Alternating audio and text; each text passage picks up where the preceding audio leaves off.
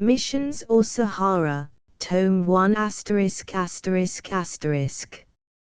On peut cliquer sur les cartes et les figures pour les agrandir. Missions or Sahara, Sahara Algerian Librairie and Colin Voyages au Maroc, 1899–1901, par la Marquise de Segonzac.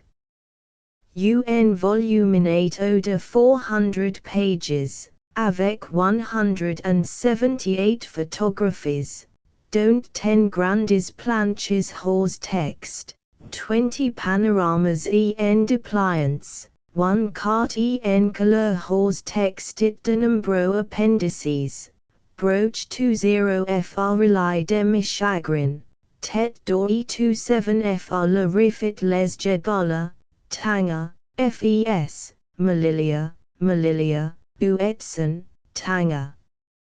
Les Brabes, de el Keba et la vallée de fes, de la vallée de fes et la vallée de l'Amlua, de l'Amlua Osbu.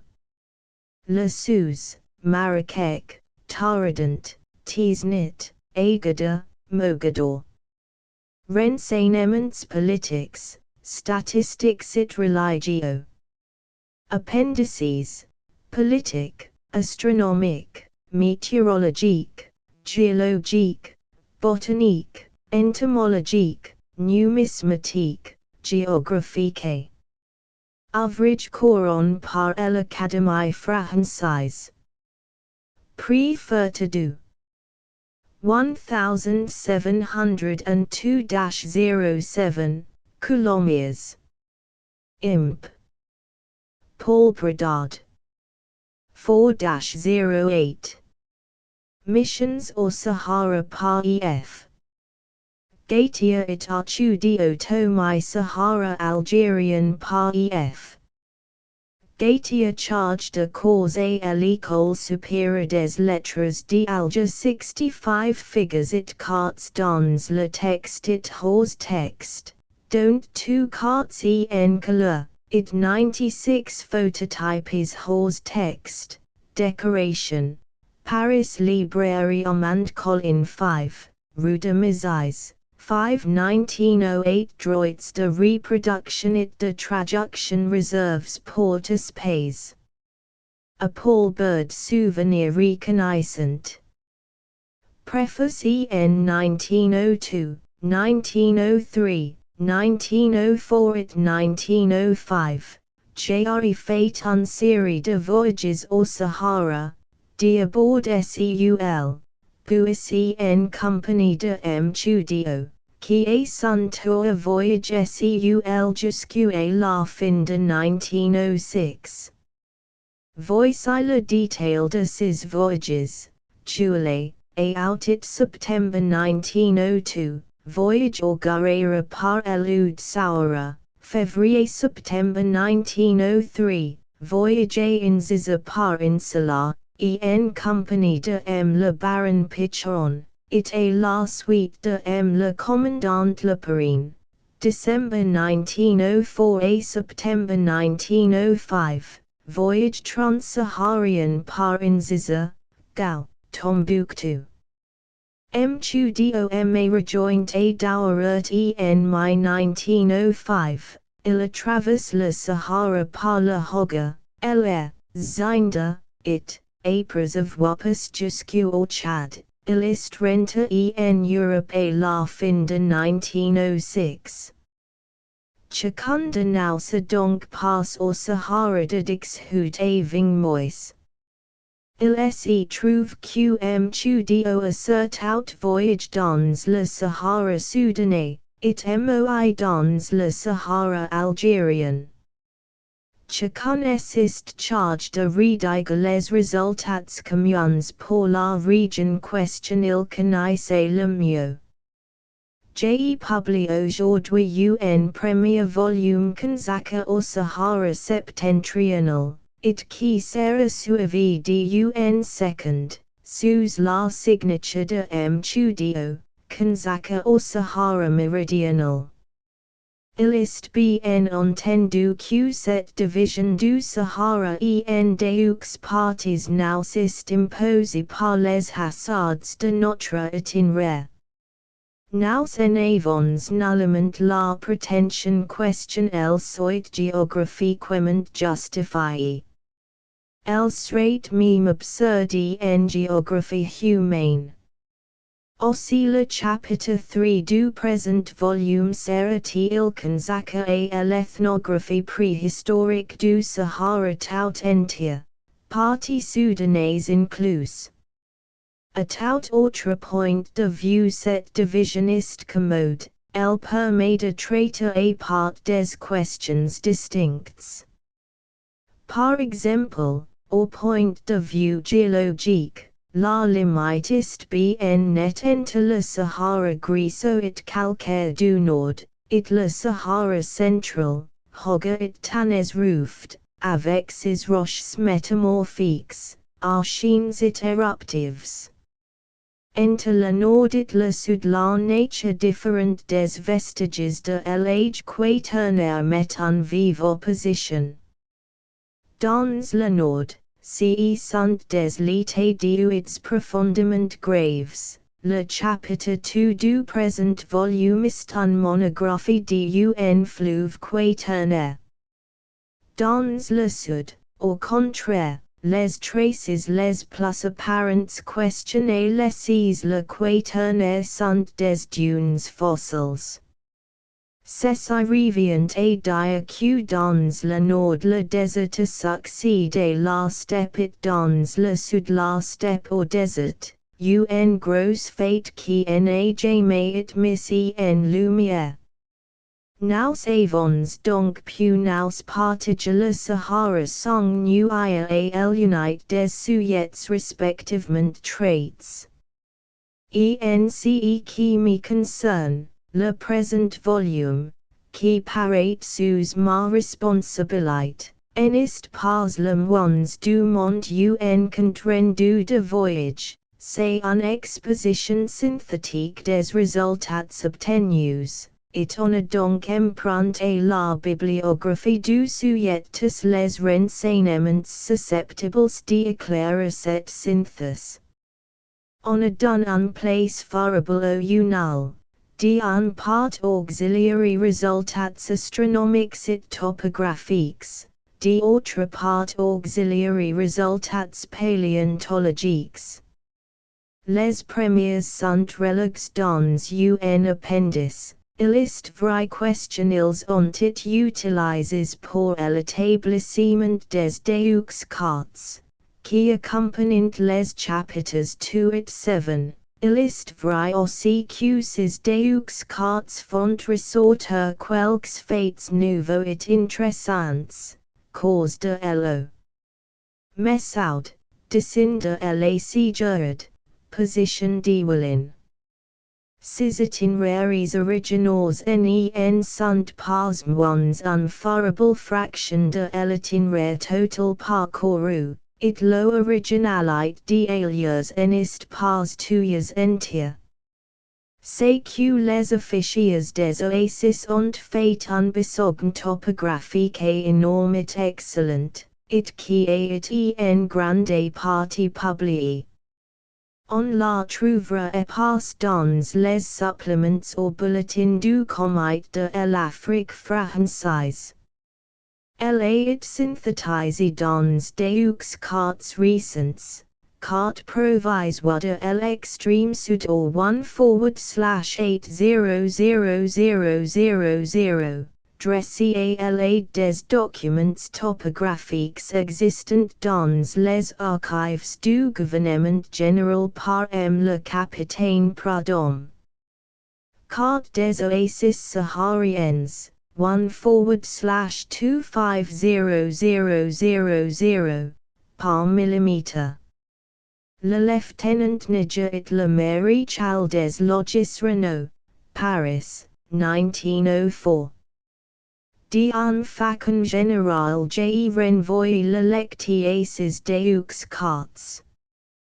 Dans un ouvrage ujre d'un un place considerable à l'étude géologique et plus spécialement stratigraphique on pourra s'étonner que la paléontologie soit à peu près complètement absente. Pourtant un grand nombre de fossiles ont été recueillis. Ce qui est rapportant à l'âge carboniférienne. Encore question intéressante par la nouveau des gisements, now se prenant de nouveau sur la faune d'un ancien au Sahara. Les fossiles deveniens en revanche sont apparemment intéressants, surtout sur des étages supérieurs, puisqu'en Hog, dans le laboratoire de qui ils ont été déposés. Velo consacra une monographie. Couverte par sa haute autorité, Jaime Suez born ICIA considère comme acquises les dons paléontologiques sur l'esquelles jari puis mes études stratigraphiques, et jari consacra tous mes efforts à dégager autant que possible à l'architecture du pays. Les photographies reproduites dans ce volume ne sont pas toutes de moi, tant s'en faut. Beaucoup ont été prises par le baron Pichon, mon compagnon de voyage en 1903. Un certain nombre ont été obligément prises par le lieutenant-colonel Leperine. 1. Jari repris et refondu dans mon texte plusieurs articles de moi, antérieurement publiés dans des revues diverses. Jari it amené les modifier profondément non seulement dans la forme mais aussi dans le fond. Il me reste à dire que notre voyage est impossible sans le pied que nous avons trouvé d'un part à Paris et d'autre part auxiliary oasis. Un groupe de personnalités parisiennes, mm. Paul Bird, Le Chatelier, Etienne, Dr. Hamy, Levasseur, Michel Lévy. Ont bien voulu s'occuper de recueillir sur mon nom les subventions nécessaires. J'ai doué une reconnaissance tout particulièrement profonde à mm. Paul Bird et Le Chatelier. J'ai remercié les institutions qui, à la requête de ces messieurs, ont bien voulu me subventionner. Les ministères de l'instruction publique et des colonies, l'Académie des inscriptions, la Société de géographie de Paris, la Société d'encouragement à l'industrie nationale, la Société de géographie commerciale. Auxiliary Oasis. J'ai suis particulièrement l'oblige de le lieutenant-colonel Leperine et de le commandant de nos, mais j'ai suis par surcroît l'oblige de tout le monde. 1. Quelques photographies anonymes ont été quittes auxiliary soldats charges de la poste à Colombe Charit et Tarit. Sahara Algérian chapitre I onomastique les ouvrages descriptifs concernant l'Afrique du Nord sont hérésies de maths arabes, tout particulièrement les comptes rendus d'itinéraires écrits sur place par nombres officiers, sous la suggestion immédiate du pays, et par exemple les articles de ce genre.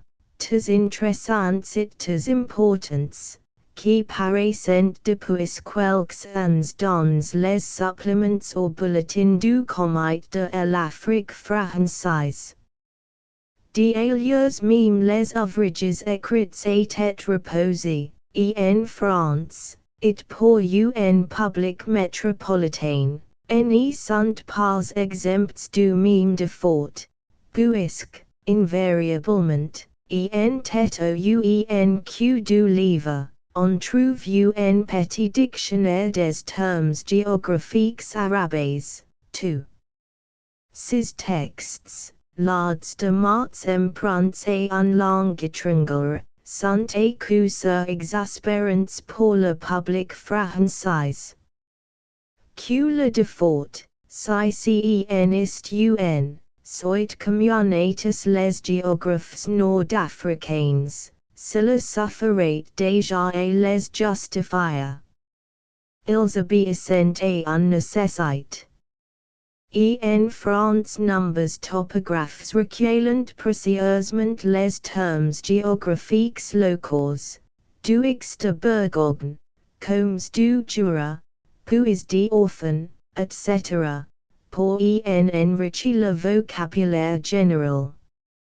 Nous trouvons à ces termes, indispensables d'alias, puisqu'ils correspondent à des nuances nouvelles, en valeur éducative, ils nous permettent de classer des notions et nous forcent à les approfondir.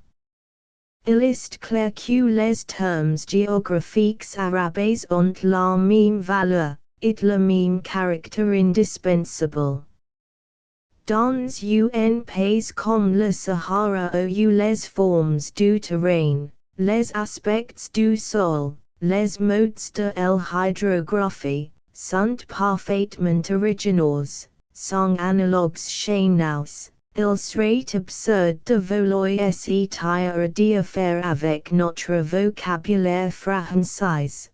Pour être compris de tout le monde on renoncerait à l'état de personne, puisqu'on s'interdirait toute précision.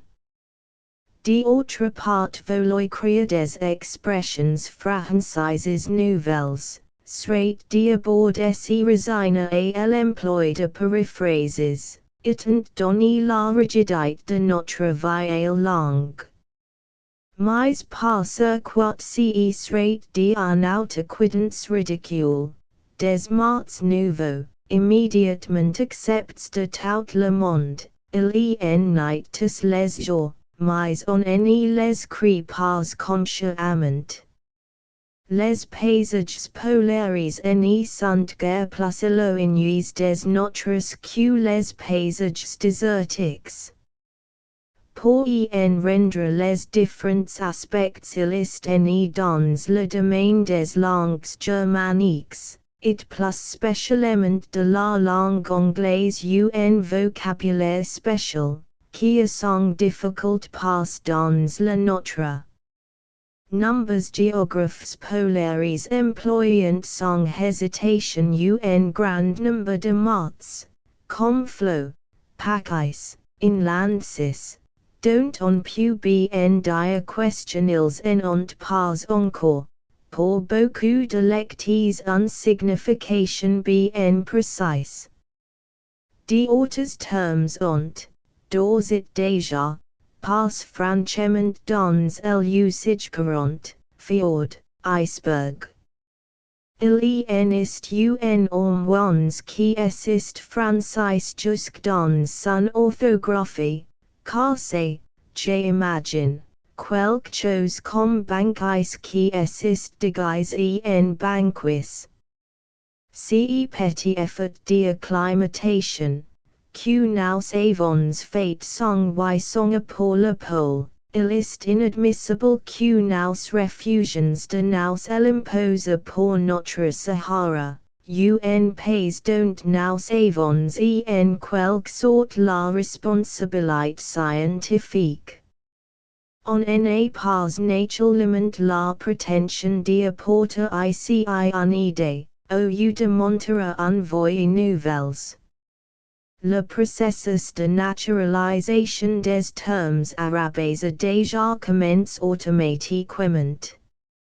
Les mots dont on s'occupera dans les lignes qui suivent ne sont pas tous pour le public français des étrangers au même degré. Tout le monde sait, j'imagine, ce que ces questions nous par exemple. mais il wire puita interet a substitua or lexique usual, qui voisine avec la table des métiers et celle des errata, un tentative d'explication coordonnée. Explique un mot d'alias, c'est chercher à comprendre la chose, et en dégage la genèse. Un chapitre d'onomastique saharien c'est en quelque sorte une étude du climat désertique dans son retentissement sur les sols, les formes topographiques, l'hydrographie. E.F. Gautier. Sahara Algérienne. Pli cliché Gautier 1. Type de Hamada dals et esquils de Gres Odivanian. Enter in seminit medwa dans la Sigurd. Phototype E. Bauer, March Ititsi, de John Cliché Le Perrine 2. Type de Reg Plain d'Illuvians de Capi. Les Sols. Hamada. Le mot a déjà pénétré dans le vocabulaire géographique, jusqu'à un certain point. Il le doit puita au livre de Schiarma, et quelques spells photographies de foro, auxiliary details duns par flamand sur les hamadas pliosans subatliques. Brief on a déjà répandu dans le public des données scientifiques précises sur la hamada et le mot commence à corridroit de cette chez nous. Rappelons QCE sont des plateaux rocheux et peu près horizontaux, l'agit la nature de la roche importante peu, tantot calcaires pliosans, hamada de Kenatsa, de Elo. Namus, de ortes fois calcaires carboniferians, hamada de Tarit, calcaires crétaces dans le Tadmate, Gresio devenians dans le Muida, Elanit, la Sigurd. Ce qui distingue la hamada du plateau c'est le facies particulier que lui donne le climat désertique. La roche est nue, de charnie de toute terre végétale, reculée et polie par le vent, vernicie uniformément par des actions chimiques, qui ont été étudiées minutieusement par Walther, de grandes étendues luisantes et monochromes. Sous l'influence des températures extrêmes la roche éclate en grandes dalles et en menus esquils, formant sous les pieds un chaos qui rend souvent la marche pénible. La hamada est en somme la forme désertique du plateau comme le registre la forme désertique de la plaine. Notons que le mot hamada a moins un synonyme, c'est gada qui est employé dans le Jebel Amour, et dans l'Atlas saharien, mais question on retrouve aussi plus au sud, et Beni Abis notamment. La traduction berbère de hamada est Tassili, le Tassili des Asgas, etc. Il est possible que, en approfondissant, on trouverait entre ces mots des nuances différentes de sens mais gene sois pas en état de le faire, et tout cela, en gros, rentre bien dans la catégorie hamada, voire pl. I. Fo. 1. Reg.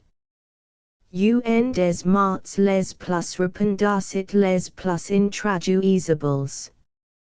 Quand on essaie d'en serrer d'après le sens on s'aperçoit que le registre avant tout un plain rigoureusement horizontal.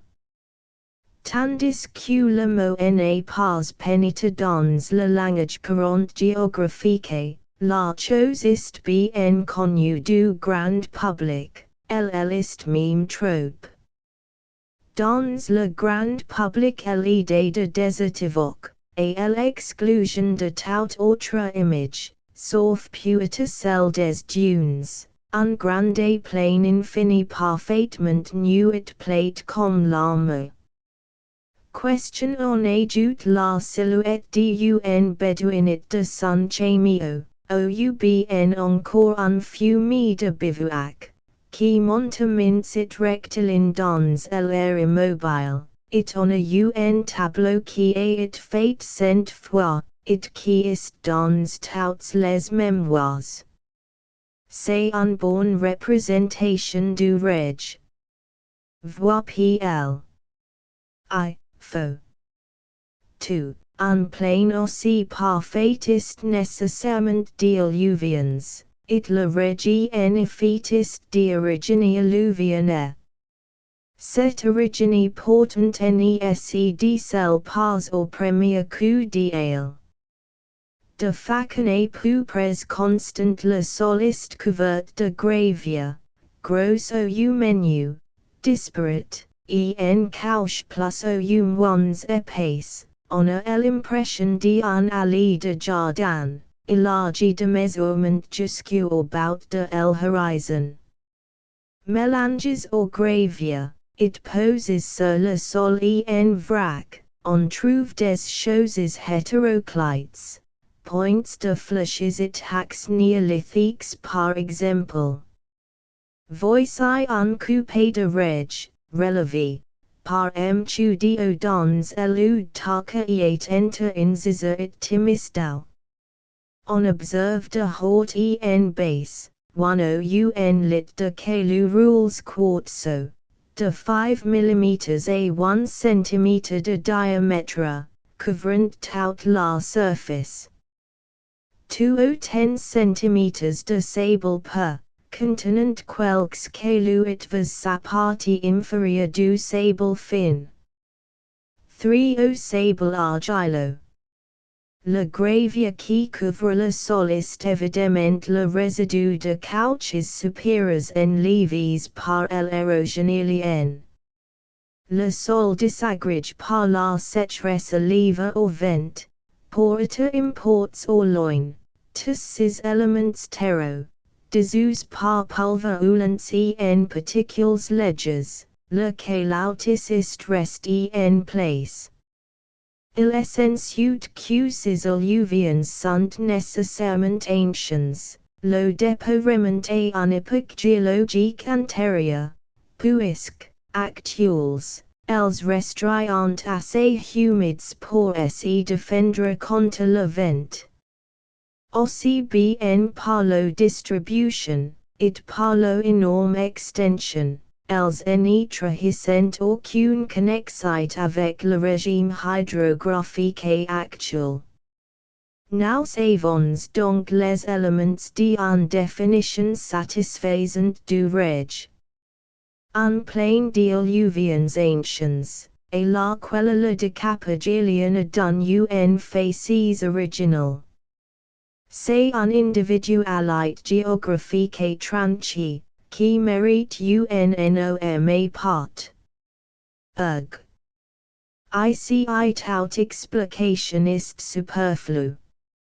Les énormes armes des dunes sont dans le paysage saharien le trait qui a le plus frappé l'imagination de prime abord, et le mot d'ergue qui les désigne est plus près à climat chez nous.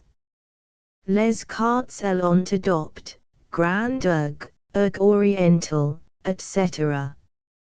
Il nous est indispensable malgré la coexistence en français du mot dunes, puisqu'il désigne un énorme armes de dunes continentales, it sont tout un individualité géographique tout à fait originale. Le vocabulaire arabe est riche en termes précis qui désignent les différents aspects de l'ergue. On est conduit nécessairement à en retenir quelques-uns vraiment indispensables. Vois pl 3, faux. 6, ef. Gautier. Sahara Algerian. PL2. Cliché Gautier 3. Type de falaise, Bâtonneau Ucreb, dans les calcaires denantiens. Udzuzfana entre les benigumi itigli. Cliché la perrine 4. Un coin du tassili opras de timistau erosions confuses dans les gres et deveniens ruiniformes. Puita consider comme un type de checker. E.F. Gautier. Sahara Algerian. PL3. Cliché Pichon 5. Type de garahasai guirit au sud de insula. Elentablement engres albn, au sommet, petites ruines d'âge indéterminé. Cliché le perrine 6. Ergiti neca au premier plan on distingue bien les sifs, versants abrupts, tous orients dans le même sens. Au second plan la jeunesse baisse, on voit apparaître des taxes noirs de végétation, c'est la neca.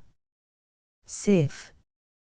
Le mot sif par exemple désigne la pentrade des dunes, celle qui est sous le vent. Le mot sif, qui signifie sabre, évoque réusement à l'idée de ces longues balafres, courbes, qui semblent sur la face de l'ergue à l'empreinte d'un lame gigantesque. Dans une région déterminée le regard des sifs, 3, est constant, occidental par exemple, là où le vent dominant souffle de l'est. Fijo Ugassi. L'ergue est articule moins dans ses parties les plus accessibles par de longs couloirs libres de sable, que les indigènes appellent gassi dans l'est et fige dans l'ouest. Un des résultats les plus intéressants, it puita les moins remarques des explorations de Amphoro dans l'ergue oriental. Ist de nous savoir fait connaître la distribution de ces gassi. Sur un quart d'ensemble on les voit carrer dans une direction uniforme, parallèles les uns auxiliary autres, extrêmement youngs et vermiformes. It sans doute faut-il tenir compte d'une schématisation forcée, mais qui souligne des faits incontestables. Ce qui frappe cen est pas seulement que les figes soyent parallèles entre eux, mais encore question il y a une relation évidente entre la direction et celle des veils quaternaires. Et l'explication est, je crois, assez aisée à imaginer. Le vent dominant accumule le sable sur les lignes du modèle qui courent normalement à sa direction. Les mots figet gassi signifient respectivement col, for, et rue. Ce sont en effet les routes naturelles que suivent les caravans. On évite soigneusement les dunes. Même lorsque on traverse l'ergue. Parmi tant de légendes européennes contenant le cameo, celle qui en fait un animal adapté à la dune est un des plus absurdes. On ajustement attire l'attention sur son pied large et spongieux, qui lui fait une marche si particulière, silencieuse et nonchalante. Comme en pantoufles ou en espadrilles, ce pied est évidemment accommodé en terrain mou et sec, où il enfonce moins par exemple que le sabot pointu d'un cheval. 5. Chez l'Antilopédix, animal exclusivement saharien, on observe aussi un élargissement disproportion du pied. Vois plxiv, faux. 64. Le pied du chimioiste d'alias tout aussi bien adapté la marche sur la hamada, ou par sa plasticité il donne à l'animal un prise bien plus solide sur le roc nu qu'une ferait un sabot et glissant. Par-dessus tout l'animal ainsi choisist incapable d'avancer sur un sol bureau. Il syn lisit il y patini en grandes glissades dangereuses. Bref le pied du chimioiste un pied désertique, ainsi question on pauvatisement le prévoit.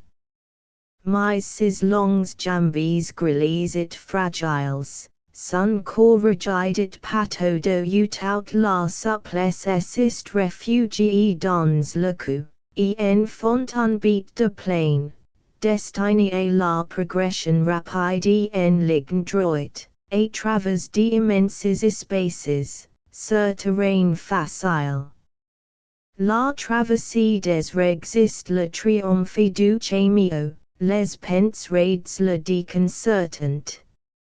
Or l'ergistes accident. L'ascension ou même la descente d'un sif un peu accuse déviant en rude épreuve pour un caravane, il n'est pas rare question un chimio roulet efficace en pat. Un cheval vif, supple, et la fois bien plus lest de corps et plus apte de tempérament à un effort bref, à un coup de collier. Rend de bien meilleurs services dans les ergs que le mehari. D'ailleurs le mehariste traverse la dune, quand il ne peut pas faire autrement, apide, en tirant sa monture par la bride. En général il s'efforce de la contourner, ensuite les fiches. La traversée d'un erg considérable et contusif est une entreprise terrible ou parfois impossible. Et on concourt des lois que dans les préoccupations des voyageurs et par suite dans les comptes rendus d'itinéraires les mots de figo ou de gassi et de sif prenant une grande importance. Necker. Les indigènes distinguent nettement et non sans raison sous le nom de Necker. 6. En catégorie tout à fait particulière de dunes. Ce sont des dunes en miniature, des monuments légers, elles sont par circuit parsemées de verdure. Les touffes s'y trouvant non pas dans les interstices des mamelons, ou l'expérience des paysages d'érosion porterait à les chercher, mais tout au contraire au sommet des petites dunes exiguës, c'est que la touffe ou l'arbuste est précisément l'obstacle autour duquel le sable s'accumule.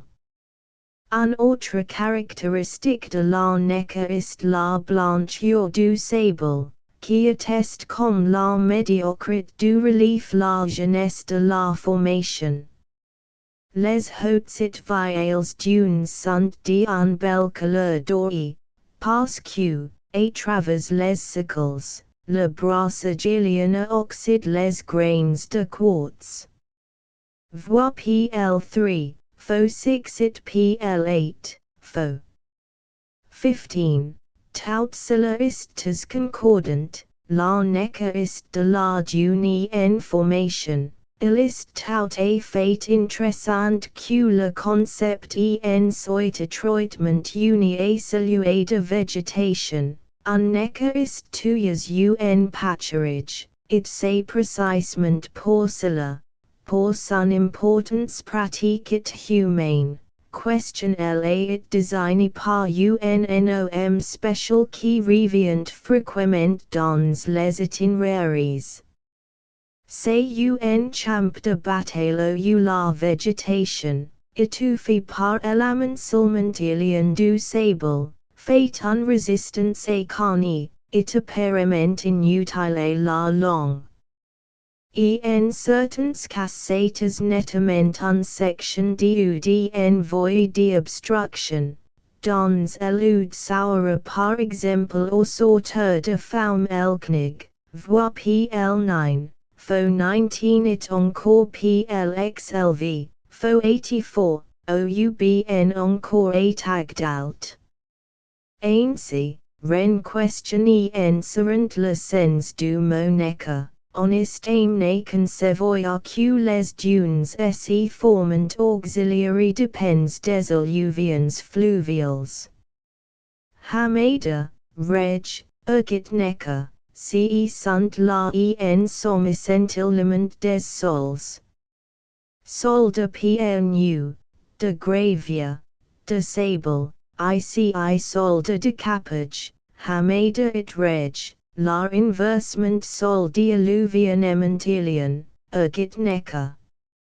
Dans les grandes lignes c'est une énumération satisfaisante des principaux sols sahariens, ou tout la superficie, et l'épiderme, porte la marque exclusive du vent, tout cela est l'œuvre du Simon qui tantôt racle le sol jusqu'au squelette. Tantôt en fouet sous les balayes. Notons question un element fait de fort dans ces balayes, sont les particules d'argile, les poussières de limons, il y a là des masses considérables de dépôts qui ont disparu et qui ne se retrouvent nulle part, sur le sol du Mouans. Car l'atmosphère du Sahara contient une grande quantité de poussières. Précis en effet auxiliary époques les plus différentes entre grand nombre d'angles horaires du soleil, un centine de séries au moins. Pouvoir affirmer que dans les journées les plus radieuses on ne peut pas observer à travers les verres foncés, parce qu'ils éteignent à peu près complètement le soleil, l'air est constamment opaque, chargé de choses pulvérulentes, cela tient apparemment à ce questionil en est jamais lave par la pluie. Ces particules argileuses épres avoir flott longtemps entre ciel et terre, épres avoir et charries ci et là par le vent finissent nécessairement par sortir du Sahara, et se déposent quelque part, dans l'océan par exemple, très loin de l'eau pays d'origine. En tout cas le désert est le seul pays du monde où ils ne peuvent pas se déposer. Des molécules à peu près impondérables ne peuvent pas tomber dans un air agité, et elles restent impondérables aussi longtemps qu'elles restent sèches. Par ce curieux processus naturel le désert exporte en pays humide la plus grande partie de ses argiles, dou prédominance des sables. Sol de timchint. On n'a pas fait des formes du sol une énumération exhaustive dans le détail. Il faudrait faire une petite place par exemple au timchint. Sur des étendues parfois assez grandes on marche sur un croûte épaisse et continue de plater, à peu près peu, que les indigènes appellent timchint. Ce sont généralement des dépôts quaternaires, et assez souvent aquifères, beaucoup de puits sont créés dans le timchint. Les dépôts gypso, il est vrai, en ont rende particulièrement saharien, mais des plaines de gypse, le plateau et l'état du sol, ont portant un cachet special, itil while u puita de lesser a set formation unnom particulier, qui evite un paraphrase. Voix des bergs en timchint, plx, fo. 20. Forms du terrain. Gara. Le mot de gara est un de ceux qui sont en bonne voie de naturalisation française. 7. On site question il design un témoin d'érosion. Presque tous composed de couches molles et la base protégées au sommet par un chapiteau de roche dure, calcaire, gis, basalt, etc. La gare est isolée de tes côtes, circonscrite de pentes raides, c'est un table. Cette forme du terrain est tout à fait inconnue nulle part. It portant gene qua pas question el soit designé dans un autre langue que l'arabe par unnom populaire. Il est vrai que numbers climats humides se pretend moins bien que le désertique et la sculpture des garas, surtout des petites. Les plus frappants par question on les embrasse d'un coup d'œil, il y faut un régime d'orges res, brefs, et terribles, qui ruissellent sur la roche dure sans l'entame et qui font des dégradations énormes et instantanées dans la pulverulence des couches molles. Dans un pays humide où les couches sont attaquées chimiquement par l'infiltration des eaux, tandis que les couches molles imbibes formant un pate plus compact, le écart de résistance à l'érosion est atténué, et les lignes du paysage tendent à s'arrondir en même long immense flux. Au Sahara la gara est une forme tout à fait habituelle et pullulente du relief. Vois PL3, Fo 5, PL6, Fo 55, PLXLV, Fo 84, Bâtonnet crêpe. Une autre forme tout à fait familière d'alias apparentes est la falaise. Le gradin brusque en long ligne, sculpté par l'érosion dans un complexe de couches tendres et gies. Les indigènes distinguent les grandes falaises, hautes d'un soixantaine de mètres qui courant sont discontinues sur des centaines de kilomètres, et question ils appellent des bâtons, et les petites. Les ressorts plus ou moins insignifiants question ils appellent des crêpes. Dans un tentative d'exposition géographique il est inutile d'avoir recours à ces termes indigènes, puisque nous savons un mot français qui est parfaitement suffisant, celui de falaise. Mais ces dénominations de bâtonnet crêpe reviennent fréquemment sur les cartes. Le bâton honnête est la falaise terminale de l'honnête, le bâton du guerrier, la falaise terminale du tadmate. Au nord du est d'insula un petit accident porté le nom de crêperie. Vois PL2, Fo 3. PL23, Fo 44, Surtout PL Ksliv, Fo 82, Manga, Tarit. L'onomastique de ces sortes d'accidents est riche. Un festin de falaise, ouci l'on vue un promontoire se nomme Manga. Dans la vallée de la Zousfana un manga est illustré par un rencontre sanglante entre légionnaires et marocains. Il y a, non pas en arabe, mais en berber, un synonym exact à notre mocanion. Satarit, le nom revient fréquemment au Sahara, il est porté par un xar de la zouzfana, par un ud de elanit. L'arabia d'alias des synonymes question on retrouve fréquemment sur les cartes, femme, knig. Tchéka. Tout à fait essentiel est le mode tchéka, auquel rien n'y correspond dans notre langue. Ce sont des regions où le relief d'érosion devient confus, le mot signifie littéralement filet. Il fait assez bien image, évoquant un antiquasement, un dédale de garas et de bâtons.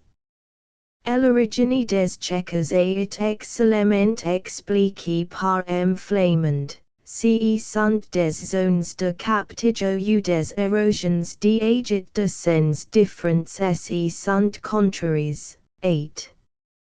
Vois PL2, faux.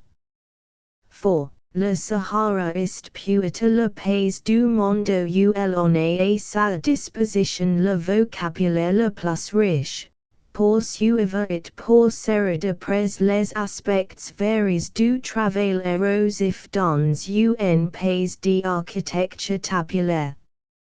Le processus de l'érosion désertique et l'absence de végétation donnant à ces accidents une multiplicité. Un raid de penser un net de lignes tout à fait particulières. Aussi font-ils dans le paysage une impression d'âle disproportionnée à leur importance, ils voient là pour la topographie une difficulté peut-être insurmontable. Comment représenter sur une carte générale, à une échelle convenable, un crêpe d'un dizaine de mètres à peine, qui est portant sur le terrain, malgré l'insignifiance de la dénivellation un trait du modèle extrêmement remarquable. Tout le Sahara crétacé devenien, si est à la moitié septentrionale, est un pays de Gara, de Bâtonnet de Tchéka. Pour nombres Européens, habitués à des reliefs variés et flous, ces grands horizons sahariens monotones, auxiliary lignes horizontales et hautes, sont aussi étranges que le sol ou le climat. Dans ces paysages le dessin est aussi déconcertant que la couleur. Si on veut en rendre compte question on regarde la carte du muide en it, par le commandant le Perinet le lieutenant Voynet, publié par le Bulletin de l'Afrique française, 9, on y trouver dans l'edra en it cette mention, un peu naïve peut-être, mais qui rend fidèlement une impression juste, genre montagnes de France. L'edra en it est un tronçon de pénéplin calédonien, chauve, et disque. On y voit des pitons, des crites, des aiguilles, des veils, si est à dire des formes pour lesquelles nous avons déjà des noms tout faits. Au fond ce modèle de l'edra en it reste très original, très désertique. Ce massif, qui a 300 mètres à peine de ressort, est aussi nu, aussi tourmente, aussi sauvage que les plus hautes cimes des Alpes. Les pics sont presque aussi inaccessibles, les moindres ascensions présentant quelque danger et exigent des cordes. À une région, qui serait chez nous un gracieux paysage de collines, le climat et l'érosion désertique sont dans un modèle de très haute montagne. Mais du moins cette originalité n'a pas de répercussions sur le vocabulaire. Vois PL Slate, Faux 89. PLL Italy. Hydrography. Elude. Le modiste naturalise française. On-site question il design un rivière de pays sec et circulation superficielle intermittent. La nécessité d'avoir un mot spécial, pour une catégorie de causes d'aussi particulière, et it si vivement senti, it si mot est devenu d'un usage si courant que toute explication est superflue. E.F. Gautier. Sahara Algerian. PL4. Cliché Le Perrine 7. OUED Saharian marque simplement par entraîné de touffes vertes. A el horizon profile de dunes. Cliché Pichon 8. OUED Clylia or second plan et droit berge de elude taillé par l'érosion quaternaire dans les calcaires crétacés. Elude actualiste représente par les touffes de végétation, qui constituent un bon pâturage type. E.F. Gautier. Sahara Algerian. PLV Cliché Gautier 9. Sebka de Timimaun la Sebka ist au second plan, un bandi uniforme d'un blanc éclatant, à cause du sale. Un Sebka ist un cuvette fermé, aux accumulant, faute d'exutoire, les substances chimiques. Cliché Pichon 10. Type de marde, Oudea. Pendant contraste de la Sebka c'est un cuvette alluvionnaire traversé par un courant souterrain, qui entraîne plus loin les produits chimiques, et en conséquence la nappe de reste d'eau, it alimente la végétation. Sebka it shot. On peut en dire autant des Sebkas it des shots. Gene qua pas question il y a lieu de chercher une différence de signification entre les deux expressions. Ce sont simplement deux synonymes, le premier plus usé en Algérie et le second au Sahara. Los aires respectives de distribution ne sont pourtant pas nettement délimités. En Algérie, it dans un même province on dit la Sebka d'Iran it le shot Arabi. Au Sahara on dit le shot Melaya, it la Sebka de Timimaun. J'imagine que la solution de cette petite difficult serait dans une étude des frontières dialectales. En tout cas il existe entre les deux une nuance de sens je suis incapable de l'indiquer. La Sebka, puisque c'est en somme l'expression saharienne, it c'est aussi, je crois, et en conséquence, l'ones familier au public français, n'est pas d'équivalent dans notre langue. Sir numbers sols bien drains nous en avons pas de bassin ferme. C'est à la fois un lac et une zone d'épandage, le point terminus d'un récit fluvial. Les caractères généraux sont trop connus pour question il y a lieu d'insister, bords nettement délimités souvent par des falaises.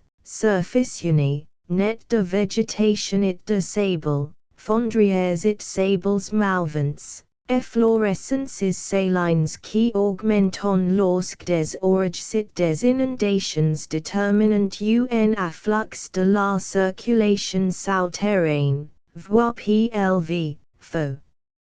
9. Les termes hydrographiques, en somme, sont précisément ce qui est passant le mieux de toute introduction auprès du public français. Silla ist tout naturel si on song que tout notre education géographique, it le simple usage de numbers cartes, attirant particulièrement notre attention sur le récit fluvial. Les causes d'aujourd'hui dans la vie humaine un rôle capital aussi bien it plus encore au Sahara questionnaires, mais ils le jouent autrement. C'en est plus la cause dans ses usages immédiats qui est ici essentiel, c'est la végétation. Eludist par excellence un lieu de pâturages it devient ainsi le point d'attraction unique pour le nomade, là est concentrée toute la vie parce que là seulement on trouve du vert. Au point de vue alimentaire le régime hydrographique est un onomastique spécial dont certains termes valent une tentative d'acclimatation. Marda. Celui de Marda par exemple paraît indispensable. Il est inconnu, il me semble, dans le nord, dans la région de l'Atlas, où on emploie à sa place le mot dea, peut-être plus connu du public français, dea de Tilemt, plateau des deas. J'ai quasi mot synonyme de marde et quelques nuances près. En hydrographie désertique le marde est l'équivalent de notre lac, aussi exactement en somme que l'eau correspond à notre rivière. Dans le processus de disparition d'un lac, en passant par le marquage, on abautirait au marde. Un cuvette d'illuvions, nettement circonscrite, avec huids affluents et effluents. C'est par son effluent que le marde est diversifié de la sepka, au lieu question un oud vn mora, it l'encruste de dépôts chimiques, le marde est traversé vivifié par un courant souterrain. Il est couvert de végétation, les mardes sont parmi les plus beaux pâturages sahariens, ce sont des points importants, centres de vie question il est impossible de laisser anonymes. Voir PLV, faux.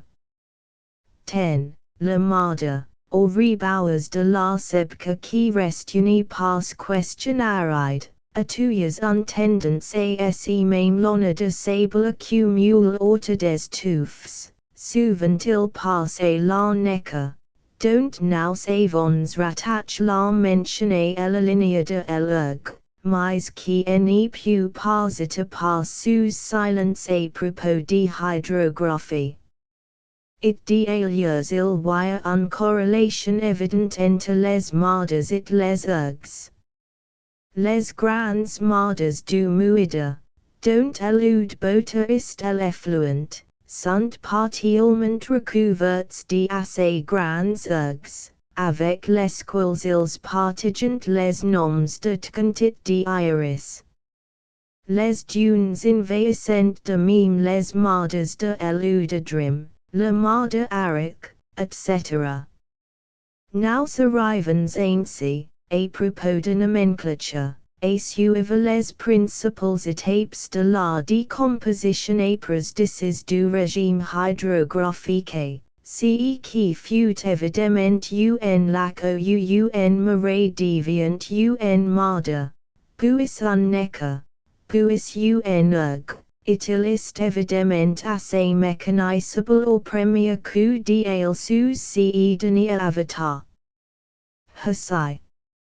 L'eau vive, libre, directement utilisable, est présente au Sahara sous des aspects dont la diversité est minutieusement notée par l'onomastique indigène.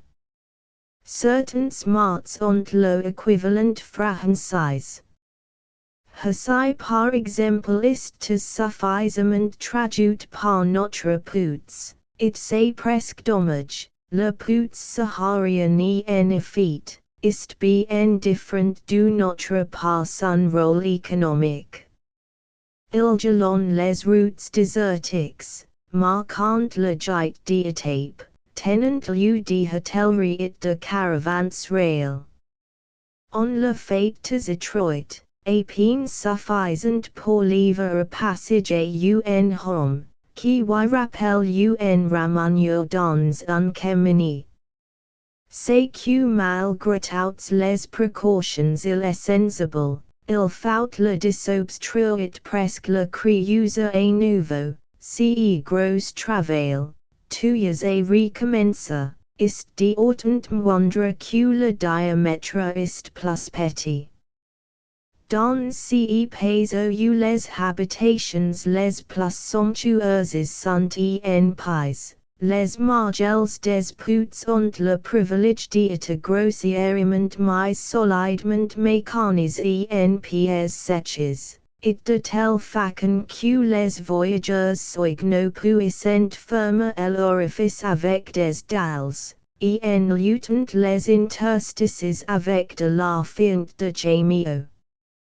It si imprévoyants que soyant les indigènes ils en y manquent pas, surtout les voyageurs isoles, en petites troupes, disposant pour désobstruer le puits d'un petit nombre de bras. Au voisinage du puits, autant que possible sur des éminences, et en des points choisis pour être visibles de loin. Se dressant des pyramides de pierre, des amas qui guident le voyageur. Il existe des formules déprecatives auxiliaires divinités des puits, qui semblent d'antiques oraisons païennes, mal islamicisées, celle-ci par exemple, avec laquelle on prend conge, qu'au que, hassi, ma. Demures en pays, elfs du puits, elfs de l'eau. Tout cela fait au puits saharien une physionomie à part, et laquelle n'est pas adéquate notre mot de puits, évocateur d'un corps de ferme ou d'un coin de grange. Notons encore que le puits soudanais est tout différent du puits saharien. Des questions on arrive à l'état des efforts la différence s'accuse brusquement, le puits soudanais a un diamètre énorme et l'orifice même, 5 ou 6 mètres, son seul aspect prouve que le climat est change, on y craint plus l'ensablement. Vois PL 7, Fo 13 et 14. Notons que le mot bien synonyme algérien de Hassi est guère usé au Sahara. 1. Le mot d'en nécessite de particulière question il correspondait deux concepts français bien distincts, celui de source naturelle et celui de puits artesien. Tout ce qui soit, naturellement ou artificiellement, tout au anime d'un mouvement ascendant porter le nom d'un. Ici donc le vocabulaire français est plus riche que l'arabe, et il n'y a pas lieu par conséquent d'avoir recours à ces derniers. Il est impossible pourtant de n'y pas insister sur ces mots d'un qui revient à chaque instant sur les cartes, comme celui de Hassi d'Alias, et qui contribue à en rendre la lecture difficile. 10. En source saharienne est, elle aussi, très différente de son homonyme européen.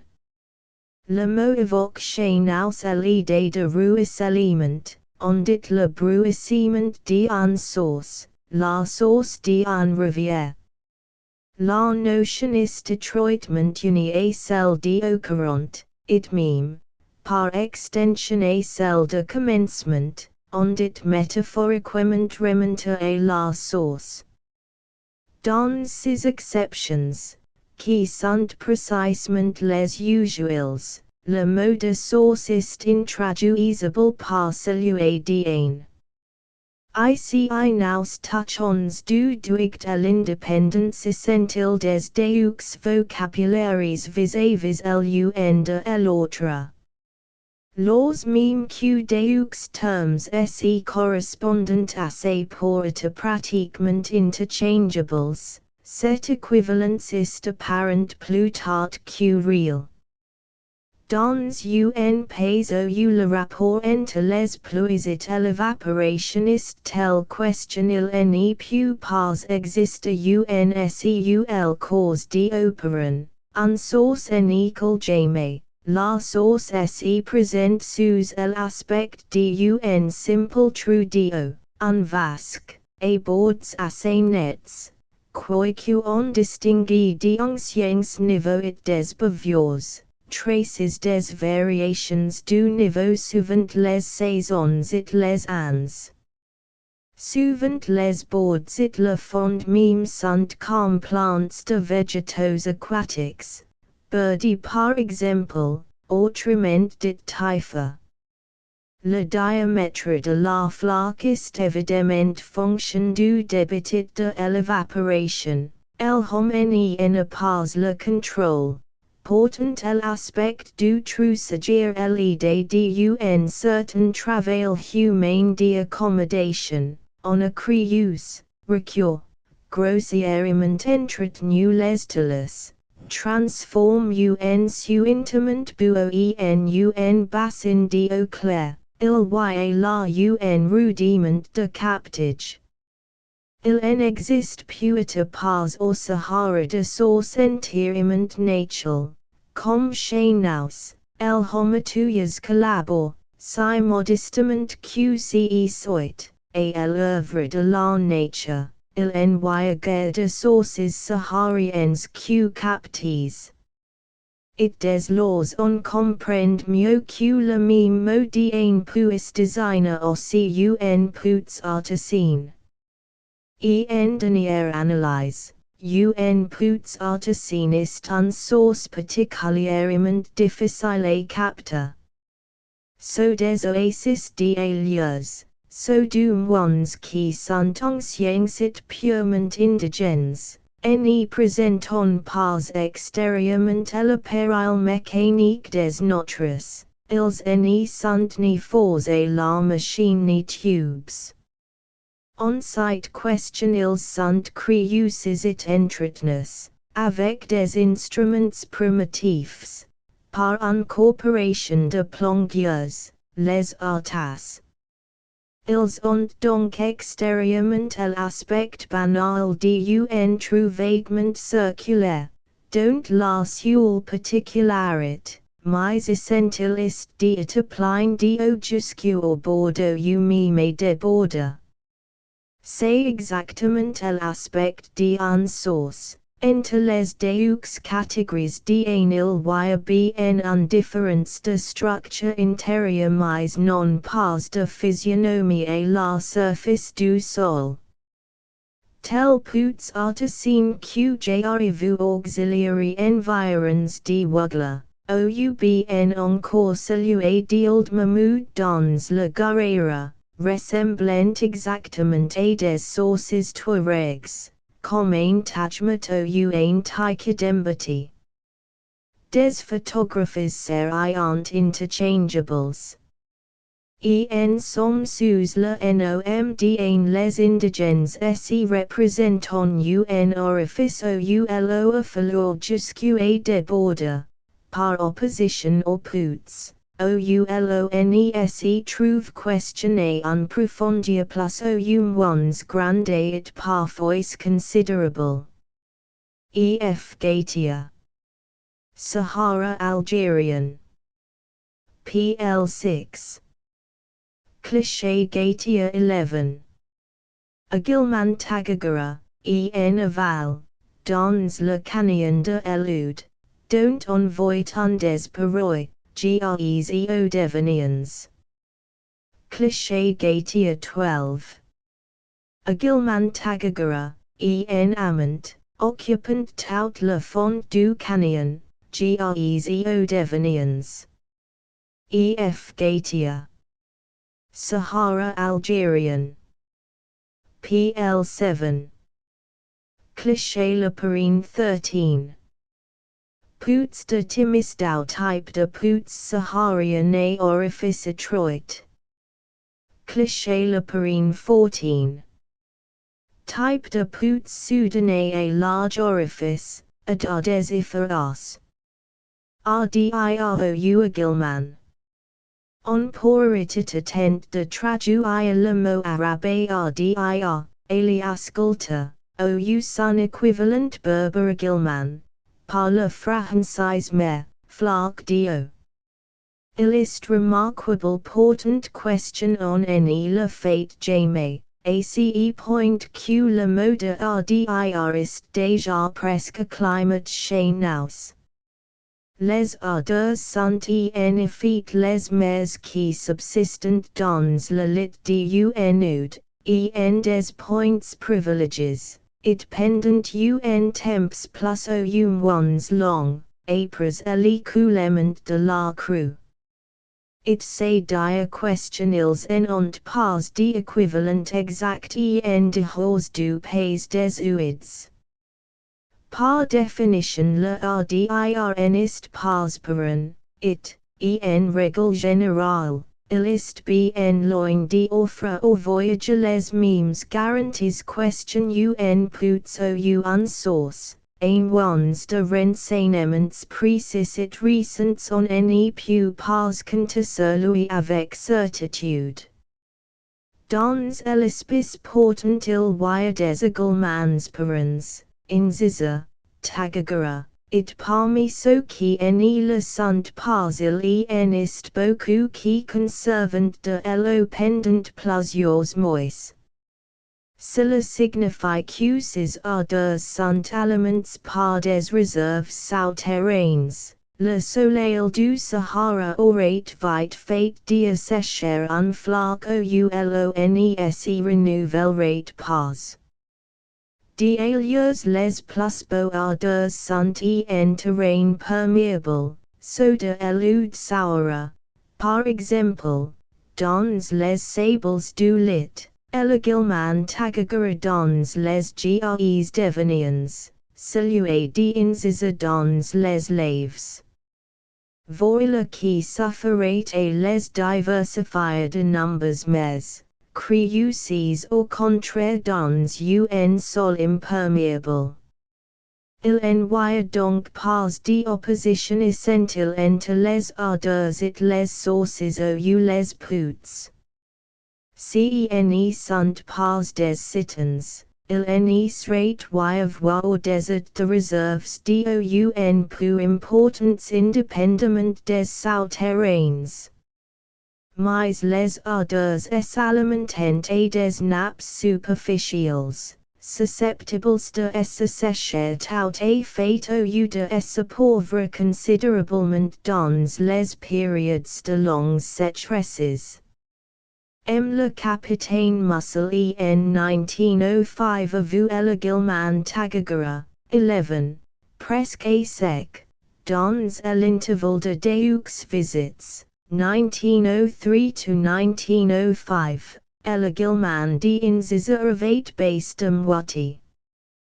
Un autre caractère du RDIR, particulièrement frappant pour l'indigène, c'est que par son aspect extérieur il ne rappelle en rien les pouts ou les sources. L'eau s'étale largement. Également Tagagara un centine de mètres de long, et le capitaine Bassit en décrit muida de beaucoup plus considérables, si sont de petits lacs, pittoresques et mystérieux, sans affluent ni effluent apparence.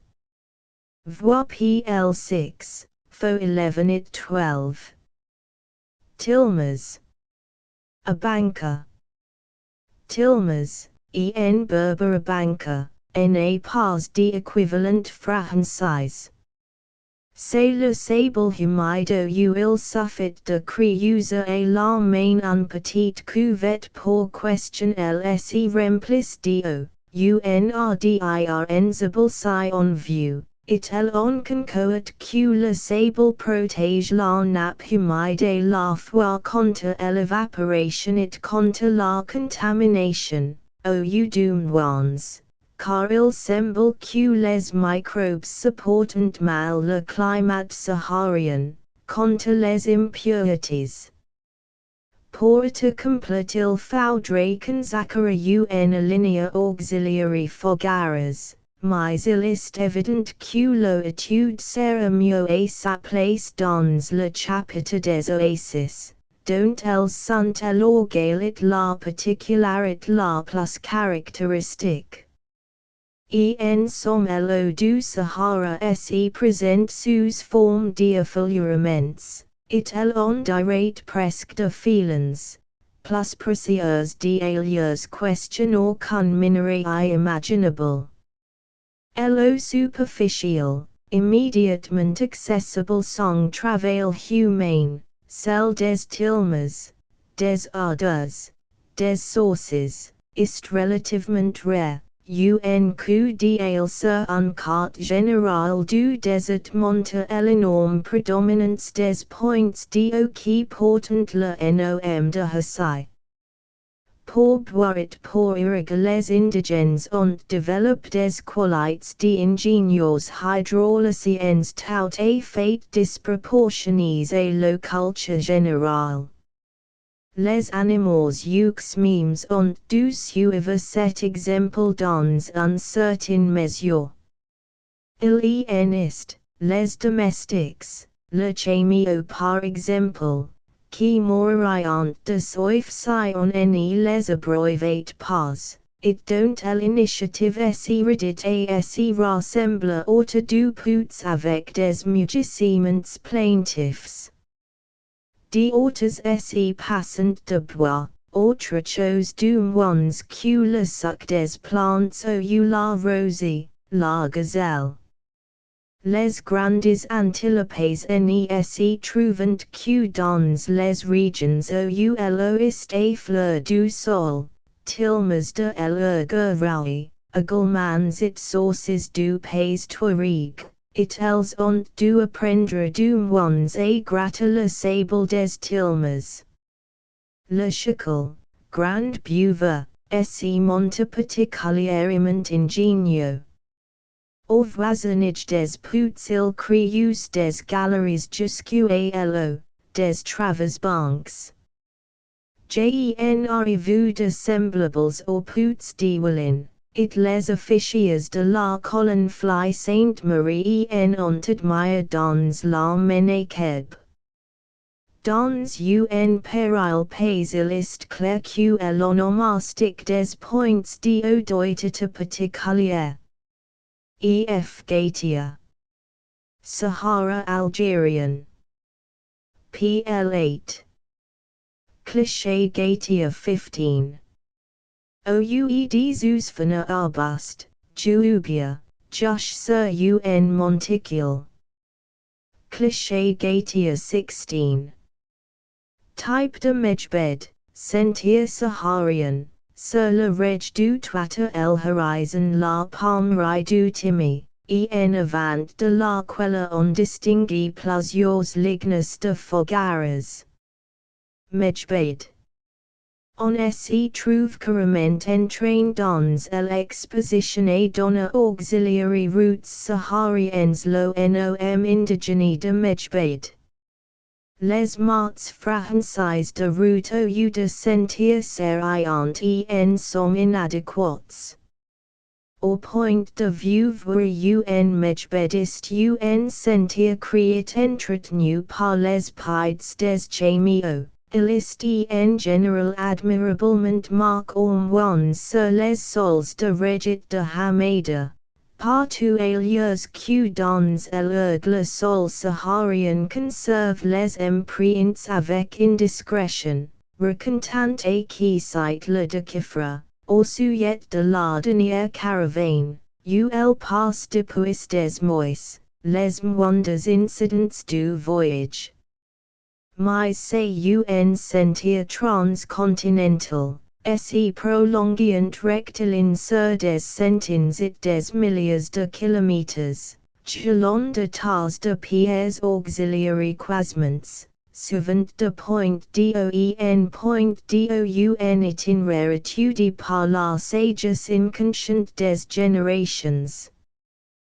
Pour traduire une expression de ce genre, le mejbed d'insula et Tombouctou, le mot de sentir paraîtrait un peu gril. Voir pl8, faux. 16. Ce mejbed d'alias, qui conduit de lo, it question il s'agit de ne pas perdre au lieu de retrouver sous peine de mort.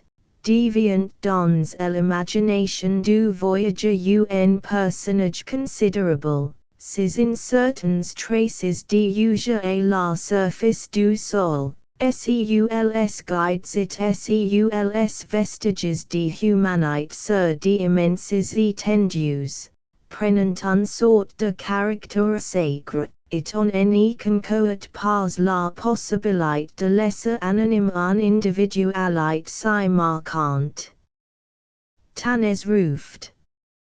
Le mot de Tannesruft semble bien être, dans son acception vraie, autant de question il est possible de la dégager, unnom propre plus tard que commun, le nom d'un pays, immense. Il est vrai, it mal délimite.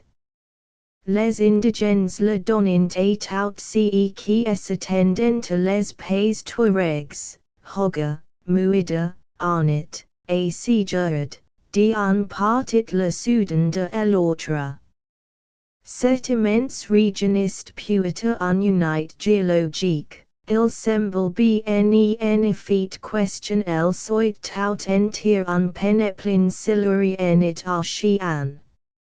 Mais c'est avant tout une unité climatique, le pays absolument dépourvu d'eau est inhabitable sur d'immenses étendues, le pays de la peur, de la soif, des marches ininterrompues haletants.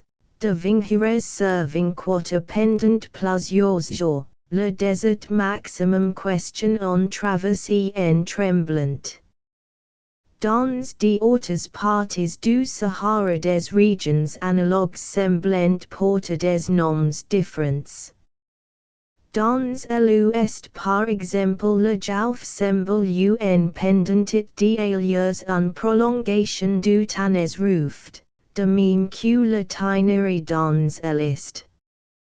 Il est donc probablement incorrect mais il est commode-il deviant usual d'employer ce terme de Tannesruft dans un sens général, et de l'appliquer à auxiliary grandes étendues vides, auxiliary deserts maxima, qui séparent les uns des autres au Sahara les districts habits. It sont dout nous sons ici sur le fait la déformation que nous infligens, plus ou moins consciemment, au vocabulaire indigène quand nous essayons de le franciser. Mais nous ne faisons pas ici une étude philologique du vocabulaire géographique et indigène. Le but poursuivi est d'enrichir la notre en mettant à notre disposition des termes nouveaux pour exprimer sans périphrase des individualités géographiques nouvelles.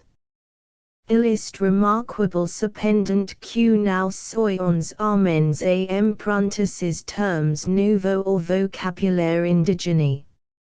En d'autres contrées désertiques les géographes n'ont pas cette ressource, faut-il dire, cet embarras.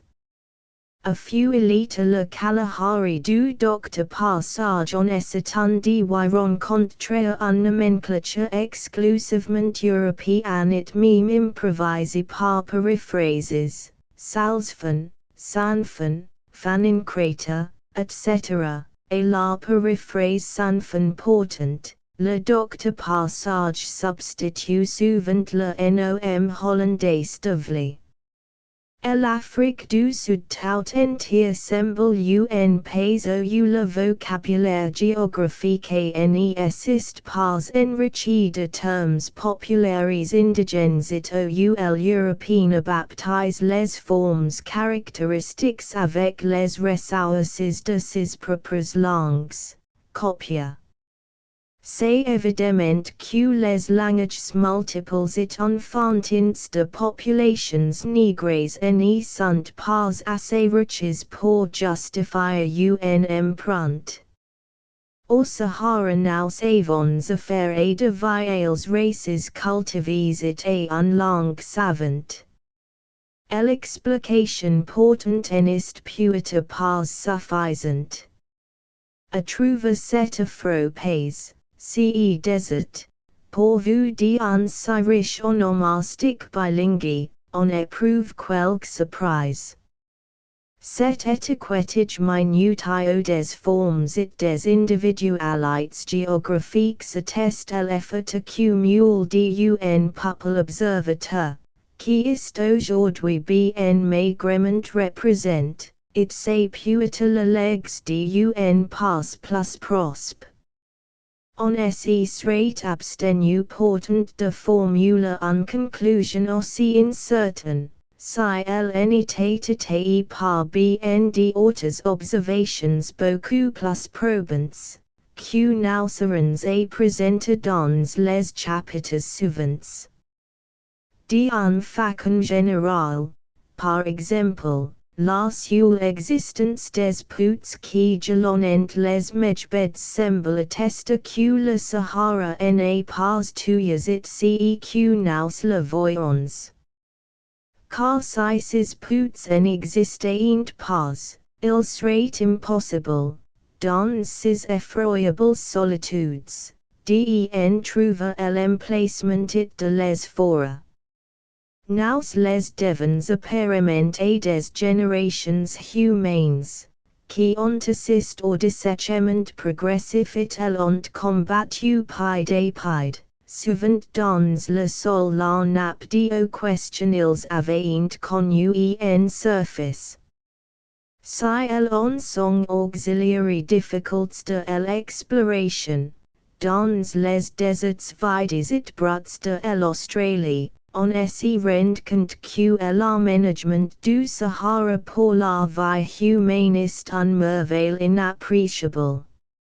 Elle devient inintelligible, si nous ne la concevons pas comme le produit d'une accommodation graduelle et une transformation péjorative du pays.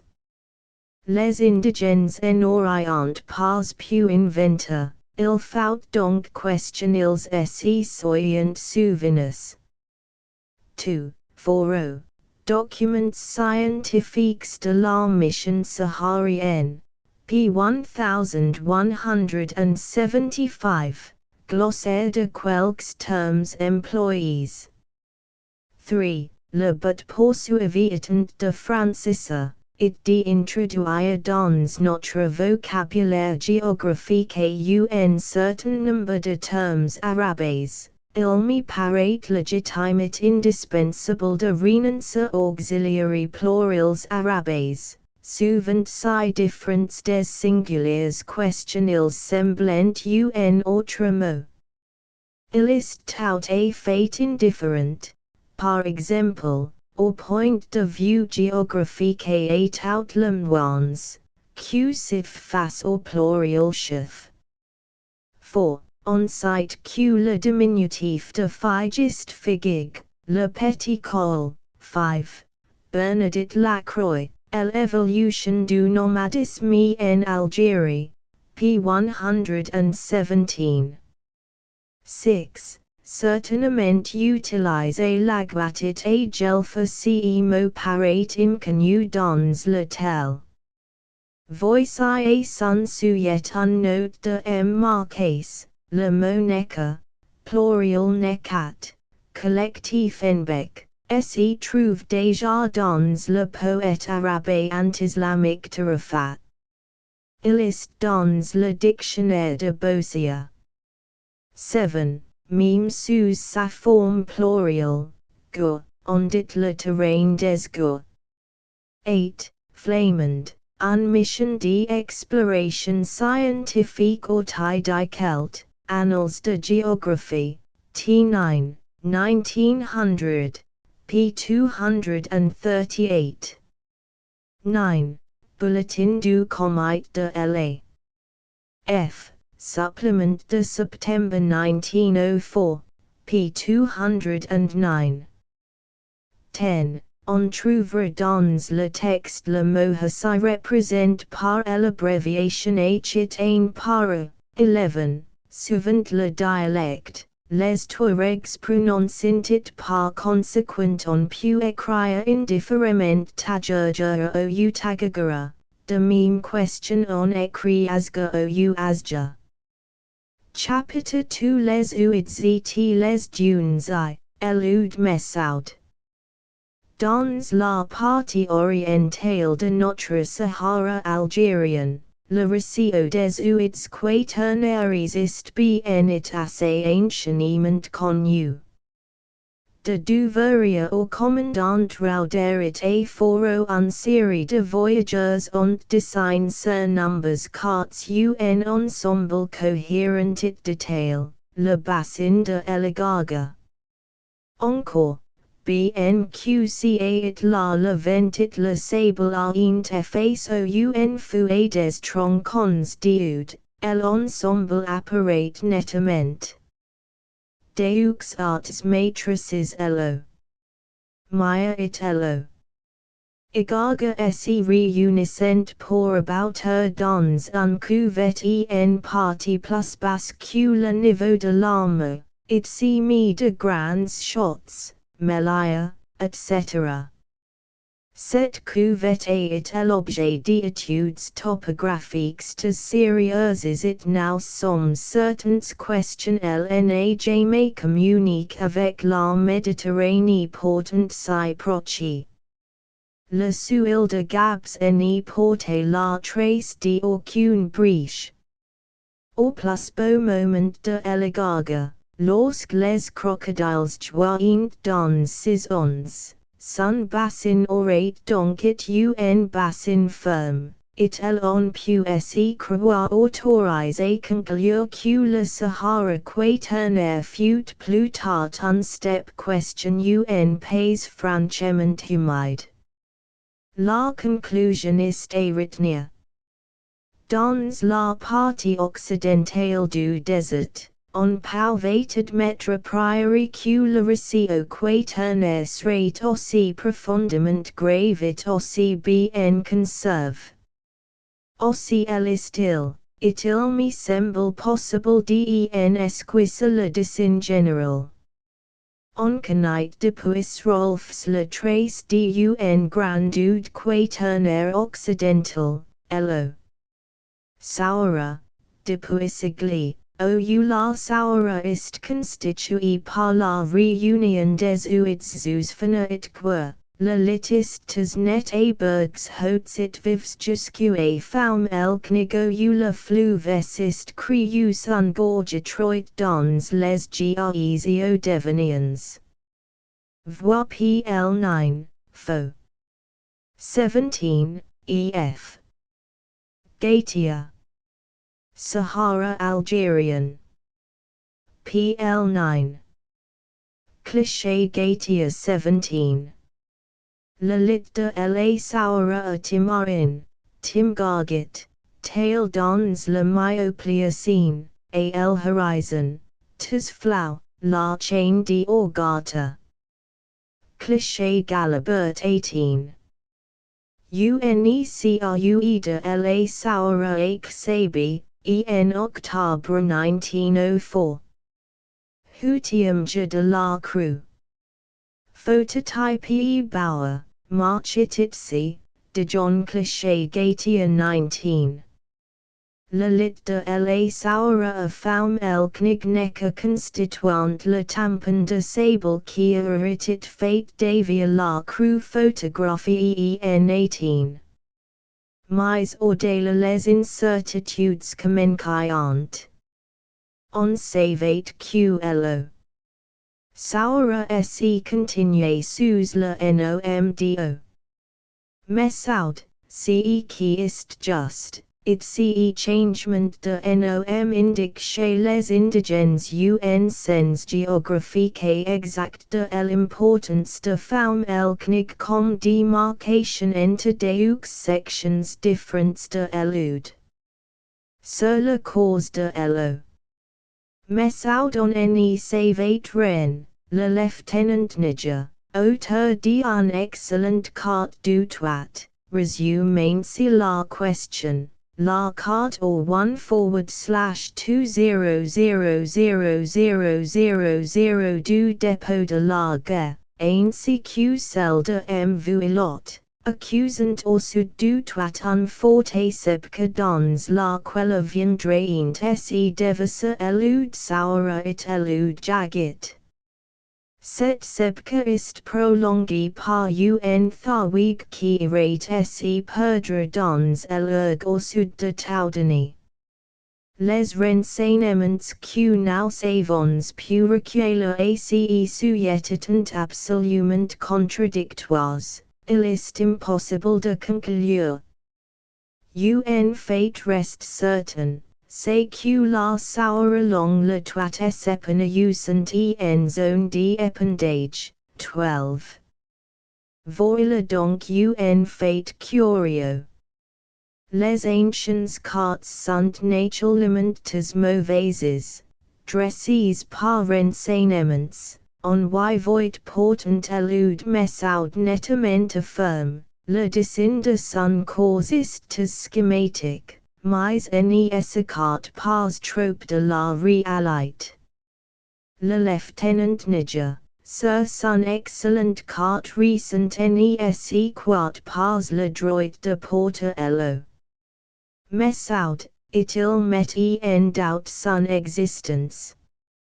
Notons d'ailleurs qm Niger, par sa connaissance de l'arabe et ses rapports quotidiens avec les indigènes, est aussi apte questionner qu'un de ses devanciers et recueillir des renseignements indigènes. It conclusions questionil est beaucoup plus difficile aujourd'hui questionil y aving ans de se renseigner sur l'eau.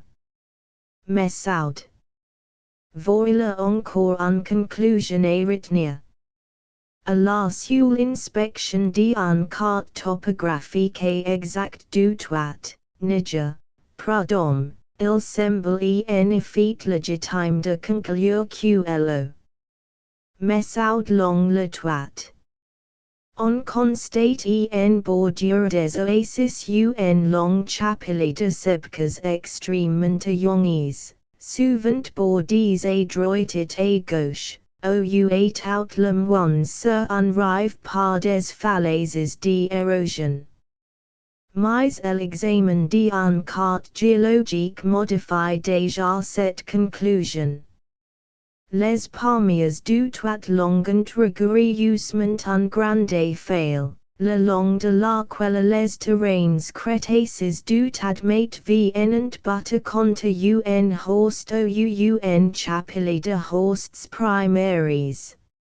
C'est manifestement cet accident qui force les eaux souterraines à réapparaître à la surface du sol. Il est superflu de faire intervenir à titre explicatif l'action de l'eau. Messaud. It quelques des falaises els mêmes pourraient bien être tectoniques et non pas d'érosion. Et en fait, nous sommes aujourd'hui fixés sur la cause de l'eau. Messaud, les deux itinéraires, QJ publié, 13. De H sfiatit de H resigola, nous font connaître avec précision des sections importantes de l'eau. Mais out, don't la continued or large du toitenist plus d'autres, quoiqu'en des points il subsiste des incertitudes sur la trace exacte. De ces deux itinéraires le plus intéressant est que sur celui de H resigola. Le long du sentier qui va de Zawiat Regan à H resigola, entre les kilomètres 88 et 137 en chemin dans la lit du entes Grandud Orient NNESSO. La lit est entail d'en de meters dans des couches horizontales composés tantôt d'argiles et de gres crétacés, tantôt d'argiles et de calcaires carbonifériens. Elud n'est pas complètement sèche, on y trouve, parfois en abondance, la végétation habituelle des pâturages sahariens, damran, had, etc., it un puts don't elo, encore question un peu saumâtre, reste buvable à la rigueur, hasai bara. Le guide bidin spontanément, comme aussi les notables de Zawiat Regan, consults au retour, affirment que c'est la elo. Mais out, continuation de elo. Sahara. Il est clair d'ailleurs que ces indigènes ne placent pas au point de vue géologique, it n'est pas elo. Mais out quaternaire qui les intéresse, mais simplement à l'actuel, question ils affirment c'est que, de mémoire de homme, certains crus de la Sahara ont roulé dans l'eau. Mais out jusqu'à hasai bara. Il s'agit de mémoire de tes vieilles hommes, seuls les kibas, les anciens, orient vu que l'eau. Mais out. Dès le début de notre occupation, nombres officiers en ont entendu parler, et le capitaine Leetard fit un point infructueux dans l'ouest et la recherche de l'eau. Mais out, 14. Pour un peu nébuleux que soyent ces vieux souvenirs indigènes, it quoiqu'ils laissent subsiste bien des imprécisions de détail, ils s'y trouvent confirmes par les faits. Dans la région de H. Bara, à un centaine de kilomètres sud-ouest du Bastouat, il existe bien une grandeur, dans le lit duquel est conservé quelque humidité, et qui de son vivant qu'elle est indubitablement au sud-ouest.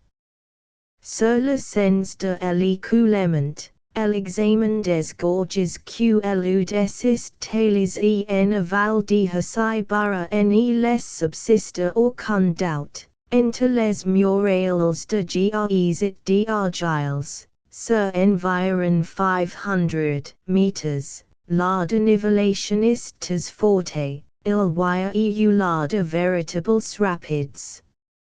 C'est un fait d'autant plus intéressant que, dans ces grandes plaines monotones à l'ouest du toit, le baromètre ne donne pas d'indications utilisables pour déterminer le sens général de la pente.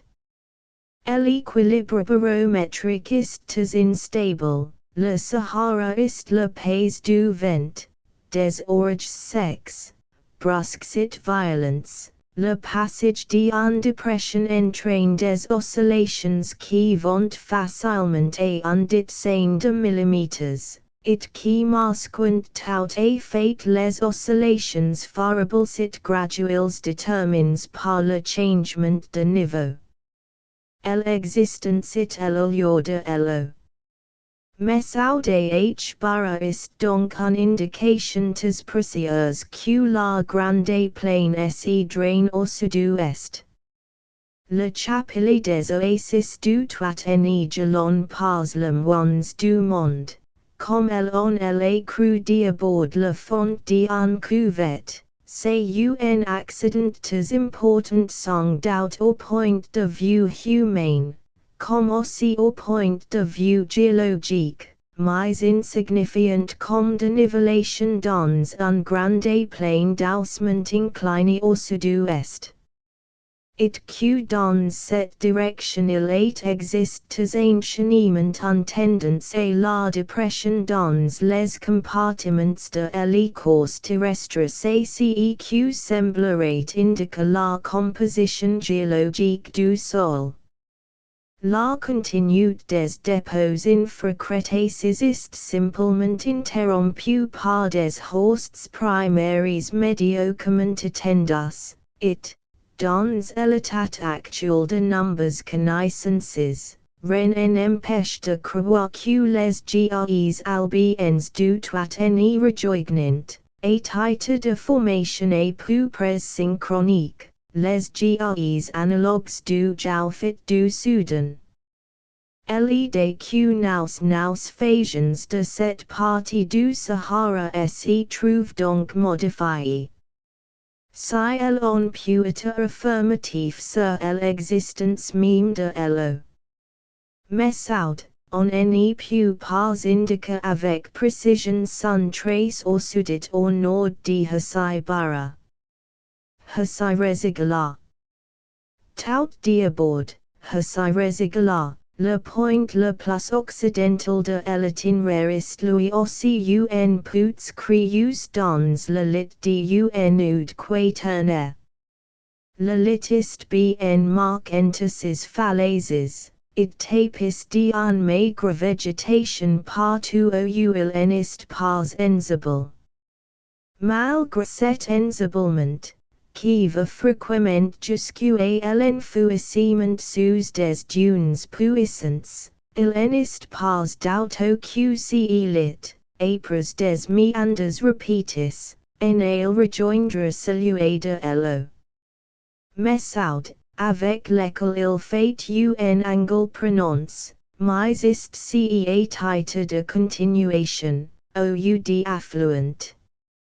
Un point situé plus près au coude forme par la réunion des deux suides, on s'y trouve au sommet d'une falaise de calcaire carboniférien violet, pétrie de fossiles clairs, et la sorte de laquelle des dunes montant à droite ou à gauche, ce qui restreint malheureusement la vue d'ensemble. Cette falaise est la continuation indubitable de celle qui borde au nord le lit de l'eau. Régular, comme aussi de celle qui borde à l'ouest le lit de l'eau. Mesaude. Mais droit devant soi, au sud, on en aperçoit plus la contrepartie attendue, et l'autre rive. En contrebase.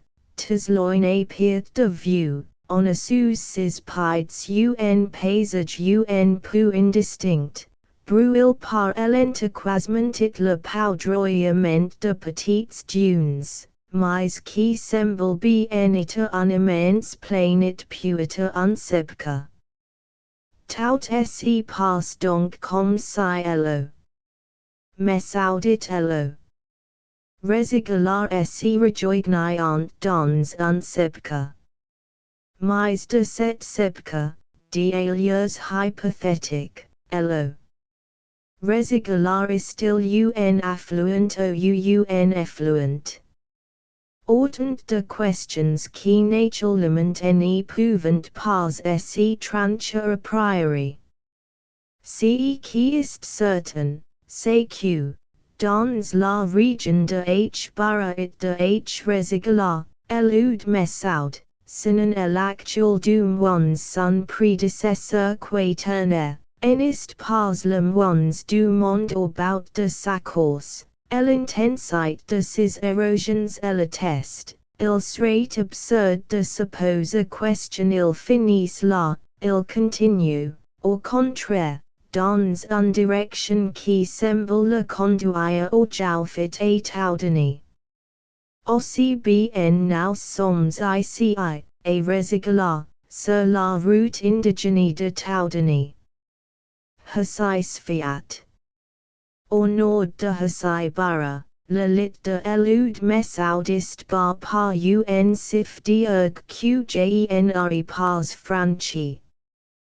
D'autre part, au nord du toit, le cause de CEMI mudé et relève soigneusement par les officiers des oasis, depuis faume el knig jusqu'à la hauteur de Tesfaut. Son lit net, mais quelque foi by it trafide, ist gelon de Poots. La route directe de Buda ak sabnesen kartga. Voir carts niger it pradom. La zone d'incertitude sur la trace exacte du fleuve va donc de Tesfaut à Hasibara. Enter ces deux points. L'itinéraire de Hasais Fiat nous fournit portant un jalon. Il recoupe deux grands lites quaternaires, tous deux orients ns. Le plus oriental ist un grand cercle d'érosion, tous profondément grave, and dit 5 de meters au moins, seem de garage, largement ouvert au sud. Il est clair question en rivière puissante et à l'œuvre ici, mais on n'y reconnaît plus son passage question et son travail d'érosion, tout est desséché parfaitement nu. Elude, dans le lit duquel s'y trouve le pouts de Fiat, a conserve au contraire un reste de vie. Il est vrai que lo du pouts ist saumâtre au point d'être imbuvable, les touffes vertes de had qui tapissent le lit sont si amères, si charges de sel, que les champignons en violent pas, quoique le had passe pour le friandise favorite. Cen ist pas moins la seule trace de verdure et le seul pouts question on rencontre depuis le toit. Apparemment c'est elude Messaud, et on serait tent de croire que le grand cercle d'érosion dessèche représente un bras mort. Autre de Hasais Fiat le lit ist large et puissamment érode. Il ressort avec netteté malgré l'envahissement des dunes. Il semble d'ailleurs question on est affaire à un confluent. Le récit des affluents. Autre de l'art principal le récit des affluents commence à se dessiner sur la carte. Ojoit, 15. Les vieilles cartes par renseignements font de l'eau. Joit un affluent de l'eau. Messaud, it placent le confluent dans le bas-toit au voisinage de Daurat. C'est aujourd'hui un des ouids les mieux connus du Sahara. Les officiers des oasis ont report sur la carte le récit compliqué des ouids du Muida. Dont la réunion constitue lo. Bota, qui prend plus base le nomdo. Joit. Question il rejoindra lo. Messaud, cen ist pas d'auto, mais la jonction n'est certainement pas lieu au toit, s'il ressort avec évidence de l'itinéraire d'Auratulin. En compagnie du lieutenant Muscle, 16. Il wire bien au sud, it approximate de Daurat, un point do, Haitian Tibin, sur le bord d'un petit sebka, mais la seule rivière qui y baptise est lo. Chebi, descendu du tadmate. Le bassin de l'eau. Chebi rest separe de celui du joit par un apophis hercinien, dj. Aberus, it par un horst Caledonian, bled el mas. En arrière de cet obstacle puissant, elo.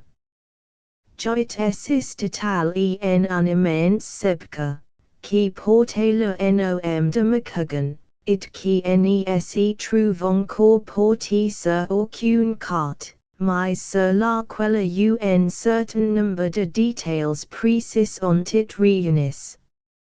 La sebca commence déjà sous le méridien d'Acabli, itinéraire par une villat. L'itinéraire d'Auretwilin la rencontre 80 km sud-est de Dauret et vol d'Oishio, précisément au pied d'un but de calcaire récifal divinian, qui s'appelle Garetet Diab. Avec des étranglements éternels en chapelli. On la voit continueuse le sud pendant un soixantaine de kilomètres au moins it puita un centin jusque sous le parallèle du Puits de Taikidi, 17, au voisinage ducal elo. Merican venu de l'assiger d'ici peu dans un sebca qui semblerait un prolongement de la sebca McCuggan. Elle a donc des dimensions énormes, 150 km de long puita, et la plupart du temps elle s'élargit à perte de vue. C'est un trait tout à fait essentiel de la géographie quaternaire, le réceptacle commun de l'eau joitit de toutes les rivières de l'année. Au voisinage d'Acabli. Si est dire à l'embouchure de l'eau. Joit, on signale des fondrières dangereuses, et on peut suppose par analogie que la sebca conserve sur quelques points privilégiés au débauche de grands ouides quelques traces analogues d'humidité. Mais partout ailleurs, elle est complètement morte desséchée. Si complètement aride que l'apparition d'un lave d'insectes y provoque une exclamation de surprise. Elle cesse donc d'intéresser les indigènes nécessairement utilitaires, ils la classent simplement tanes ruft, it comprenant mal les questions on le pose au sujet de son émissaire probable. Le problème de l'émissaire trouverait peut-être sa solution à Azulmati. C'est un miserable point d'eau, important toutefois, parce que, entre Dauret et Willin, il jalonne la route la plus directe, mais la plus désolée, encore inexplorée. D'après les renseignements indigènes qui cadrent avec ce que nous savons à passer de loin, ce point d'os trouverait dans un gorge, ouvert vers l'ouest, it creusi dans les argiles du Divinian moyen, entre les garas d'Azulmati et de Cub, les inondations de l'eau. Merigan parviennent jusque-là. Le nom d'Azulmati s'applique aussi à un vaste étendue uniforme, qui est peut-être un immense sebca desséché.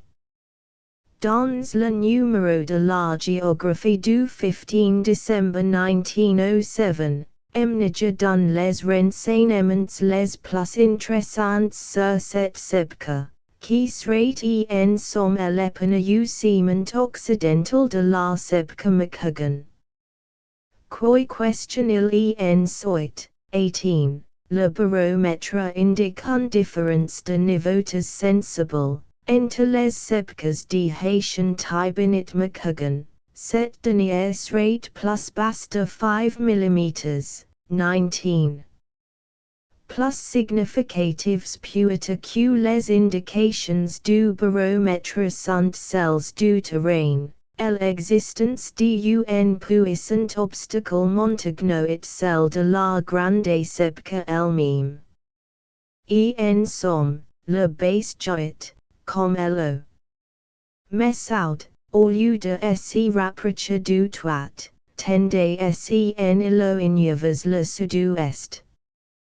D'autre part, lorsque dans la traversée du Tanez roof d'Inziza, on voit tous les grands ouides quaternaires, descendus du Hoga, au Tiajet, au Tarkaiet, au Tamanasset, prendre la direction de l'ouest. On reste frappé de cette convergence de toutes les rivières quaternaires vers cette cuvette médiocrement éloignée du Jouf, auxiliary approaches de laquelle tous les voyageurs ont note un niveautas base, 120 à 150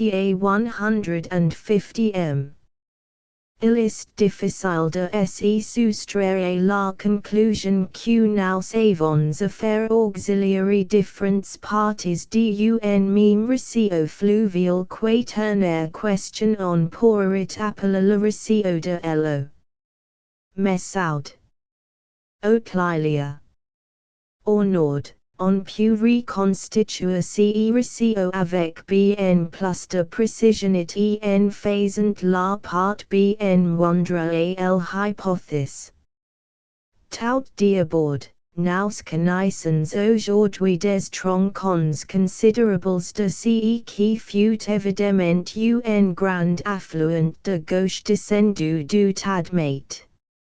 La carte Niger, comme la carte Prud'homme, portant un auclilia qui draine la plus grande partie du Tadmate, depuis le méridien d'Insula.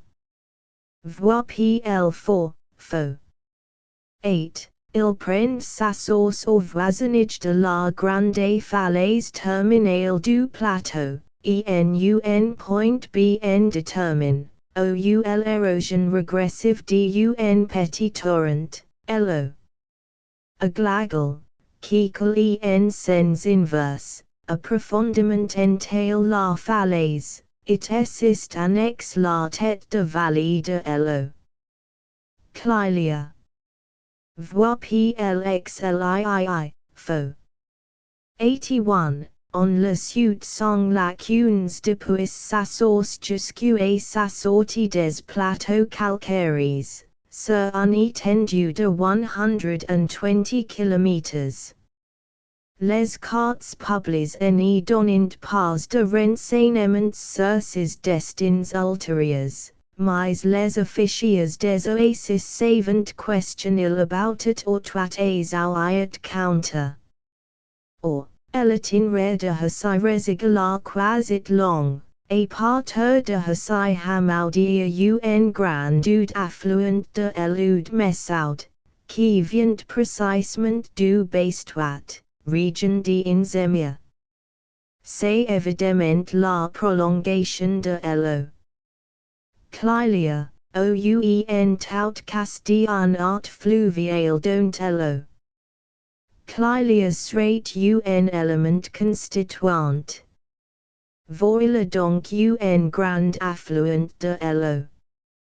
Messaud que nous suivons depuis sa source jusqu'à son embouchure.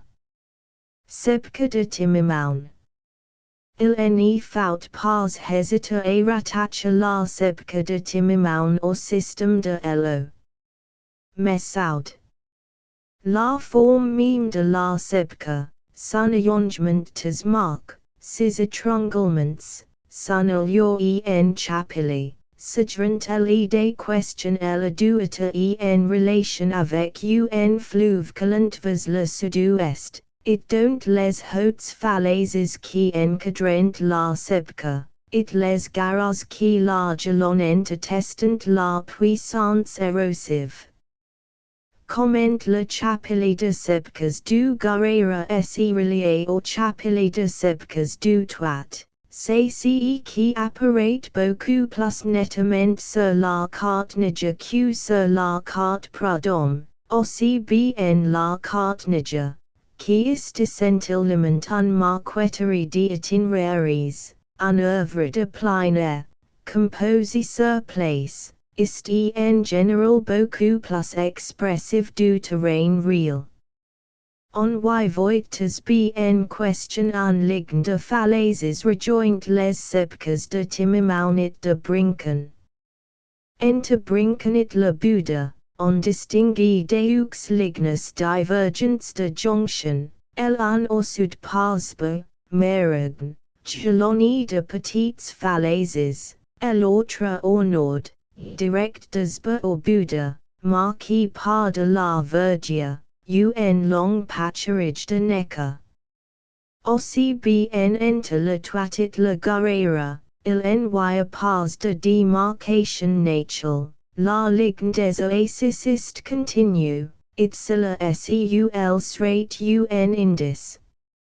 Il faut donc admettre que l'eau quaternaire du guerrera abautissait au Bouddha, et de là il semble bien que soit lui et non pas l'eau messaud qui est long le toit, sculptant ses falaises et ses garras, contenu par l'obstacle des hosts hercyniens, jusqu'à sa réunion avec l'eau. Clélia dans le voisinage de Zawiat Counter. Puis les deux fleuves réunissent par une zemia, le Sali et le grand littreleve au voisinage de Hassai Hamoudia alliant rejoindre l'eau. Messaud. Les ouids du Grand Ug. Au nord du Guerrera, le Grand Ug met un obstacle sérieux mais non pas insurmontable à la reconstitution du récit quaternaire. On voit assez nettement les arts quaternaires dont la sepque de Timimount est le réceptacle commun, et qui constituent l'eau du Guerrera. Le tadmate fournit une contribution importante, l'eau. Afflices, profondément grave dans les plateaux calcaires, mais dont la cause n'est reconnue question incomplètement et par tronçons. Il semble bien que soit lui qui ait créé éléments cirque d'érosion entre la garabu de main et la gara élega, et qui alimente encore les palmeries tout particulièrement denses au voisinage de Timimount. Comme il est naturel, c'est au nord de l'Atlas que descendent les ouids les plus nombreux. On y encontre trois, l'eau. Sega, l'eau. Arabi, l'eau. Namus, le cause supérieur est net, profondément encaissé dans la hamada, suivi d'alias par de vieilles routes de caravans. Mais la cause inférieure est enfouée sous les effroyables armes de sable du Grand Ug, par ce quoi encore est mal connu. On entrevoit cependant avec une probabilité suffisante les points de sortie au sud de l'Ug, sur la sepque, et quelquefois même la direction générale du cours. Un grand débouché à l'extrémité orientale de la sepque du Guerrera auprès de El Haj Gilman. C'est lui que la sepque de Timimount doit se question elle conserve de humidité et de plaçage quaternaire. En hiver, lorsque sont tombées les pluies lointaines sur l'Atlas et le tadmate, on voit, à partir de El Haj Gilman, et progressivement vers l'ouest, la surface de la sepque change de couleur. Se poudre de points blancs scintillants, c'est le ciel qui remonte, témoin d'une évaporation plus énergique et par conséquent d'une augmentation dans la réserve profonde de humidité. Setud qui debauche el hach gilman ist apparement la memorcal les xaurians du tinacook du event elo de los putzit la megidensis paterages. Save vraisemblablement la prolongation de elude sega qui, simplement tangente elurg sur la plus grande partie de son cause. Se suit facilement jusqu'au au-delà de el Gautier.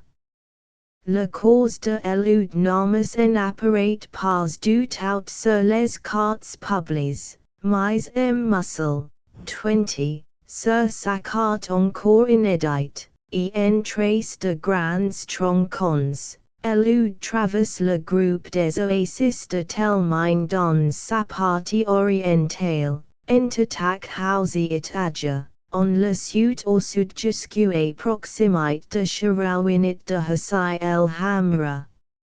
C'est elude arbi sur l'école nous sommes le moins renseignes.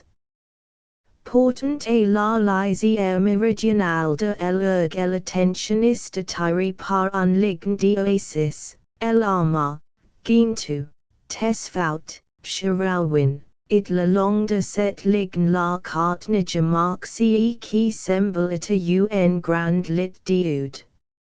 Sharawin et courseur est sur le bord d'un gigantesque cuvette d'érosion qui me semble à la rejoindre en bias celle de la sepque du Gautier. Sur la route de Sharawin il drachts deux cuvettes ne sont plus séparées que par un ligne de garage, autant du moins que l'envahissement du sable permet d'en juger.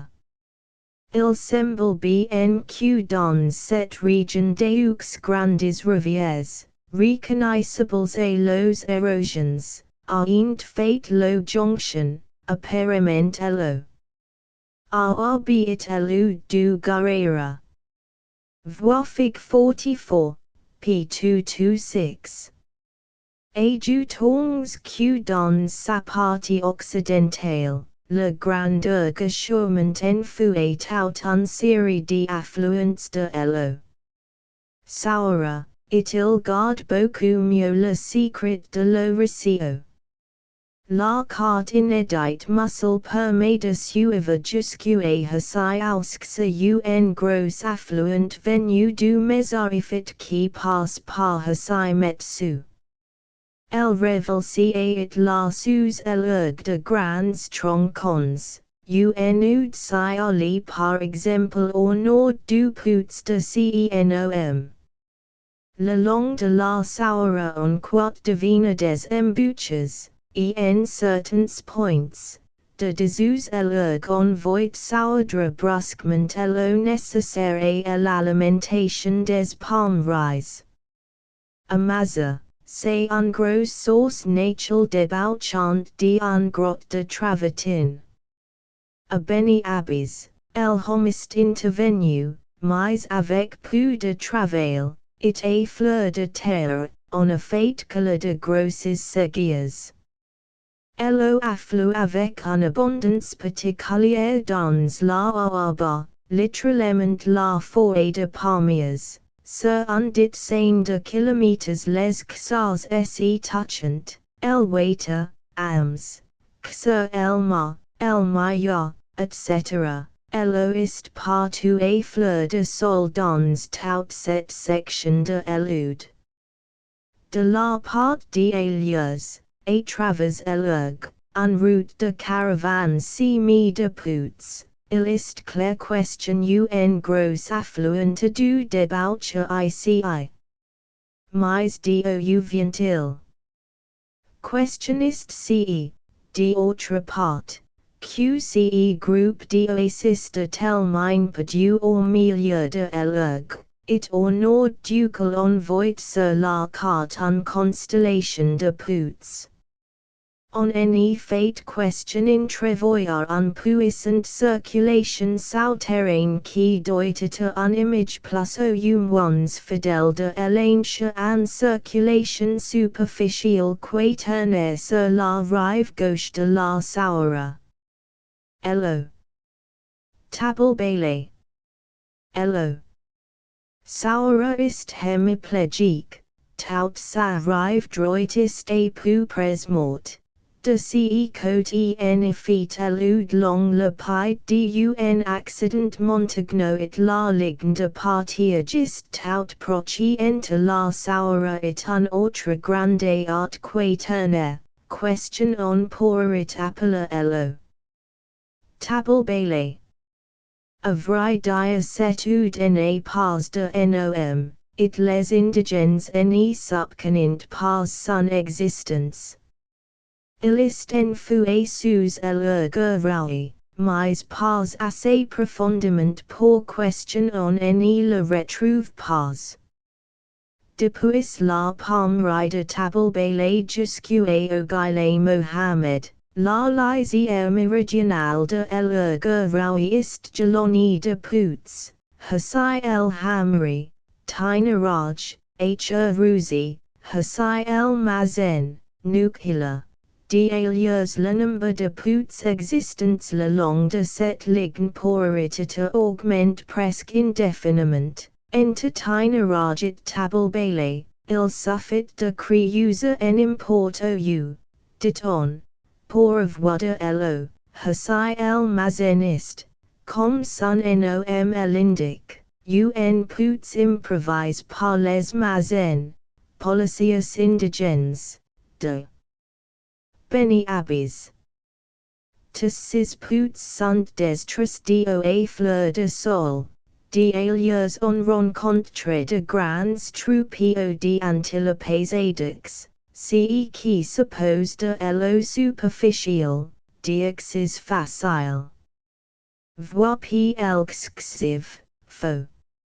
64. Le nom de l'ergiste significatif. Raoui signifie humide, le nom contraste avec celui de l'ergachon, tout voisin, l'ergasoif. Enfin au voisinage des trois pouts que vous êtes probablement de tous les autres, on distinguit bien elude en fouet sous la dune. C'est bien net. En particulier à Tinaraj et hl Hamri, on y voit, avec ses falaises d'érosion, ce question il faut appeler sans doute le lit mineur de elude, puisqu'il est tail dans des dépôts plateaux et dans des formations d'aspect turbo, qui doivent ici évidemment, comme partout ailleurs au Sahara, represente le lit majeur. Voir PLX 20. Au Gaile Mohammed Jenri pas vu le lit mineur, mais la dune repose sur les dépôts gypso-habituels. Il n'est pas téméraire de conclure que tous les pouts jusqu'à Tablebale sont creuses dans le lit de elude. Don't nous pouvons donc reconstituer le trace de Tablebale et au Gaile Mohammed, on peut même dire avec une probabilité suffisante jusqu'à l'Odsai. En sommil long au nord-est le pied de l'art griseux et au devenir que les indigènes appellent le Carhal de Tablebale, it qui sépare l'ergoraui de l'erg d'Agaidi. D'où vient setud. Évidemment de l'Atlas marocain, qui est tout proche, mais qui est encore trop mal connu pour question on peut essayer de préciser. En aval, le Jebel Aran se dresse en promontoire au confluent de deux grands ouides quaternaires, la hamée de Crétacé qui lui sert de socle. Ist profondément entaillé à l'est par l'oud messout, it also du est par un oud inconnu, ital en sebka, dont le lit fait avec celui de l'oud messout un angle aigu. Cet oud dont nous connaissons avec précision l'embouchure, n'est-il pas l'oud de Tablebale? La carte. qui accompagne le rapport de Tony du Capitaine Fly Sainte-Marie dans Eligide. 21, ist nettement favorable à cette hypothèse. E.F. Gautier. Sahara Algerian. PLX Cliché Gautier 20. Tin origelud tablebele en fouet sous l'ergoraui. On distingue les bergs en timchint, depoplatro, dun blanc éclatant. Eligide.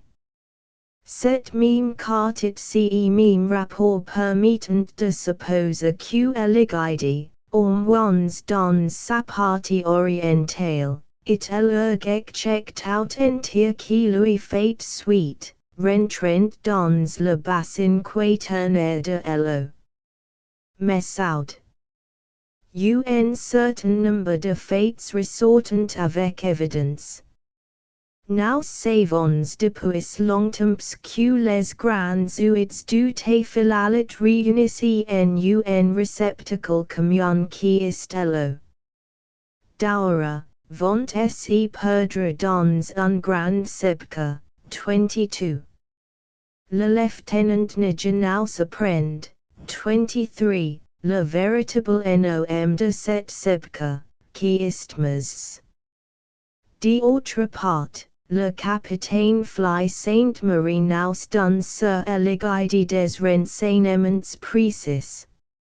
Les poutres de Eligide sont inégalement réparties. La bordure nord est pauvre, deux points d'isolement, isolés l'un de l'autre, manière ineffective. La bordure sud au contraire est le plus beau coin de tout l'erg, c'est le Menekeb, 15 poutres sur 150 km. Les poutres sont nettement alignés nord-ouest sud-est, on voit partout des traces d'une puissante érosion, falaises, cirques garage. Il faut affirmer que le Menekeb est une grandeur, et l'analogie est évidente avec l'oud de Tablebele, et la lisière sud de l'Ergoraui. J'ai tenté de considérer l'oud Menekeb comme un émissaire de la Sebkemas. Mnager, qui a vu le terrain, est d'un avis contraire. D'autre part, d'après une communication orale de le capitaine Martin, mais serait beaucoup plus près de Tablebele que les cartes en le montrant, it serait donc peut-être l'eau. Tablebele qui prolongerait l'eau. Daura. Quoi question il en soit-il y vraisemblablement, sous Eligide et sa bordure nord, un récit d'arts quaternaires qui apporte jadis à l'eau. Messoud, non seulement les eaux de Téphilalet, mais aussi les eaux des Iglabes, le plateau archine, granitique, it peut-être par endroits volcaniques, des Iglabes, déjà traversés par lens. Review plus en detail par Fly Sainte-Marie et ses officiers, apparaît d'ores et déjà avec un certain netteté. C'est sur la carte Fly Sainte-Marie question il faut le chercher naturellement. Il y a un relief assez accuse, 6 au septembre 100 meters d'après Mnager, 24. Encircle de dunes sur toutes ses faces ce fut évidemment, it, dans une certaine mesure, c'est encore un centre de dispersion hydrographique, il domine de deux au 300 meters la plaine au serpent l'oud Messoud, it c'est l'épalement occidental du bassin. L'eau. Messoud actuel. On arrive donc à reconstituer avec précision, et quelques incertitudes près, le recio d'un oud mesaud quaternaire, collecti de tous les os depuis les églabit l'atlas du téphilalit jusqu'au hogger. Ce squelette de vieux fleuve mortis d'un interet plus actual question on en imaginarate au premier abord. Dans tout le Sahara algérien, ce qui reste devient souvent des relations évidentes avec le vieux récit, et les parties mêmes de ce récit qui sont aujourd'hui tout à fait morts et ne le sont pas depuis l'époque quaternaire. Nous sommes auxiliaires oasis depuis quelques ans à peine. Et dans ce court laps de temps on a déjà recueilli des faits incontestables qui attestent la continuation sous numbers de la déchéance. Ces faits s'y rapportent aux causes actuelles de l'eau. Sahara et de l'eau. Mesaud. Les crues de la Sahara. Cela revient à dire les pluies de l'Atlas arrivent à femme elknig. Encore aujourd'hui, on publie ci compte une photographie du lit inondé de l'eau d'Aixabi, j'ai la douce et l'obligeance de la maréchal de logis Galabert, elle est prise au huitième jour de la crue en octobre 1904. Vois PL4, faux. 18. El hiver de 1906 est particulièrement pluvieux, et d'après le témoignage oral de le capitaine Martin l'eau des béni abyssical, au point d'être difficile et franchi pendant 5 mois consécutifs. Les crues arrivent d'alieuses au-delà de femme elknig. Mais à partir de ce point le régime change brusquement. Jusqu'à femme elknig l'eau de un lit profond, net de sable, au fond duquel la crue, continuait guidée, chassant incertitude, sur de sa route. Il est probable que c'est une question de pente. Au-delà de femme elknig, la crue s'étale, hésite tant, d'un année à l'autre, elle n'y retrouve plus son chemin. C'est la zone d'épandage qui commence, l'eau fait pat d'oie, delta. Question on jet un coup d'œil sur la carte, nije au prud'homme, on distinguera deux paliers d'épandage. Le premier est immédiatement à la sortie de femme elknig, l'eau se divise en trois bras. Le plus occidental diverge définitivement et va se perdre au loin sous le nomdo. Sabah. Les deux plus orientaux, après s'être séparés à Hassizemla, finissent par se rejoindre en amont de Hassizwari, au-delà la pente s'accentue, et le lit de l'eau retrouve pour un temps son encasement net, et son unite. Il les perd entre le Bouddha et le Jebel Rain, il s'étale en un dédale de grandes îles et de faux bras en éventail. Veil que veil.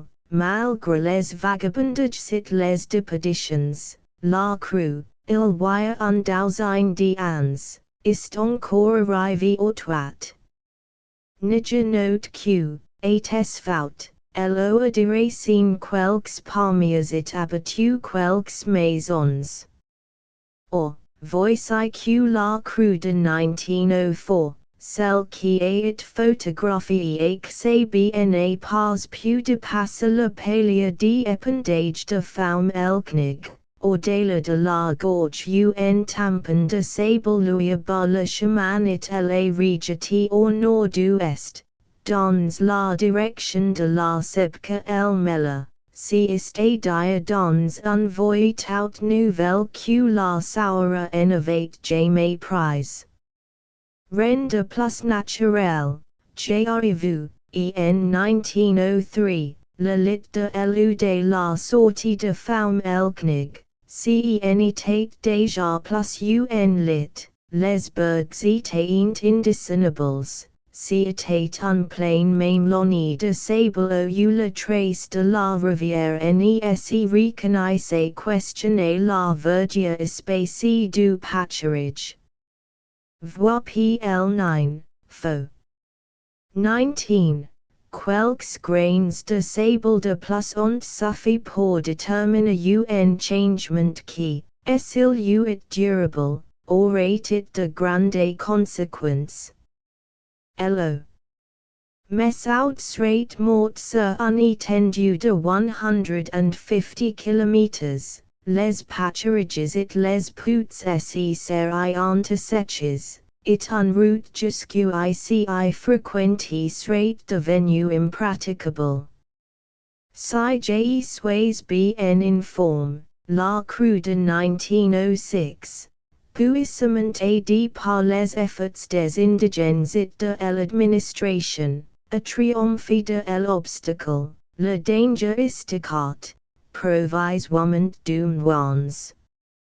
Mais now cessons sur le fait le processus de l'assèchement le long des ouides sahariennes, il est purement mécanique, it tout à fait indépendant d'un changement quelconque dans le climat général. Depuis l'établissement du climat désertique, le sable s'atteint en lutte carni it reuse contre l'élude. Roulant les grandes crues intermittentes, venues des montagnes lointaines. Il y a des points stratégiques, des points favorables, levant les batailles décisives, sont les paliers de rupture de pente, la chasse est plus assez forte pour la victorieusement. L'amoncellement du sable y crée des zones d'épandage où la crue s'étale, s'éparpille et s'arrête. Toute la portion aval du fleuve est ainsi condamnée à mort. Nous sommes désormais en état de mieux comprendre l'état dans lequel se trouve aujourd'hui le bateau Messaud, et de mettre au point les souvenirs et demi-légendaires que les Twitiens se sont transmis sur son passe immédiate. Hello. Messaud historique. La région de Sahara et de Sahara, si est dire l'élude Messaud au large du Bastoit, est tout à fait étrange. La vie semble être higher, un palais de la belle au bois dormant.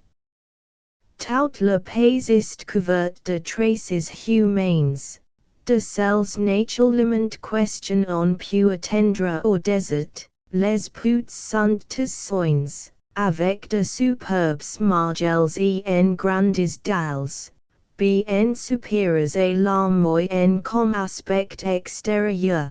Ces puits de luxe contiennent de l'eau saumâtre, et on n'échappe pas au soupçon que la qualité de l'eau a dû jadis justifier mieux question aujourd'hui ces frais d'architecture.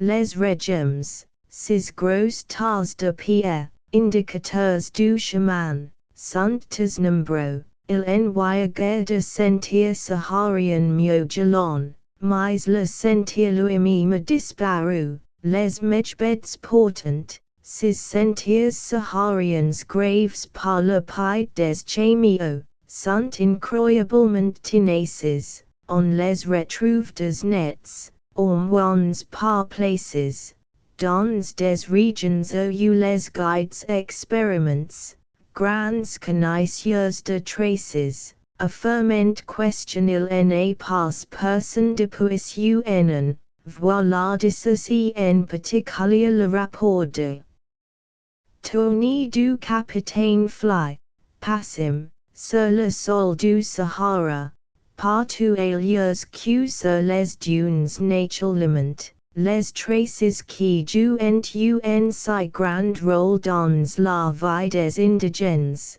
sont beaucoup plus tenaces question en nombres pays. Ici la moindre égratignure du sol est durable. La marque d'un pied de chimie trahit encore après des mois le passage de la dernière caravane, c'est que le vent, seu l'agent d'érosion, est impuissant à l'effacer, it même s'il saupoudre de sable la leger de signer en croc, il n'est le fait que mieux ressorte. Aussi est on frappé de ne plus voir. Enter hasi bara it hasi resigala la moindre trace de mejbed.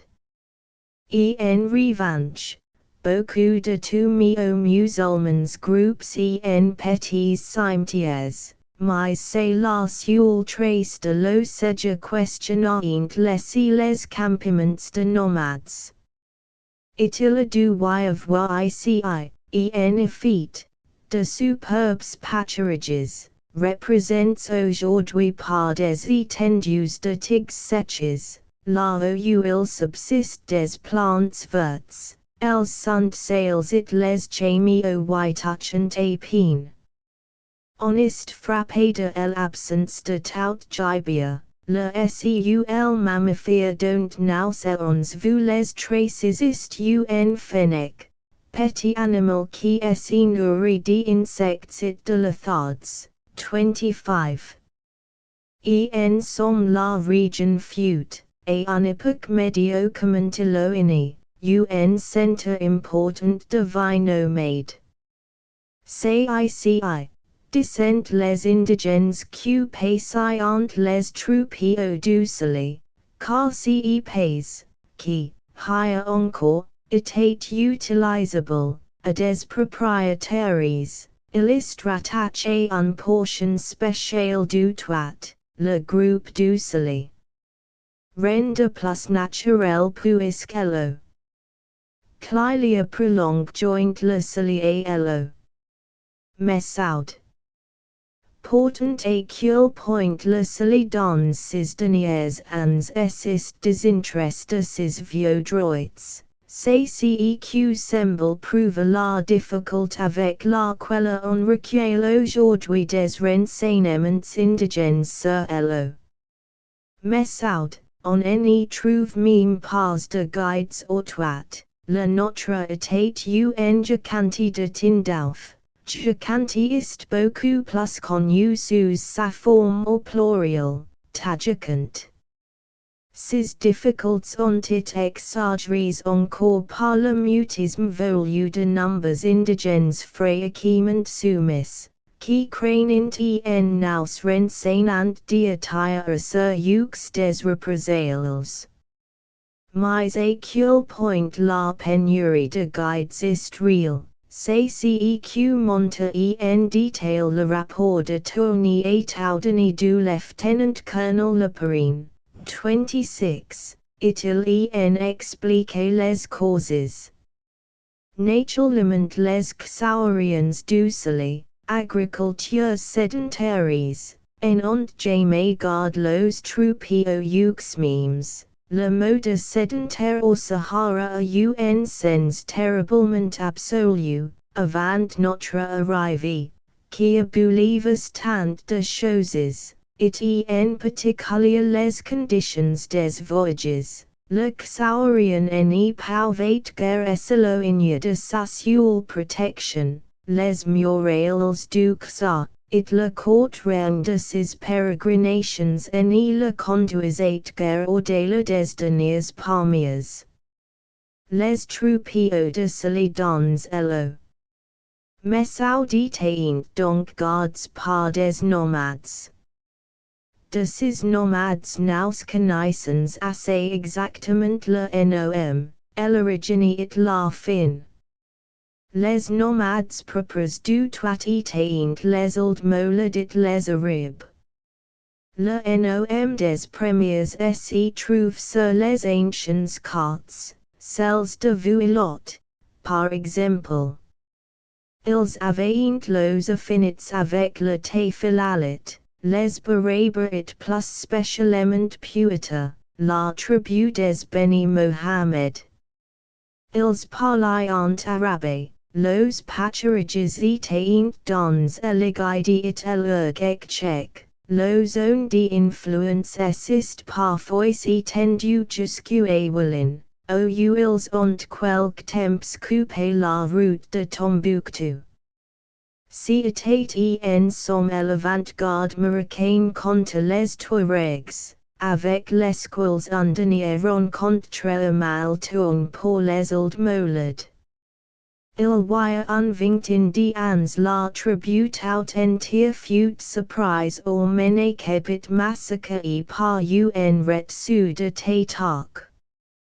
Les Arabes d'autre part ont quitté le pays et ont émigré en masse vers l'Oudra. Des incidents comme l'anéantissement des old molad ne sont pas rares au Sahara. It qui est curieux c'est que la tribu ne soit pas reconstituée. Les pertes subis étaient insignifiants pour cette puissante réserve de bandits entraînés questionnist le Maroc méridional, après comme avant l'incident, les Barabas sont restés les maîtres autoit. C'est nous qui les en avons péniblement arrachés. Il semble donc que les old molad et les Arabes ont été chassés de los patriarches beaucoup moins par les Touaregs que par les progrès de la sécheresse.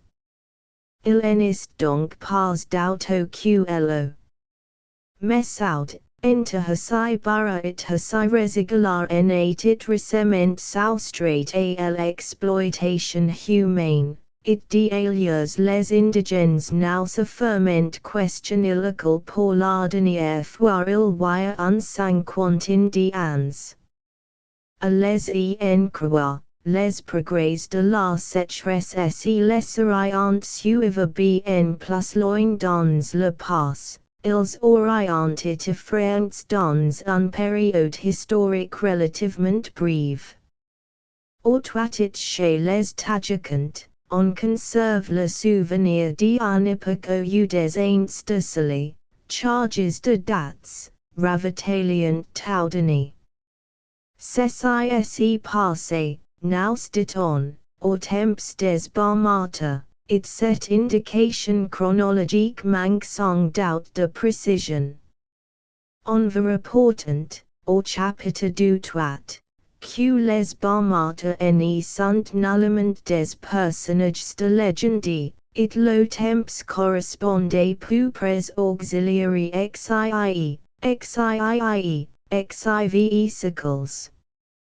Il faudrait donc admettre que, il y a quelques cycles, lo. Messaud aurait conserve jusqu'à Taudani assez de verdure et de humidité pour que des aints aient pu suivre son lit.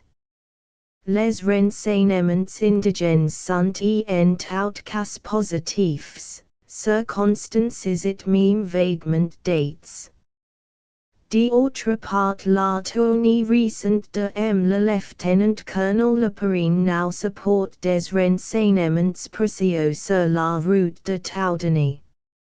Il y en deux, au du moins la route de Taudani about it autoit par deux embranchements distincts, l'un, par Hassai Resigalar, au bastoit, l'autre par Hassai Sfiat et Tesfout. C'est cette dernière route qui est suivie par le lieutenant-colonel Leperine.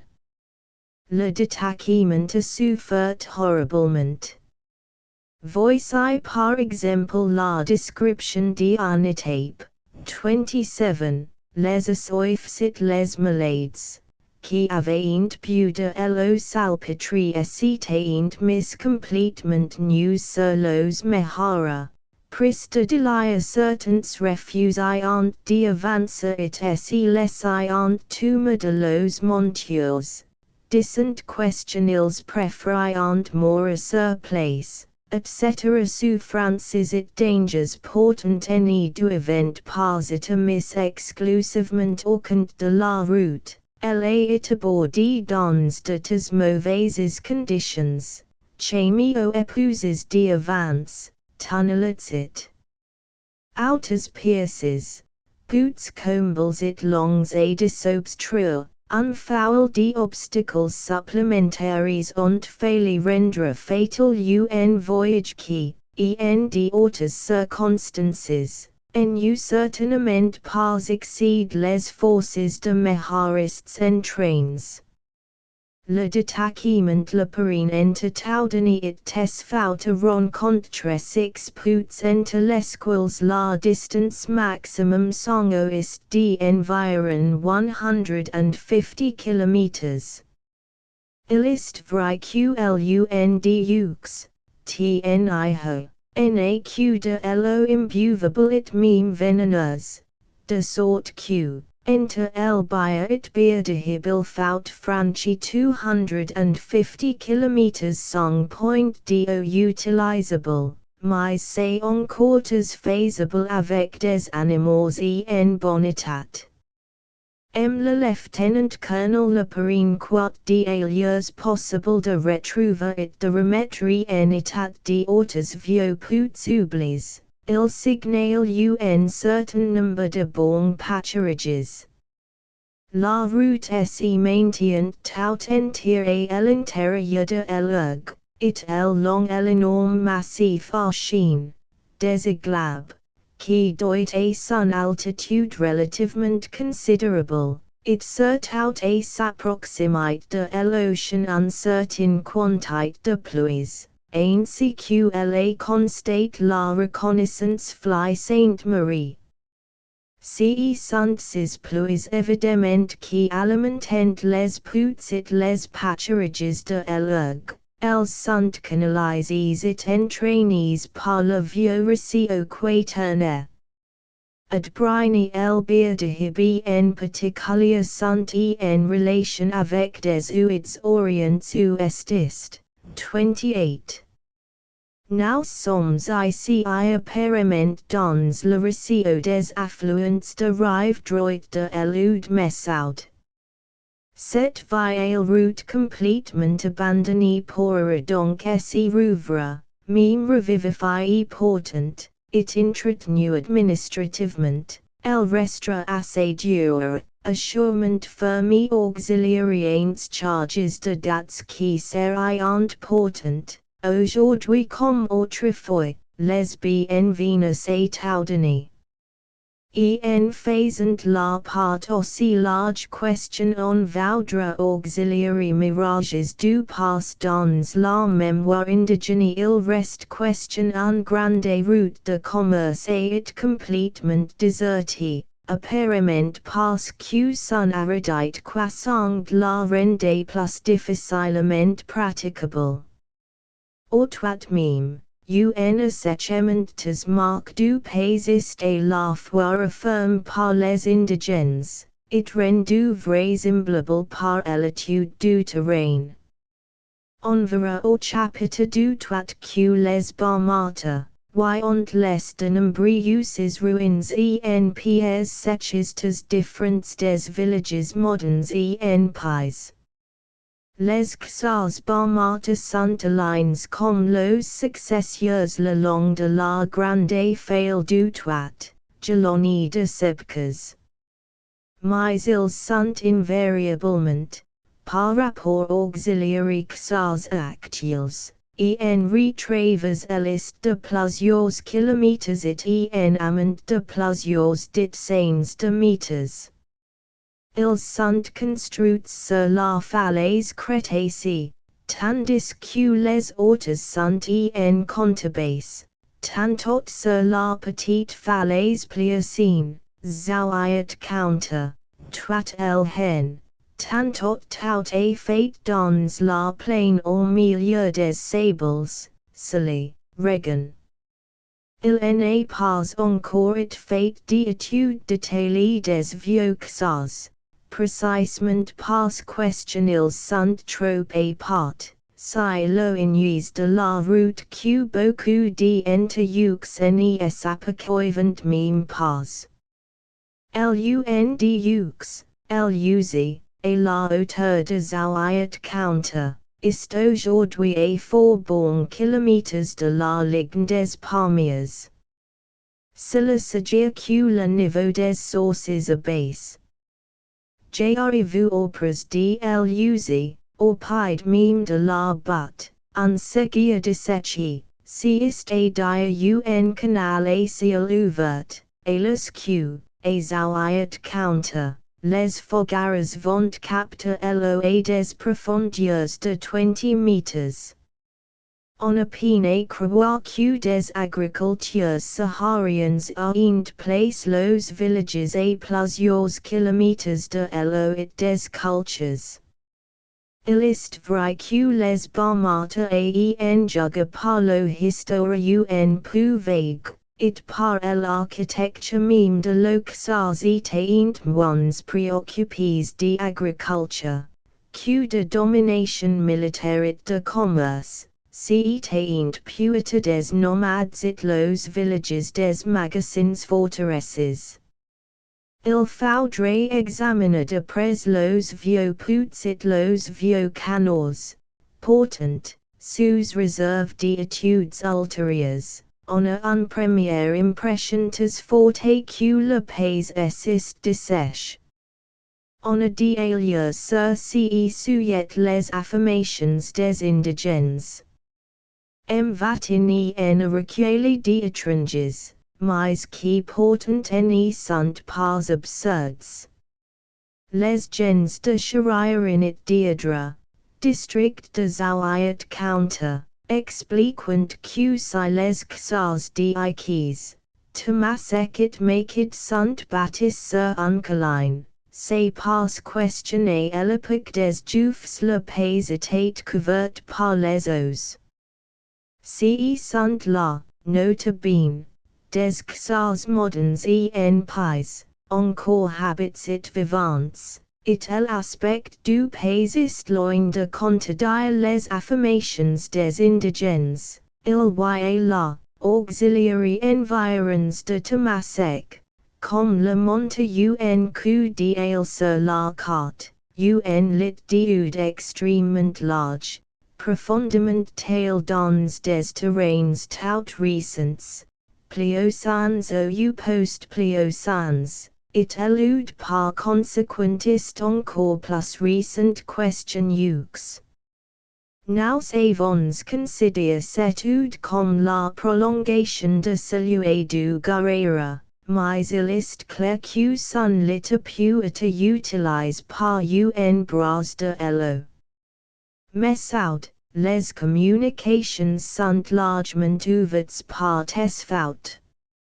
Le lit est aujourd'hui couvert de dépôts alluvionnaires et sableux, OUSE maintient un pâturage assez vert, et OUL on trouve en abondance des cardium egel.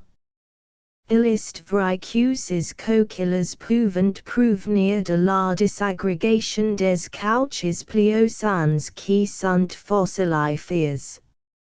Il paraît, dit encore Wattin, que, au sud-ouest de Tamantit, le pays était autrefois couvert par les eaux. Au sud-ouest de Tamantit s'y trouve précisément la grande zone d'épandage de l'eau Messaud, et en particulier l'oasis de Tesfaut ou la dernière crue, il y a une quinzaine d'ans, a fait notoirement des ravages. Ren de tout cela en est invraisemblable. Voici, il est vrai, qui est plus fort. Un légenditas curieuses, conservées dans le toit, rapporte que presque tous les xas communiquent entre eux par un indigène de Tamantit, le nom Mhamd Salara Didi, raconte que le nom Elagember Ekad Didi Moussa, désolé d'Ahmed, district du Timi, lui avait affirme voulu une lettre question un communicant rentrant de voyage écrivait à ses parents et inzemia, pour les prévenir que les barques de tamantit étaient partis pour Tamadan in it and étaient pas encore revenus. Il faudrait un terrible creux pour rendre navigables les sepques du toit du Timmy Oregon. It on hésite à admettre sans supplément de preuves l'existence d'un flotille à Tamantit. M. Martin, interprète militaire, a EU communication d'un texte arabe d'après l'école des émigrants, arrivant au toit en 4624 de la création du monde et s'ayant établis sur les bords d'un grand dude qui coulait régulièrement. Ceci nous mettrait d'après la chronologie du vieux juillet à l'année 863 de notre ère. It d'ailleurs, il n'est pas surprenant question en date en chronologie hébraïque et soit maintenu dans un pays comme le toit, qui a un pas juif incontestable. Mentionnons enfin la bizarrerie de ces noms triomphants, ud messaud la rivière Hirius, Hasiresigala, le cadio de Dieu, si peu justifies aujourd'hui it qui semblent à l'écho d'un pas brillant. Reste à savoir quel degré de confiance il faut attribuer à ces vieux souvenirs. Les indigènes arabisants ont une imagination redoutable, une facilité fâcheuse à s'écrire des souvenirs fort précis. Dans les pays d'ailleurs de poil de toute végétation, new, et corchit disque comme en préparation de laboratoire, l'histoire de la terre et de chiffres précisément questionneliers.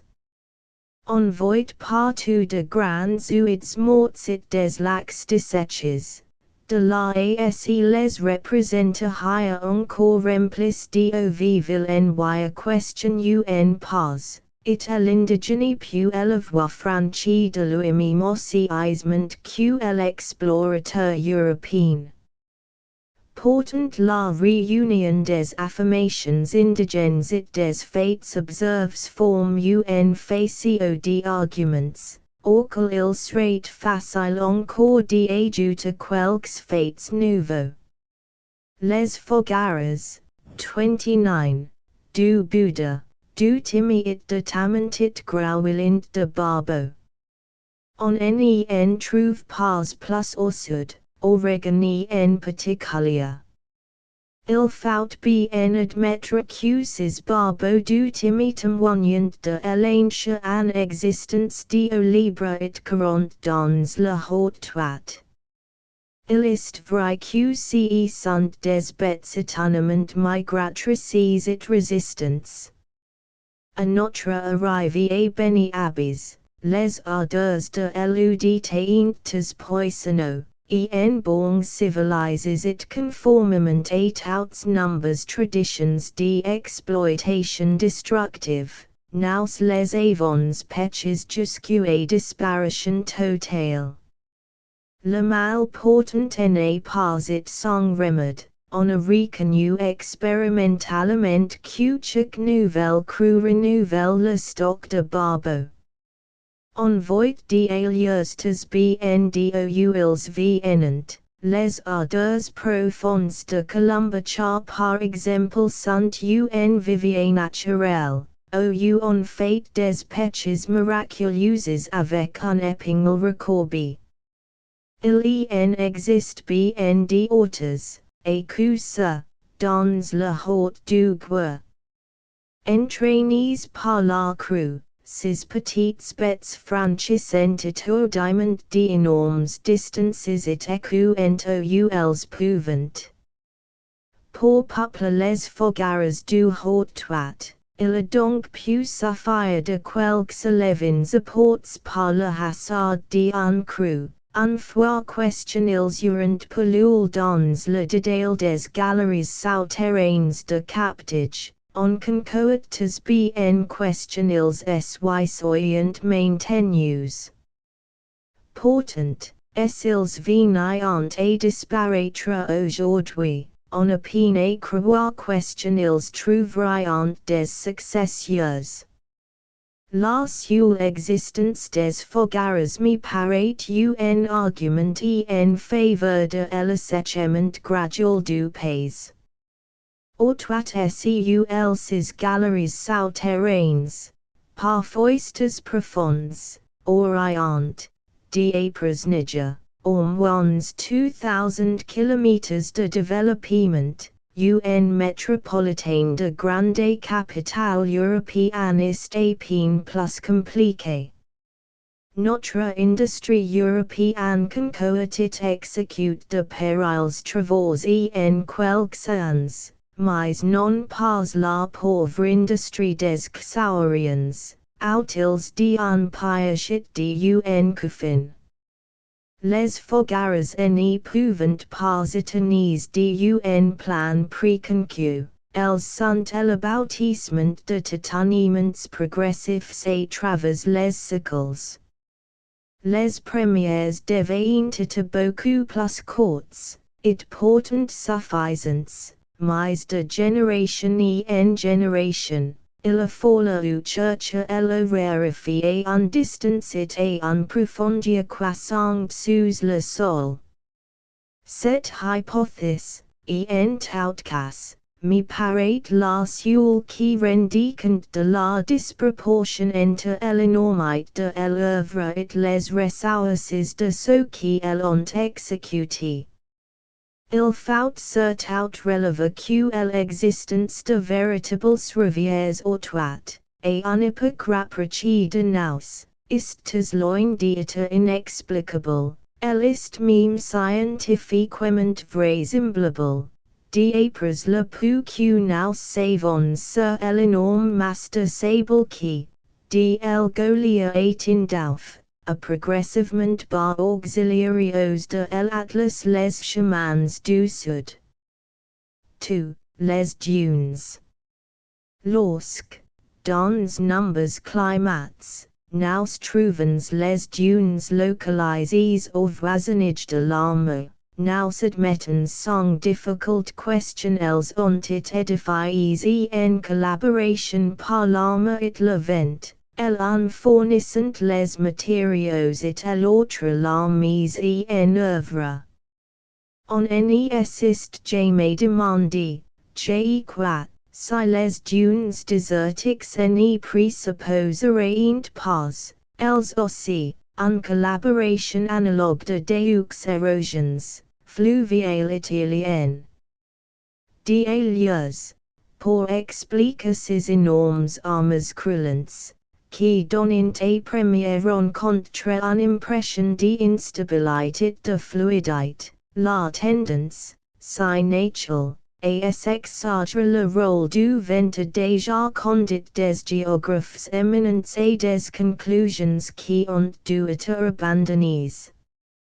On assiste représente à l'armée des dunes progressant lentement, mais sûrement, d'est en ouest, à travers tout le continent du Nil et l'Atlantique, sous la passée d'une analyse hypothétique. 30. Il a fallu reconnaître, depuis les études de M. Roland, que les dunes sont stables, au moins dans los contours généraux, et dans les courtes limites de temps d'un mémoire humaine.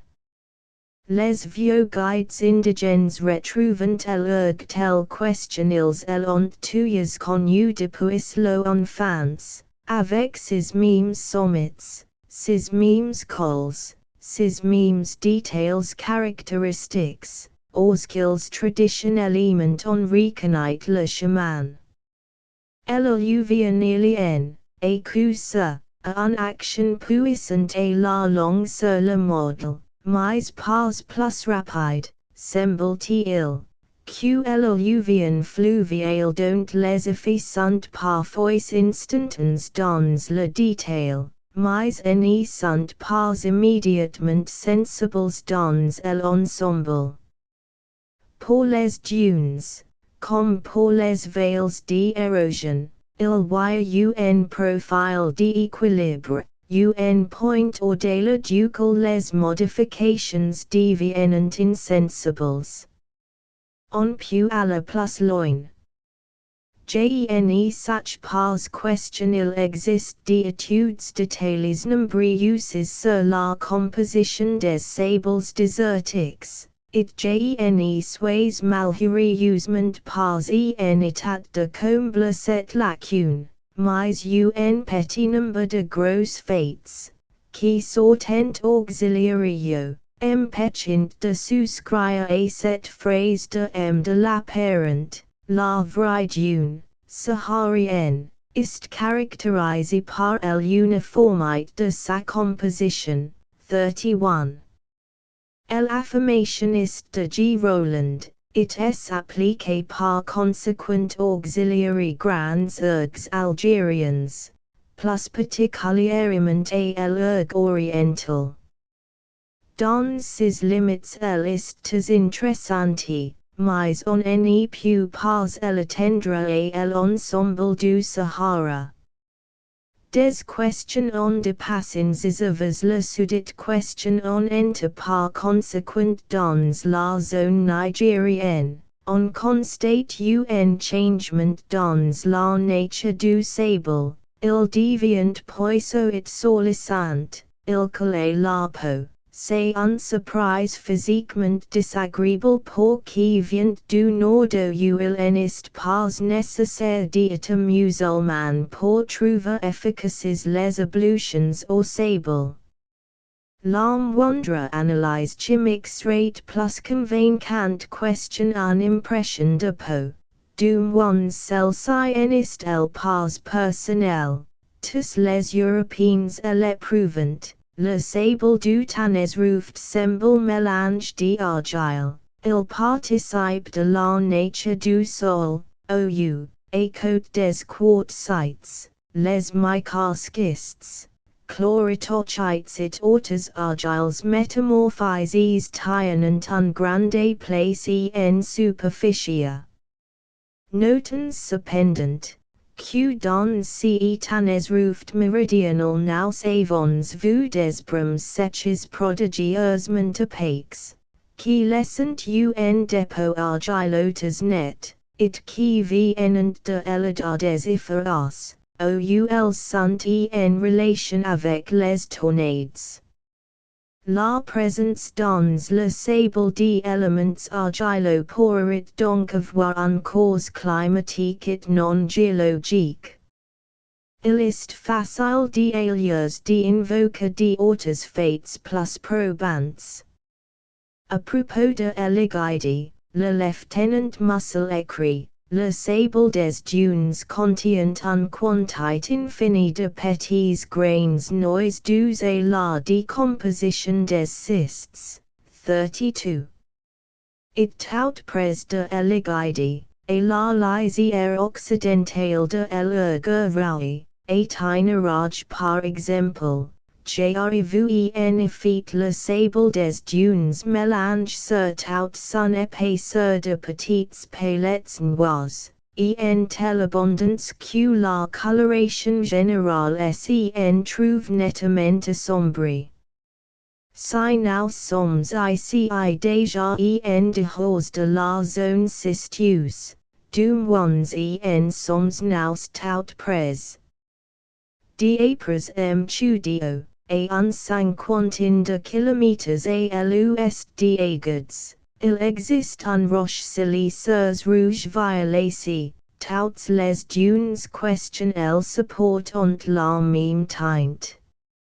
Le sable peut, auxiliary grains exclusivement quartzeux, individuellement highlands ou légèrement colors en jaune rougeâtre par des traces d'oxyde de feu. It qui prenant en masse un teint d'or mat, Ce sable classique étude par G. Roland Nese trouve questionner la liste de la Sahara, dans la zone où les GREs deveniens it crétaces jouent un rôle prépondérant. Nous sommes donc amens à conclure questionner un lien entre la géologie du sol et la composition des dunes qui le couvrent. Les dunes sont beaucoup plus locales, beaucoup plus en place question on ni l'imaginate. Le sirocco a beau un puissant agent de transport, de triage et de classage. Il n'est cependant pas de place beaucoup les matériaux question il remenis it in tasses. Ayens plus loin. On a dégage quelques-uns des lois qui président à la formation des dunes. On cite question un dune se forme tuyas auto d'un obstacle naturel, dont la résistance matérielle au vent force le sable à se déposer. Toutes les dunes ont en profondeur un squelette rocheux ou utero, apparent ou non. En des points du Sahara, et insular par exemple, il suffit d'élever un mur pour le retrouver enfoué sous le sable l'année suivante. La lutte conique tant de xas levant au sable envahisseur, it qui a fourni des arguments à la théorie des dunes en marche, n'est pas d'autre cause. En bâtissant le xa, ses maisons et les murets de ses jardins, el homme crée la dune contre laquelle il lui faut défendre ses cultures. It qui est d'autant plus redoutable question est nouvelle it que le profil d'équilibriste plus loin d'être atteint.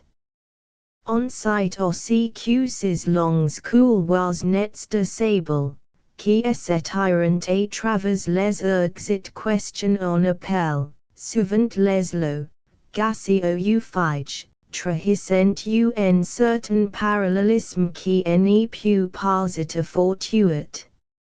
Cela ressort nettement sur les cartes de l'erg oriental, dressées d'après F4O, et sur les cartes des ergs occidentaux, égidie compris, dressées par les officiers des oasis, cartes Niger, Prud'homme, itinéraire Fly Sainte-Marie. Le parallélisme n'existe pas seulement entre gassy voisins, d'un bout à l'autre de la zone des grandes dunes, sur les bords de l'Egarga comme dans l'Egide, la direction des figes est à peu près la même, oscillant entre nord-sud et nord-ouest sud-est d'un fait aussi général il faut une explication générale. It le vent seul plus la fournir, on l'a dit depuis longtemps. 33. Il n'est pas d'auto que nous serons là un enregistrement mécanique de la direction du vent dominant qui est le vent d'est. Mais cette explication, pour exact question elle soit, n'est pas suffisante. Car elle n'y rend pas compte de tous les faits observés.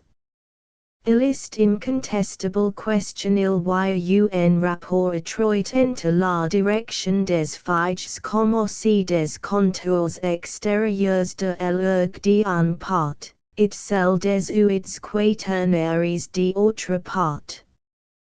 Question on prend la carte de l'Algérie 1, 800,000. Fuel 6. Il sort auxiliary que les gassy du grand erg sont la prolongation rectiligne des ouides descendus du Hoga. Le plus important de tous les gassy, le gassy tuile, correspond, comme il side, à l'eau. Igaga. Erg de timimount out entierist encadrus trois faces par trois grands uids, sega a elist, megadonit sepka du guerrera osud, o saura a luest. Sur beaucoup de points, presque partout a marque naissance, le long de la saura tout entier, sur les bords de la sepka du guerrera. L'encadrement est rigoureusement exact. La dune vient mourir sur la rive. L'ergue raui est limite à l'ouest sur tout son étendu par l'eau. Table bailey. De eligide à peine entrevue nous savons d'ones avec certitude question il est limite à l'ouest sur 150 km par l'eau. Menekeb. Tout le long de l'eau. Messoud, de faume el knig resigala, le lit de l'eau principal, ses faux bras. Les lités de ces affluents sont régulièrement longs de minces cordons de dunes, avant-coureurs de l'ergue tchèque, qui s'étirent pendant des dizaines de kilomètres, cols auxiliary rives occidentales. En somme, presque toutes les lignes topographiques de l'ergue, contours extérieurs, traces des glaciers, coincident avec des tronçons du récit quaternaire sous-jacent. Rende plus naturel, la dune, on le site, se modèle nécessairement sur le relief, qui est lui-même l'œuvre de l'érosion. Il faut donc bien que la topographie de l'ergue laisse transparaître l'érosion quaternaire. De par les lois mécaniques de l'eau formation, les dunes deviennent s'enraciner sur les lignes de falaises, de autant que la plupart des uides coulent nord-sud, normalement à la direction du vent dominant. Voici un autre fait connexe. On site depuis longtemps que les ergues n'y sont pas au désert les regions les plus désolées, ils ont de beaux points d'eau et de beaux pâturages, mais c'est un fait dont on donne généralement une explication incomplete. On est bon à invoquer la perméabilité des dunes qui est un fait de précieux réservoirs d'humidité. La plus belle dune du monde n'y peut rendre plus question n'a recu, et les pluies locales au Sahara sont trop près pour alimenter un point d'eau sérieux, sur un point déterminé. Il peut s'écouler d'xans d'un orage à l'autre, les nappes marines sont nécessairement alimentées par le drainage souterrain d'énormes superficies. Il est a priori vraisemblable que les puits et les sources, dans l'ergue comme partout ailleurs, sont en relation avec la circulation souterraine. Et laquelle il va sans dire que les dunes apportent une contribution très précieuse. A posteriori presque tous, dans l'ergue, la nappe est dans le solide non pas dans le sable, presque tous aussi les points d'eau jalonnent le lit d'un oud quaternaire, Sahara, eau de table bailey, Menekeb, eau Messoud, etc. Il y a d'extremes différences au point de vue de l'humidité entre des fractions d'ergue toutes voisines. L'ergue intermédiaire entre celui du Guerrera et l'Eligide se subdivise en deux parties, l'ergue Achan et l'ergue Raoui. Tous les deux méritent los noms, a soifit humide. C'est que l'ergue humide recouvre un grand oud venu de l'Atlas. L'autre, emprisonné au nord dans un cuvette sans affluent, Istriditaces resauces locales dehumidite. Eligide it elurg du gurera sunt manifestament elements eno par les grands uids descendusta el atlas o udeziglab.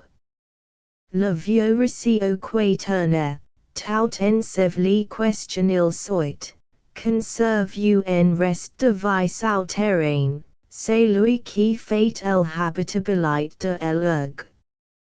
Des laws on puisse demander si la présence de l'eau, sur certains points privilégiés, n'est pas un influence sur la répartition des dunes.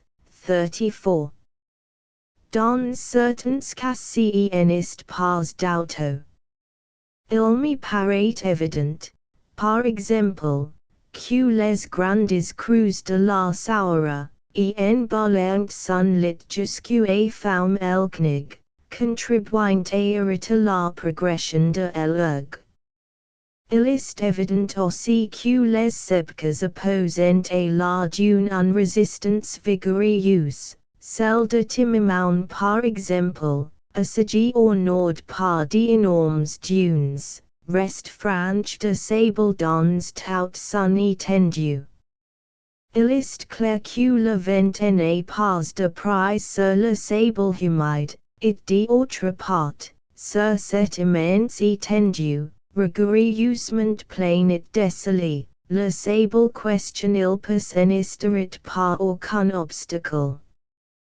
Quel est le rôle des basses-fonds humides au l'eau reste assez douce pour alimenter de la végétation, parfois même arborescente, tamaris, ritem, etc., it question on appelle des neckers. Il est difficile de conclure.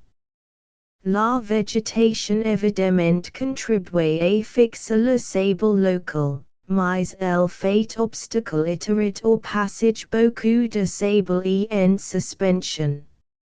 Un necker est même l'onni d'innombrables petites dunes, dont chacune est couronnée par un tuffeau ou un arbuste. La plante possède une hauteur d'espacement pour échapper au sable qui monte. C'est un des épisodes les plus curieux de la grande lutte entre la dune et l'eau. Au total, quelque incomplete que soit notre connaissance des causes, le fait est hors de doute. Le trace des ergs est bien un calque grossier du récit quaternaire en fouet. Mais cen est pas la seule relation question on puisse signaler entre les deux. Nous connaissons assez bien aujourd'hui la partie du Sahara comprise entre l'Algérie et le Niger pour en esquisser une représentation d'ensemble, dans laquelle la localisation des grandes masses de dunes apparaît tout à fait curieuse. Elles sont dans les régions déprimées. C'est dans la région de Tarit, quoi, que les altitudes maximum sont atteintes, environ 600 mètres à la base des dunes. Mais l'erg de Tarit en est question un promontoire avance du Grand Erg, qui dans son ensemble repose sur un socle moins élevé, de 300 à 500 mètres. Les ergs soudanais sont encore plus basses, dans le Joufit sur les bords du Niger. Les parties élevées du Sahara, hamades subatliques, plateau du Tadmate, pays des Touaregs, tanes roofed, tout cela est rocheux, que l'auto, de charnit comme pausit, l'inverse de l'erg. Le skew environ contre des dunes, ce qui est rare, elles sont petites et d'ailleurs localisées dans des dépressions relatives. C'est un étrange contraste, les horts sunt impitoyablement balays, racles, pollicit luisants, les base sunt enfuis sous d'énormes armes de sable.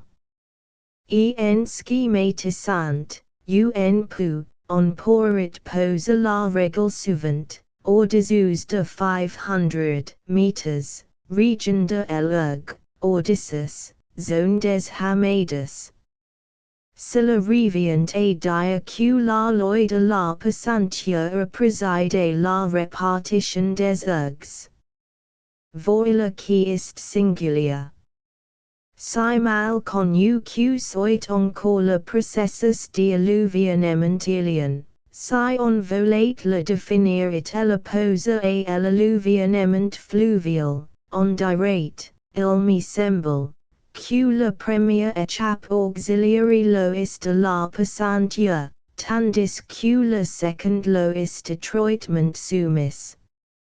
Nous pouvons déjà entrevoir que l'alluvionnement fluvial est moins étrange à la répartition des dunes question on n'y pourrait croire. Regardons-y de plus près.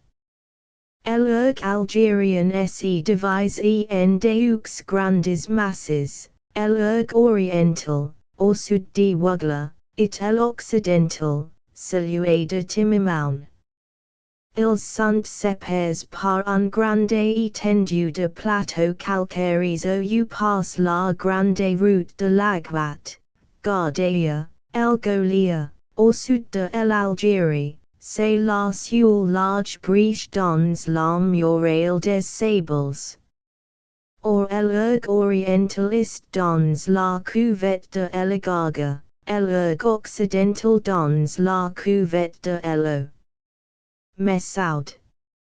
Ce dernier se subdivise en trois troncs séparés par de longs couloirs, au travers desquels ils tendent d'ailleurs à se rejoindre. Chacun de ces trois troncs correspond à ceux des grands rameaux dont la réunion constitue l'eau.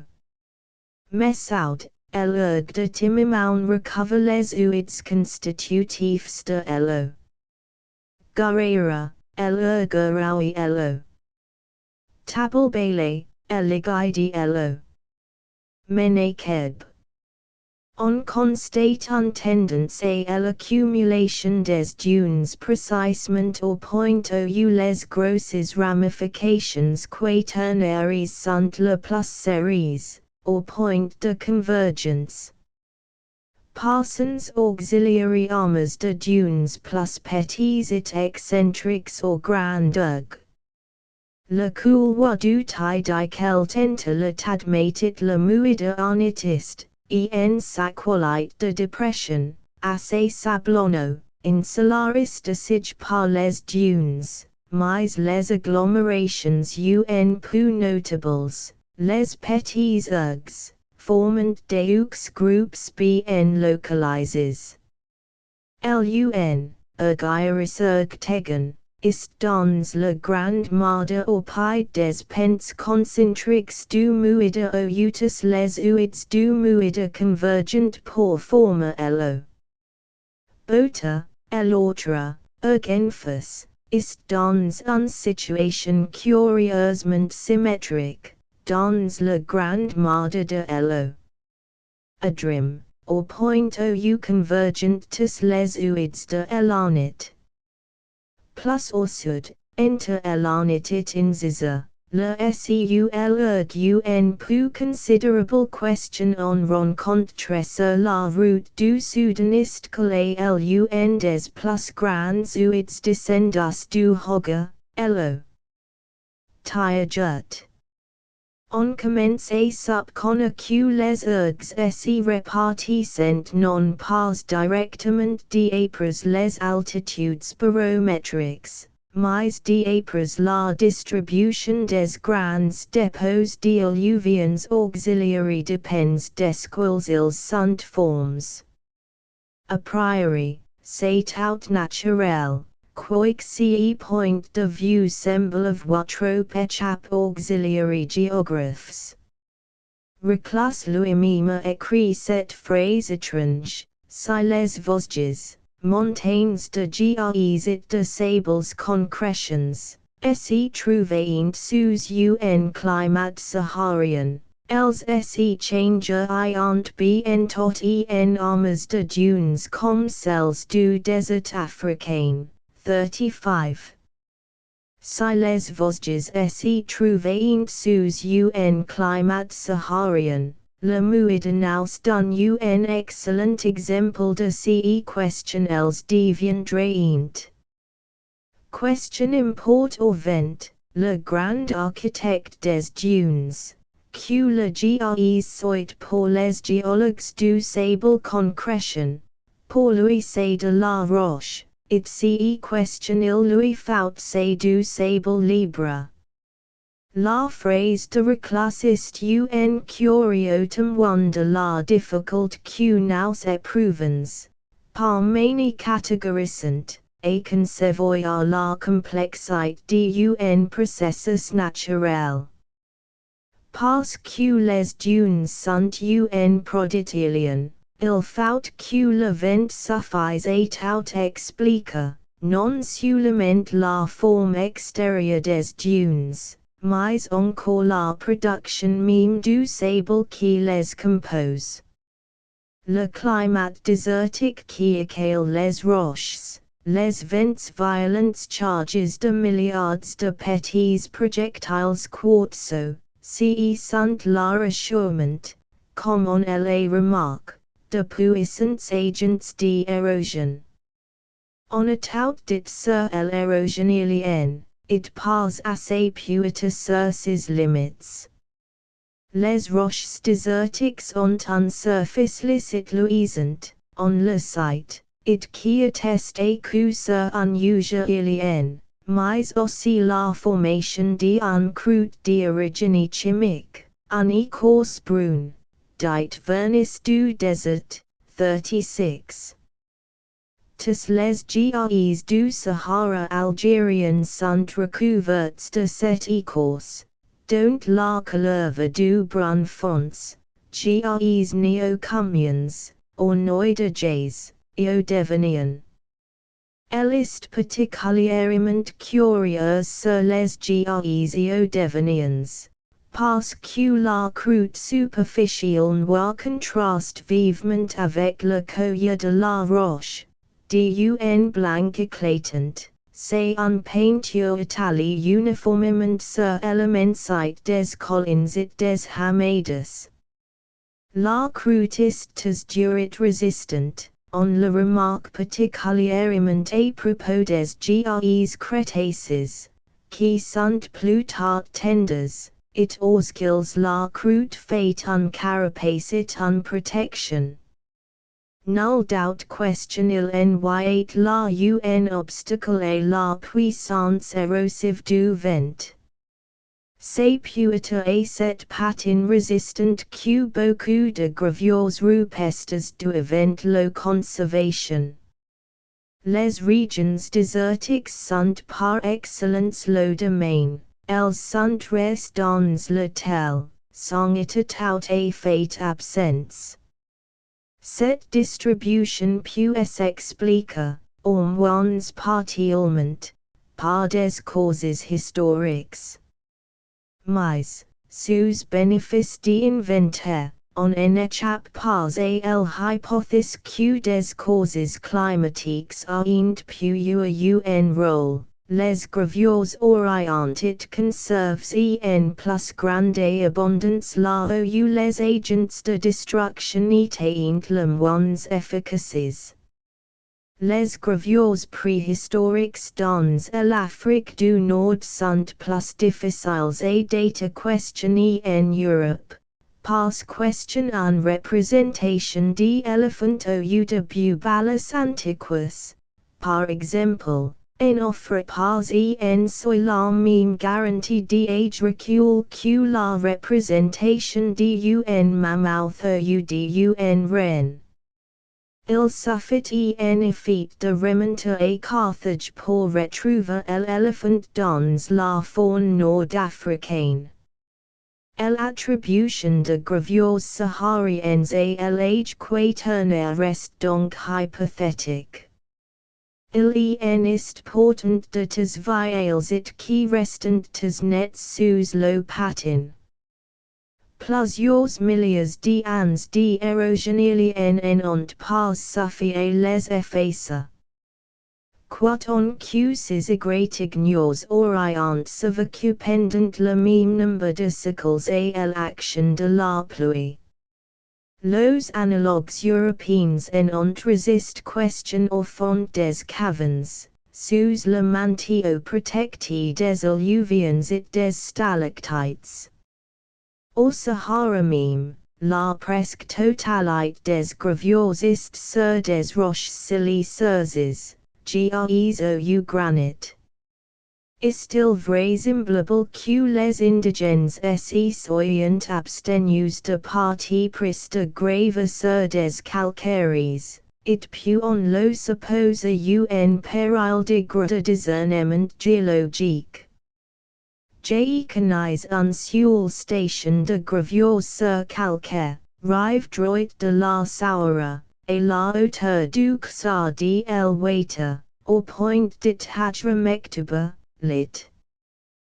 Pièces écrites, au premier abord, on y voit question en multitude de graffiti libico-berbers plus ou moins récents. Un examen plus attentif fait découvrir au contraire de tes viales figures, mais flous et indistincts, il faut chercher l'angle favorable d'éclairage pour en apercevoir les vestiges effacés. D'autre part on voit partout à la surface de la pierre, marquée en cuvettes et en rivulets, l'action des eaux pluviales. Il est clair que c'est la pluie qui a détruit les plus vieilles images par son action chimique sur le carbonate de chose. Ainsi donc, même dans les pays où il pleut les dix et sur les roches calcaires et tout le moines, l'action des eaux météoriques reste plus efficace que celle du vent. Aussi bien l'on est déjà demandé, j'ai quoi, si que seriant de Vénus, sous nombres climats, les hiéroglyphes d'Égypte, it sont d'autant jamais mis en parallèle, au point de vue de l'intensité, les érosions éoliennes et pluviales. Mais comment on pas it frappé davantage de la disproportion extraordinaire entre les formidables armes de sable qui constituent les dunes et l'action érosive du vent, qui est supposé les avoir détachées de la roche grain à grain. Inversement, on cite que le climat désertique est au Sahara une apparition récente. Puisque l'âge quaternaire a connu de grands fleuves, et on n'y doute pas que les roches sahariennes n'ont été soumises à l'érosion subaérienne, et par conséquent pluviale, depuis leur immersion. Cela revient à dire à tout le monde depuis la fin de l'âge crétacé, et en beaucoup de points du devenir. Ou vu on qsen soyant els les déchets d'en érosion qui assist excessé pendant des ages géologiques. N'est-il pas évident questionils doivent s'y retrouver quelque part, précisément dans les dépressions où les eaux les ont nécessairement entraînées, et où nous trouvons aujourd'hui les urgues. Il semble naturel d'admettre a priori que le vent est le simple métier en œuvre de matériaux questionnables trouvent tout propres. Là où les fleuves dispersent avaient un total des plaines sablonneuses, le vent accumule des dunes, il transpose des alluvions fluviales en alluvions éoliennes. A posteriori, les fates précédentes et le pied de cette these. Dans les limites memes du tel, il y a tendance à la formation de dunes au moins sur un point, le plateau de Mostiganem. Mais là les géologues sont sur un terrain question ils connaissent bien, ils n'hésitent pas à reconnaître que les dunes se forment sur place auxiliary depends des sables pliocans. C'est plus au sud, dans le désert inconnu, pays des mirages, question on n'ose pas derive les mêmes effets de causes analogues. Sur les hauts plateaux, en bordure au nord de l'Atlas saharien, court un cordon de dunes, d'Ainsfra et Boussada.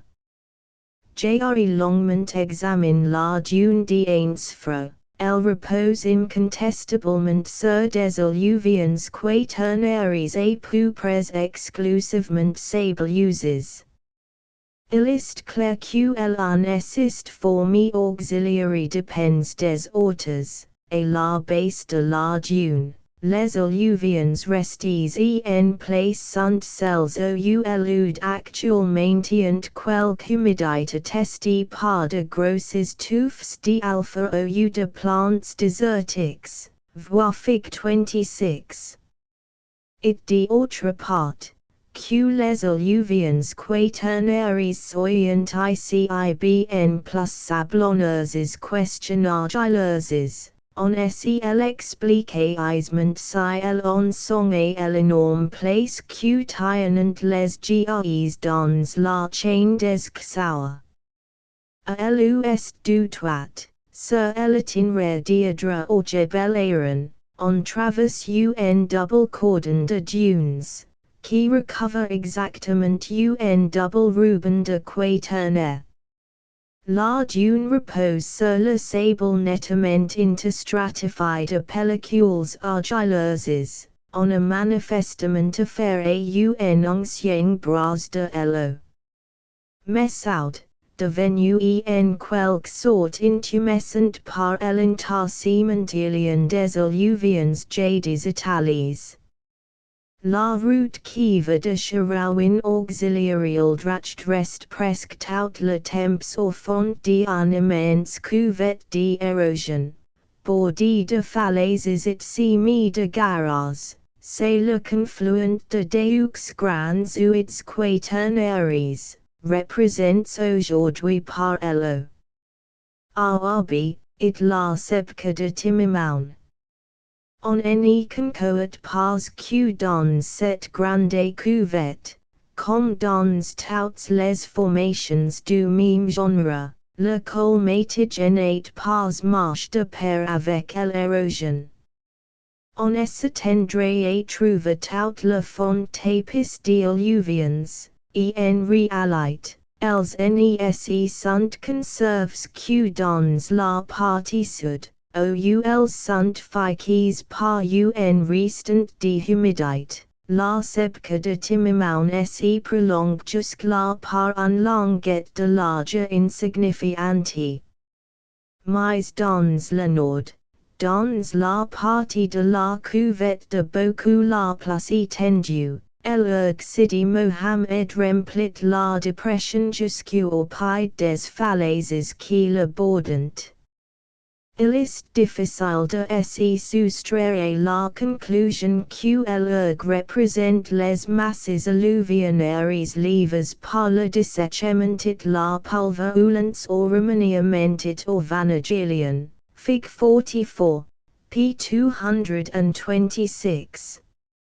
Nous saisissons donc sur le fait, semble-t-il, en un certain nombre de points, la substitution directe, sur place, de la dune et l'alluvion quaternaire.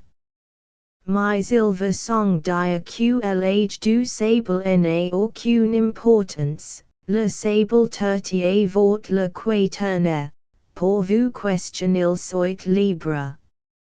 Voice iun gross fate. Ki na jame it miss en evidence it ki commence portant a apparatura bn net, song contestation possible.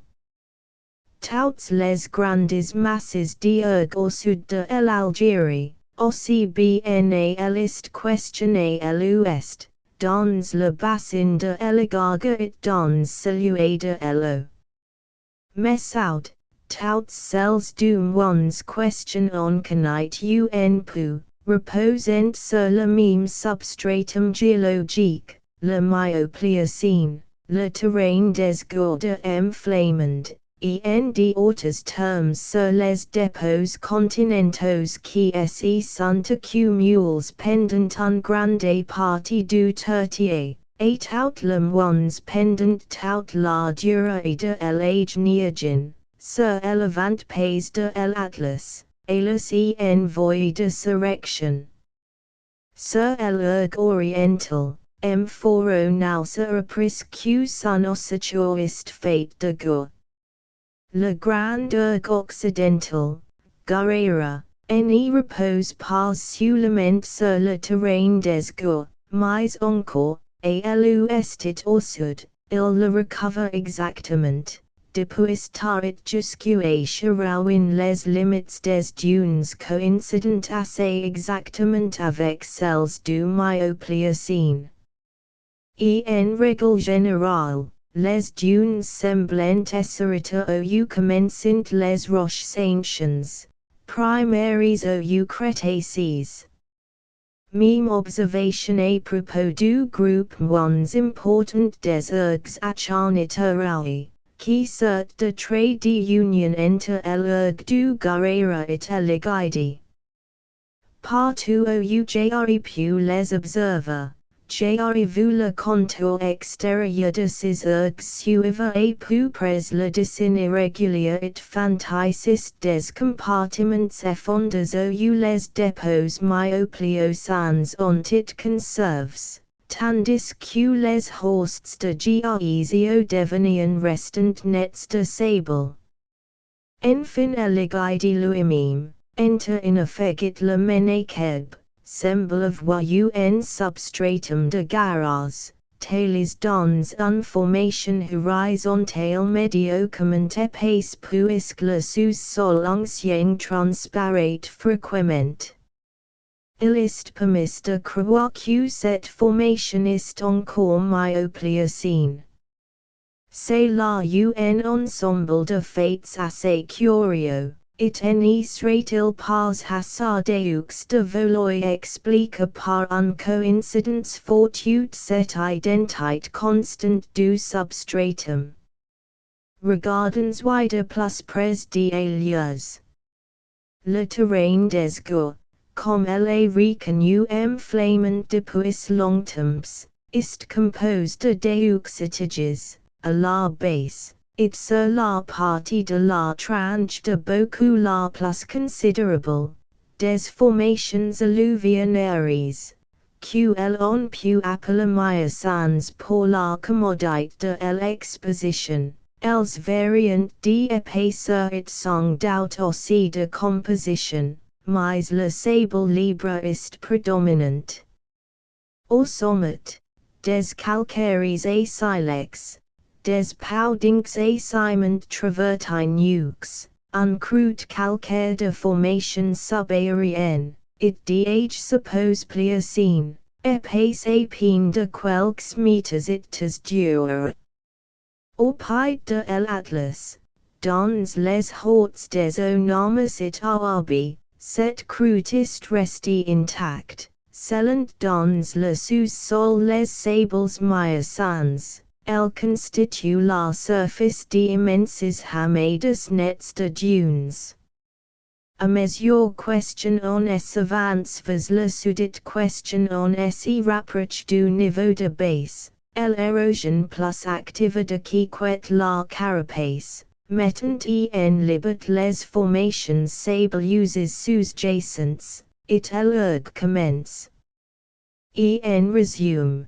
si état une idée admise que l'allongement d'est est la disposition générale des grands ergs étant en relation avec les vents dominants.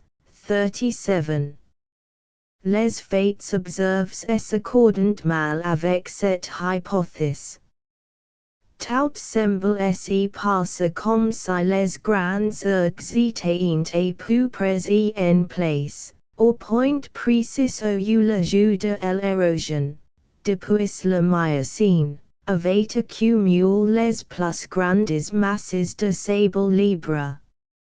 Il y a pu être quelque impertinence à laisser aussi complètement à l'arrière-plan, dans une étude sur les dunes, le rôle propre du vent.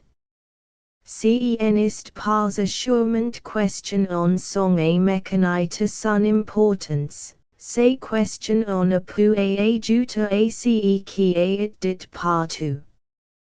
Un point portant mériterait peut-être plus d'attention question en lui en apret d'ordinaire. On sait comment la dune se comporte vis-à-vis de la chaleur solaire, elle magasine la perd par rayonnement avec un quasi instantanéité. Dans le jeu, la dune brûle. Elle est inabordable pides news. Des la tome du jeu, elle devient d'un frayeur délicieuse, tandis que les grandes masses rocheuses, les falaises de l'Anit par exemple, moins ardentes à midi, dégageant pendant la plus grande partie de la nuit un hélène de fort, très pénible dans le voisinage immédiat.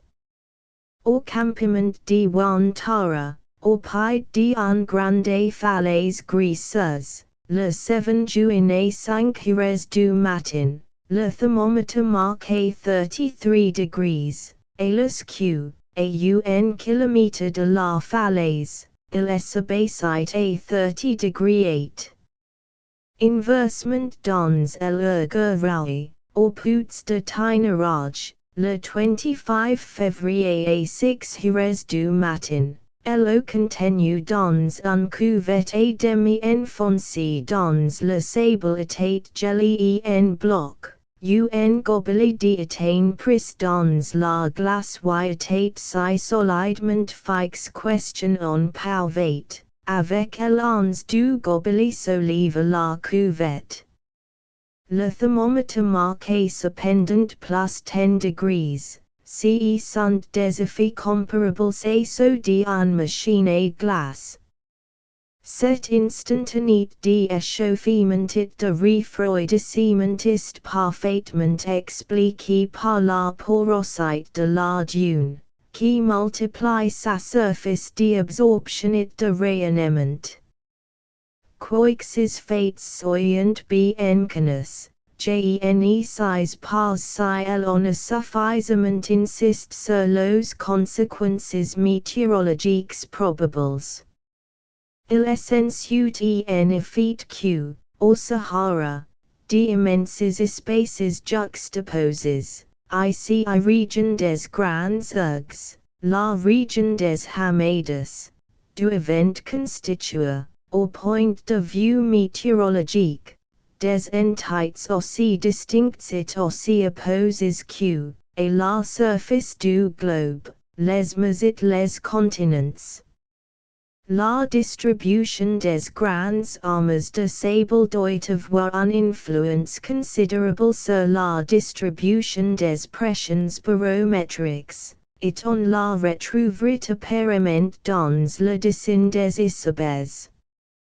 On peut imaginer par exemple que, une zone cyclonique de basses pressions s'établit sur l'erg, et inversement hiver une zone anticyclonique de hautes pressions.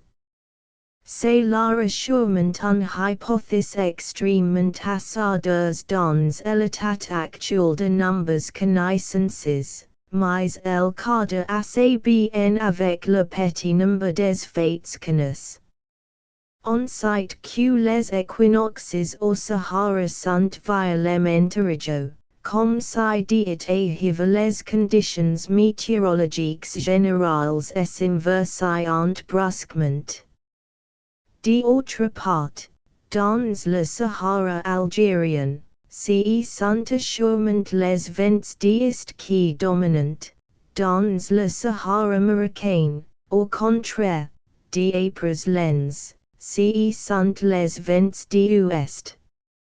Il est donc possible que, de par l'existence même des ergs et la distribution des pressions barométriques qui en est le corollaire, les vents aient une tendance turbulente autour de la région des dunes, ce qui nous aiderait à comprendre question une certain état d'équilibre est atteint.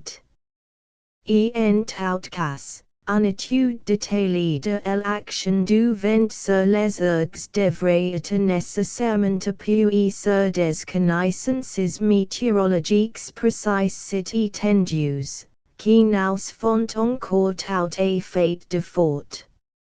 Il faut donc renoncer à insister davantage sur la part et le rôle du vent dans l'amoncellement des grandes dunes. 38. Il va sans dire que cette partie ces rôles sont énormes, et on n'a pas naturellement la prétention de contester que l'erg soit une formation ilienne. Pourtant les effets de l'action ilienne ont été exagérés, on lui entrevoit d'incontestables limites. Et en règle générale, les grandes masses de dunes sont en place, là où l'érosion fluviale en avait accumulé les matériaux. Vis-à-vis d'elles le vent n'y semble avoir question en puissance insignifiante de déplacement. Il y en attrait les éléments, et surtout il les avance. Important au loin en passer impalpable les éléments agiles qui n'y peuvent faire tout à fait défaut dans un dépôt sédimentaire, et n'y laissant subsister que les grains de quartz per, surtout il écrit le modèle, intassant ce qui était total. On n'a pas la prétention d'établir un loi qui s'applique à toutes les dunes et à tous les déserts du globe, mais il semble bien que les choses se passent ainsi dans la partie du Sahara qui nous occupe. Nous sommes ici dans un désert tout jeune, au début d'une évolution péjorative, qui a commencé à la fin du quaternaire, et dont el homme est le témoin. Les dunes sont, et en somme, le résultat d'un antagonisme direct, indirect presque d'un lot tragique entre le vent et les ouides, sur le champ clos restreint des dépôts alluvionnaires. Les dunes sont la maladie, et, pour ainsi dire, l'éléphant chassis domptement les ouides. La circulation superficielle est enrayée la première par l'obstacle mécanique des bourrelets de sable. 39. Puis toute la partie aval, n'y recevant plus son contingent annuel de crues, tendait se dessécher. Les alluvions se trouvant livres sans défense par la sécheresse et la pulvérulence et l'action du vent, qui les éparpille, entassant ici en dune nouvelle, raclant ailleurs le sol jusqu'au roc, détruisant enfin la continuité du tapis alluvionnaire, si est dire le réservoir de la circulation souterraine. On cite ainsi bien nettement le mécanisme de dessèchement progressif à travers les cycles, sans question il soit nécessaire de faire entrer en ligne de compte la moindre aggravation du climat désertique. Poursuivre en tant question habitat humaine la première apparition de ce climat de mort, la partie du Sahara qui nous occupe bien outily. Les puissantes ramifications de l'eau. Mesauditent un monumental système d'irrigation naturel susceptible de conduire les pluies de l'Atlas jusqu'au cœur du désert, jusqu'au Taudani. It apparement elles envoyant fallu questionner la longuit progressivement, à mesure question elles s'engorgeant. Si l'on y en doubt, question on son ace fait incontestable, des crues alimentiques par les pluies de l'Atlas interfigurent un cher, en souvent le chenal de l'eau. Sahara, parvenant il wire 50 ansa hasibara, il wire dix ansa tesfout. Mais l'eau. Sahara ist le seul, entretant de fleuves puissants, qui soit resté plus près libre de sable. Question on imagine le centre d'attraction it devait questionner duite l'eau. Messoud, le scuil collège touts les pluies de l'Atlas entre l'aguatit l'eau. Dra. Un souvenir de cette époque mais le est conservé dans la mémoire des indigènes, it, semble-t-il, dans le nom même de l'eau. Messoud, le bienheureux. Que le lit de l'eau. Messoud est constitué des en route accessible jusqu'au Taudani auxiliary bourgeois charges de dates. Voilà qui en est plus si invraisemblable, it cette légende pourrait bien être un souvenir. Lors de la conquête de l'Algérie, cette puissante barrière de grands aigues, entrevue au sud de l'Atlas, passée pour infranchissable, elle est pas que sur la circulation des caravanes. Mais c'est pourtant bien une barrière, qui coupe au cœur du Sahara sa part d'humidité de vie. Or, elle est édifiée lentement et grain à grain, elle n'est pas atteinte du premier coup son étanchéité actuelle. Encore aujourd'hui elle est un point favorable, la brèche de la Sahara. Qui cite quella époque puita recent d'autres breaches bien faisants et sont obstruées définitivement. E.F. Gautier. Sahara Algérian. PL 11. Cliché Corfine 21. UNTROUD exploitation à Taudani au sommet les déblais. Or des couches d'illuvians, au fond la banque de sale. Cliché Corfine 22.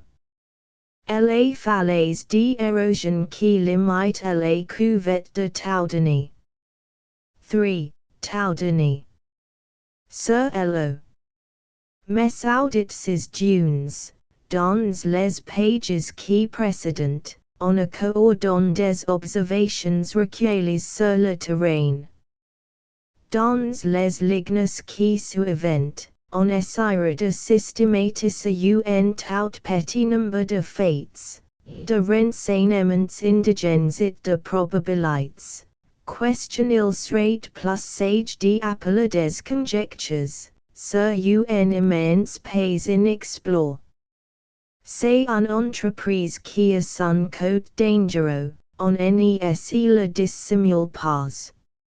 Mais, d'autre part, il paraît impossible de n'y pas formuler sommairement quelques hypothèses tout simples, qui s'y présentent naturellement à l'esprit, et qui cadrent avec tous les faits connus.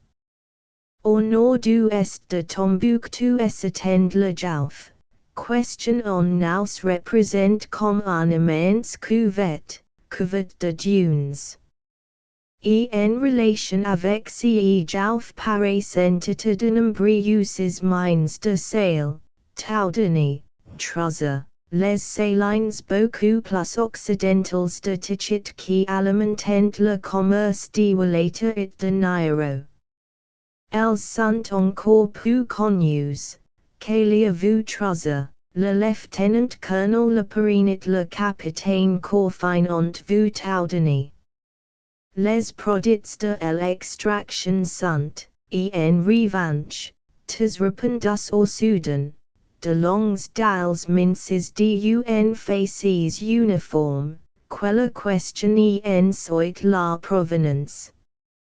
Quel est l'âge de ces sales? Par analogie avec l'Algérie, qui est vrai, bien lointain. On pourrait par exemple le supposer, a priori, triseque. Mais il faut avouer question il est beaucoup plus naturel de voir un dépôt récent, 40. Le lieutenant Gautier, compagnon du capitaine Courfine, a décrit avec un net minutieux la succession des couches dans les traces d'exploration à Taudany, 41. Elles sont parfaitement horizontales. Au sommet, un couche d'argile, pétri de gypse en fer de lance, mélangé de cristaux de sel, rouge et passant au vert en profondeur. Cette couche argileuse, de 5 à 6 mètres de puissance, repose sur une première couche de sel compact, épaisse de 0,25 à 0,30. Ces deux premières couches sont bien visibles, au-dessous des déblais, sur la photographie ci-jointe, due à l'obligence du capitaine Courfine. Voir PL 11. Au-dessous, on rencontre deux autres couches de sel interstratifiées de farables épaisseurs d'argile, quelques centimètres. It plus base encore on pourrait exploiter d'autres couches de sel, mais des que la troisième est enlevée, elogelit de toutes parts. Les grosses communicants mores, qui ont ces questions on pourrait appeler l'entreprise de l'exploitation, Mohamed Bouka, par exemple, que j'aurais pu interroger à Tombouctou, insistant beaucoup sur ses infiltrations d'eau, qui mettent au travail un gros obstacle, inattendu au Sahara. Ils ajoutent que dans les excavations inondables et abandonnées la couche de sel exploitée et se régénère elle-même dans la saumure et redevient à la longue exploitable. Enfin les indigènes ont affirmé au lieutenant Gautier avoir trouvé dans l'argile mêlée de sel des ossements et des empreintes de hippopotames et de caimans. La description du lieutenant Gautier, illustrée par la seconde photographie ci-jointe du capitaine Courfine, permet d'imaginer aisément la morphologie du pays. Les salines tapissent le fond d'un cuvette entouré de côtes par des falaises et des garas. Une photographie représente la gara qui surplombe Taudany. Voir PL 11. Dans cette cuvette une grandeude, au lit humide, l'eau télé, débauche dans des gorges sauvages. La petite cuvette de Taudany est inscrite dans un autre beaucoup plus grande, qui est la partie orientale du Jauf.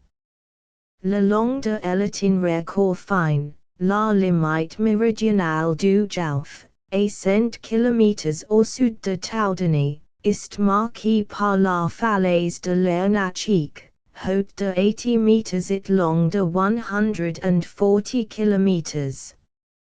Tout ce qui est vu du Jouf ist sculpte de falaises et de garage. Comme lens élevate déjà signal, le Jouf oriental ist moins élève que Tombouctou d'un centine de meters, mais la cuvette de Taudany ist le point le plus de prime, en contrebase d'un soixantaine de meters. En somme, CEQ le Jouf oriental, telle question on nous le décrit, a de plus caractéristique, c'est son model.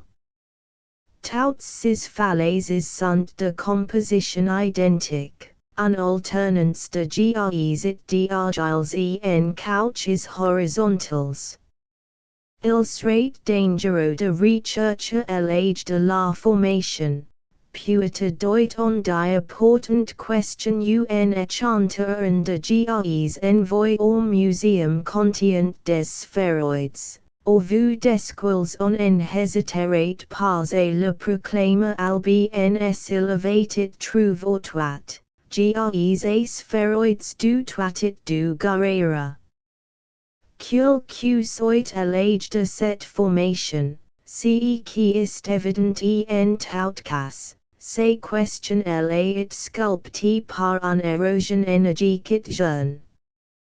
D'autre part, les salines sont exactement là où on pouvait attendre un shot, au point le plus de prime, dans un cuvette où débauche un nude, elles sont encore humides, les banques de sale alternent avec des couches d'argiles gypseuses et sales, tout silicade bien avec l'hypothèse d'un cuvette qui aurait dû, pour un grand dude venu de l'est ou du nord-est, le même rôle que le Melaya et le Drid tunisien pour l'Agaga. Sur cette cuvette nous avons par ailleurs des renseignements, it nous serons conduits à formuler des hypotheses questionnant doit se borner ICIA indica sommairement, 42. On site question en me crétacé et tertiaire a couvert le Soudan jusqu'au Tchad et jusqu'au Bilma. Un dernier reste de cette Méditerranée africaine subsiste dans l'Ouest jusque dans la première période de l'âge quaternaire, elle laisse des fossiles pléistocènes marins, marginels et calomels, sur le pourtour méridional du Jouf, de Tombouctou à la Mauritanie. Il semble donc que l'eau Messouda du Syjeta, comme d'ailleurs que sur le Niger. D'autre part, le coude du Niger, d'un dessin si particulier, et qui ramène les embouches du grand fleuve sous le parallèle de ses sources, semble résulter d'une capture récente.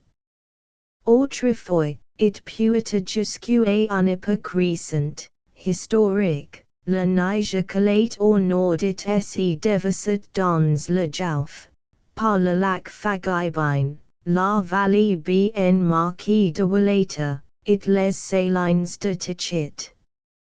Sur cet ancien Niger on retrouve au Soudan des souvenirs un peu légendaires, comme au toit sur l'ancien oud Messaoud. Le violet d'ailleurs n'est pas encore complètement mort, il arrive de se sécher sous numbers avec le lac Fagibine.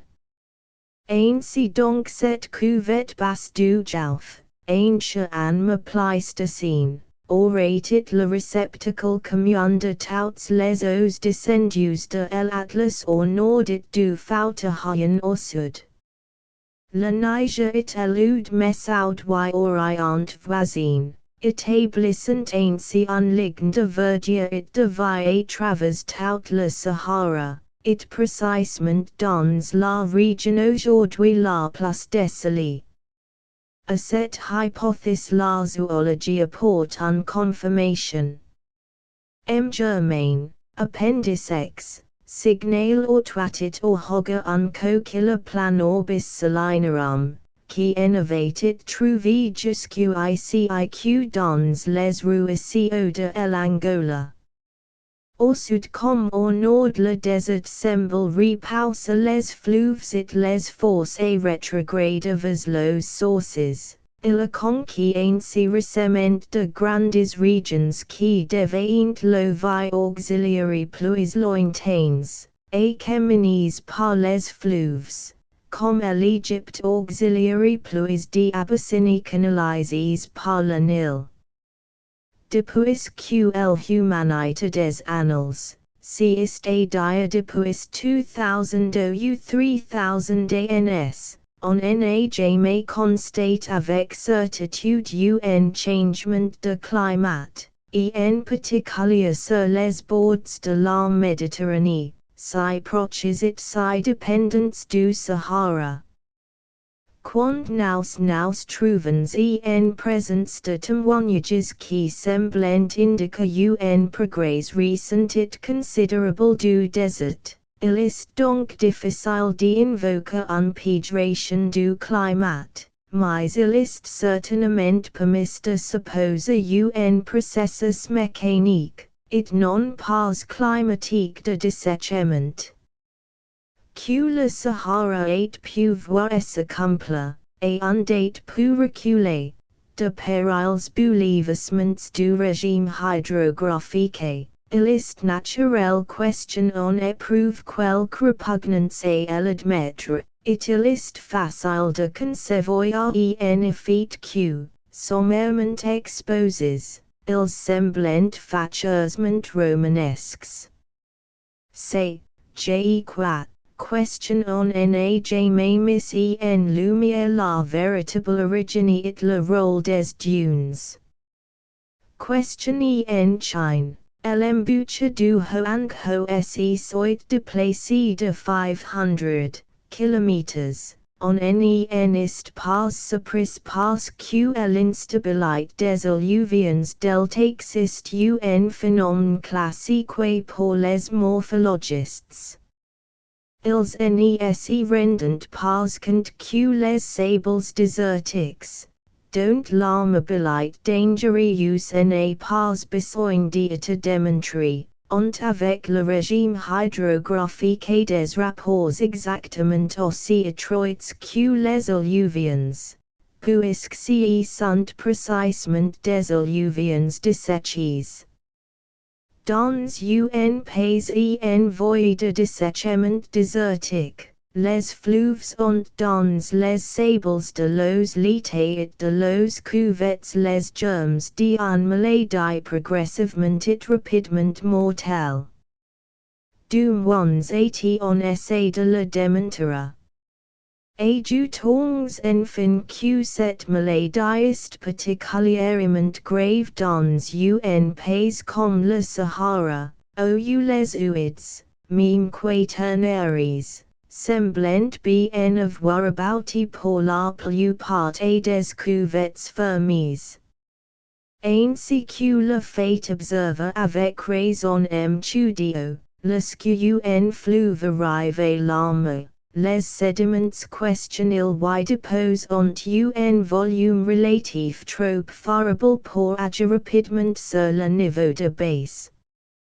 Il en est plus de même dans un bassin ferme, le niveau de base s'élève constamment, la pente des fleuves devenue de plus en plus variable et le permet plus de lutter contre l'ensablement d'une manière efficace. En même temps les marquages qui, en pays plat, sont si fréquents dans les parties basses des vales, remontent constamment vers l'amont, donnant naissance auxiliary mardes, auxiliary sebques, et auxiliary regs.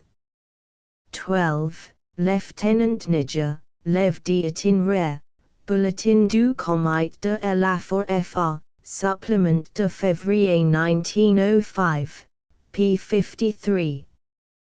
13. Voilà carte, hors texte, et l'appendice, p. 339.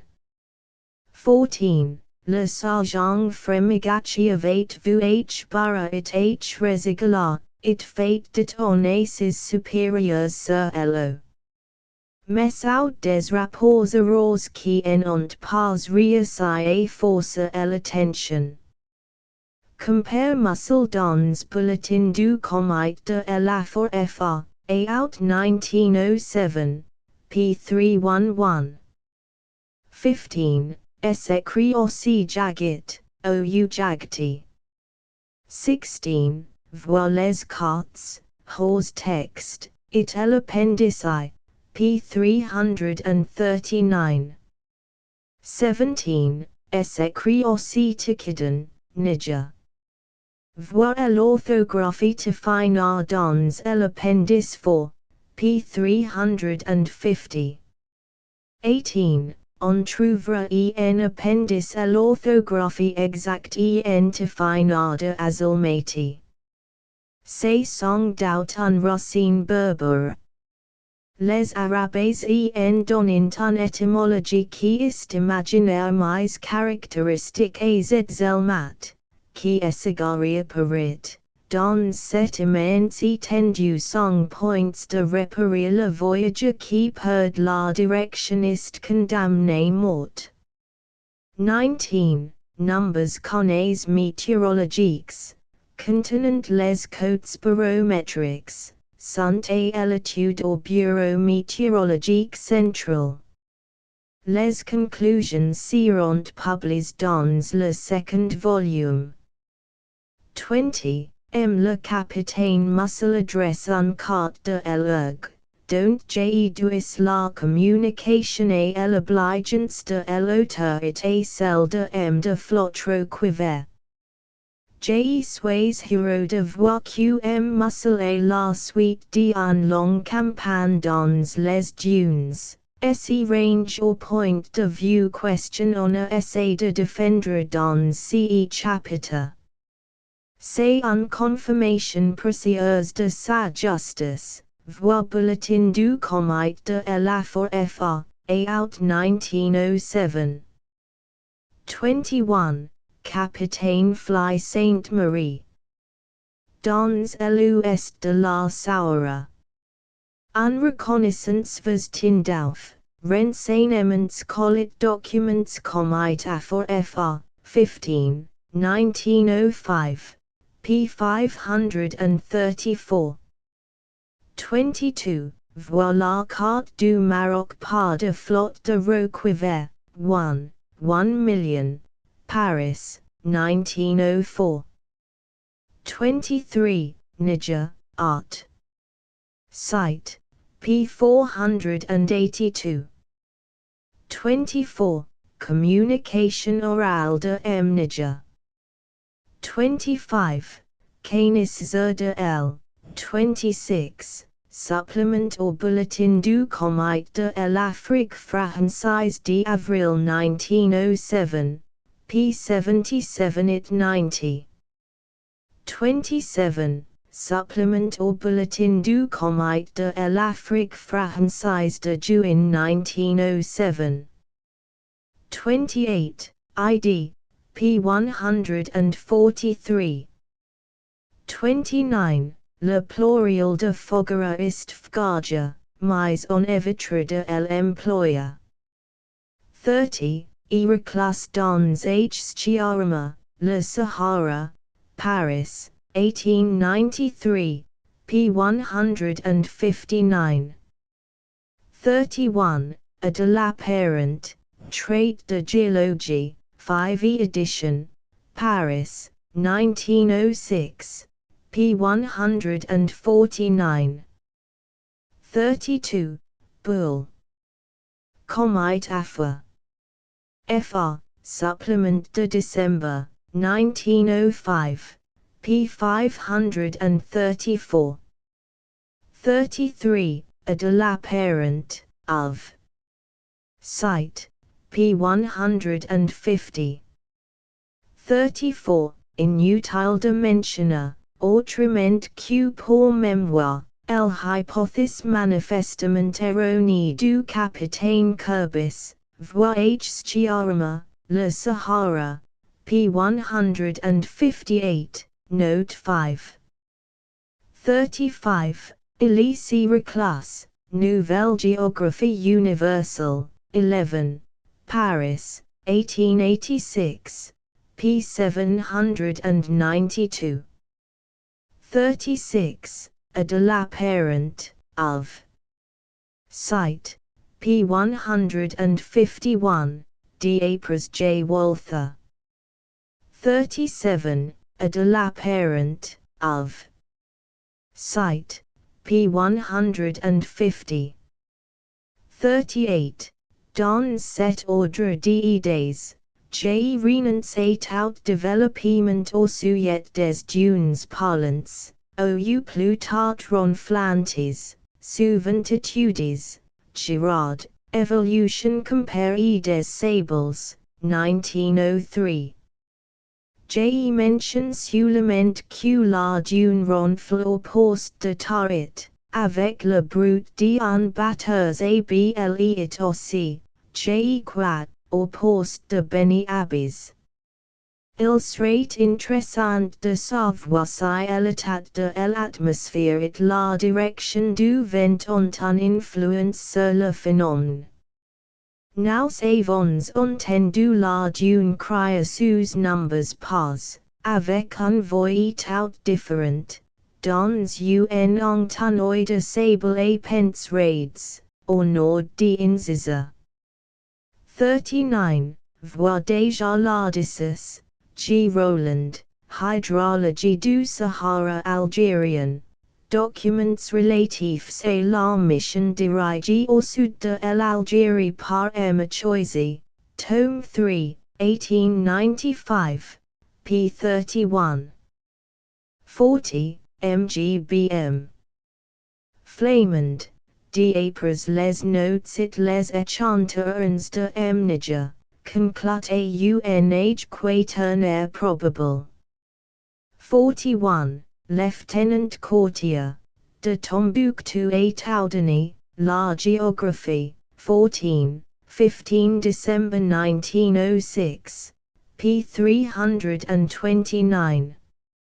42. On y en donnera le détail dans le second volume consacré au Soudan, voix d'Alias, Annals de Géographie, 15 Mars 1907, p. 129. Chapitre 3 Ethnographie saharienne dans les pages qui suivent on essaie d'exposer les résultats ethnographiques du voyage. Les documents études se classent en trois catégories: monuments rupestres, surtout des tomes, gravures rupestres, hommes et outils néolithiques. I. Les tomes, régimes. Dans toute la zone parcourue, Sudorena et Sahara, il n'y a pas de monuments mégalithiques de la catégorie dolmens. A tout le monde il n'y a jamais et signal. Notons portant que devrait design obras de Adams un kist analogue à ce qui ont été décrits à Gelfer en compagnie de dolmens, 43. Mais Adams appartient encore au Sahara littoral. On a signal d'autre part quelques pièces débout. Foro en a photographian, 44. Qui se monte un tombe, et à propos de laquelle il note, j'n'ai jamais rencontré au Sahara de sépulture comportant un tel monolithe. Pour question il soit le fait n'est pas isol, chudio signal et deux monoliths de ce genre, l'un associé un tombe, fig 3c. Et l'autre isol mais dans un sort de champ funéraire, fig 2b, Bengazera en avu undit sane groups pres de la garada tilkatine, auxiliary sources de eludin dalage, dans la cudia du hoga, 45. Bengazera a note sur deux entes els des inscriptions to fina. Il mention los dimensions moyens. Un auteur de 2m60 et un large de 25 cm environ sur chacune de ses quatre faces unisitlices, ce deniêtre les rate croix question honest en présence d'un fragment de colonnade basaltique, motilansky signal or hoga el usage ornamentatif de semblables fragments, 46. Studio a observed a meme la mediocre épaisseur des monoliths atit, un quinzaine de centimeters de diamètre, it la pierre debout figure par foro est évidemment de meme type. Ces colonnettes minces, qui portent parfois des inscriptions, et qui sont fréquemment associées à des tumios, font songa a des steles funéraires barbes. Dans l'état de nombres connaissances le rapprochement en serait une explication. Du moins puis on affirme, j'ai quoi, que ces pièces débout, d'alias tes res, en sont pas des mengas, au sens usual du mot. Elles n'ont pas de rapport avec les énigmatiques isnomens de Adams dessins par du Verrier. E.F. Gautier. Sahara Algerian. PL 12. Cliché Gautier 23.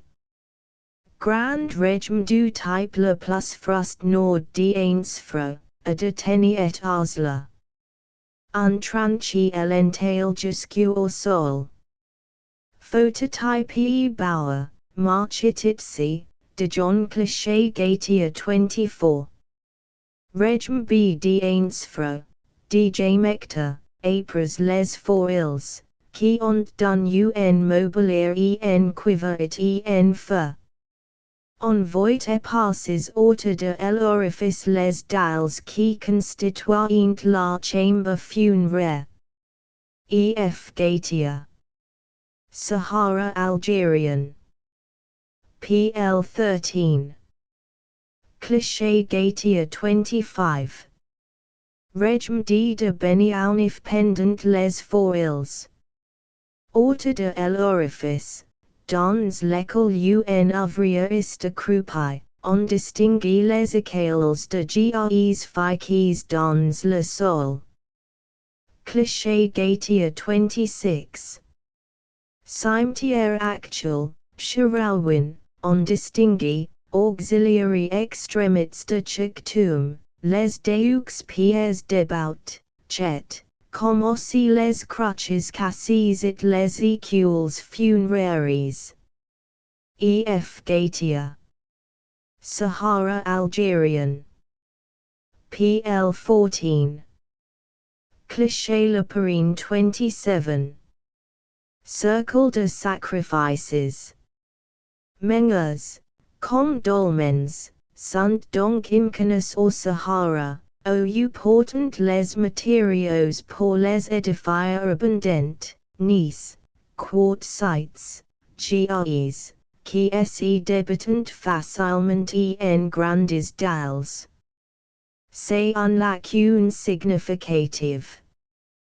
Car les dolmens abondent au contraire dans toute la zone méditerranéenne, de Tanger à l'Enfida tunisienne, 47. En revanche, sur tout elements parcours, d'Ainsfra jusqu'au Niger, on rencontre, pour ainsi dire à chaque pas, des sépultures qui rentrent tous dans la même catégorie, celle des régimes. La dénomination de régime, pluriel régime, est adoptée par le Dr Hamy, Ellis donc déjà connu est-il wire tout intérêt à la conserve, d'ailleurs il n'en existe pas d'autre. Les sepultures de ce genre ont été l'objet déjà de bien des travaux, on les a désignés presque tous sous la double dénomination de Bézina et de Chouchet, dont chacune désignait une variété particulière. 48, mais il y certainement intérêt à réunir ces variétés diverses dans une catégorie unique à laquelle il faut donner un nom. Une observation préliminaire s'impose pourtant. Le mot régime, en arabe vulgaire, s'applique à tout tas de pièces, qu'il question il soit. Et ceux qui ont un caractère de signal, jalonnant le chemin ou marquant l'emplacement d'un puits, ou encore un caractère religieux. 49. Et ceux mêmes qui ont été dressés par les géodécies du service topographique, tout aussi bien questionner ceux qui sont en réalité des tumiaux, mais qui d'ailleurs, très fréquemment, n'en ont pas l'air. À vrai dire, la plupart des indigènes n'y subconnaissent pas que ces tas de pierres puissent éventuellement recouvrir un cadavre, et, lorsque on for il, l'apparition des ossements provoque tous un stupeur chez les ouvriers. Il est donc bien entendu que nous employons le mot régime dans un sens détourné de celui questionné en arabe. Les régimes dont il s'agit sont exclusivement les funéraires. Distribution. L'énumération des points où constate la présence de régimes est assez longue. Il s'en trouve tout autour d'un fro, non seulement un groupe important à une quinzaine de kilomètres au nord-ouest du village, au pied du Jebel Morgad, 50, et un autre à 5 kilomètres au sud-est sur les premières pentes du Jebel Mekta, mais encore en bien d'autres points de la vallée. Le Dr Hami, d'après M. de Kergolay, en signalé proximité de l'oasis de Mogratatni.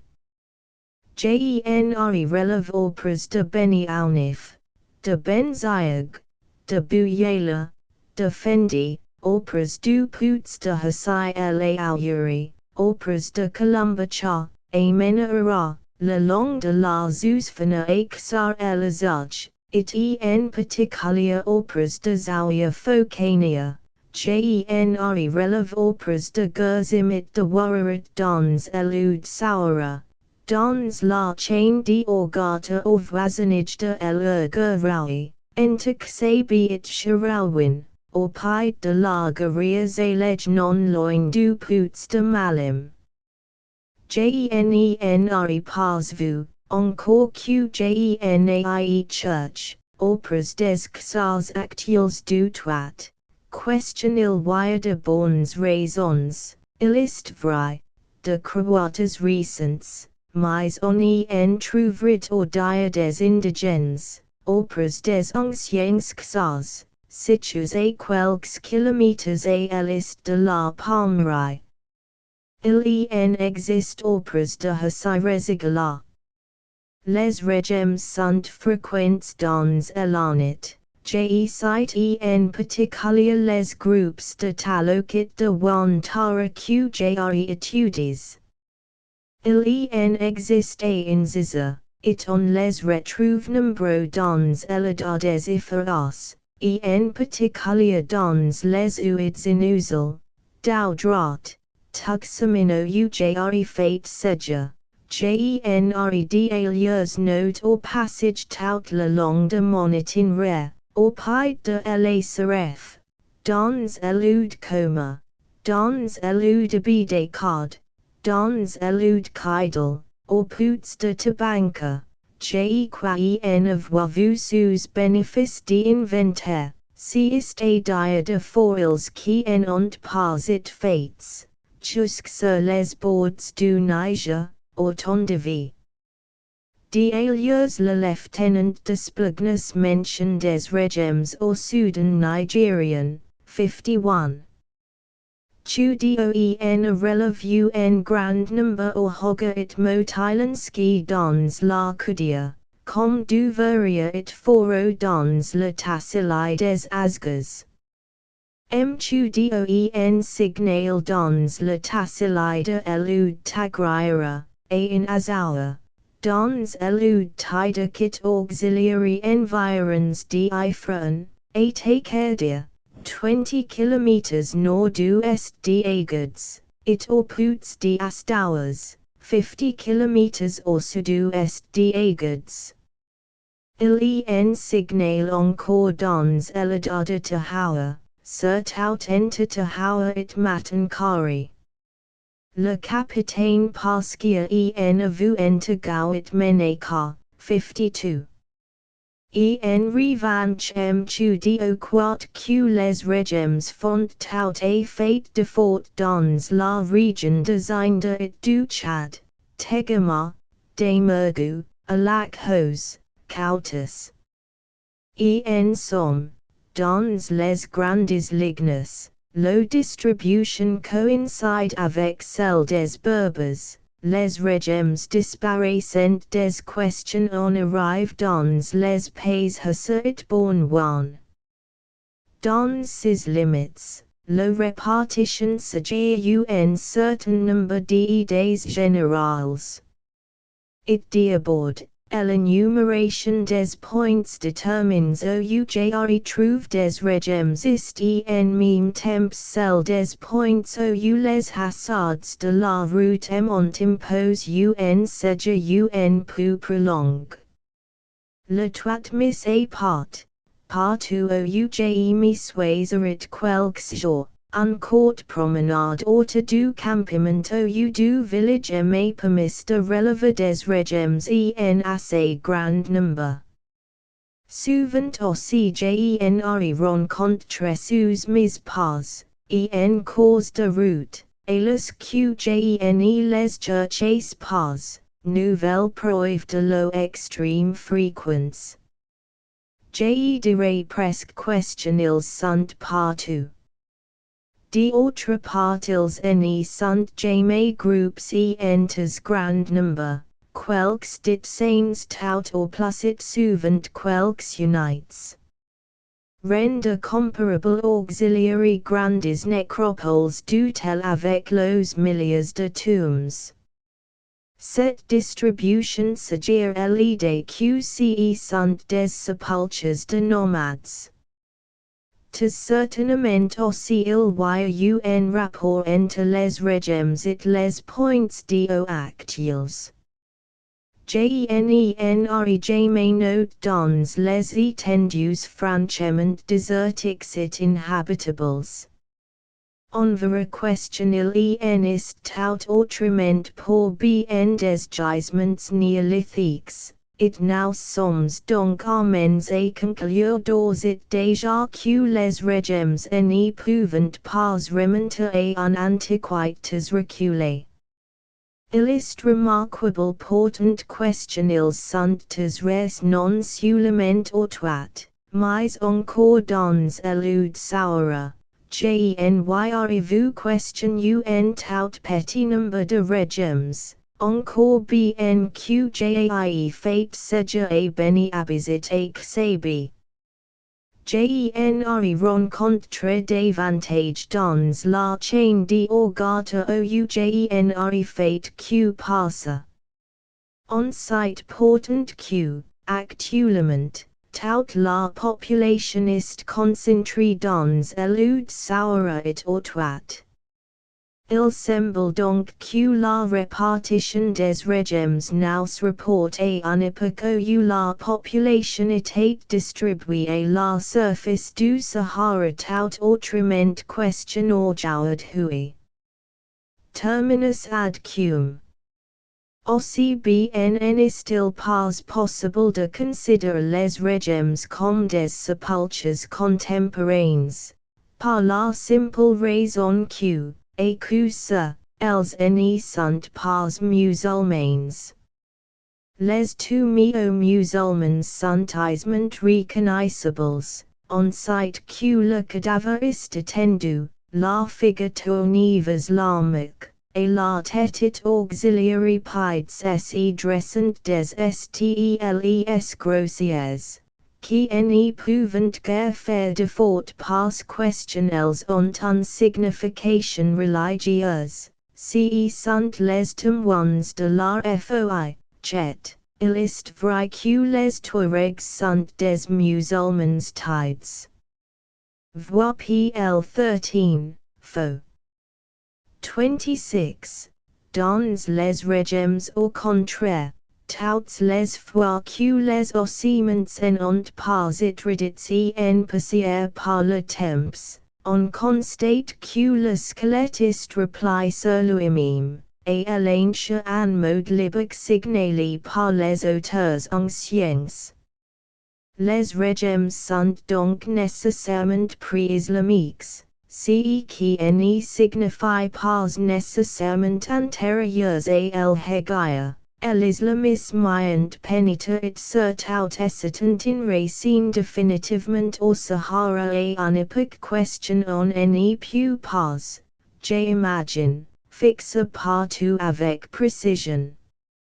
Benazara, portant, s'appuyant sur Ibn Khaldun sur les traditions indigènes, id que les Touaregs ont été islamisés au siècle 53. Terminus quo. D'autre part je crois bien que les pauvres mobiliers funéraires trouvent dans les archemnaux permettant de fixer un terminus quo. En voici l'énumération. Voir PL 15, faux 28 et 29. Ainsfro. Un régime situé et Osla. Figet el betoum de le Dr. Hami, ne contenait question unement nos travail, disque platit poly, de forme ovale raccourci, qui mesure 35 mm. Sur 30. Voir faux 29, au centre de la figure. Pas d'objets en métal. Un certain nombre de silex puitales, mais trop rudimentaires et trop communs pour question on les considère avec certitude comme partie du mobilier funéraire. Un régime B situé au sud-est d'Ainsfro, Jebel Mekta, a livre le mobilier le plus riche que j'ai rencontré au cours de mes foils. It song dout est pas beaucoup dire. Auxiliary pides du squelette un robuste outil de feu, bien conserve, long de près de 0 m18. Dilate auxiliary deux bouts en prisms et quarterplans it termines en points, de façon rappelle la forme des carrelets actuels. A cette description qui est du Dr. Hami, j'ajouterai que le milieu de l'outil semble avoir été recouvert d'un gain en cuir, ou en bois, semblant constituer un poignet. Au voisinage des deux points, qui sont de longueur inégale, on distingue des intumescences de coloration plus claire. Bien visible sur la photographie qui semble être un trace laissé par les extrémités de la gaine. J'ajoute aussi que les archéologues n'ont pas pu identifier cet outil. Voir photo 28 sur le bord droit de la figure. À côté s'y trouvaient des débris, assez cohérents au moment de l'exhumation, de CEQJS time of warit UN 4 are cylindric, apparement siluada elautil, notens suppendant QM hami accru y reconita unduil de lance ou de javeline. Voifo 28, sur le bord gauchit en base. Dans la même partie de la tombe un tout petit annelet de cuivre, gros comme un pelle, un apparement servi d'ornement et l'autil au son fourrière. Dans un autre coin mal déterminé, un tige de fer terminé par une sorte de spatule triangulaire, mais qui faisait avec la tige un angle de 45 degrees. Straight un grattoir. It l'autil en forme de carolet straight un percoya. Outil a l'usage des nomades qui employent beaucoup le cuir. Hami semble consider la tige de fer about en spatule comme un débris de javeline. Ce qui importe après tout, c'est que ces objets, si difficiles à identifier, deformes par la rouille, sont incontestablement en fer. Dans un autre coin du tomeo, auprès des os de l'épaulette de la main, qui est touchant, deux bagues de cuivre, un plaque de ceinture en cuivre de forme carrée, long, orné sur son porteur d'un fin pointel repousse, it fiché par deux clés en fer, dont l'un est encore adhérent à son revêt de cuivre circulaire et aplati, la plaque à 2 cm.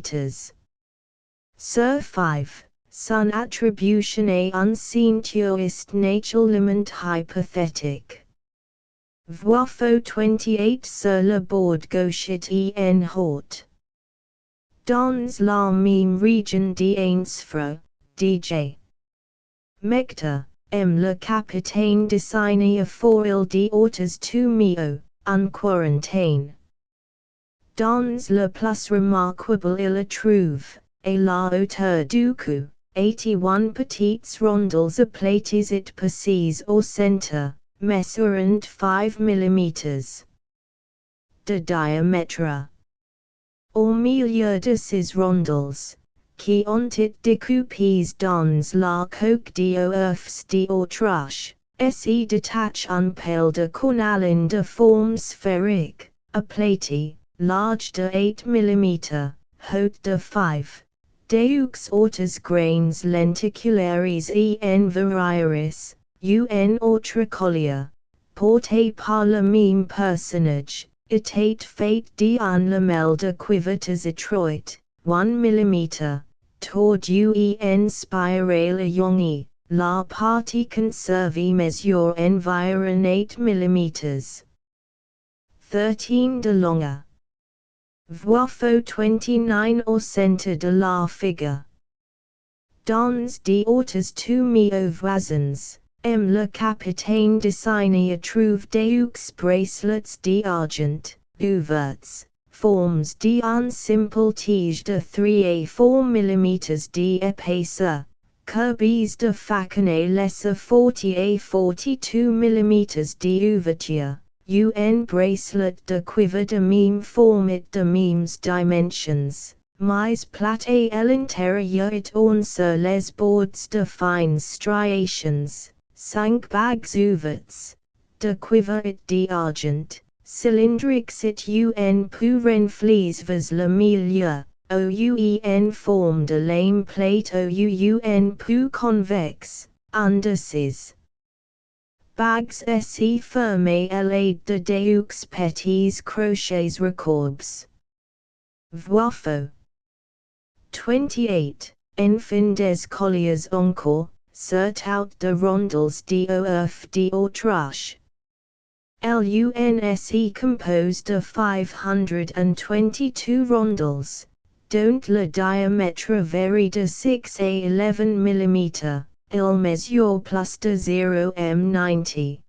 Un autre en a 475 it dépasse 0,72.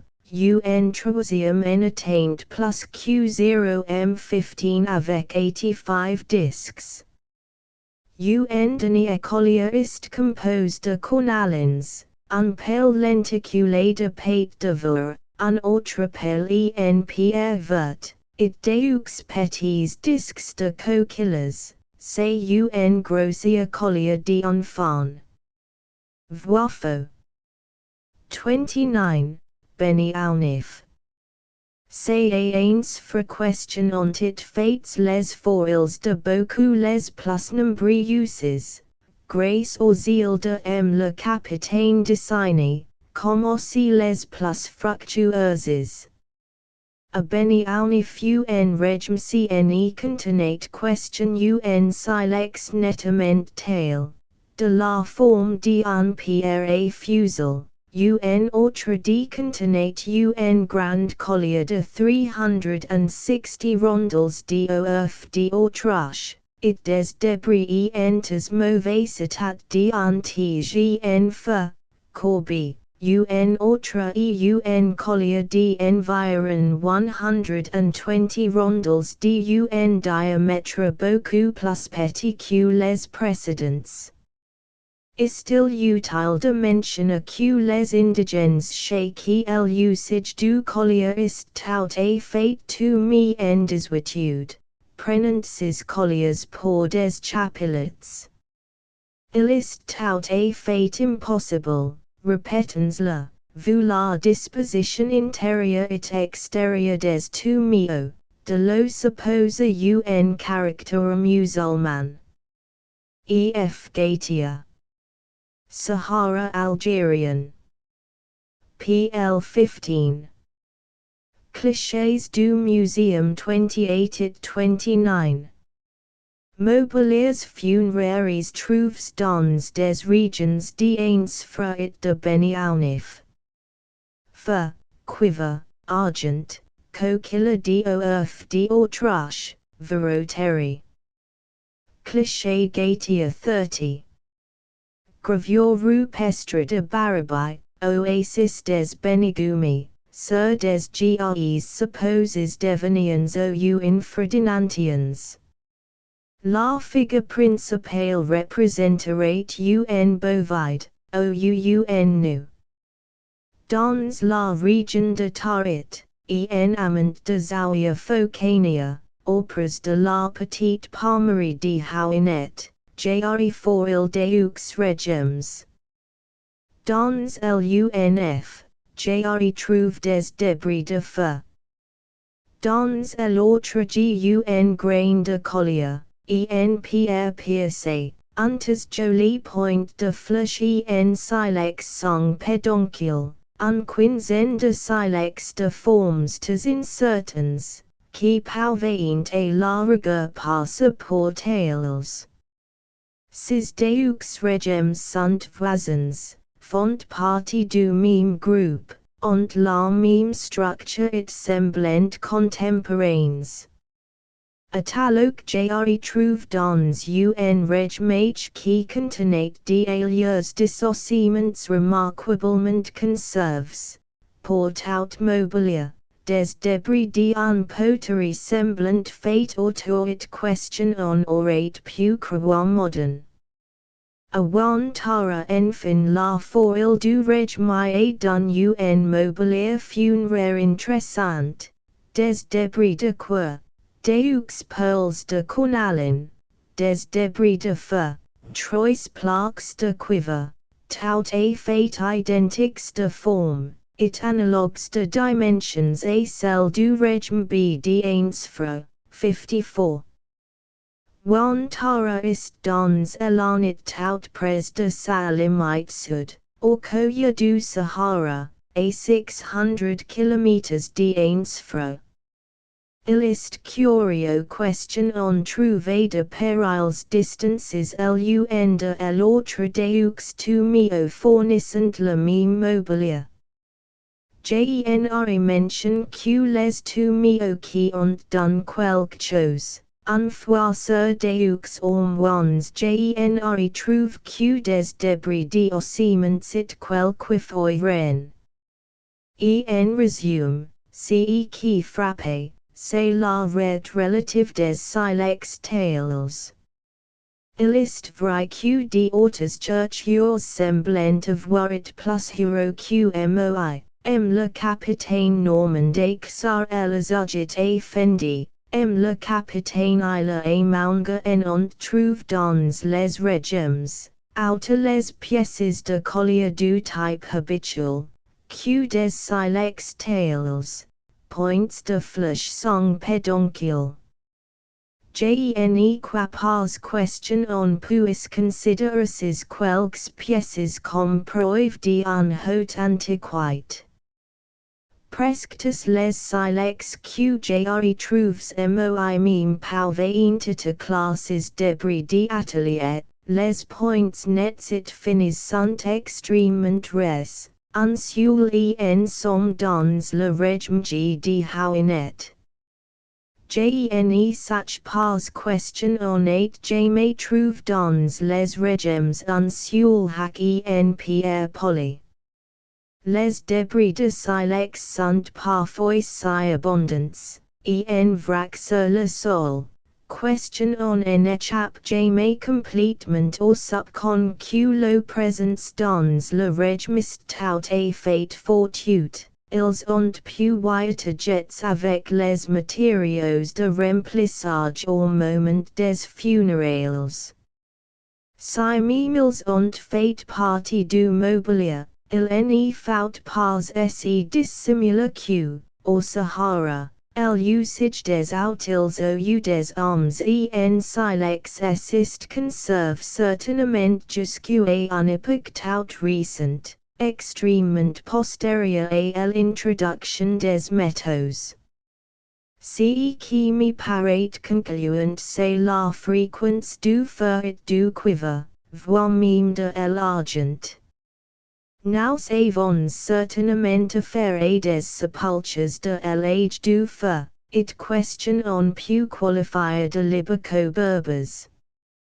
La forme de ces régimes, la forme extérieure et la disposition intérieure variante, dans de certaines limites.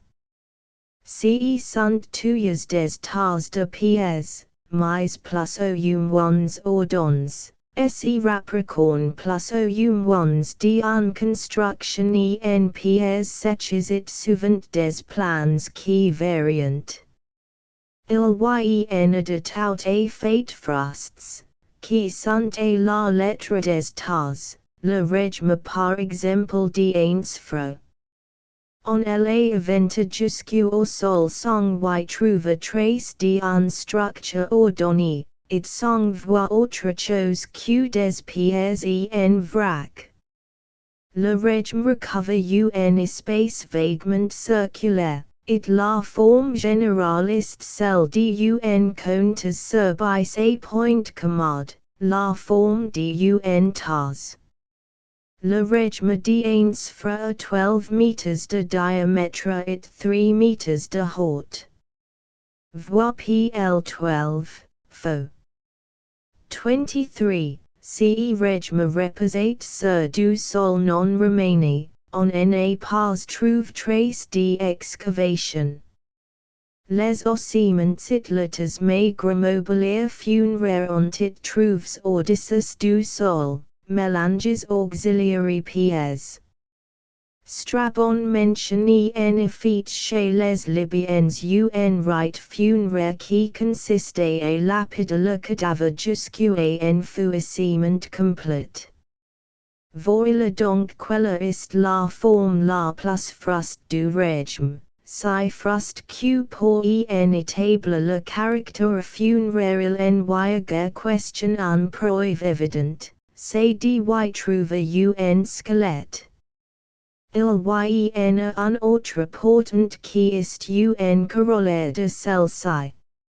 Les régimes funéraires ont souvent un petit cratère au sommet. La vide cause par la tu mi en porricha it en passier du cadavre aim au centre de la region un effondrement qui est nécessairement sa repercussion en surface it au sommet. 55.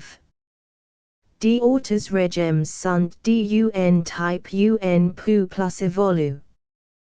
Un régime C de Beni Aunif, et Côte de C, qui est du type le plus frost, comporte un tout mauvais creuc dans le sol de gres tendre, 1 meter et 1 m20 de diamètre, 0 m50 de profondeur. Cet tumo le cadavre en état plus représente que par un dent canin et quelques débris, état rempli de terre, audacious acétylite le régime, de 4 meters de diamètre, simple tas de pièces.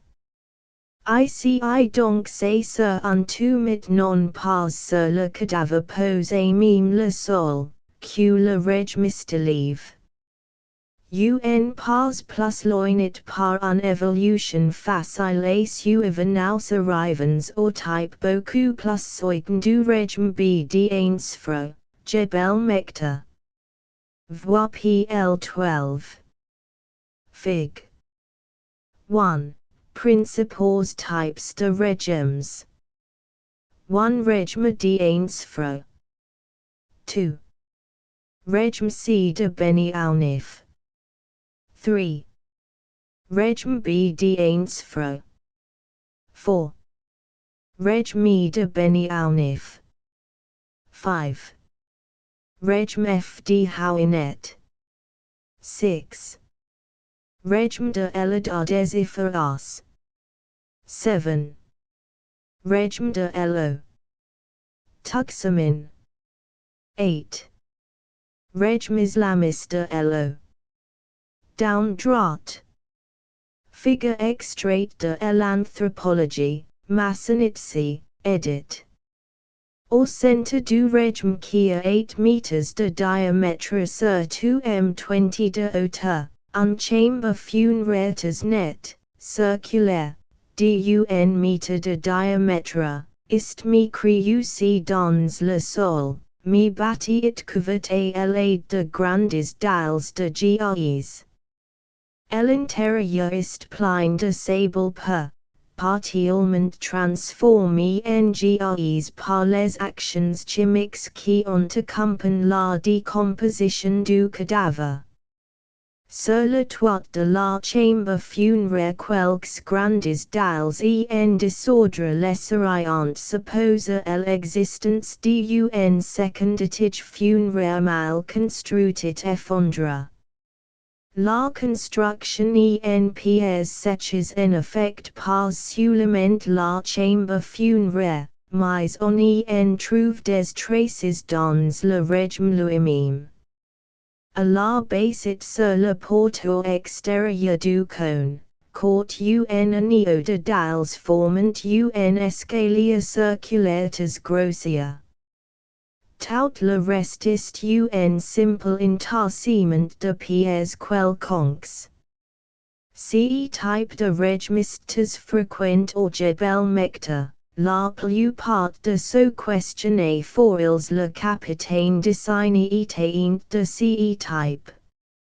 Les régimes de l'ordre de aptitudes par le colonel Pothier, Revue d'ethnographie, 1886. Sont aussi de ce type, qui paraît septentrional. Il est extrêmement intéressant, parce qu'il rentre dans une catégorie classée. Plus perfection, ce type donne évidemment le grand tumio de henchi el asel, dont un restitutionniste au musée du Trocadéro, 56. Monumentalise encore il donnera la médresse et le tumio de la chrétienne. Ensuite donc d'étape en étape, de perfectionnement en perfectionnement tous les degrés entre le simple tas de pierres et les monuments funéraires les plus célèbres de l'art berbère. Le régime de bénéfice d'un type aberrant.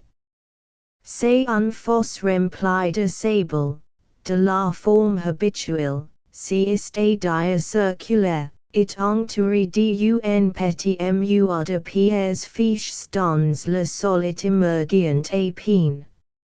Voir PL 13, faux. 25. Ce typistes rares, genelarivu que la, portant quelque chose de cette disposition se retrouve dans un tomeo copie par M. Chudio or Hogger, Fig 6, b. Je considère ce type comme un ébauche du souvent qui est extrêmement fréquent. Un tas de pièces, qui rappelle tout à fait par sa forme les régimes habituels, mais au centre duquel se trouve en guise de chambre funéraire un évidemment cylindrique allant du sommet du régime au sol, une sorte de tour auxiliary paroi grossièrement mécanisé en pièces sèches. Elle est remplie de sable. Et elle contient souvent plusieurs cadavres superposés. Puis reste elle précisément ouverte au sommet pour question on peut procéder à des funérailles successives. Les régimes de Howinet sont de ce type et d'ailleurs la presque totalité des régimes de la zoosphéna. C'est encore lui qui prédomine dans l'anit et taluk, et wantara. Dans l'état des efforts il évolues en plus grande perfection. C'est un véritable tour intérieurement aussi bien question extérieurement, assez soigneusement construit en pièces sèches, un tour auxiliary murales épaisses. Haute de 1 meter à 1 m20. A elude tuxamin, un tomeo de ce type un forme aberrantit compliquée. La tour est subquadrangulaire et envoie des restes d'un enceinte extérieur en pierres fiches débaut dans le sol. Évidemment ces tours régulières en pierres sèches ne méritant plus que le nom de régime, si ne sont plus des tas. Il n'est pas d'auto-portant questionnels en soyant issus par des perfectionnements successifs. Ce type de réforme renferme les mêmes mobiliers funéraires que l'autre. Opras de squelettes disposés de même. On a dit combien le premier typiste classiquement berbère, puisqu'il aboutit au tomeo de la chrétienne. Le second n'est est pas moins. Les tours funéraires sont bien connus en Algérie. On y en trouvera une reproduction dans recherches des antiquités dans le nord de l'Afrique, instructions adressées auxiliary correspondance du ministre de l'instruction publique. C'est la sépulture de réforme que les archéologues appellent chauchet, et c'est l'autre question ils appellent bassina. Aussi bien semble-t-il évident, et jeter un coup d'œil sur la planche, que ces deux types, si divergents questionnels soyant lesque on les examiner le dernier degré d'évolution, d'un frère tuxamin, sont issus l'un et l'autre du régime grossier primitif, a. Il est clair en effet que d'un frères proches de f de Howinet. Régimes du Hogger. Les régimes du Hogger méritent une petite monographie, ils sont particulièrement évolués et monumentaux. M. Chudio en figure quelques exemplaires choices, qui se trouvent entertainment à cette belleza. Illukanzaka particulièrement son attention à un groupe voisin de tit, l'AEMBN connu sur l'eau du Mimenom. La vallée de l'eau. Titist limité au nord par un plateau basaltique qui domine la vallée d'environ de mètres. Au sud du village s'y dresse un aiguille granitique, le Tynisai. Les tombes les plus remarquables s'y trouvent sur le plateau basaltique. Celle qui est figure AEND, fig 3, est presque exactement au nord du Tynisai, b est un peu à l'est de la précédente, it ca un demi-kilomètre plus loin sur un promontoire du plateau. Groupe C, la tombe la plus à l'est, c, fig 2 et 3, est entourée d'une série importante de constructions auxiliaires, vers l'ouest, fig 2.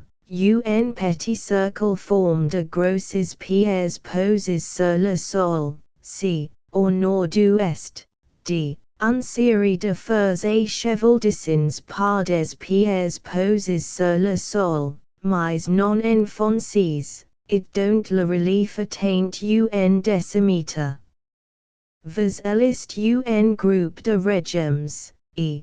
Du type figure ENO, fig 3. It qui ni different les uns des autres que par los dimensions, les plus hautes ni dépassant guère un mètre.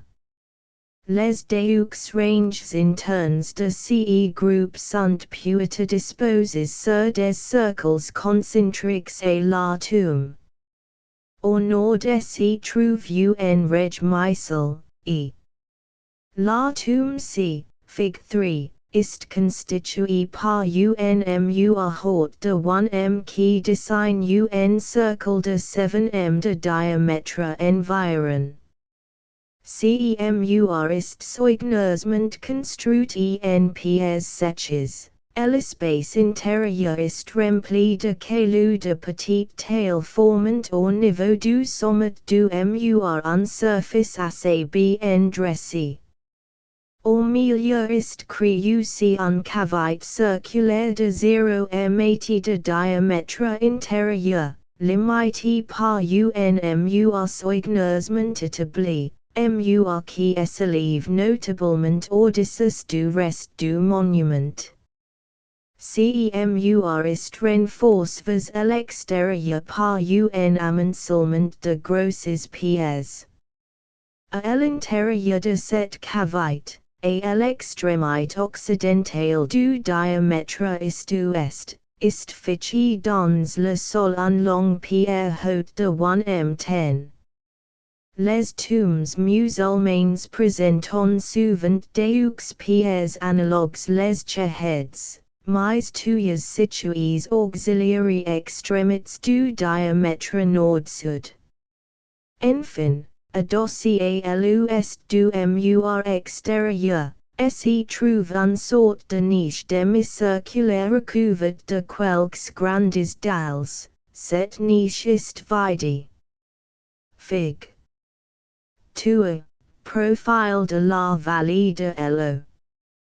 Tit. A. Place occupée par les tomes B et C de la figure 2 et B C D de la figure 3. B. Place occupée par les tomes O et B, fig. 6. Au pied de la Gautier. B.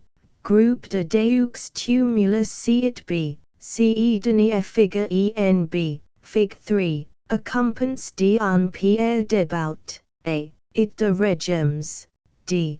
Du type figure ENO, fig. 3, C. Tomes aussi de la figure 3 accompagnent de nombreux régimes, E. Vers l'est, et d'un regimisel, E. Au nord, C. Cercle de pierres, D. Groupe de fers et cheval formes de pierres posées sur le sol. Groupe B. Un autre groupe est constitué par deux tombes, b. Fig 2, voisins l'un de l'autre, it accompanies a liste d'un range de régime, d. A cote est dressée en pierre débaute, a.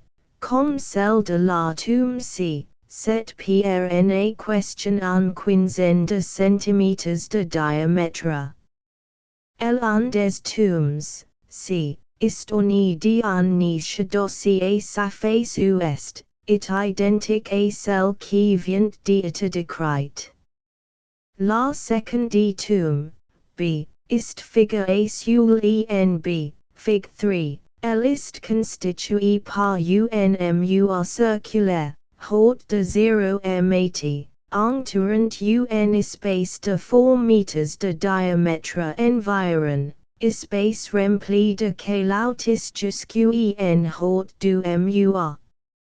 Mur bâti en pierres sèches, basalte, soigneusement appareillés, est entouré d'un range d'écales granitiques verticales accolées au mur. Tombe d. Le chauchat d. Fig 3, est remarquable surtout par l'épaisseur de sa murale et son caractère asymétrique. Le pouce bien circulaire 1 m50 de diamètre, et l'ouest la murale 1 m20 d'épaisseur, et l'est 1 m80. La hauteur est partout 1 m80. A 2 meters vos l'est, it orientés en s, sont dressés for écales granitiques, dont la hauteur varie de 0 m50 à 0 m80. Ces écales sont reliées par des ranges de pierres au chauchat. À part les écales, qui sont granitiques, tout le reste est de basalte. Il y lieu de remarquer que les pierres qui constituent la base du chauchat sont de beaucoup les plus épaisses. La murale n'est pas aussi intacte question on la figure, il y a quelques pierres ébaulies. Fig. 3. Régime ou pyramide de pierres accompagnant certains tomes. b. Tomeo, b. Fig 2. c. Tomeo, c. Fig 2, a. Pierre d'about 1 m10, b. Niche dossier à l'ouest du Tomeo. dd Tomeo. Ces Tomeo bcd sont situés près du village de Tit, sur le bord du plateau basaltique qui limite au nord la vallée de l'Aude. Fig 2. Au Outal. Au confluent de l'Aude et de l'Aude Agena, sur la route de Tamanasset et studio a design entes botumio analogue ac, Fig 3, it qui est reproduit en Fig 4. Tinhinan. Ce sont là incontestablement de beaux monuments d'un ordonnance plus compliqué, et d'un travail plus soigné que les autres régimes sahariens, mais le chef d'œuvre de cette architecture funéraire est le Tomeo de Tinhinan à belleza. C'est un énorme tombe terraforme de 20 mètres de diamètre, juché au sommet d'une éminence. It entouré de plusieurs chauchats du type ordinaire, be de Fig 4. Le mur d'enseigne de 2 mètres de haute, et à l'intérieur des murs délimitant des chambres. Motylansky a photographie it longuement décrit ce monument par lequel il se déclare profondément impression. 57. A juste titre en effet, c'est le plus beau régime du Sahara, it ce somptueux Tomeo berberiste un document archéologique de valeur comparable au Tomeo de la Chrétienne ou Médrason. Il est au type chauchat ceq ceci sont au type basina, le dernier terme de l'évolution. Notons question sur les autres régimes encore un supériorité importante, celle de n'être pas anonyme, Tinhinanist un personnage presque historique, c'est l'ancêtre de tous les nobles Touaregs, ancêtre maternel naturellement, puisque le Hogga est reste au matriarcat. C'est la souche de tout l'arbre généalogique Hogga. Autour du grand tumio les petits ranges en cercle passant pour ceux des imades de Tinhinan. It un chauchet situé en contrebase, et quelques centaines de mètres dans la vallée, serait salué de tome 4, ancêtre maternel des tribus imades. Fig. 4. Tumio au confluent de l'Elude Outlet Elude Agena, entititit tamanasset. B. Tumio de Tinhinan, A. Chamber central, B. Grande pierre sous la quella est un niche souverain ena, C. Couloir entre masqué, D. Chambers périphériques encumbrées de pierres ébaulies. Le mur enseigne de 2 mètres de haute. B. Tombe de Tinhinan entouré des chauchets de ses imades. Beta. De Takemat, un mosquée moderne Louis de Dossy. Figure extrait du Bulletin de la Société d'Anthropologie. Le Hogga nous offre donc les plus beaux spécimens de régimes au Sahara et en même temps les plus récents, les SEULS qui sont dates, OU, en tout cas, attribués à des personnages historiques. Ils appartiennent tous au type terriforme, chauchet. L'autre type, basina, ist d'ailleurs représente par de tes nombreux exemplaires mais tout à fait frustes. Chudio admet que les basinas, au Hogga, sont d'habitude sur les bords de l'Elude, tandis que les chauchets, du moins les plus typiques, sont juchés sur les plateaux et les collines dominant la vallée. Le fait est trop constant pour question on puisse l'attribuer au hasard. Faut-il voir dans cette répartition différente l'indice d'un différence d'âge, ou au contraire de caste? Que les chauchets soient à la fois de construction beaucoup plus soignées, et se dressant sur des éminences, ce sont deux caractères qui s'accordent bien et on pourrait conclure à un caractère aristocratique. Chudio note que les chauchets, abondants dans tout le Hogga, ne semblant pas s'étendre vers le sud-est, il a vu les derniers et deux jours au sud-est de Tamanasset, près du point d'eau de l'Elude septembre beau chauchets bien typiques en forme de tour, les deux plus grands ayant 6 mètres de diamètre et 2 mètres de haute. Au-delà, sur la route de l'air, ce type disparaît brusquement.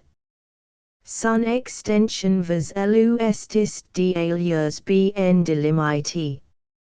On ne le trouve pas, je crois, dans les Sigurd, dans l'Honnête, dans le Muida occidental.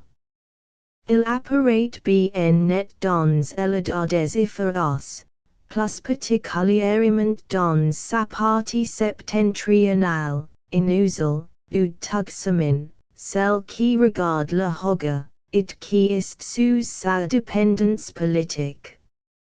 Mchudio le signal est inzaouietan. En somme, la province des Beaux-Chauchets semble limitée au Hogga et à quelques-unes de ses dépendances immédiates. les plus beaux échantillons semblent à abaisser et s'y rapporter auxiliary ancêtres des nobles Tuaregs actuels. Provinces orientales. Sur les tomes anciens de l'ère, Judéo rapporte des renseignements qui en montrent surtout le caractère humble et banal. Il note des groupements importants dans le de Gautier, Tassili méridional, et en Azua, et Ifron, mais ce sont des tas de pièces du type si répandu. Portant Judéo élève dans le Tidic, le plan d'un grand tomeo assez soignant assez particulier. C'est un régime mixte, basé et cavite de réforme centrale, qui s'y dresse au centre de trois cercles concentriques réguliers, dessinés par des pierres à la surface du sol, Fig. 5.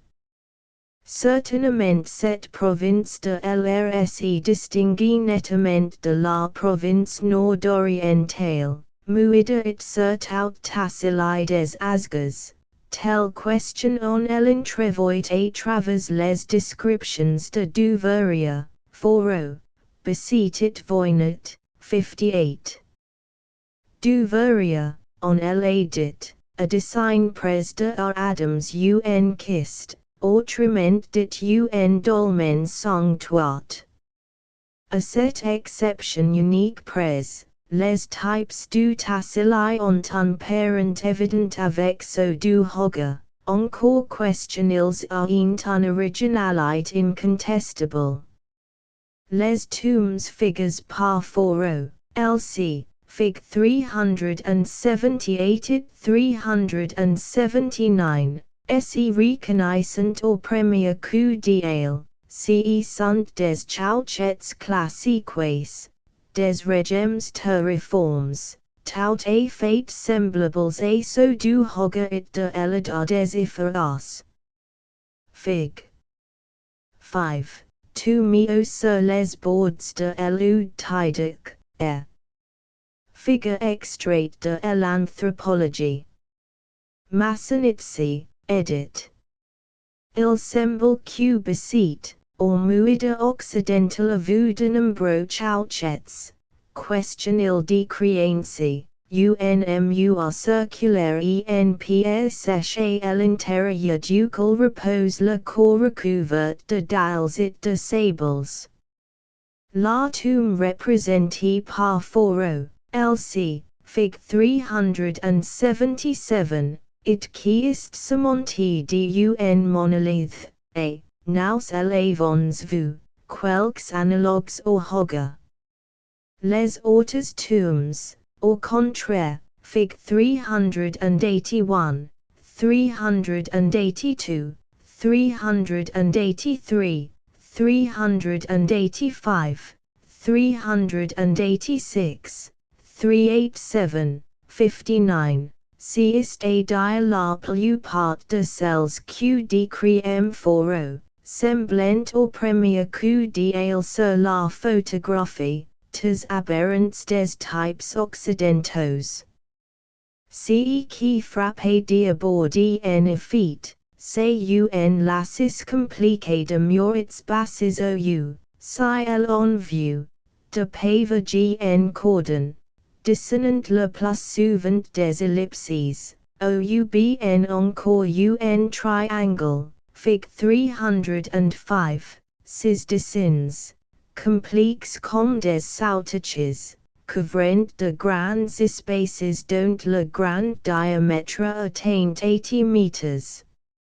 A y regarder de près portant it surtout à consulter le texte on s'y rend compte bien vite que ces lignes compliquées aboutissent à un tomeo central, ou un groupe de tomeo, qui sont purement et simplement des régimes, ou comme dit M. Foro, des tumuli de débris de roches amoncellés en forme de cones base. Troncs. voinat decreat figure deux regems de ce genre et sautaches sur la limite méridionale du muida, eitin lalan, o aric, it a amgid. Je qua portant q, or muida, ce typist sporadic, besit en la mention pas. A lus du hogenaus en elevons rencontre question en seul fois. Or nordist de inziza, dans eludicifa j'arrive à la surface du sol un grand dessin en cordon de pièces qui rappellent par ses olios de sautac les photographes de foro, en ellipse, dont le grand axe prolongue par des cornes rectilignes. En relation avec ce monument j'n'aurai pas vu de régime, mais j'n'aurai fait que passer et j'n'aurai même pas eu le temps de mettre pied à terre. Notons que l'eludicifer est à peu près le point le plus oriental de mon itinéraire. Il n'est donc pas surprenant de voir représente, sporadiquement, le type monumental de l'Est. Voir Fig 9, No 6. Le Tassili des Asgas serait donc une province particulière où le registang de un dessin compliqué de cordons en pièces sèches, figurant tuyas un voie d'exes ou tumio, en ajout ou tumio un vestibule ornemental, pour ainsi dire. Notons portant que certains tumio figures partudio ont un rudiment de ceinture extérieure, de même d'alias que le régime de l'eau tuxamin, Fig 1, No 7. Les festins figures partudio end, Fig 2. Au voisinage du grand tumio si sont même tout à fait analogues auxiliary sautaches. En somme portant les régimes préhistoriques du Hoga, autant que nous les connaissons, ne sont pas enclos d'un cordon de pièces avec voie d'exes. Dis les préhistoriques. Nous verrons en effet questionil en est tout autrement des tumio actuels. Malgré la variété de ces types, qui s'y laissent répartir en provinces un peu vagues, mais qui sont évolues les uns des autres, et qui s'y relient par des types mixtes intermédiaires. L'unité fondamentale n'est pas douteuse. Je sais jusqu'à quel point elle ressort des descriptions précédentes, question on est efficace de faire minutieuses, et qui éparpillent l'attention. Pour qui a parcouru le pays, it vu à de brefs intervals. Quoique de longues distances en grande quantité de régimes, l'impression d'unité est forte. En définitive, tout concorde parfaitement, la disposition extérieure et intérieure des régimes, la nature du mobilier funéraire, la position accroupie du squelette. Tout cela est nettement berbère pré-islamique. Notons encore que les seuls crânes trouves, au nombre de trois, dont deux d'enfants, étaient délices céphales, comme on pouvait s'y attendre de crânes berbères, 60. Tout cela suffirait déjà à autoriser des conclusions très positives. Mais il y a plus. Fig. 6a, chouchit typique avec les deux heads. B. Chouchit construit en écales granitiques. It B sont situés près de tit au pied de la Gautier. B.A. Fig 2. C. Tumio de forgeron pres de tamanasset. DD, Tumio or point do de elude cadamelit, 15 km NNODI fran. EEF, Tombs actuels de tamanasset. Ensuite bien les transitions graduées entre les régimes pré-islamiques et les tumio actuels. Chudio a note, autre de tamanasset, dans la vallée de l'Oud se souffre, un grand nombre de tombs remarquables par leurs petites dimensions, elles sont en forme de chouchet, hautes de 0,60 m, larges de 1 m et recouvertes par de grandes dalles, entre ces dalles et le sol il y a un espace vide. Souvent deux de ces tombes sont accolées. Parfois elles sont appuies contre une roche, qui remplace une partie de la muraille circulaire. See Fig 6. Ce dernier type rappelle singulièrement les niches qui accompagnent certains tombes. Compare Fig 3, CENB. La tradition fait de ces chouchettes les tombes d'un tribut de forgerons, morts autrefois et la suite d'un famine. On cite que chez les Berbers, comme au Soudan des lieux, et chez la plupart des primitifs, les forgerons sont un caste peu estimé. La petitesse des tombes dans l'Oud se suffit peu à cause que la légende y loge des parias.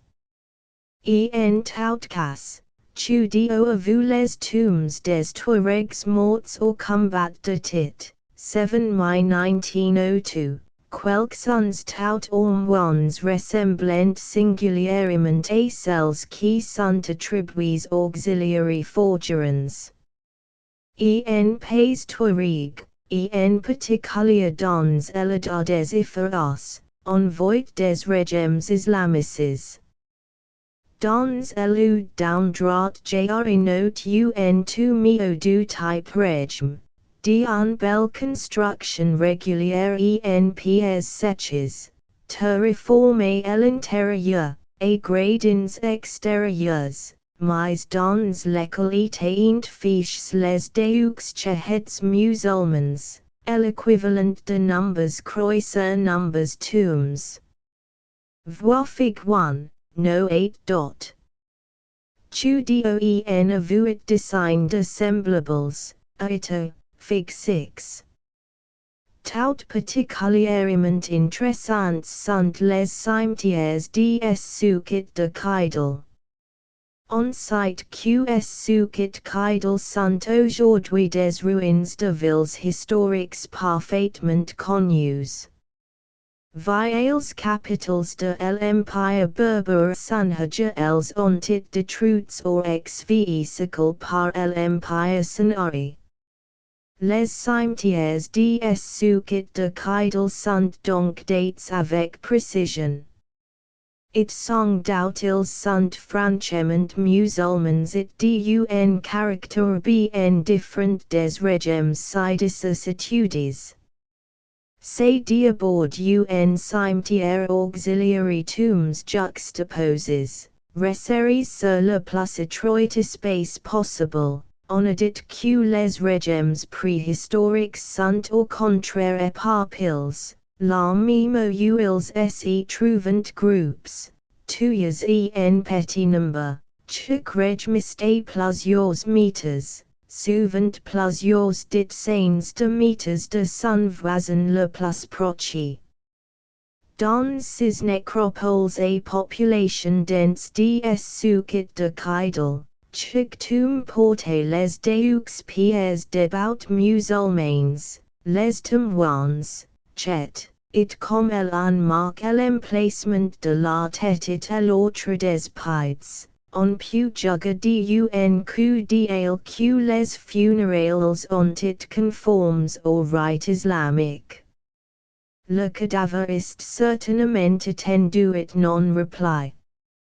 Sulementchik per de chetist inscrit dans un cercle de pièces sèches, unmur, base, rudimentaire, faisant à pinceler Odysseus du sol, mais bien netit incontestable.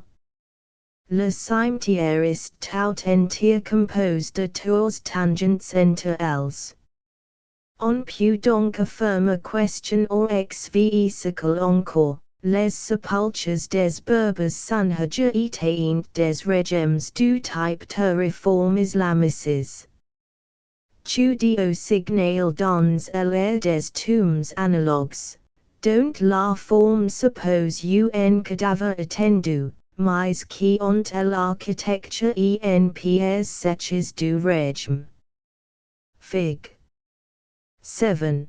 Tomeo de la Sultan Tabahounta de Clackham, mort en 1898. Tamanasset. Gravure extrait de la géographie. Massanitsi, edit. La tombe figure AEND, figure 6, se trouve dans la vallée de Elo. Kadamelit, c'est un rectangle de 2m50 sur 1m10. Le porteur en est designé par un range de grosses pièces, et l'intérieur est un but de terre soigneusement recouvert de pièces plates. Lorsque la jonction se faisait mal, la terre restant est découverte, un pierre plate recouvrit le trou, ombrise sur le croquis. Le grand côte du rectangle est orient en S. Il n'y a pas de chet. Cette absence de chet n'y prouve pas que la tombe soit pré-islamique. On sait combien les Touaregs du Nord sont peu croyants, et Tamanasset, un parallélépipède rectangle bien construit la tombe d'un Touareg qui, paraît-il, est oral el cal, mort en 1900, avait connu, cette tombe n'est pas de chet.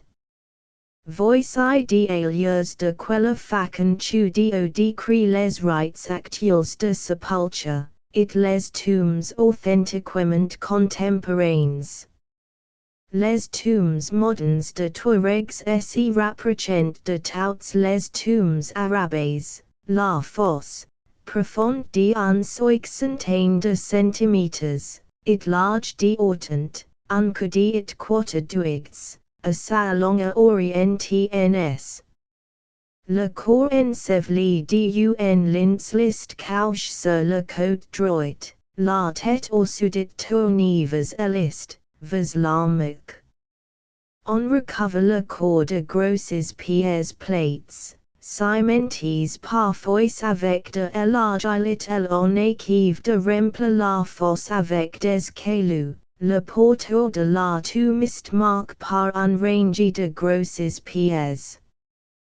Pour les hommes on place deux cheheads l'une la tête et l'autre auxiliary pieds. Pour les femmes une chet et la tête et deux auxiliary pieds. On choisit pour ces cheheads des pièces longues et section rectangulaire. Pour les tombes des hommes. Et pour le côté de la tête dans les tombes de femmes, le grand côté de cette section est orienté au. Dans les tombes de femmes les deux autres cheheads, presque contigus, ont le grand côté orient en S. Compare Fig 7. Les croquis F, Fig 6. Représentant des tombes de Tamanasset. Les cailloux de remplissage forment un léger scellé dont la ligne médiane est souvent marquée par une série de cailloux blancs, quartz, plus gros, F. Les autres cailloux sont de couleur quelconque. Dans le cimetière de Tamanasset la plupart des tombes ont, du côte de la tête, un pot de terreau unéqual de bois rempli de cailloux, elles ressemblent ainsi beaucoup à celles des oasis et du Mzab. Vois PL 13, faux. 26. Quotidiennement sur les coins qui constituent le cimetière présentant un bâton fiche dans le sol, près du chet sud. Dans le cimetière d'Ifron, les tombes sont encore du même type, mais les pots pleins de cailloux font défaut, et les bâtons existent à toutes les tombes. Le bois, rare dans le hogar, est commun dans l'air. Dans le cimetière d'Orgulic, village actuellement abandonné, les cheheds du côte de la tête portent en arabe encore inscription, 203 mots. Fig. 8. Tomeo de noble Touareg, Tamanasset. Figure extrait de la géographie, Massanitsi, edit. Les tombes dont il vient d'être question sont celles des Imads et des Haratins. Celles des Touaregs nobles en différent par la présence d'un enseigne elliptique. Percevez l'ouest d'un ou de deux centres qui donnent accès dans un allée d'ordinaire bien sabli qui entoure la tombe. Vous l'est l'enseigne présente vous l'extérieur enseigne avec un pierre débaut. C'est le lieu de prières orient-islamique. Cette enseigne varie dans sa hauteur. Elle est parfois seulement indiquée par un range de grosses pierres comme dans les deux tombes sur les figures 7 et 8. Plus rarement elle est constituée par un véritable mur qui rappelle un chauchet. Ces tombes de Touaregs nobles sont communes dans le hogar, mais n'y sont pas spéciales à cette région. Le cimetière abandonné de Tacardia, 25 kno d'Agudes, en contient quelques sons. Manifestement, à travers les rites islamiques, la vie et l'architecture funéraire transparaît, il est tout à fait remarquable, en particulier, que les tombes de nobles ont un enseigne en pierre et un couloir d'accès, dans lesquels il semble impossible de n'y pas reconnaître les autaches des régimes ortacili. De cette continuité dans le type des tombes, au fil de l'évolution graduelle, les Touaregs eux-mêmes ont quelque conscience, encore question un peu vague. On a déjà dit que, dans le nord, et en Algérie, le caractère funéraire des régimes est profondément oublié de la population.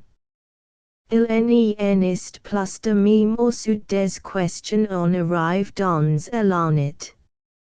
Les Touaregs savent bien que les régimes sont des toméos, et ils les entourent d'une certaine vénération.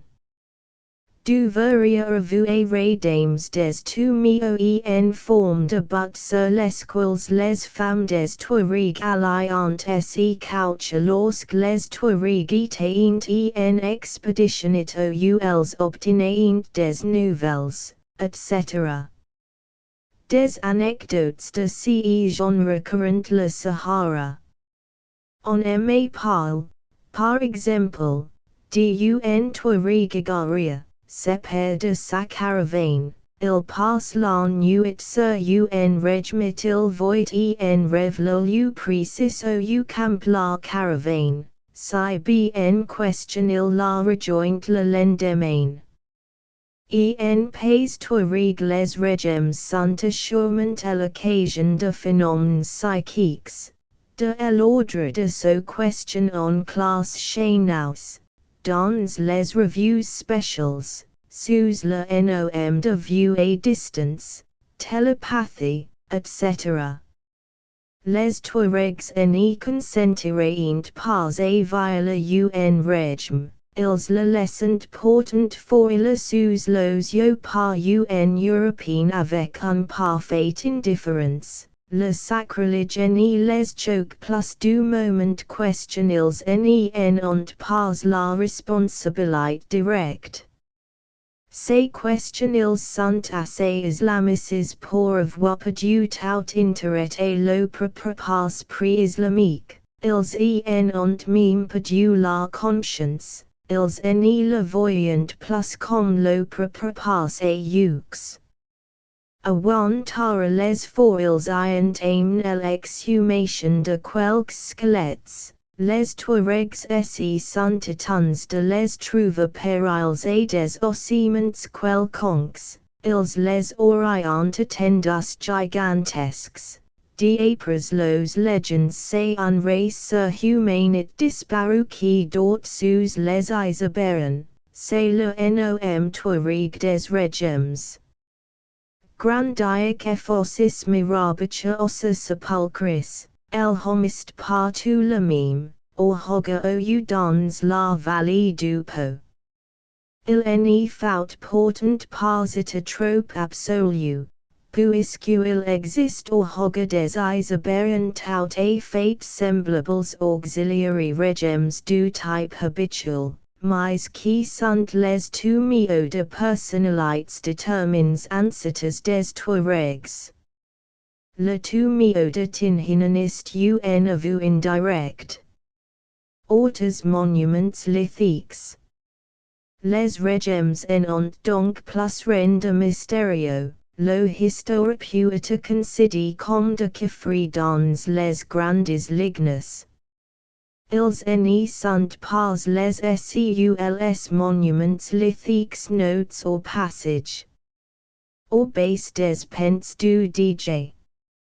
Mecta, à 8 km environnés à l'est d'Ainsfra, le capitaine désigné trouve un cercle régulier circonscrit par des pierres débaut fiches en terre. Il y a fait des foils qui n'ont donné aucun résultat.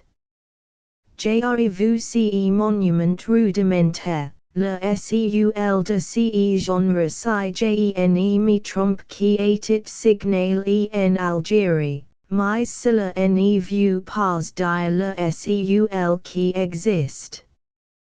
Je lui trouve une grande ressemblance avec des monuments du même genre. QJRE relèves au Sahara. Fig.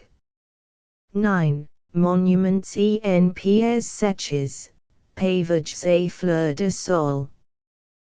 1 Cercle de Tolouk. 2. Cercle de Wantara. 3 It 4. Rectangles et Wantara. 5. Mosquée Touareg. 6. Dessiner en pierres sèches dans l'eau. Akifa. Les figures sont orientées comme une carte de géographie. Figure extraite de l'anthropologie, Massanitsi, edit. Un de ceux que j'arrive de plus près, it le seul que j'ai soigneusement for il. S'y trouvé à l'oak. Le cercle est parfaitement régulier, on peut croire questionner et trace au cordio. Le mur qui le circonscrit, au ras du sol, est fait de 6 ranges de pierres débaut, chaque range inscrit dans la précédente, it tout cela d'un appareil assez solide. CEMUR à 1 mètre d'épaisseur.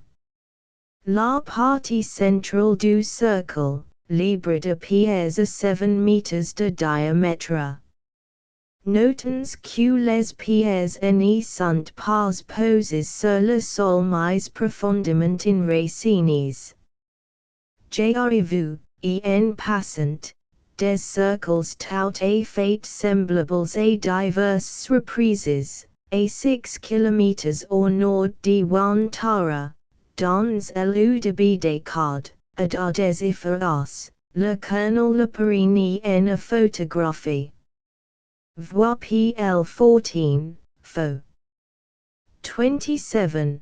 Chudio en signal un certain number or hogger, pres dia balesa, a 12 km au sud de Tamanasset, dans le Tinfedet, sud du hogger, au sud des Tilmas, ceci donnait point le typiste assez aberrant, de petites dimensions, 2 meters seulement de diamètre, dans le Chudio a vu de grands cercles à 10 km au nord-ouest d'Ifrane, à 7 km au nord de Salem, dans un cimetière musulman.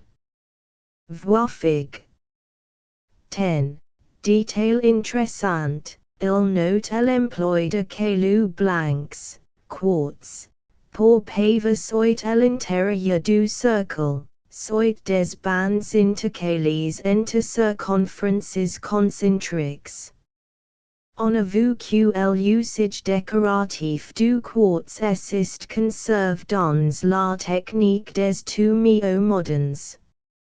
For lui aussi a vu ces grands cercles, Fig 384, p 1081. Baathiste le premier qui les 8 signals à 200 km dans l'est de Morsouk, 61.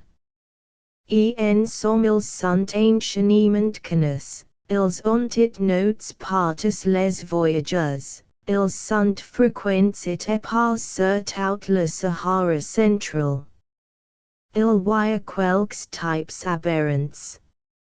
Opras du Pouts de Wantara, a 200 meters au sud, un autre cercle de 5 meters de diamètre présente quelques particularités. Le mur de pierres qui le circonscrit est interrompu par un portail qui s'ouvre à l'est. It just en face, à l'autre extrémité du diamètre. Le mur s'épaissit en un plateforme ovale, dont le grand arc est dans la prolongation du diamètre. Voir Fig 9, No 2.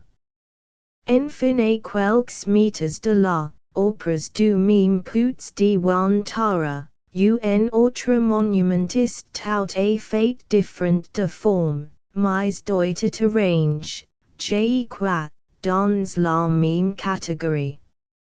Il s'agit tuyas de murs au ras de terre, il serait peut-être plus exact de dire des dessins en pavage.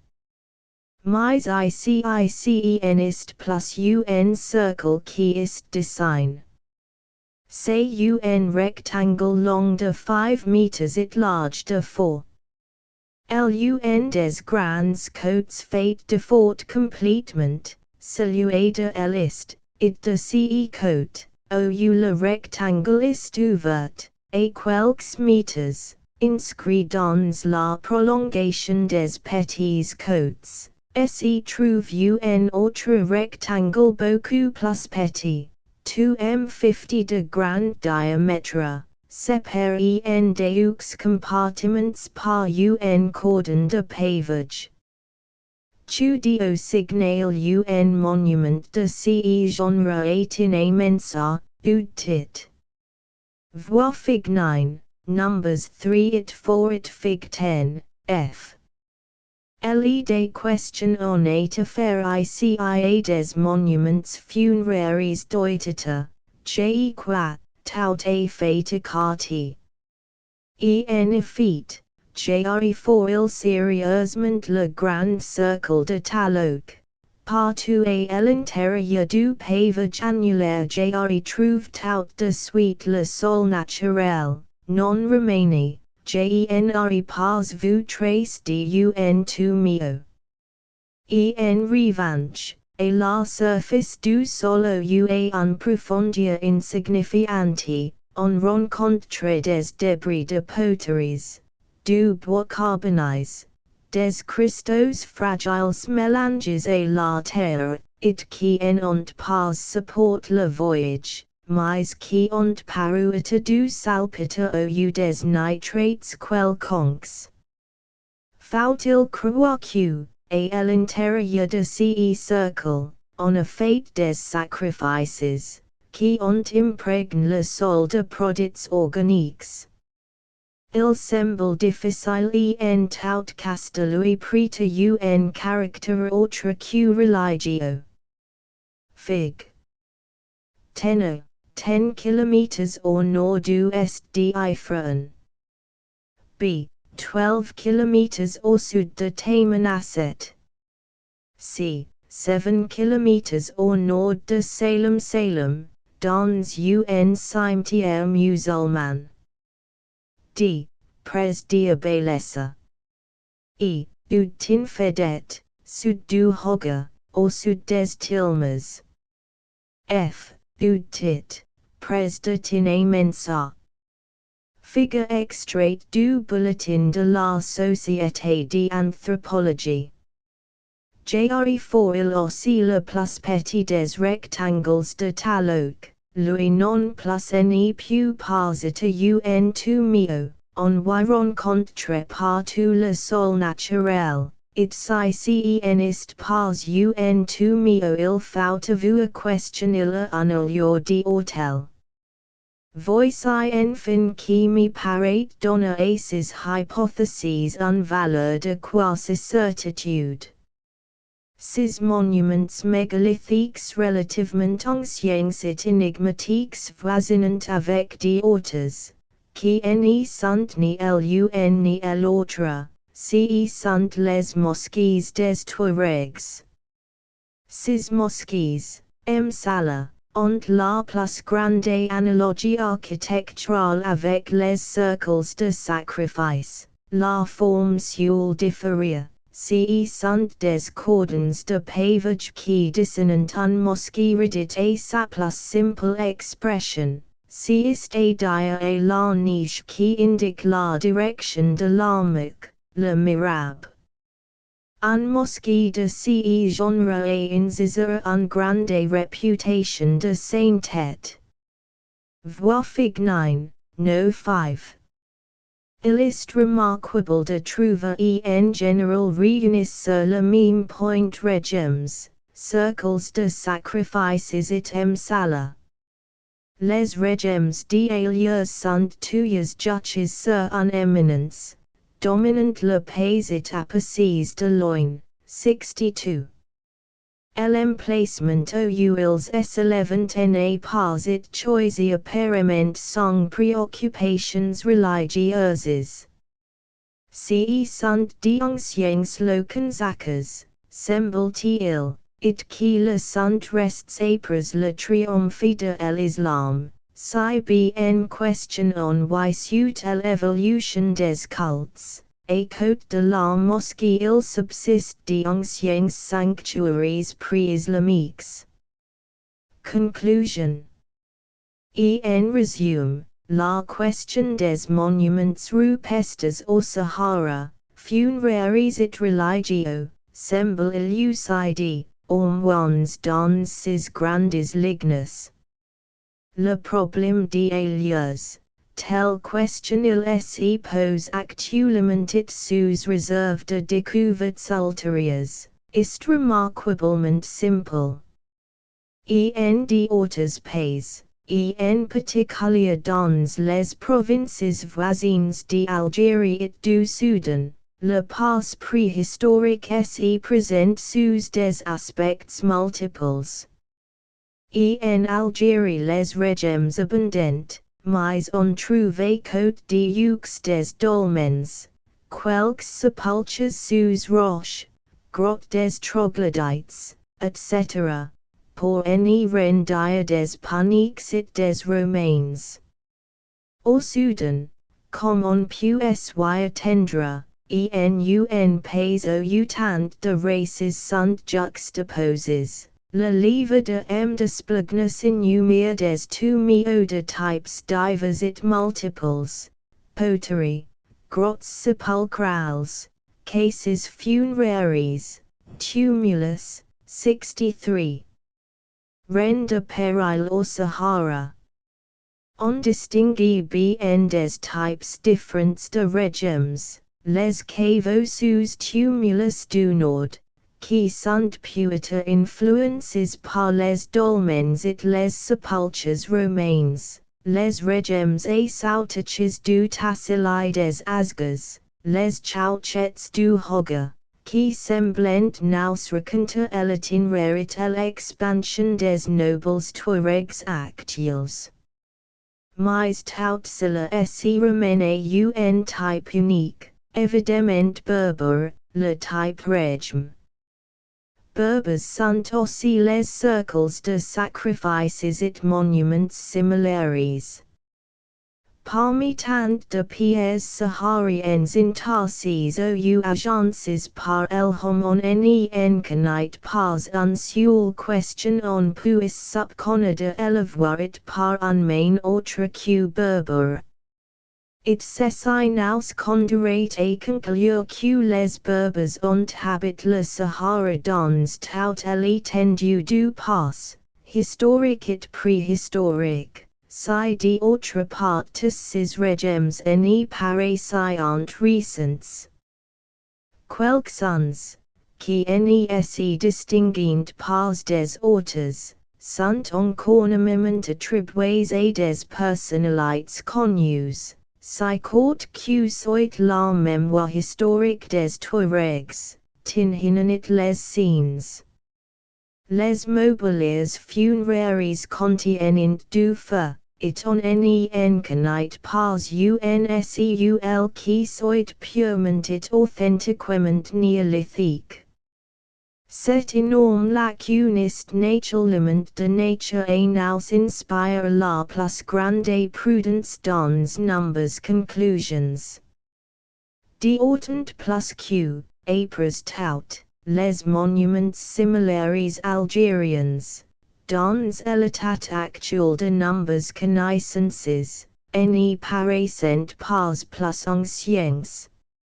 En juge d'après le témoignage des régimes SEULS, les berbères seraient dans l'Afrique du Nord et fortiori dans le Sahara, un épiphénomène. 2. Gravures rupestres. Rappelons que, en matière de gravures rupestres algériennes et depuis les travaux de Pommel et Flamand, il est d'usage de distinguer les gravures rupestres proprement dites, anciennes, et très profondes, nettes, lisses, et patentes sombres, de grande taille, et les gravures libico-berbères qui sont des graffitis informes, et très pointuels, sont patines, et beaucoup plus récents, 64. On employera donc sans plus d'explications les expressions gravures anciennes et libico-berbères. J'ai rencontré le long de mon itinéraire un assez grand nombre de stations de gravures rupestres. J'ai les décrirai successivement en allant du nord au sud. Station du col de Ziaga, Figuig. L'emplacement de cette station est indiqué avec précision par M. Normand, 65. Elle se trouve sur un petit monticule à l'entrée du col et à gauche quand on vient de Beni-Alnif. Les dessins sont gravés sur des blocs de GREs albiens, dits GREs à drages ou sphéroïdes. Les mimes qui tiennent un place si considérable dans tout le sud algérien, et qui furent en matière de prédilection pour la gravure rupestre. Les gravures sont éparses sur tout le monticule, les uns sur des pans de roche verticaux et d'autres au contraire sur des surfaces horizontales. Les figures ci-joints ont été exécutes par and dessinateur de l'école des sciences d'après des calques et des estampages. Elles présentent donc des garanties suffisantes d'exactitude. Ces gravures rentrent tout à fait dans la catégorie des gravures anciennes. Elles ont tous les caractères distinctifs. Les figures ont de grandes dimensions. Parfois même elles sont grandeur nature. Le dessin est amusant et très souci de la nature qui fait songer à nombres dessins quaternaires sur bois de reno voix de mammouth. Le trait est profond, régulier. La patine est aussi foncée dans le trait lui-même que sur la roche avoisinante. L'extrême antiquité de la gravure, déjà prouvé par la patine, est accusé par le choix des sujets, animaux disparus, comme l'éléphant, ou fossiles, comme le buffle antique. Les gravures du col de Ziaga sont naturellement d'intérêt inégal. Il y en est qui sont des énigmes indéchiffrables. Par exemple l'animal à taille mince de l'évrier, à coup de mesure de girafe saint d'un collier, à tête indistincte, hérissé et balafré de longs poils. Figure 11, Gamma. Oubn encore la figure beta de la même planche. Question on any site comment décrire. One's question on any se décide voir un état humain schematique, ainsi les bras écarts. Quelques animaux any sont reconnaissables que tout à fait en gros, it non sans quelque hésitation. Alpha de la même figure 11, semble bien être un mouton avec un corps au cou. Alpha, beta, gamma de la figure 12 comme aussi alpha de la figure 13 sont évidemment des bovides et d'espèces différentes.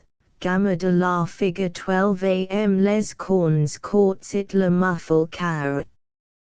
Tous les autres ont le muffle pointu et les cornes de mesurement longs, mais sont bien des bubalis antiquus. On serait tent de répondre au pour alpha de la figure 13, pourtant l'hésitation reste permise. L'NEL est plus pour gamma de la même figure, c'est un joli dessin de bubale antique. Simplement esquisse mais bien camp, toutes les caractéristiques de l'animal y sont, les cornes immenses, circulaires, le chanfrein courbe, le garrotelève. Beta de la figure 3 est également un éléphant réussi, quoique redit à ses lignes principales. It faisant songer auxiliary animals dessins d'un trait de plume de nombres journaux illustres. Fig. 11. Gravures rupestres du col de Ziaga. Alpha 0 m40 de la tête et la croupe. Beta 0 m28 de la tête et la base. Gamma 0 m82 de la tête et la queue. Figure extrait de l'anthropologie. Masonitsi, edit. Mais la plus interessante de ces gravures est son contredit, comme le capitaine Normand l'a bien reconnu, celle du balayer ou du bouc, coif d'un sphéroïde muni d'appendices, uria. Au sujet d'un animal tout à fait analogue une longue discussion a eu lieu au Congrès international d'anthropologie de 1900. 66. La question agite étate celle de ses affinités égyptiennes, on a cru reconnaître dans le sphéroïde un disque solaire flanque de chaque côte d'un serpenturus. Ce serait une représentation du grand dieu de Thebes en Égypte. Amen. It des lois on pu se demanda. Souvent l'antiquité plus aux ones grande question on attribué auxiliary gravures rupestres, si c'est la gravure souterraneous dont l'inspiration est venue d'Égypte, ou si au contraire c'est le dieu humain qui est d'origine libyenne. Fig. 12. Gravures rupestres du col de Ziaga. Alpha 0 M48 des cornes et la croupe, beta 0 M46 des cornes et la croupe, gamma 0 M45 du museau et la croupe. Figure extrait de l'anthropologie. Masonitsi, edit. Fig. 13. Gravures rupestres du col de Ziaga. Alpha 0 M43 de la corne droite et la croupe, beta 0 M39 de la pointe des défenses et la croupe, gamma 0 M53 de la pointe des cornes et la croupe. Figure extrait de l'anthropologie. Masonitsi, edit. On a publié jusqu'ici deux exemplaires seulement du bouc casque. 67. Tous deux communiques par enflammandit provenant l'un et l'autre de la station de Boualem. J6 Q enflammandi en possède d'autres dans ses cartons. 68. De provenances diverses. Mais tuyas souterraines. Voilà donc le bouc casque classe parmi les sujets familiers auxiliary graveurs rupestres. Le bouc du col de Ziaga, fig 14, est distingué de ceux de Boualem par certains détails. Le dessin de la tête est un peu différent, le chanfrein moins accuse, la barbe est nette. Mais ce trait si particulier de la corne rabattue en bas et en avant ne laissant guère de doute sur l'identité de l'animal avec celui au gala de cru reconnaître ovis longipes. Les accessoires sont à peu près les mêmes questionnées Boualem, l'animal portait un collier. Auquel on pourrait croire questioniste suspendu un objet de forme ovoide, mais peut-être est-il préférable d'admettre une faute de dessin ayant un entrecroisement des lignes. Le graveur semble avoir fait le collier d'abord et n'avoir pas pu ensuite faire entrer le coup. Le sphéroïde n'est pas rattaché par un bridle ou des du menton, mais les urias sont dessinés comme Boualem it rattachés à peu près au même point. A note la présence autre du sphéroïde de lignes divergentes et rayonnantes vers l'extérieur, un détail qui rendrait vraisemblable l'identification du sphéroïde au disque solaire. La gravure est à peu près de grandeur nature, un mètre exactement de la tête à la queue. Ces grandes dimensions sont causes que les pieds de l'animal sont restés en dehors de mon calque, ils n'y figurent donc pas sur le dessin ci-joint. Ils n'y sont d'ailleurs ni aussi soins ni aussi bien conservés que le reste de la figure. La corne n'est certainement pas dessinée, mes souvenirs sur ces points sont corroborés par l'examen d'une photographie, obligeamment communiquée par M. Flamand. à la pres la graveuristes belle, tout l'espace circonscrit par les lignes extérieures de la figure est évidit soigneusement poli. L'évidement étant régulièrement décroissant des lignes extérieures au centre. CCEQ le dessin church et rendre en entourant la figure d'un grise qui vue schématise les aspects de la roche. Il est impossible de concevoir une figure pareille, représentant un aussi gros effort, comme un graffiti de peintre qui s'amuse. La gravuriste sur un pan de roche vertical, difficilement accessible, du moins aujourd'hui, et dominant la palmerie. LSE verrait de loin si sa patin en la rende indiscernible. On échappe difficilement à la conclusion questionnelle avec une signification religieuse. Cette énumération des gravures du col de Ziaga est loin d'être complète. Je regrette en particulier de n'avoir pas quelqu'un autre net, quoique médiocrement dessiné. Fig. 14 Gravure du col de Ziaga. Dimension, 1 meter de la tête et la queue. Tout la partie du dessin reste en blanc est soigneusement évidite poli dans l'original. Figure extraite de l'anthropologie. Masonitzi, edit. Jre néglige systématiquement les gravures modernes rentrant dans la catégorie de celles qui flamment de baptises libico-berbers, reconnaissables au premier coup d'œil le grossièret, et l'absence de patin, autre sont profondier et pointal, comme aussi auxiliary inscriptions qui les accompagnent.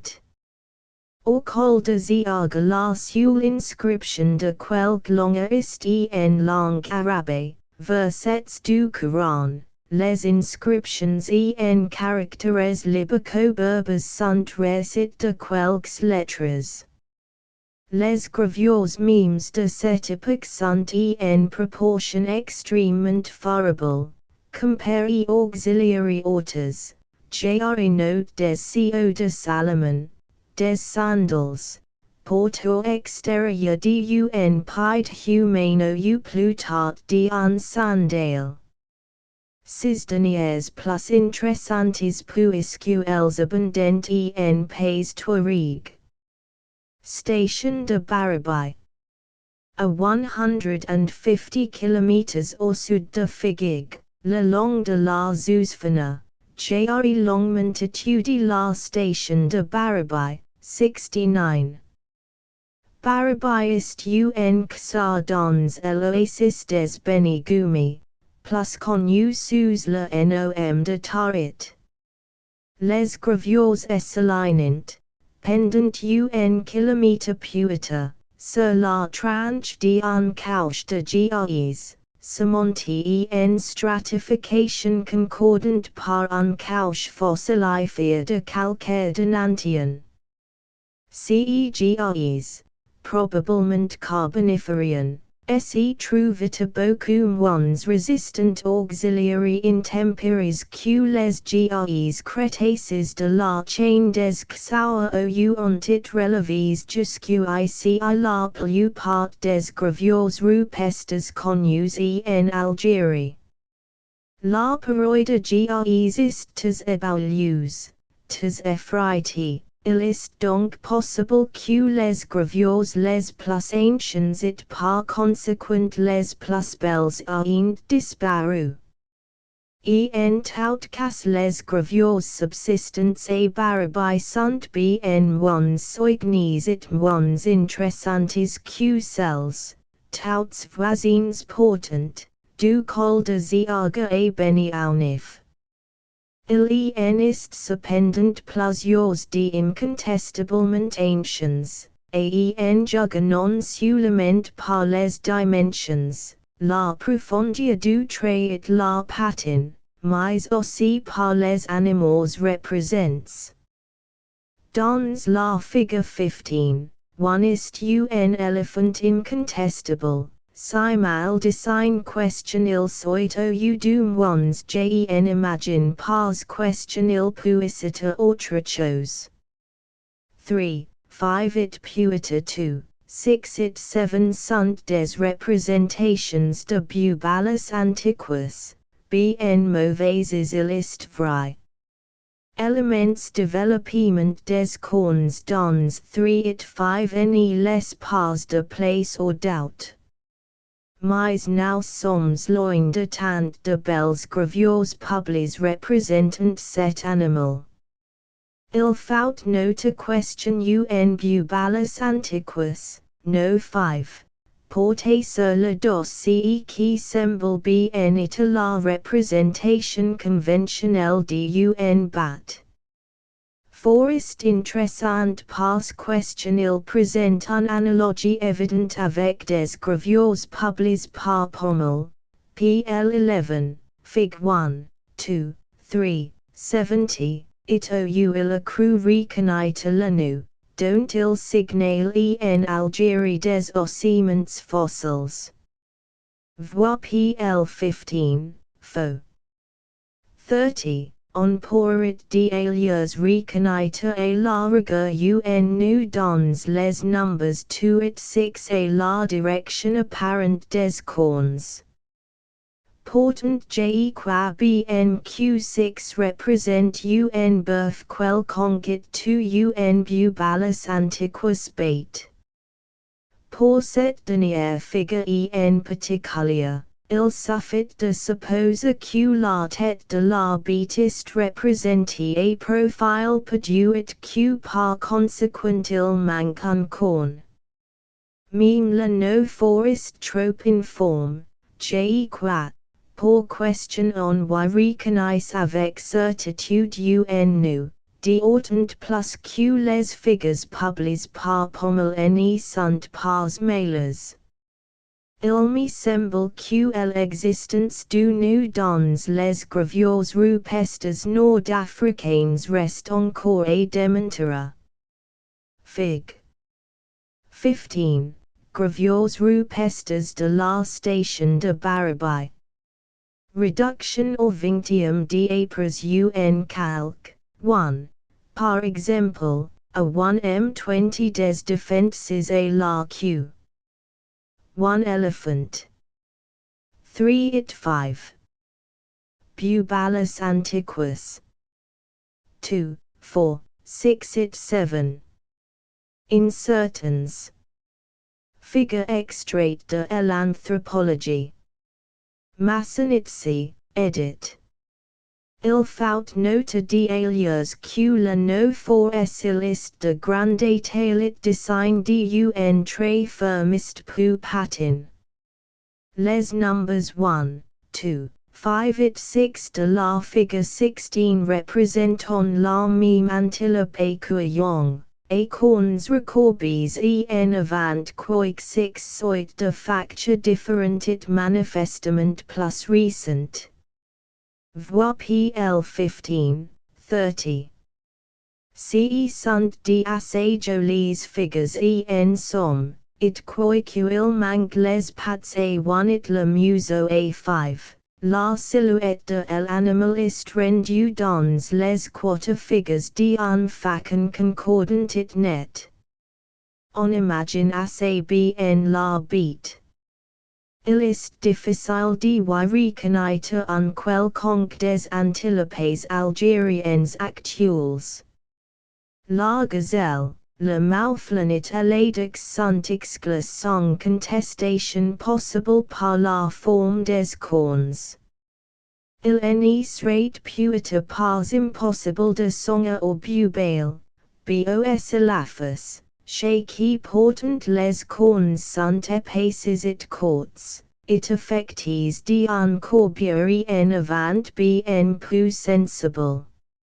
On comprend que Pommel, reproduisant un figure de ce genre, 71, 8 Church et la rapproche d'un espèce fossile antilope, naga, more pacey analogue hornbill, antilope laurilidae. Aujourd'hui portant nous savons question il existe, synonyme en Algérie d'un ones approximate, dans le Sahara des Touaregs. An antilope question il serait raisonnable de reconnaître dans numbers figures, c'est le mejor, antilope de Soimering, 72. Fig. 16. Gravures rupestres de la station de Barabai. Reduction or Vinctium d'Apres des calques du Lieutenant Painter. 1, 2, 5 et 6. Antilope Mahor. 3, 4, 7 et 8. Insertans. Figure extrait de l'anthropologie. Massanitsi, edit. Dans les numbers 3, 4 et 7 de la figure 16 gene size pas il serait bien sage de pretendre reconnaître quelque chose, non plus puita que dans le no est encore bien que la longue des cornes semble indiquer un antilope adex. Y a-t-il eu de formule de chef à propos de 3 et 7 el hypothèse de l'ocarpie, 73. Le notu de la figure 17 est tout à fait remarquable par sa facture de soigny, tout à l'intérieur est excave, licite patin, c'est de beaucoup la plus belle gravure de la station. 2 et 3 me paraissent représenter le même animal, un taureau vulgaire, quoique pommel, dans un figure de ce genre, vous il reconnaître un espèce fossile egocaras unitas, proche parent de cobus et autres cavicorns quaternaries, 74. 1 est bien grossier, de facture recent, sans patin, comme 3D alias, et la direction de la corne, recourbée devant les yeux, il semble bien question il fail reconnaître le bœuf algérien actuel, si fréquemment figure, bos ibéricus. Dans un gravure tout à fait semblable à 5. Pommel vu reconnaître un grand échassier de la famille des cigans et des grus, 75. Ici il est manifestement impossible de le suivre, l'éminent géologiste victime du point de vue paléontologique auquel il s'y place. C'est la figuration conventionnelle classique de l'autruche dans toutes les gravures rupestres nord-africaines. Fig. 17. Gravures rupestres de la station de Barabai. Reduction or Vinctium d'Apres des calques du Lieutenant Painter. 1 Bos Ibéricus. 2 et 3. Bœufs, tutors soiden. 5. Autruche. 4, 6, 7. Lion. 8. Chameo. 9, 10, 12. Cavalier numide. 14. Stele funeraire du musée d'Alger. Figure extrait de l'anthropologie. Massanitsi, edit. Les figures commenties jusqu'ici sont d'antiquité inégale, et il fallait, au point de vue chronologique, attribuer une valeur absolue à la facture, au fini de l'exécution, de la figure 17 tout seul, en joignant puita 1, 2 et 5 de la figure 16, mériterait d'être rangé dans la catégorie de gravures rupestres anciennes, mais toutes ces gravures dumnoises, meme les moines patines, sunt de grandes dimensions, it circonscrits d'un trait net. Celles dont il nous reste à parler sunt franchement libico-berbes et évoluent vers le schema, le graphisme conventionnel. A note des images de carnassiers, de lion puita, 4, 6 et 7 de la fig 17, un figuration de cameo, 8, un gravure tout à fait indéchiffrable, 13, et enfin des cavaliers porteurs du bouclier rond et des trois sargues. C'est l'élément classique des Libyens sur les stèles d'Alger, 76. Jari repredit si compte under ces stèles provenant de la Grande Kabylie. L'analogie sort auxiliario. Il est clair que nous avons dans ces trois gravures 9, 10 et 12 une représentation grossière du cavalier numido uguechul. Ce sont les seules figures humaines que j'ai notes dans la station avec un tout petit figure à phallus dress entre les cornes du bubalus antiquus. Station d'un memauna. J'n'ai pas vu la station d'un memauna. Mais le lieutenant voyait bien voulu m'adresser à son sujet des dessins et des notes détaillées.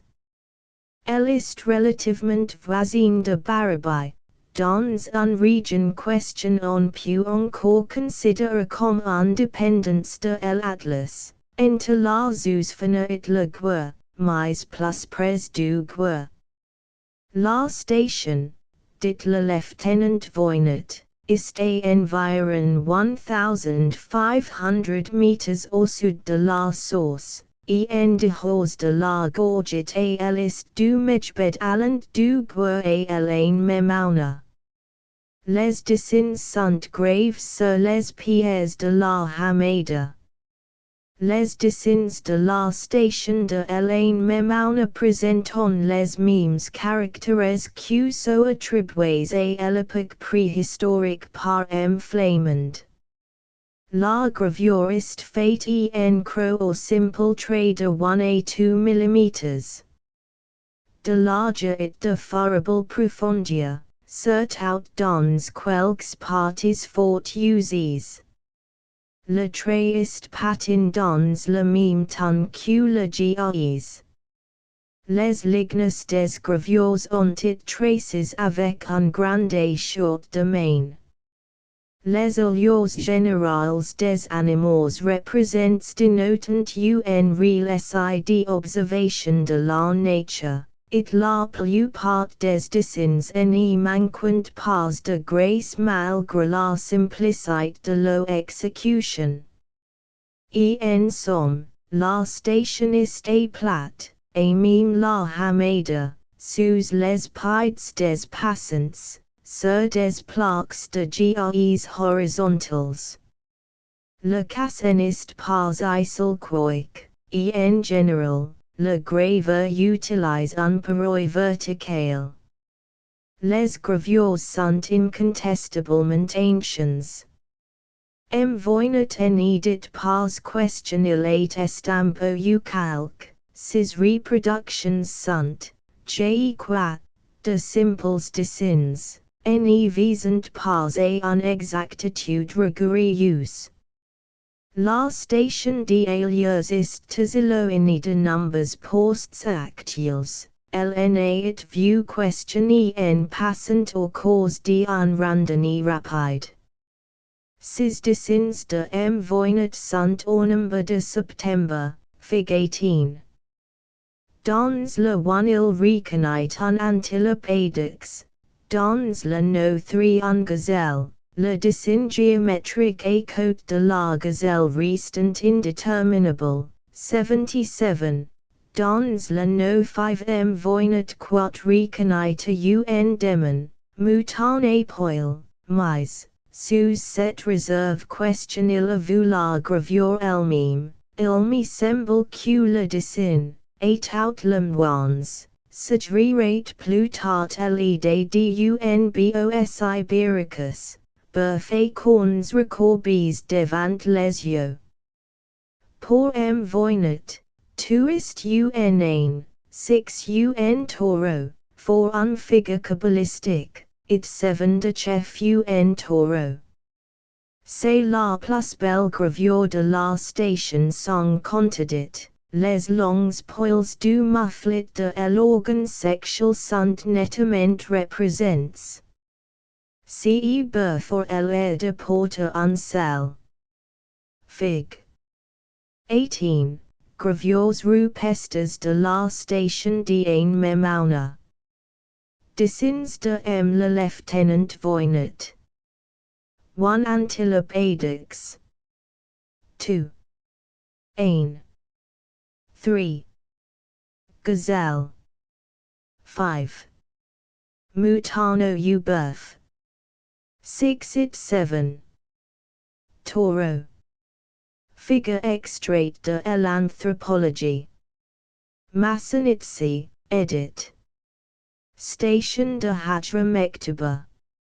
Amishaman enter Beni Abizit Cursus, sur la rive droite de la Sahara, à 405 km de l'Oud un couche de calcaire macédonien affluent au milieu des dépôts continentaux myopliocans it forme une sorte de trottoir large et plein d'un dizaine de mètres it long de plusieurs kilomètres.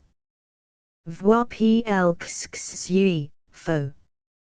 61. Cet effleurement est couvert de dessins rupestres it porte en conséquence le nom de Hajra Mektuba, les pièces écrites, 78.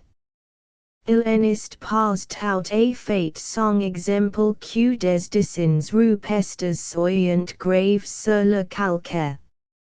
Flamand signal un station de ce genre dans le tadmate, 79. Els sont res. À la station de Hajra Mektuba, ce qui frappe d'abord ce sont des inscriptions arabes récentes, on reconnaît facilement des actes de foi, il envoie de diu, etc. La station s'y trouve, en effet, sur le chemin des pèlerins qui vont à las Aouyatas venir y de Cursus. Fig. 19. Gravures rupestres de la station de Hajra Mektuba. Reduction au 20e d'Apres calques. Figure extrait de l'anthropologie. Massanitsi, edit. Jre relève, Fig 19, no 1, an inscription arabe, d'alias indecifrable, encadré dans un figure géométrique, dont bassit, l'arabisant éminent, directé de l'école des lettres, ignore la signification. A titre de hypothesis il s'agir l'idée que ce pourrait être un mecum, souvenir d'un marabout quelconque qui aurait séjourné, pris, etc., sur ce point précis. A coup sur la station de Hajra Mektuba est au point de vue islamique une sorte de lieu saint. On distingue aussi quelques lettres tefina, mais en petit nombre, it de mauvaises gravures libico-berbères, jre note un mehariste et bouclier ronde. E.F. Gautier. Sahara Algerian. PL 16. Cliché Gautier 31. Gravure rupestre dans l'oued tarit, arnit, sur gres eodivanian. L'animal représentiste un girafe. Cliché Gautier 32. Gravure rupestre, a tauleon, muida, sur gres eodivanian. Le sujet représentiste un chasseur mauflin, pour voir photographia, on ne passe les figures et la cry. C'est la tout ce question on apicoat au premier abord, it on serait tent de croire que les gravures anciens n'y sont pas représentées. A y regarded après portant, on les trouve en grand nombre. Mais si effaces question elles sont à peine discernables. Il faut chercher pour chaque coin de pierre l'éclairage favorable, it sous un certain jour on voit s'y révéler de vieux dessins flus mais incontestables, des arrière trains, des pattes, souvent même l'animal entier, antilopes, animaux cornus. Voir numbers 2 et 3. L'aspect de la roche explique facilement la disparition presque totale des vieilles gravures. La face du calcaire porte distinctement à l'empreinte des pluies portant cires. Le calcaire évidemment, par sa sensibilité à l'action chimique des pluies, conserve beaucoup plus mal la gravure que le gis.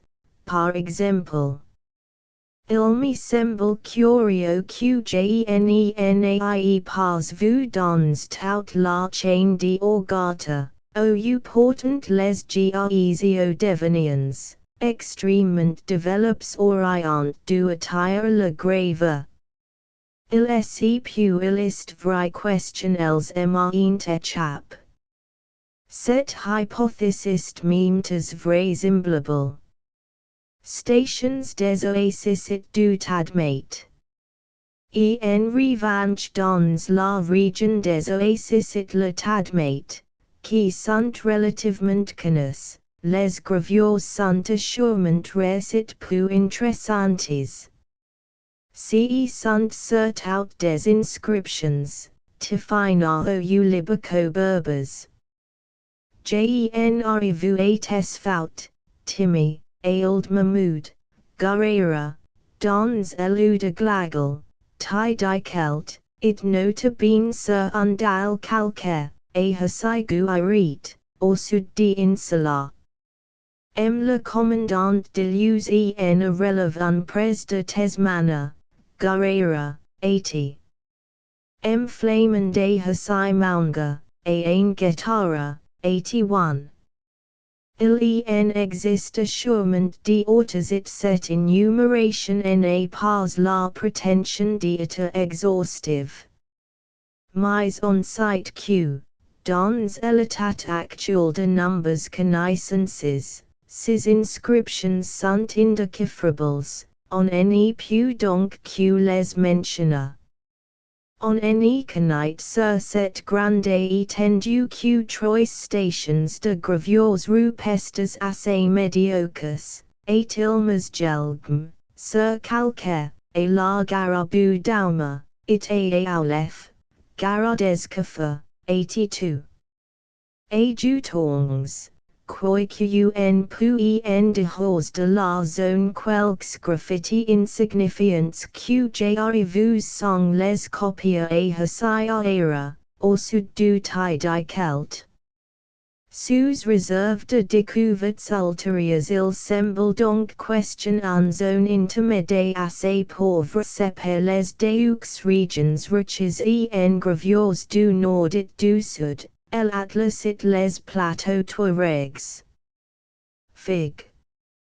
20, Tauléon. A. D'apres en photographie. Auteur du Mauflin or Garrett, 0M30 à 0M40. B. Auteur du Chameo, 0M05.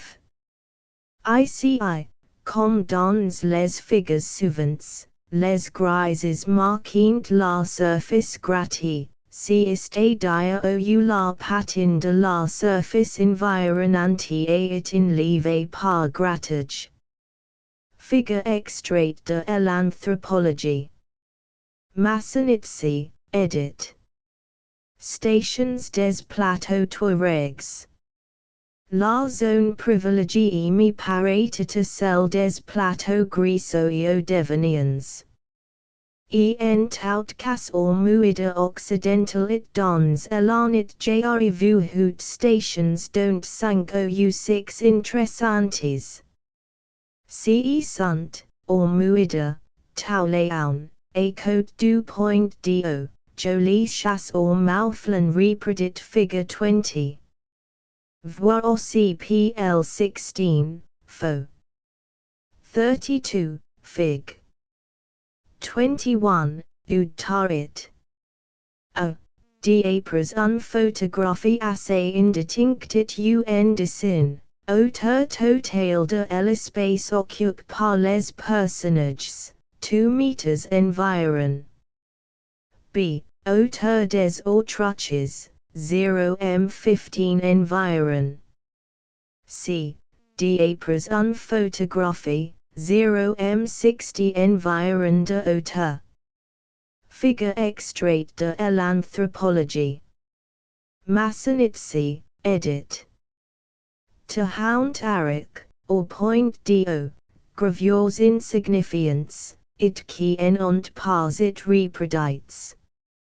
Elles sont à 3 ou 4 meters au-dessus du sol, sur la corniche en surplomb d'un énorme bloc rocheux détaché, it actuellement inaccessible sans HLCE qui est un castes rare.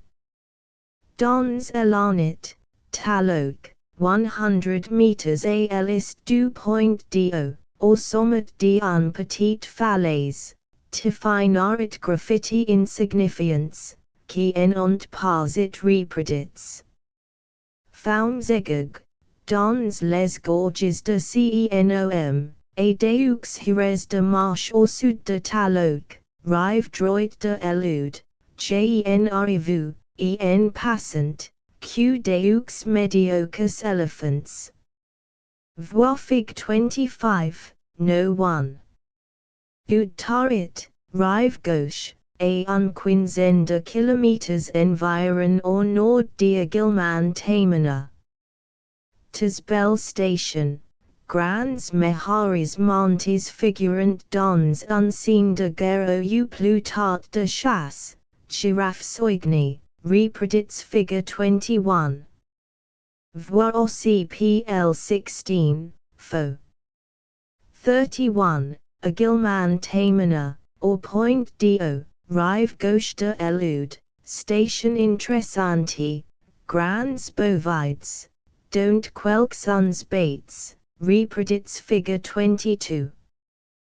Wantara, au pied de la haute falaise qui avoisine le Pouts, sur de gros blocs éboules, station riche et interessante, it qui, par circuit, a pu être étudié longuement, bovides et animaux divers, reproduits figures 24, 25. PL 17, faux. 33. Tin Senesit, au point do, sur blocs éboules au pied de la falaise, bovides, un cheval, reproduits figure 23. Ces hautes stations ont été découvertes par hasard, parce question elles sont auxiliaires, au cause d'un raid Mehari. Il y a donc lieu de supposer question en investigation minutieuse en fera découvrir beaucoup d'autres. On y en a des signal d'autres. Voyna te publier des tefina, des inscriptions arabes, des imprints de pieds, et quelques vagues graffiti, copies dans les gorges de Turatamin. Il now se donne aussi une reproduction interessante d'un petit signe de chasse à l'enterologie.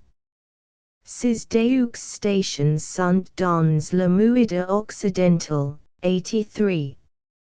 Motilanski souvent un itinéraire connu apportant relève quelques petites stations nouvelles au Muida occidental, des définant et hasi elknig, quelques autres dans les gorges de Tarcambere, des définant et des graffiti et Haitian meniet, déjà signals par Gilolohan, 84. Notons que dans les séjours nous en avons pas vu de gravures rupestres et embassit en signal pas dans le Muida oriental. Ortacilides asgas foro en a copy unsul, 85. Il est pourrait donc que l'année fut particulièrement riche pour des raisons qui échappent historiques apparemment. Mais c'est une conjecture hasardeuse. L'exploration des plateaux deveniens Touaregs reste à faire au point de vue archéologique. Il est certain en tout cas que les géies de cet âge s'y prétendent admirablement à la gravure. It d'en façon générale en Algérie comme au Sahara le géies est par excellence matière épigraphique. Ces gravures du Muida en it, reproduites dans les figures 20 et 25 s'y prétendent à une étude d'ensemble. Non seulement elles sont toutes sur géies, et sur le même géies. Mais atus les points de vue ces stations diverses sont étroitement apparentes. Elles sont toutes au voisinage immédiat d'un point do, ou tout le ones d'un pâturage actuellement frequent. Elles sont toutes aisément accessibles, à portée de la main, à une seule exception près. La station de Tahount Arak, mais le roc isle de Tahount Arak est au milieu de l'elude, son pied bain dans l'eau, et il suffit d'un bien petit nombre de creux pour produire l'effort élément qui met la gravure hors de portée. Il n'y semble donc pas que les gravures remontent à une époque où le climat fut autre question aujourd'hui.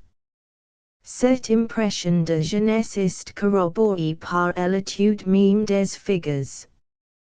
Gen voit question à nos deux susceptibles d'état classes anciens, la girafe de la figure 21.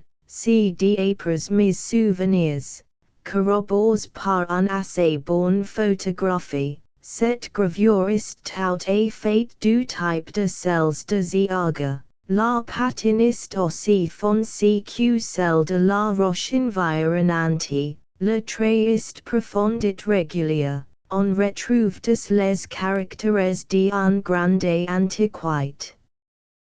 Du moins il me semble ainsi rétrospectivement, à l'époque où j'ai vu cette girafe n'était malheureusement pas encore familier avec l'aspect des gravures rupestres de l'époque ancienne, et en 1903, j'ai trouvé aussi mention dans mes notes que de la figure 22, bovide, estes patine. Mais ces figures sont celles de l'hospice. Nous avons fait studio it moi, en 1905, un séjour prolongé en Tara, it, malgré des recherches attentives, nous en avons pas trouvé une seule gravure d'aspect ancien. Elles semblent récemment tout à fait absentes. Fig. 22, a Gilman Tamina. A. 0m50 de la tête à la queue. B. O termoi n 0m10 a 0m15. C. 0m20 a 0m30 de la tête à la queue. D. 1 meter de droite à gauche. E. 0m50 de la tête et la queue. F. Dessins de gauche 0m10 en moyenne, salué de droite 0m30. Figure extrait de l'anthropologie. Masonitzi, edit. En somme, toutes les figures reproduites, moins ou deux douteuses, sont indubitablement récentes. It d'abord la faune reproduite en est plus du tout celle du col de Ziaga. La présence du cameo est el seul significative. On est généralement d'accord pour admettre que le cameo est introduit ou réintroduit dans l'Afrique nord-occidentale que dans les premiers siècles de l'ère chrétienne. Il n'y semble être abondant que vers l'époque de Justinian, 86. Sans entrer dans la question, c'est un fait positif question on n'y connaît aucune figuration de cet animal dans les nombreuses stations déjà connues de vieilles gravures, elles abondent au contraire dans les graffitis libico-berbers. Fig. 23, tin senicet. AA 0M15. B. 0M08 A 0M10. C. 0M30. D. 1 meter de la tête et la queue. Figure extrait de l'anthropologie. Masonitzi, edit. Tous les autres animaux qui accompagnent le dromadaire, 87, dans les figures ci-jointes sont contemporains, le cheval, fig 23, A, Italien, fig 24, B, le mouflon, fig 20, A, la gazelle, fig 21, A, le chien, fig 20-21, l'autruche, fig 22, B, fig 24, B, it fig 21, B, sont encore des animaux familiers auxiliary habitants du muide on it. Il en est de même de l'animal figure en a figure 24 et en to figure 25 question on y voy un chevaux ou un antilopédix. Les bœufs sont très fréquents. Fig 22, A, Fig 24, A it D, Fig 23, D, it song dout aussi Fig 22, E. On les represent bêtes, Fig 22, D it Fig 25, no 5. On cite que les bœufs zebus, originaires du Soudan, font partie du cheptel habituel au hogger, 88. Au Soudan et tout le monde on les utilise comme bêtes de somme. Le sanglier, Fig 21, A, existe puita au hogger. It en tout cas dans l'ordre des efforts, Fucokia, it dans l'air. La station de femmes égag, qui par ailleurs est insignifiante, assessai de particular question on y voit deux elephants incontestables, l'un environ 1m50 dans sa plus grande dimension, l'autre 0m50. CCE denia qui est reproduit si compte d'apres un simple dessin, it non pas d'apres un calque, figure 25. Ces gravures d'éléphants n'y sont pas patinées, it a los dimensions pres elles n'ont aucun des caractères qui caractérisent les vieilles gravures. Si l'éléphant est tout à fait étrange à la faune de l'anit, il n'y faut pas oublier que les Touaregs de l'anit passent les ans de sécheresse dans l'état des efforts, où ils sont chez à proximité du Niger. L'éléphant lowest familia, comme d'alias la girafe. Gensi pas davantage d'identifier des dessins malvenus et cocaces, Fig 22, see it F. En resume, comme conclusion d'ensemble, tout cet fauniste contemporain. N'est pourtant pas rigoureusement actuel. Il y a là une nuance question il est facile de préciser, il est évident que le nombre des bovides représents, dont quelques-uns bêtes, est tout à fait disproportion au nombre des meharis.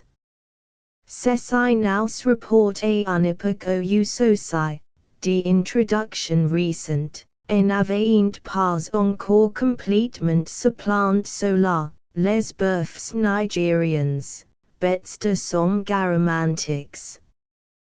D'alias la représentation de la figure humaine qui délivre tous les doutes sur l'âge approximatif de nombres gravures. Question on examine figure 20, le javelet que brandit le chasseur, voir aussi fig 21, il semble bien que ce javelet se termine par un fer de lance. Que l'on compare cet armement avec celui qui est figure sur les vieilles gravures algériennes publiées par Pommel, 89, et dont le caractère néolithique est incontestable. Évidemment notre chasseur est très postérieur. Le sauvage est promu barbe. Pourtant il n'est pas actuel. La plupart des êtres humains figures sont news, tout au plus pu on imagine question ils ont un pan autre des hanches. Voilà qui est tout à fait contraire auxiliary habitudes actuelles, le Touareg comme tout musulman. Ist un parquet d'étoffes flottants. D'alias littoral de guerre du Touareg ist bien connu, il est popularisé par la gravure, un immense bouclier car, antes long lance en feu, un saboteur long sang point, arme de taille. Ce sont des armes tout à fait appropriées pour un mehariste. Ou les chasseurs ou les guerriers de nombres reproductions, Fig 21, Fig 20, Fig 24, sont invariablement armes d'un bouclier rond tout petit de trois javelins. Ce guerrier et bouclier rond. Nous l'avons déjà rencontré dans les stations du Nord, et Barabai en particulier, mais ici, dans les stations de l'Anit il est dessiné avec plus de soin, plus de taille. La ressemblance en devient plus frappante avec le cavalier. Figure et cote des caractères libiques sur la stele funéraire du musée d'Alger. Voir Fig. 17. Celui-ci porte à son bras gauche exactement le même petit bouclier rond et les mêmes trois javelins. Ces dernières fiches de la même façon et la partie postérieure du bouclier, donnant une impression de panoplie. Il me semble que ce détail est de nature à entraîner la conviction. Ce mehariste armé en cavalier numide date approximativement nombres gravures. Notons encore question elles sont accompagnées d'inscriptions to finir en grand nombre et qui paraissent contemporaines. Au col de ziargue les gravures se présentent sur son accompagnement épigraphique. Enfin l'aspect seul de nombres gravures interdit de les reporter loin dans le passe puisque la patin fait de faute, Les parties graves de la roche contrastent vivement par les couleurs avec les parties intacts, elles ont un aspect frais. Portant au point de vue de l'exécution technique elles seront déconcertantes, elles n'y rentrent pas exactement dans les catégories établies dans le nord par Flamand. Là, dans la chaîne des Xaux par exemple, tout ce qui n'est pas belle gravure ancienne, et très profonditlis, et patinois, estimant de graffiti libico-berber. Ce sont deux catégories bien tranchées la plupart des gravures au muide en ni rentrent ni dans l'un ni dans l'autre. Les caméos de la figure 20, b. par exemple, sont des graffiti libico-berbers types. Est-il possible de les classer avec les beaux meharis de la figure 21, assis derniers ont 0,50 de haute, les autres 0,05, ceux-ci sont parfaitement schématiques, it rappellant plus tard au premier coup d'œil un caractère chinois question un animal quelconque. Ces gravures précédent d'intentions différentes, l'auteur de la figure 21, a tâche de reproduire un animal tel question il le voit, c'est un artiste, dans une mesure aussi favorable question on voudra, l'auteur de la figure 20, b écrit el hiéroglyphe du cameo, il fait de l'idéographie. Any consider qu habilite des dessinateurs, it se question on pourrait appeler les traditions artistiques, les belles gravures du muide en it sont tout à fait comparables à celles de Ziaga. Qu on consider les petits tableautines des figures 20 et 21, scenes de chasse, j'imagine. Un one's question on any vu il voit dans la figure 21 un scene de guerre, un rencontre entre meharists et piétons, mais la présence de gibier et de chiens est plus favorable à cette hypothèse. En quoi ces amusantes compositions sont-elles inférieures par exemple à la gravure rupestre algérienne de Kef Meshaoul publiée par Xel, Monuments Antiques, t. I. p. 48, it qui représente une famille de lions et se prétend à devoir un sanglier.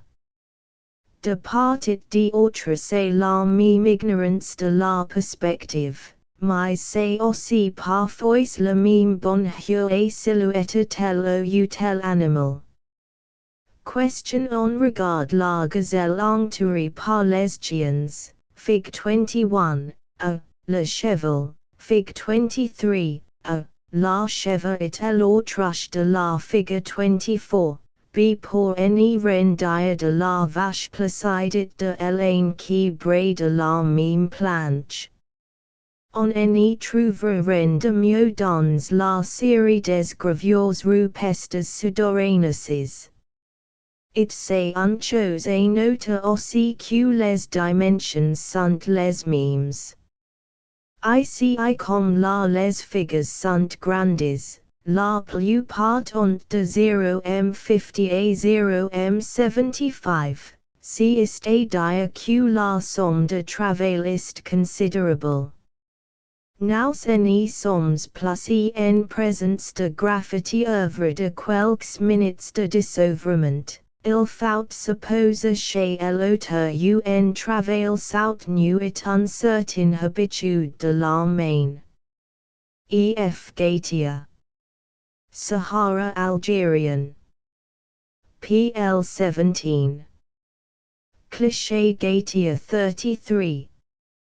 Gravures rupestres ou en terre sur gres au devenir. Les figures ont it parcies et la cry. Cliché le perrine 34. Type de gravures rupestres sur granit, Hogger. Fig.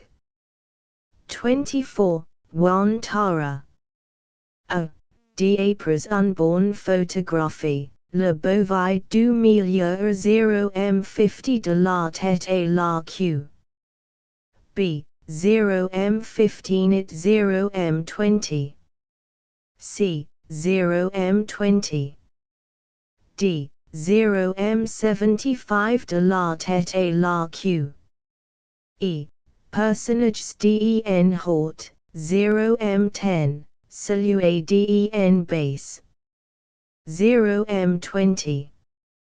Figure extrait de l'anthropologie. Masonitsi. Edit. Portant les gravures de l'anit se distinguent de celles de Ziaga, non seulement par l'absence de patin, mais encore par la différence de facture.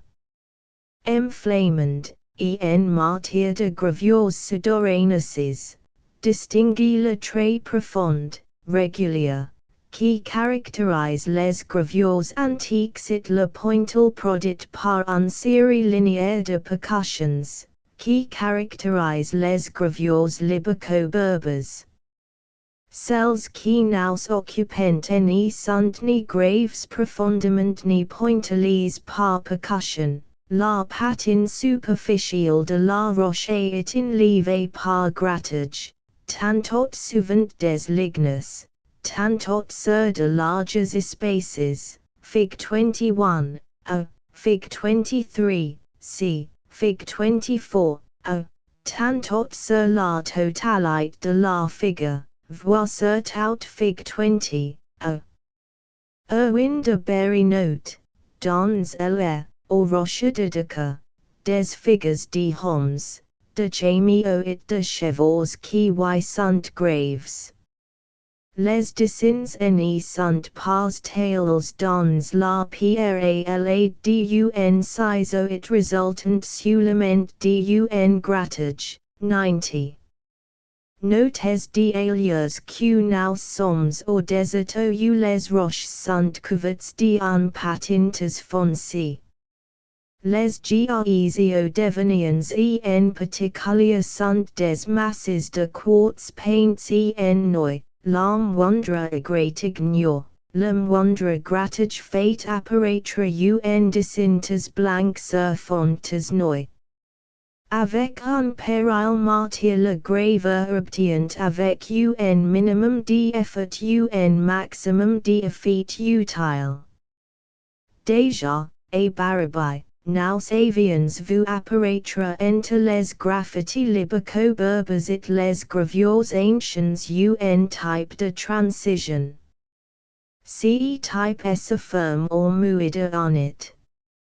La décadence ICIA it BN plus lent it progressive, les traditions de gravure se sont maintenues plus longtemps. En resume la race berbère, qui dans le télépedu d'assez bonnes ses anciennes aptitudes artistiques, les conserves au contraire dans le Sahara jusqu'à une époque voisine de nous. Station de Timistau. On a longuement insiste sur les stations du muide en it, qui présentent un intérêt particulier. Celle de Timistau a beaucoup d'analogies avec elles malgré la distance. La station de Timistau est signalée par le colonel Leperine. Elle s'y trouve côte du Pouts dans un cavern de la falaise en Gautier devenien. Le mot caverniste ambitio, il faudrait dire plus tard abri sous roche. De cette grotte, si elle en vue, le plancher, les murs et le plafond sont couverts de gravures et d'inscriptions que j'ai examines d'un facon un peu sommaire, Fig 25. ICI, au contraire diwan tara, il existe quelques dessins qui paraissent anciens. Par la patin ils ne se distinguent pas de la roche, il est vrai que ce sont ones de valeur ici questionnaires. To ces dessins, en effet, sans exception sont sur la planche de la grotte. Ces dire question ils ont it fouls par les pieds de generations, ils ont dû se patiner plus vite. Mais le trait est profond et assez net. Note dans la figure for la longue disproportionnée des cornes. Évidemment l'artiste camp le corps de son animal de trois quarts et la tête de profil. Pour mettre les cornes en valeur, cette recherche de l'effet et cette pose compliquée sont dans le nord caractéristiques des plus vieilles gravures. Les animaux représentés sont actuels cependant. 7 semble bien représenter un bœuf de l'espèce Bos ibericus. It je quoique for it 6 représentant des antilopes adex. Notons portant q pommel, 91, à propos d'animaux analogues, propose d'en facultat à fait affirmative l'identification avec l'antiloporix. Compel corix licht, encore question il n'est pas authentiquement constate la présence dans la faune quaternaire algérienne. Mais l'orix ne se trouve plus aujourd'hui questionné en Égypte, l'Adex au contraire est une familia du Sahara algérien, its cornes ressemblant à celles de l'orix. Assez d'humains pour question il soit imprudent de vouloir les distinguer sur une gravure rupestre. Fig. 25. Gravures rupestres des stations de Faumes Egug, 1. De Wantara, 2, 3, 5. De Timistau, 4, 6, 7. Reduction or Vinctium d'Apres calques et estampages, sauf one qui est simplement design. Figure extrait de l'anthropologie. Masonitsi, edit. Stations ifras. Dans elidades ifras je suis en mesure de signaler 4 stations d'importance inégale. Malheureusement je n'aurai pas pu en étudier sérieusement un seul. Avant d'arriver à notre campement de l'Eau d'un droit, à 3 kilomètres environ, j'ai vu quelques lettres to finir et un dessin in forme d'animal, la tête grave sur un roche éruptive. Antes belle station se trouve ras d'un droit dans les gorges de l'eau. Asanias. Les dessins sont graves sur un mural presque vertical de granit.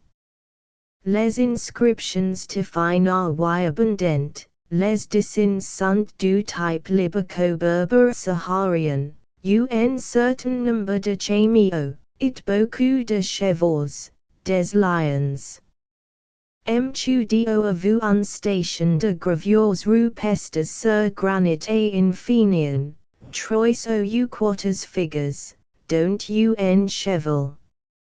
Enfin dans l'eau tuxamin, à 3 kilomètres est du campement, j'ai vu sur granit quelques autres et un animal in forme où on aurait pu reconnaître un girafe. En somme, dans l'idades ifras la présence des gravures rupestres est incontestable, elles ressemblent à celles du nord, autant question on pu en juger après un examen sommaire, elles sont toutes du type récent, ICIOU le GRE's fate de fort la martyr préfériste le granit. Stations du Hogger. Mtudio a signal de tes bodicins rupestes or Hogger, or confluent des uids autel it agena, entertainment asset it tit, ungiraf patient, en particulier, ist fort bn reasi.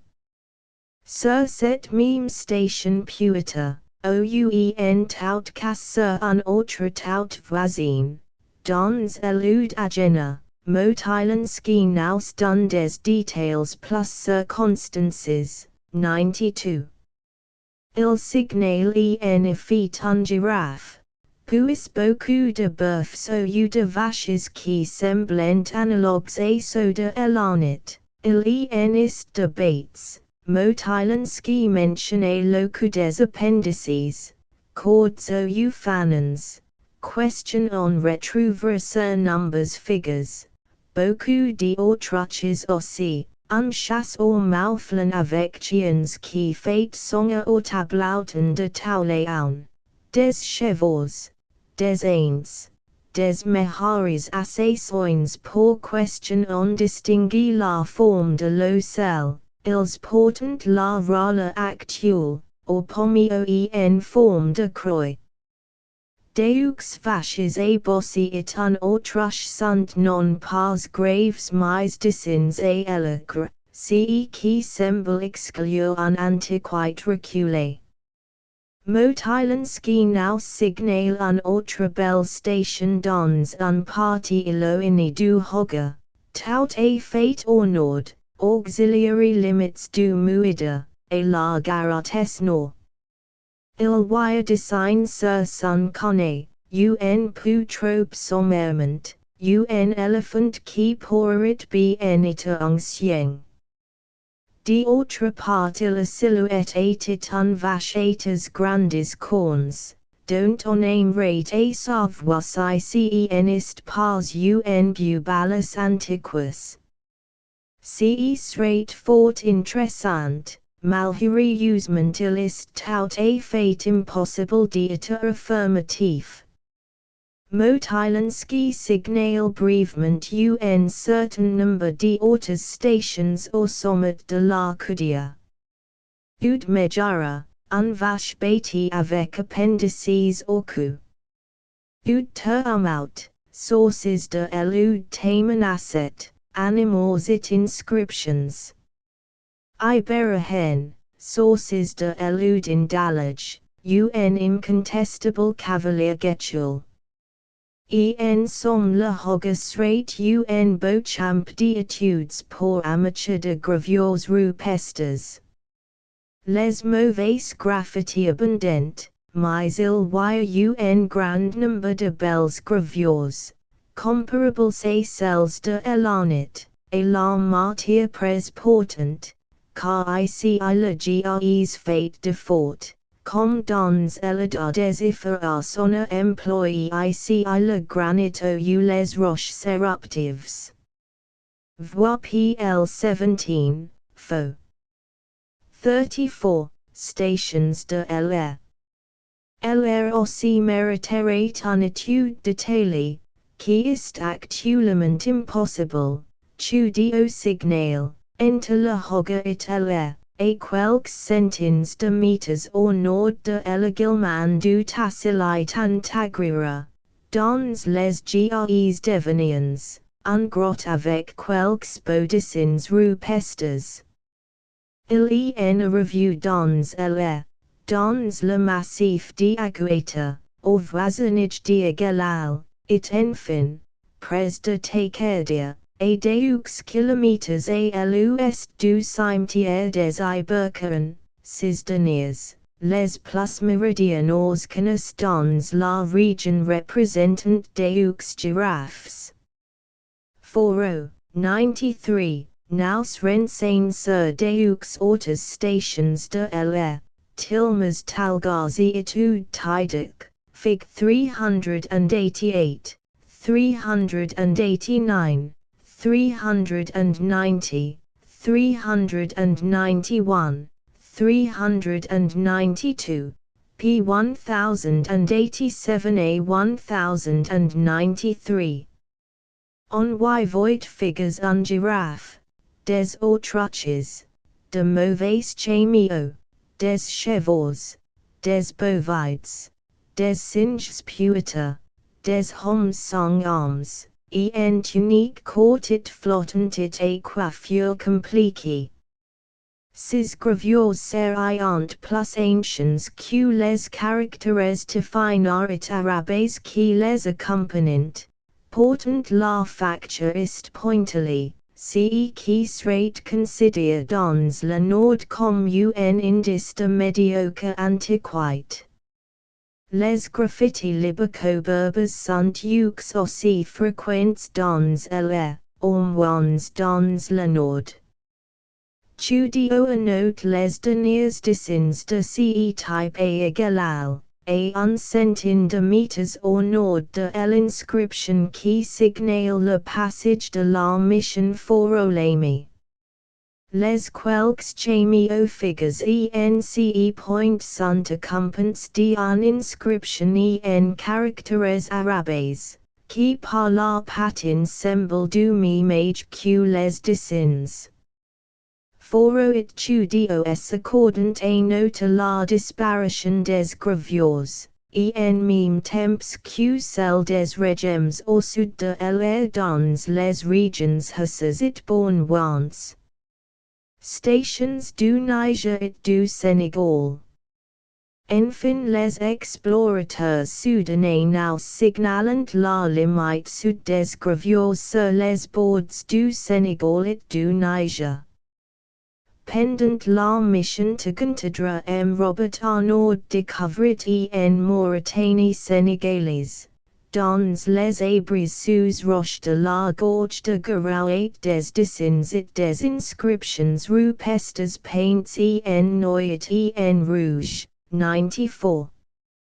Desplugnes a publié dans son livre des gravures et inscriptions nigériennes.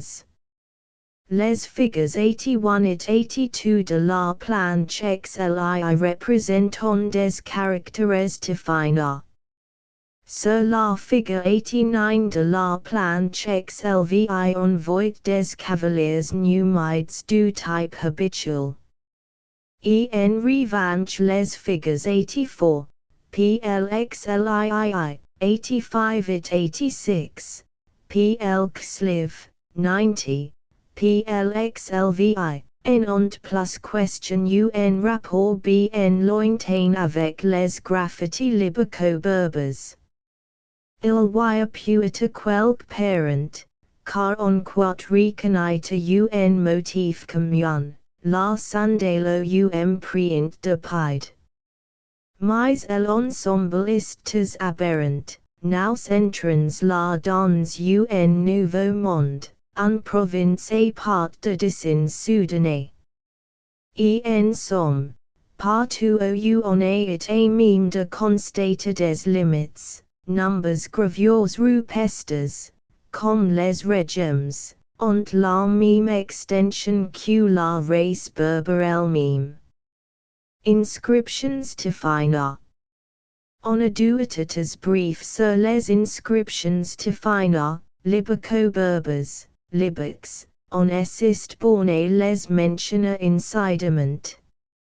Ces questions se defendant contre toute tentative d'énumération par le nombre immense, et contre toute tentative d'explication par le mist qui les entourait qui en est pas disciple. L'alphabet to finir est phonétiquement connu. Les Touaregs ont conservé l'usage actuel de cette écriture. En 1903, au puits de Ouattara, nous avons trouvé un caillou couvert de caractères fréquemment tracés à l'encre. C'était un circulaire rupestre faisant connaître auxiliary caravans notre présence dans le pays. E.F. Gautier. Sahara Algerian. PL 18. Cliché Orge 35. Inscription sur gres albien auxar diabani, pres tesfout. Les lettres, indistincts, ont it probablement passées à la cry. Cliché Orge 36. Inscription sur gres albien auxar diabani, suite de la précédente. Cette inscription donnée par les indigènes comme hébraïque est évidemment berbère. Il était donc légitime d'espérer des indigènes érudits pourraient nous aider à déchiffrer les vieilles inscriptions. Il semble question il faille renoncer à cet espoir. M. Motylansky, dans son recent voyage, qui assist termine si malheureusement par sa mort, s'était attaché spécialement à résoudre ces problèmes il résulte de ses notes manuscrits questionnent écu. Les vieux definants sont indéchiffrables pour les Touaregs Uxmimes. Tout lo archéologie s'y résume en quelques légendes de folklore. Caractères et dessins sont attribués à des personnages mythiques, le peuple des Amamel, un personnage question ils appellent Elias. On trouve déjà ces noms dans un texte donné en appendice dans la vieille grammaire de Hanoto. Sous bénéfice d'inventaire il me semble que Amamel et Elias sont assez analogues auxiliaires Jouhla d'Algérie, constructrices des dolmens, une personnification de la race berbère pré-islamique, avec laquelle le berbère converti renie tout parent. Si le vol doit jamais être élève ce sera sans doute par la philologie moderne. Et la suite des méticuleuses monographies de dialectes berbères, qui ont été amorcées par Emma Bassett, mais qui sont encore loin de la conclusion. Si là les épigraphistes trouveront au Sahara un ample matière, mais peut-être de qualité médiocre. Conclusions générales. Cette longitude analytique comporte, des conclusions générales.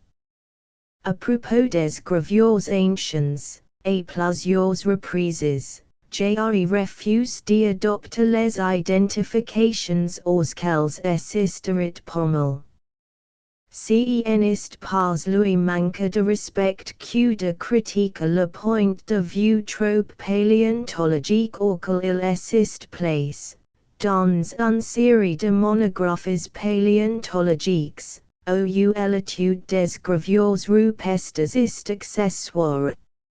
Est-il vu reconnaître, par exemple, dans un autruche évident, un grand échassier indéterminé, c'est que a priori il imagine un cas de quaternaire, climat humide et grands marais. Il assiste trouve entraîné par son point de départ et suppose auxiliary gravures rupestres en précision de planche anatomique dont elles sont malheureusement bien éloignées. Des déterminations questionnelles proposes il en subsiste que deux tout à fait incontestables, celles de l'éléphant et du bubalus antiquus, mais l'éléphant subsiste en Berbérie jusqu'en pleine époque historique. Il est possible que nous ayons sur le bubalus antiquus un texte de Strabon, 95. Sous bénéfice d'inventaire jusqu'à plus ample informe, l'âge quaternaire des gravures rupestres anciennes en estren ones que prouve.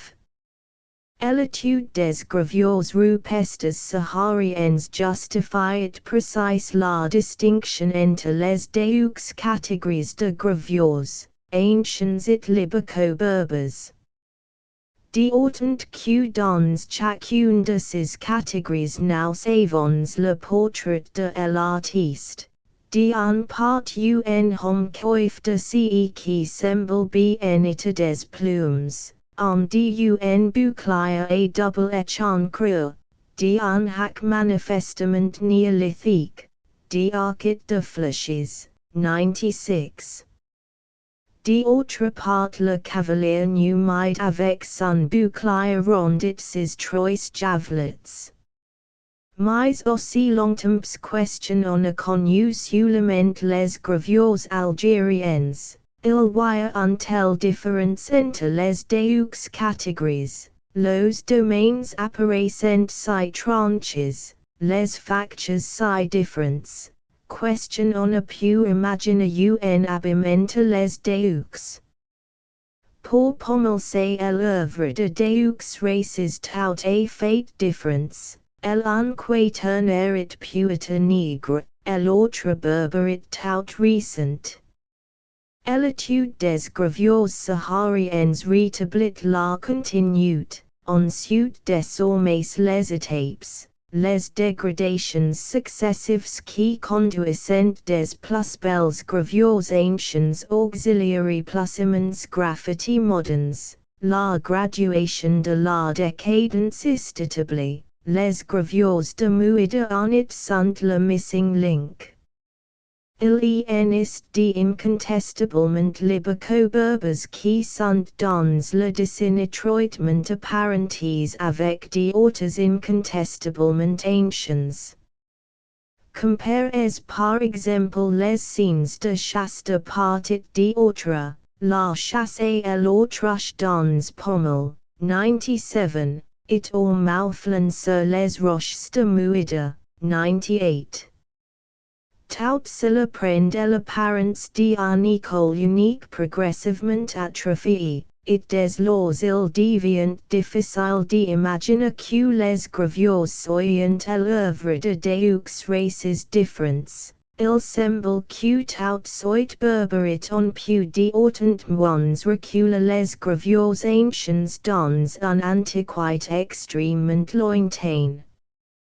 J'imagine que les causes de la décadence sont assez faciles à dégager. It sans doute faut-il faire sa part au triomphe de l'islamisme iconoclaste.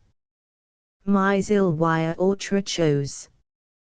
Tous les dessins, même les plus récents ont été graves avec un instrument ENPA. Il suffit pour s'en rendre compte de essayer à reproduire une gravure sur la roche même d'une station. On n'y parvient pas avec la pointe d'un couteau ou d'un arme en feu, le trait obtenu est infiniment trop délicat, filiforme et presque invisible. Question on essaie avec un pierre et on réussit sans peine entes peu de temps. Aussi bien cette constatation n'est pas nouvelle, elle n'est pas échappée pommel et flamande. J'ai qua même question on peut expliquer comme suit l'énorme différence de facture entre les deux types libico-berbers. Le Saharien et l'Algérien, vois par exemple la planche 25, numbers 2 et 3. Les gravures du type algérien, en pointent les grands éclats, no 3, ont été exécutés avec un pierre quelconque, sans point, que le contondant. Et en époque où les points néolithiques n'étaient plus d'usage courant, ou par un individu qui s'en trouvait démuni. Les gravures du type saharien, no 2, ont été exécutées avec un point de silex. Et des lois on comprend bien que les gravures de ce type inconnues dans le nord, abondant au Sahara, puisque, aussi bien, El usage des armes et des outils enprs ist de tout necessite conserve bn plus longtemps au coeur du continent question of voisinage de la Méditerranée. Au surplus les Touaregs actuels enigravent plus. Jen ignore pas que Rolf se trouve au désert de Libye un dessin rupestre de bateau à vapeur, mais je parle du Sahara occidental, it d'aliers on ne peut pas tirer de conclusions générales d'un fantasy individuel. Ce qui est certain, en règle générale, c'est que le Touareg continue à considérer les pays comme la seule matière qui est prêtée à l'écriture. Encore aujourd'hui il les couvre de définir de dessins généralement géométriques, voilà Fig 17, no 11. Ils sont particulièrement abondants dans la grotte de Timistau. Mais cen est plus de l'écriture gravée, elle est peinte, généralement à l'écre, d'aliers le Touareg, grand ornement est en coeur est assez familier avec les couleurs minérales. Il est peu au surplus question il y a un ancien an alliance entre la gravure et la peinture rupestre. Dans certaines figures comme le balayer coif d'un disque, Fig 14, tout l'espace circonscrit par le trait extérieur est croit parfaitement lisse, on imagine volontiers que cet évidemment devait être recouvert d'un endit color. En tout cas la substitution d'un mode à l'autre, de la peinture à la gravure, doit se rattacher à la disparition des derniers outils enpr. On sait d'aliers que cette disparition dans l'Afrique du Nord est assez récente et on dira tout à l'heure que chez le Touaregs en particulier il n'y faut pas gratter beaucoup pour retrouver le néolithique. En somme la gravure rupestre semble avoir suivi pas à pas la décadence du lithisme. Sous cette réserve question un synthésiste peut être tout de même prématuré, on s'y représenterait hypothétiquement comme sous les phases de la gravure rupestre. À l'époque des belles gravures sudoriennes, néolithisme exclusif. La gravure est un art qui a ses ouvriers habiles, it même c'est un art religieux, le balayer casque est certainement l'objet d'un culte, Amen, alias Buchanan le cornu. B. Libico-berber saharian. La gravure n'a plus de sens religieux. Elle excite plus le même intérêt, l'influence du christianisme puis de l'islam s'y fait sentir, mais au Sahara du moins le néolithisme persistait avec lui les outils et les précédents de la gravure. C. Libico-berber méditerranéen le lithisme est en voie d'extinction, la gravure devient tout à fait grossière. Datas born here dans la zone méditerranéenne, où la phase bien n'existe pas, beaucoup plus tard au Sahara. La limite chronologique entre it b apparaît nettement, la disparition de l'éléphant et l'apparition du cameo, phénomènes historiquement dates, nous reportant approximativement au début de l'ère chrétienne. Il est difficile de dire jusqu'à quelle époque le libico-berber saharien a pu s'y maintenir, jusqu'à une époque peut-être beaucoup plus rapprochée de nos questions on en imagine, et l'expression cavalier numido ugetul serait mal choisi s'il fallait la prendre à la lettre. Le berber est étonnamment conservateur. les Touaregs cavaliers du Niger conservent encore aujourd'hui dans ses très essentiels l'armement des stels du musée d'Alger. Les trois javelets questionnels lancent en galopant avec une adresse stupéfiante, dit-on, fidèlement transmise de génération en génération depuis Massinissa. Sur le terminus aquodes plus anciens gravures, il est impossible de s'y prononcer, il est pourtant, j'ai quoi, de prudence élémentaire, et jusqu'à plus ample in forme de ne pas les mettre en parallèle avec nombres gravures européens sur os et sur pierre, contemporains du Mamouth et du Rhin. Il reste à ajouter ceci. Dans l'état actuel de nombres connaissances, l'extrême red au Sahara des gravures rupestres de type ancien reste un fait frappant. Sans doubt il y en de incontestables atomistes et j'ai quoi bien question il faut rattacher à cette catégorie un girafe de elo. Tar it dans l'honnête.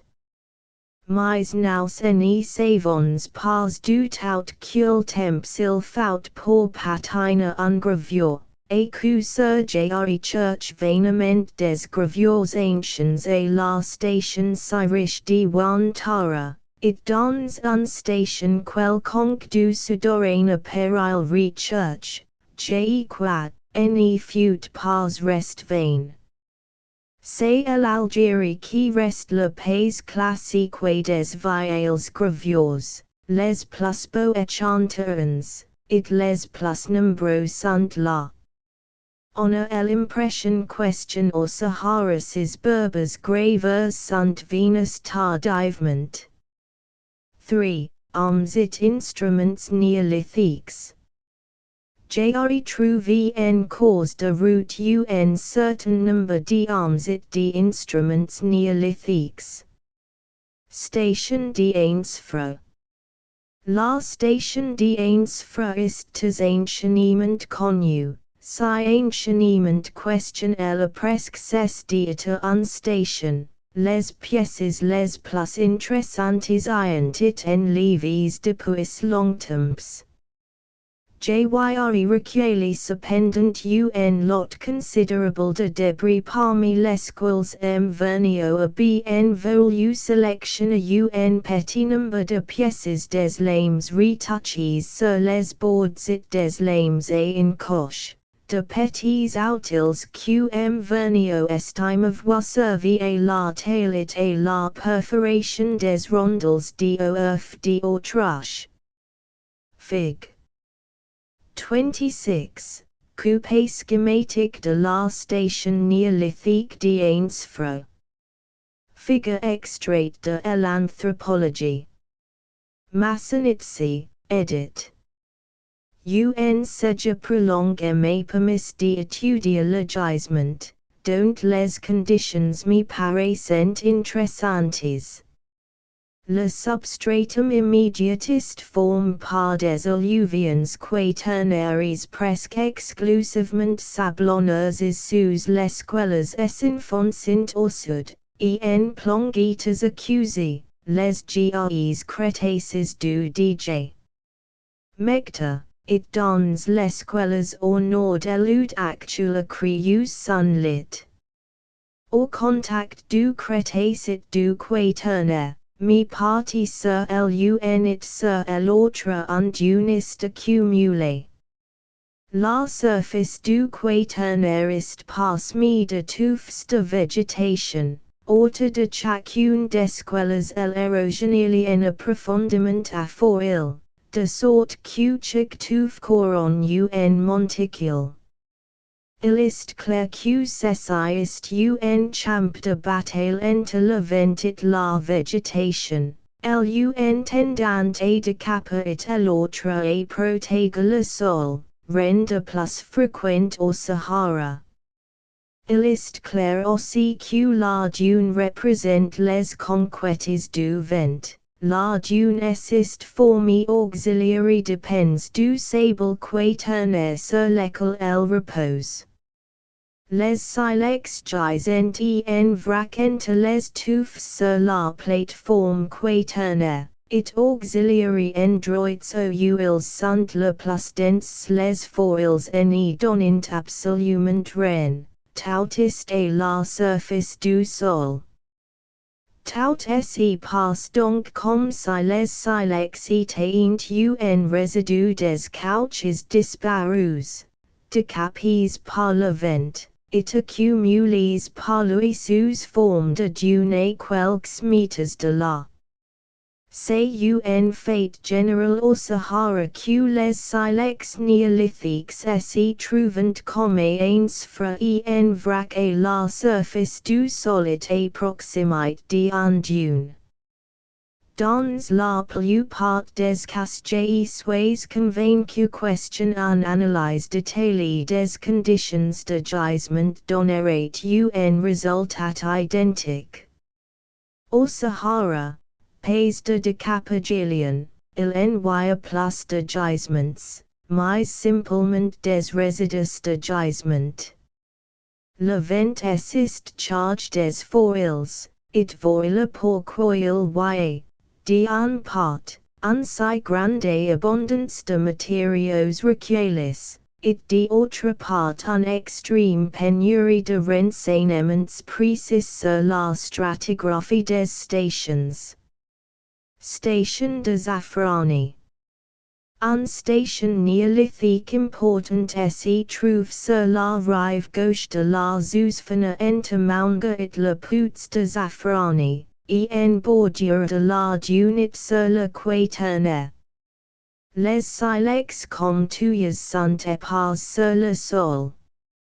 Ils ont été extrêmement abondants, car tous les convois militaires qui depuis 1902 viennent camper une fois par mois à Zafrani ont méthodiquement pile la station, qui n'est pas encore tout à fait épuisée. Le musée d'Alger a une assez jolie collection de ces silex, représentés 50, pl 19, fo 38. Les points de Zafrani sont en deux silex différents, l'un noir et l'autre blanc. Cela correspond plutôt à la présence dans le pays de deux catégories différentes de rognons siliceaux, les uns carbonifères et les autres pliocens. Ces silex sont intéressants parce que tes particuliers, tes différents de ce question on recueil carrément en si grand nombre dans la région de Wugla et dans l'Erg oriental. La planche 19, fo 37, donne a titre de spécimen pour la comparaison, quelques échantillons de ces points orientals. Tandis question elles sont menus, longs de 2 ou 3 cm, et admirablement travaillés sur les deux faces, on dirait presque si les 99, les points de la Zouzfana sont deux fois plus longs et plus épaisses, et d'un travail grossier, unilatéral.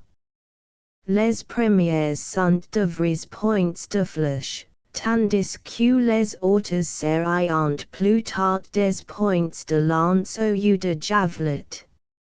Nous entrons donc ici dans une autre région néolithique, car, d'une façon générale, et à de tes rares exceptions près, les points du type Zouzfana ont jamais été trouvés dans l'Est. Compare la collection foro, et la réciproque est vraie, on va voir que les rares points connus dans la Sahara et autres sont presque tous du type Zouzfana. E.F. Gautier. Sahara Algérian. pl 19.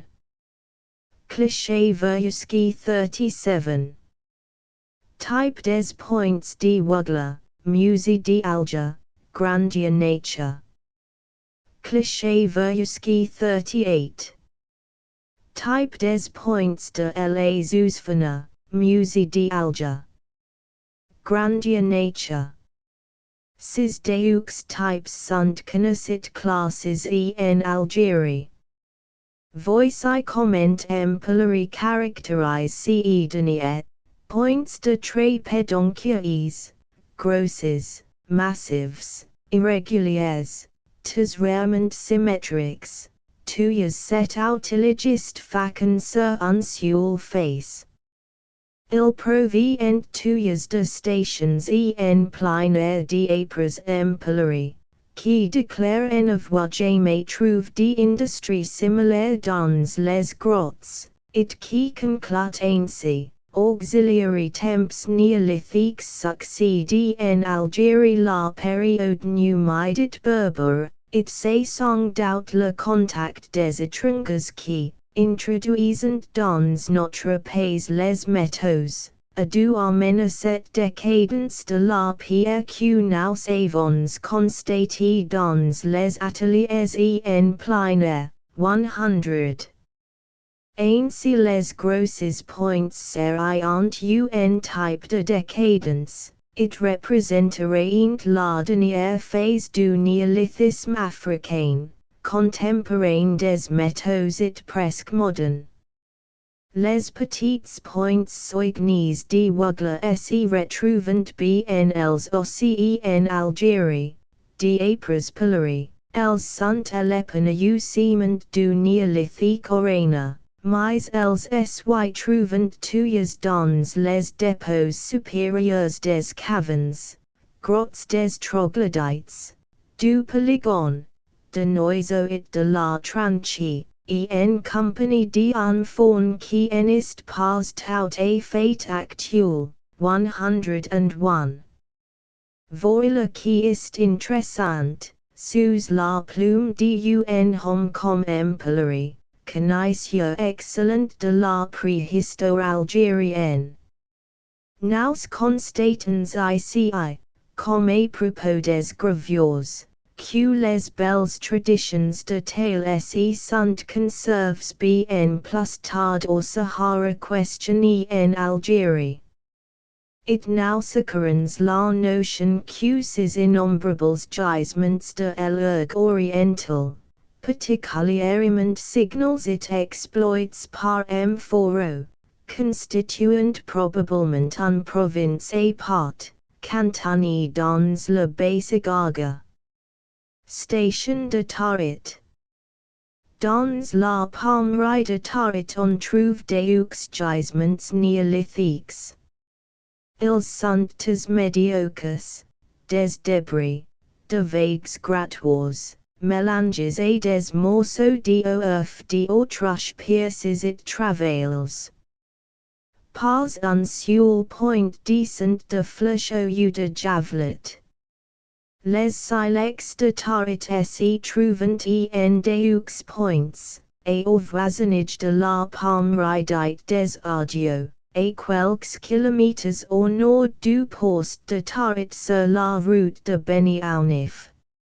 Cette petite palmerie est aujourd'hui inhabitée, et inculte, à l'exploitation des palmiers près, mais elle n'est pas nécessairement, l'eau sourde, et les conditions d'habitabilité sont encore aujourd'hui réalisées. L'eau est même fort abondante puisqu'elle est captée et amenée par deux fogares, canaux souterrains, et la palmerie actuellement cultivée. La palmerie des audios est auxiliary trois quarts enfouie dans la dune et l'ensablement est apparemment la cause de son abandon. Bioxa en ruines de Sahara. Ces ruines, comme un demi-douzaine d'autres que je n'aurais pas visités, représentent la vie urbaine dans l'oasis de Tarit, à une époque immédiatement antérieure à l'actuelle. Els sunt jutges or sommet de la falaise carboniferienne, dans une situation qui a évidemment la prétention d'être inexpugnable, et qui a donc it choisi par des habitants guerriers et autonomes. Les Xaurians actuels, qui n'y sont plus ni l'un ni l'autre, ayant abandon auxiliary nomades le soin de les protéger, habitant dans la vallée au milieu des palmiers et au contact immédiat des jardins. Tandis que les Xars actuels sont bâtis en pays, les vieilles ruines sont en pièces sèches. Aims our d'alias le troglodytisme joue un rôle important. La falaise est creusée de cavernes cloisonnées de murs. Bref, les Xars actuels et so du type our représentant évidemment deux civilisations distinctes et successives.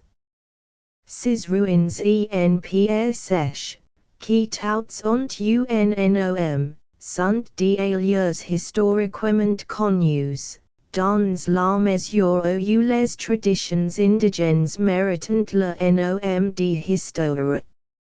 Elles auraient été abandonnées à la suite des prédications d'un saint personnage venu de Syrie. Et cet abandon serait en relation avec la conversion des indigènes à l'islamisme. Ou plus tard avec cette recrudescence de prédication et de maraboutique qui assist produit au ex-véhicle à la suite des victoires espagnoles. Our les débris de silex mélanges et des morceaux d'oeuf d'autruche s'y trouvant dans les ruines mêmes du Xa, dans le sol, ou du moins dans ce qui en subsiste crutch auxiliary and fractuosites de la roche. It faut-il donc croire que l'usage des silex, sinon comme armes, du moins comme menus outils assist conserve jusqu'au ex-véhicle. Cela n'est rendu invraisemblable dans l'Afrique du Nord et tout particulièrement au Sahara, 102. En somme les gisements néolithiques de Tarit sont différents de celui de Zafrani. Mais ils ont comme lui un caractère algérien, ils rappellent un fro. Gisements de la Sahara et du Touat. Le long de la Sahara, au Touat et dans son voisinage, j'en connais pas de gisements néolithiques sérieux, j'ai seulement trouvé quelques pièces sporadiques. Un point en silex à bout creekba, sur la rive gauche de l'eau. Sahara, sur des dépôts myopléosanes continentaux au pied de la dune. Un point en silex entaxé biet hasi malim sur la route de Chirawin, et un dizaine de kilomètres de hasi malim, au pied d'un cordon de dunes. Trois points en quartzite sur la route de Douaret et hasi Resigala, sur la rive droite de l'Oud anonyme venu d'Inzemia, et comme d'habitude en relation avec un cordon de dunes, 103. Pour te compléter du tongs un fragment de bracelet de verre. Analogue à ce que foro signaler différentes reprises, it trouve sur la route de Hassai Sfiat et Temasek, et un dizaine de kilomètres de Sfiat. J'ai que le capitaine Flight ses compagnons ont trouvé dans l'égide un petit nombre de pièces, antes joli point en fuel de Lauria, tes finement travaillé. Un hack au contraire grossière, du type de Saint-Étiole, it sont dout aussi des mortiers et pylons en pierre sur lesquels on reviendra. Enfin on émédit question et list du toit sur les premiers gradins du tadmate on rencontrait des débris d'ateliers auxiliaires affoulements des troncs d'arbres silicifiés, qui abondent dans le Crétacé inférieur. Ce sont les seules traces de néolithisme qui ont été signalées encore dans cet immense espace. Sans doute il est bien plus parcouru encore, et de plus il est plus près constamment souvent des routes déterminés qui s'attachent naturellement auxiliary points actuellement habits. Or la distribution de la vie humaine à l'époque néolithique, si rapprochée de la notre question on la suppose au Sahara, était certainement différente de l'actuelle. Dans l'est du Sahara algérien les gisements sont dans le tadmate surtout dans le Grand Oug, tes loin des palmeries d'Ouagla. Il en reste pas moins surprenant question un aussi petit nombre de trouvailles ont été faites dans un pays qui, après tout, est sillonné par pas mal d'itinéraires, surtout si elles en sont que, dans la région d'Ouagla, il n'y a pas eu, je crois, un seul voyage, qui en est la découverte de nombreux beaux gisements. On estime conclure provisoirement que la partie occidentale du Sahara français est beaucoup moins riche que l'orientale. De plus le néolithisme y prend une forme nouvelle et bien plus frost. Les quelques échantillons recueillis dans l'eau. Sahara et l'ouest du toit seront plus tard du type de zafrani, des points fortes et grossières. La pointe finement travaillée, du type oriental est prodigieusement rare dans toute la région de l'ouest. Il en est pas moins vrai que, entre les types néolithiques oriental et occidental il y a un point de ressemblance. De part et d'autre les points en silex, flèches ou javelets, armes de jet, ont une prédominance marquée. Les hacks sont rares. It c'est d'autant plus notable que la proportion est inverse des questions on dépasse le toit au sud. Gisements de l'Anit. Stricto sensu j'y trouve deux hacks dans l'Anit, l'un sur la route de Faumes et Tara, et quelques kilomètres de Denier-Pouts. L'autre est peu de distance au sud de Tinsenesit. Mais ces deux pouts sont à l'extrême limite sud de l'Anit, et la limite du Tanes Ruft, il est remarquable que dans l'Anit proprement dit, comme d'ailleurs au Mouida, on n'est pas encore signalé ma connaissance un seul gisement néolithique. D'après les Touaregs il s'y trouve, il est vrai, de grands mortiers en pierre dans l'Urgent, mais cet erg s'y trouve au nord du Mouida, et la limite du Tidicelt, et d'ailleurs c'est un erg, ce qui suffit pour en faire quelque chose d'étrange auxiliary grands plateaux griseux du pays Touareg. Foro est frappé de la red des gisements néolithiques chez les Asgas, it motilanski en pas trouve au Hoga, non plus que Chudio. Les montagnes Touaregs, en somme, dernier refuge de la vie actuelle au Sahara, sont pauvres en néolithisme. Gisements du Tanes Ruft.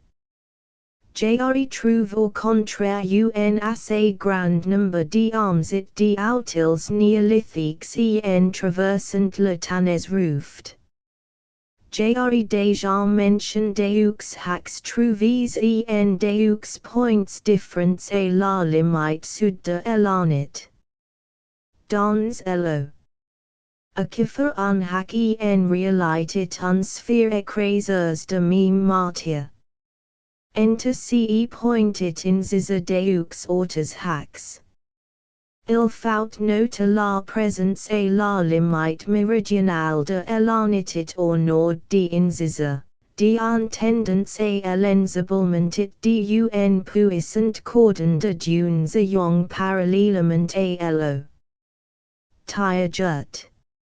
Les objets en pierre polyante se trouvent à petite distance d'un dune. Un hack à l'eau menaçait près de Timistau. Un joli point de silex en fuel de laurier du type de Wugler, au sud de la Gautier. Dans la même région, en d'inusual, un pylontes ayant ites mincit un rouleau cylindrique en quartz ruben, ce dernier, qui n'est pas arrivé en Europe, était long de 0,13 mais il a pu élite davantage, il semblait brise à un extrémite onwans, la section n'était pas tout à fait sphérique. Grand diameter 0,056, petit diameter 0,052. Dans le temps ruft oriental, enter inusulit la hoga, judio a trouve encore hout hacks ou pylons.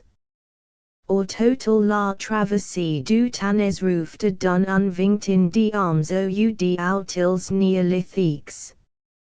On site que les indigènes appliquent le mode temps ruft auxiliary parties les plus arides et les plus inabordables du Sahara. Enter l'anitit inusual la partie traversée du temps ruft de 500 km. It sur cette grande étendue on n'y rencontre que deux points d'eau. Ces solitudes mortes. Ou person aujourd'hui n'y séjourne jamais, se traversant à marches forces de jour et de nuit, le moindre retard pouvant avoir de graves conséquences. Les objets rapports ont été ramassés précipitamment parce qu'ils se sont trouvés sous les pieds du camion, de jour. Suffisamment en évidence pour être aperçus à quelques mètres de distance, à un moment où l'aile du cavalier n'était pas attiré par autre chose. Dans de pareilles conditions il me paraît remarquable question un aussi grand nombre d'objets était trouvé. Cela suppose évidemment une diffusion assez abondante des products de l'industrie néolithique à la surface du temps ruft. Il devient curieux par contraste question on en trouve dans les vales de l'année, où l'on marche à petites journées, faisant de longs séjours, et entouré de Touaregs familiers avec le pays. Qui s'avaient devoir bénéficier d'un prime essils indiquant un gisement néolithique.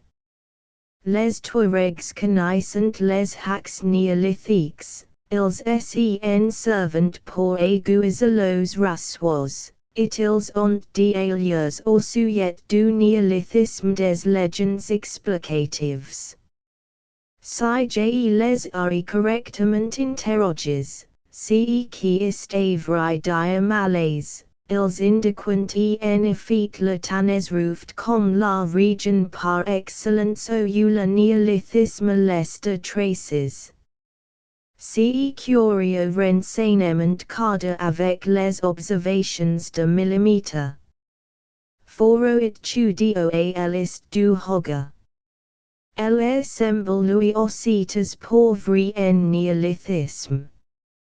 M'tudio a bien rapport unflush provenant de Tgida en Tagia, 50 km no d'agades, mais l'état isolé, it le point d'alias ist franchement en dehors de l'air Montagno.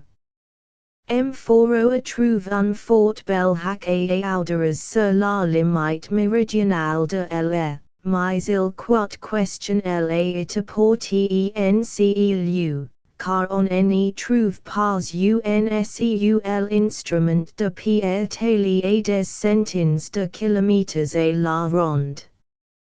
C'est une affirmation qui a du poids sous la plume d'une collection néolithique aussi attentif, aussi expérimenté aussi hero. En revanche foro signal untes belle station néolithique au puts d'Asia. M'tudio a trouve un hack dans le nord du Tineri et un flush au sud d'en Azawa. Le Tineri serait donc relativement riche en stations néolithiques, de même que le Tanezruf dont il est le pendant oriental. Gisements de l'Edda des Ifarasit de Elo. Tilemsi. Sur tout le trajet entre inusulit le Niger le nombre des outils néolithiques directement trouves en place est restreint. Otasimac debris d'atelier opres d'en colline en quartzite, insignifiance. Oicaun un moiti de mortier en granite brise, trop lourd pour être importé. Atisadai untes petitit assajolement travaili point de flush en quartz, it un debris de poterie. A nota que les roches de Tisadai portant quelques gravures rupestres it questionils sont ensibles, chose rare dans l'Edda. Mentionnons encore, pour mémoire, un grande point de lance en roche cristalline, grossièrement mais incontestablement taillé, trouvé entre l'eau tuxaminit boausa, mais malheureusement perdu. Voilà pour l'Edda des Ifaraas. Ortilemsi, débris d'atelier. Ouen tout cas esquils de silex opres du puts de tabanca, insignifiance. Au puts de tabrichat, ou plus exactement à la mer température qui voisine avec le puts, untes joli petit hack. J'essaie par ouï dire question on a trouve des flushes en silex et des poteries au post même de gau. En somme, un point de flush de Tisadai et un petit hack de tabrichat, voilà tout ceqjri recueilli en place d'inusual au Niger. Il est vrai que l'Edda en est plus, comme le Sahara, un pays à sol nu, de cap par les influences continues de la sécheresse et du vent. C'est au contraire un pays à sol alluvionnaire en formation, couvert de végétation. Les conditions sont donc bien plus défavorables pour la rencontre fortuite d'outils néolithiques en vrac à la surface du sol. Portant entre les puts de Tarakantit d'Ardiamot, Jari rencontre un cimetière musulman, actual puita, it en tout cas modern, qui est un véritable musée d'industrie néolithique. A peu près toutes les pierres tombales, pierres débout, stels, sont des hacks, des mortiers, des pylons, etc. Bref d'innombrables outils néolithiques en admirable état de conservation, ils y en avaient des centaines, it les échanteurs prélèves n'y représentant naturellement question un farable partie de l'ensemble. Voir appendice 6, p. 352. Il est clair que l'existence de pareils cimetières muses suppose une abondance, dans la région, d'outils néolithiques. Au témoignage unanime des officiers, des cimetières de ce genre se rencontrent fréquemment dans la zone nigérienne, et les outils néolithiques rapports du Soudan nigérien par le lieutenant Desplugnus, sont tout à fait les mêmes que ceux du Tanes Ruft, de l'Edades Ifaras, et du Tilemsi. La province néolithique dans laquelle on entre au sud de l'Anit se continue donc au Soudan dans la boucle du Niger, jusqu'au Hombori, au Mossi. Cette province néolithique se caractérise par l'énorme prédominance des hacks. La collection foro qui provient surtout du Grand Urg au sud de Wugla n'y contient question un trentin de hacks contre environ 6,000 silex. Ma petite collection, recueillie au sud des oasis, contient un trentin de hacks contre deux points en silex et en quartz. Les collections soudanaises du lieutenant Desplugnus donneront, quat, en proportion analogue. It sans doute faut-il faire observer que le sol, au nord et au sud des oasis, n'offrit pas du tout les mêmes ressources à l'industrie néolithique. Au nord les rognons de silex abondent dans les couches pliocens. Au sud les terrains argines, métamorphiques et éruptifs fournissent de superbes matériaux pour le travail des hacks, voir appendice 6, tandis que le silex fait de fort. Si n'est pas absolu portant, du moins si on envisage la totalité de la province. Les dépôts crétacés et tertiaires du Soudan, ceux du Tilemsi par exemple, contiennent des rognons de silex, et portant dans l'eau. Tilemsi comme ailleurs ce question on rencontre surtout ce sont des hacks.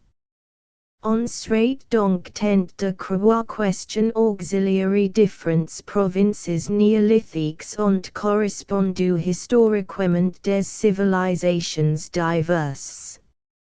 Fig. 27, Rouleaux et pylons en pierre du Sahara. Col. Gautier au laboratoire d'anthropologie du Muséum. 1/6 de la Giarnat.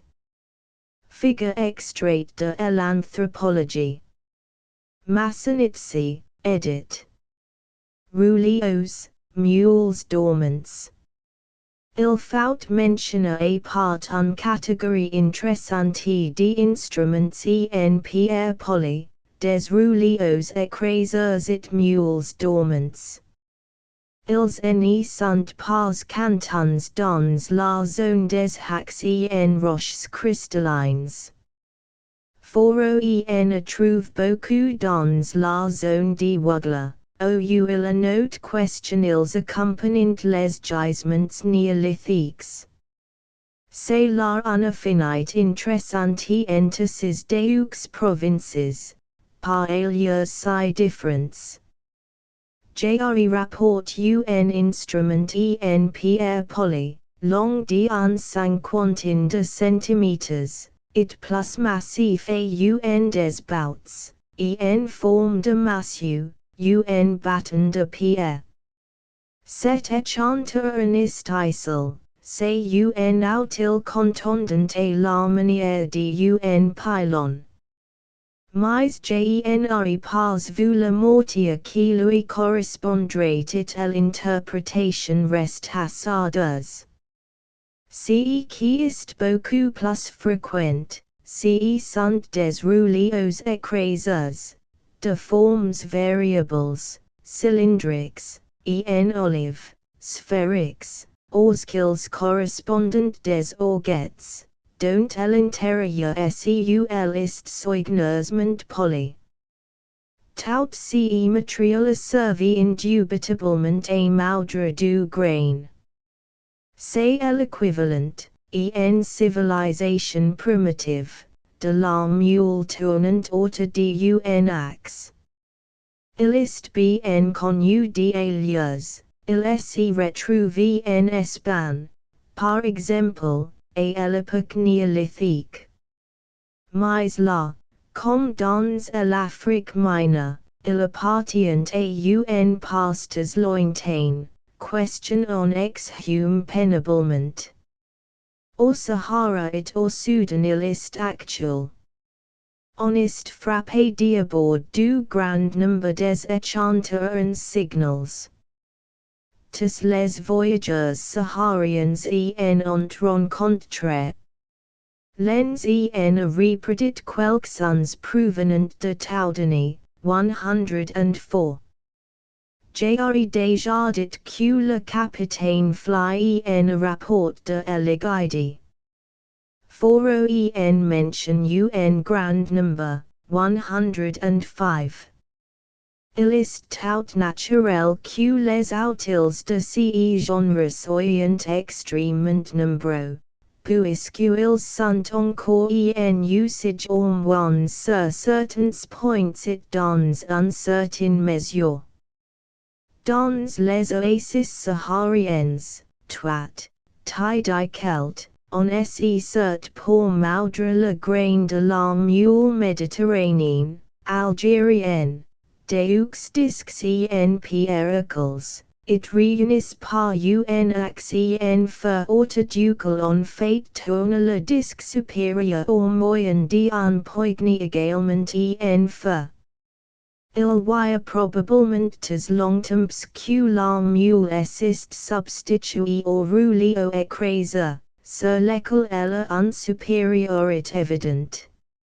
Il faut noter importante question on emploie encore pour écraser les noyés de dattes, car on n'y laisserait perdre, un petit disque en pierre, de la grosseur du poing. Creus au centre de chacune de ses faces pleines d'un petit cavite. Encore est-il que cet instrument semble devenir de en plus désuet, car en trouve en dans les ruines de Mzaura toutes les pines du monde en faire indiquer l'usage. Il me paraît évident que ce disque écrase les noyés de dattes est le dernier représentant des rouleaux écrasés. Au sud des oasis la mule algérienne disparaît, au moins dans le Sahara central, car, par l'intermédiaire de la Mauritanie elle a atteint Tombouctou. Les Touaregs de l'Air font usage du rouleau écrasé, les affirmations de millimètre. Foro étudio, confirmées par un photographies net de foro n'y laissant pas de doute à ce sujet. Il est certain aussi, que le rouleau écrasé est actuellement en usage. Sinon dans tout le Soudan du monde au Mossi, 106. Il faut noter important que, dans l'RAQC, it peut être aussi dans le Mossi, le grain est d'abord concasse, le plus gros de la besogne est fait dans un mortier en bois, avec un pylône en bois. Du type si commun dans toute l'Afrique nègre. C'est ensuite sûrement que le résidu de cette première triturationniste verse dans des orguettes ou les femmes qui vont de la réduire en farine avec les rouleaux écrasés. Or on a vu que, au nombre des échantillons recueillis hautanes roufd s'y trouve un véritable pylon en pierre. Un outil de percussion qui n'est pas pu être employé comme rouleau. Il nous rapporte un période aujourd'hui close, où tout le matériel et moudre était lithique, depuis le pylon jusqu'au rouleau. Il est évident aussi que dans ces domaines étendus, OUSE rencontre pas sur le sol le matériel et moudre néolithique, les regions où il est resté en usage sont d'étendue insignifiante. Sur les bords du Niger par exemple, il me semble bien que son usage presque tout à fait disparu. A Tombouctou on m'a bien monté deux pièces plates. Question on frotte l'un contre l'autre et qui servent à parachever la fabrication de la farine, mais elles sont frostes, et peu près telles que la nature les a faites, un accessoire domestique sans importance. Bien éloignées du fini et de l'élégance des rouleaux et des orguettes question on trouve dans l'arbres. On a dit que les rouleaux et les orguettes s'y retrouvent aujourd'hui dans les cimetières. Jari rapporte un mule dormant brisé, qui portait une inscription arabe funéraire. Desplugnes en a publié un fort belle. 107. Si les rouleaux et moudre et les orguettes n'étaient tombes en désuétude on s'expliquerait difficilement leur accumulation sur les tombes en grandes quantités, non seulement ces beaux outils intacts, finement travaillés. Or ayant trop de valeur pour être ainsi abandonnés si on y innovate l'emploi, mais encore leur association sur les tombes avec des hacks néolithiques suggère l'idée d'une sorte de vénération religieuse, s'attaquant à des restes un peu mystérieux du passé. Au reste Jari recueilli une petite légende historique qui confirme cette manière de voir. Au puits de Méniette, sud du Mouida, mourut la camelle d'Elias, personnage du folklore historique. De ce point précis Elias lacca sa saga qui tombe à 10 kilomètres de là, au point où elle est tombée. A côte d'un régiment voit des pylons en pierre. Ainsi les pylons en pierre sont associés à la saga d'Elias, ce serait faire beaucoup d'honneur à un ustensile actuel de ménage parfaitement identifié. En résumé l'usage du matériel et moudre néolithique a partiellement disparu. Mais il est maintenu partiellement, it nous saisissons ici sur le fait combien toute cette zone est encore incomplètement dégagée du néolithisme. Aussi bien il n'est pas difficile d'en donner d'autres preuves. La historique est en fait, mais à manche néolithique. On cite que les Touaregs et les Nigérians portent au-dessus du coude un bracelet de pierre, élevage. C'est un produit de l'industrie locale, Jari trouve dans les horts de l'eau. Down droite, à des efforts, sur un affleurement de chlorotochistes un atelier diabège. Ainsi les Touaregs ont conservé la tradition du travail de la pierre.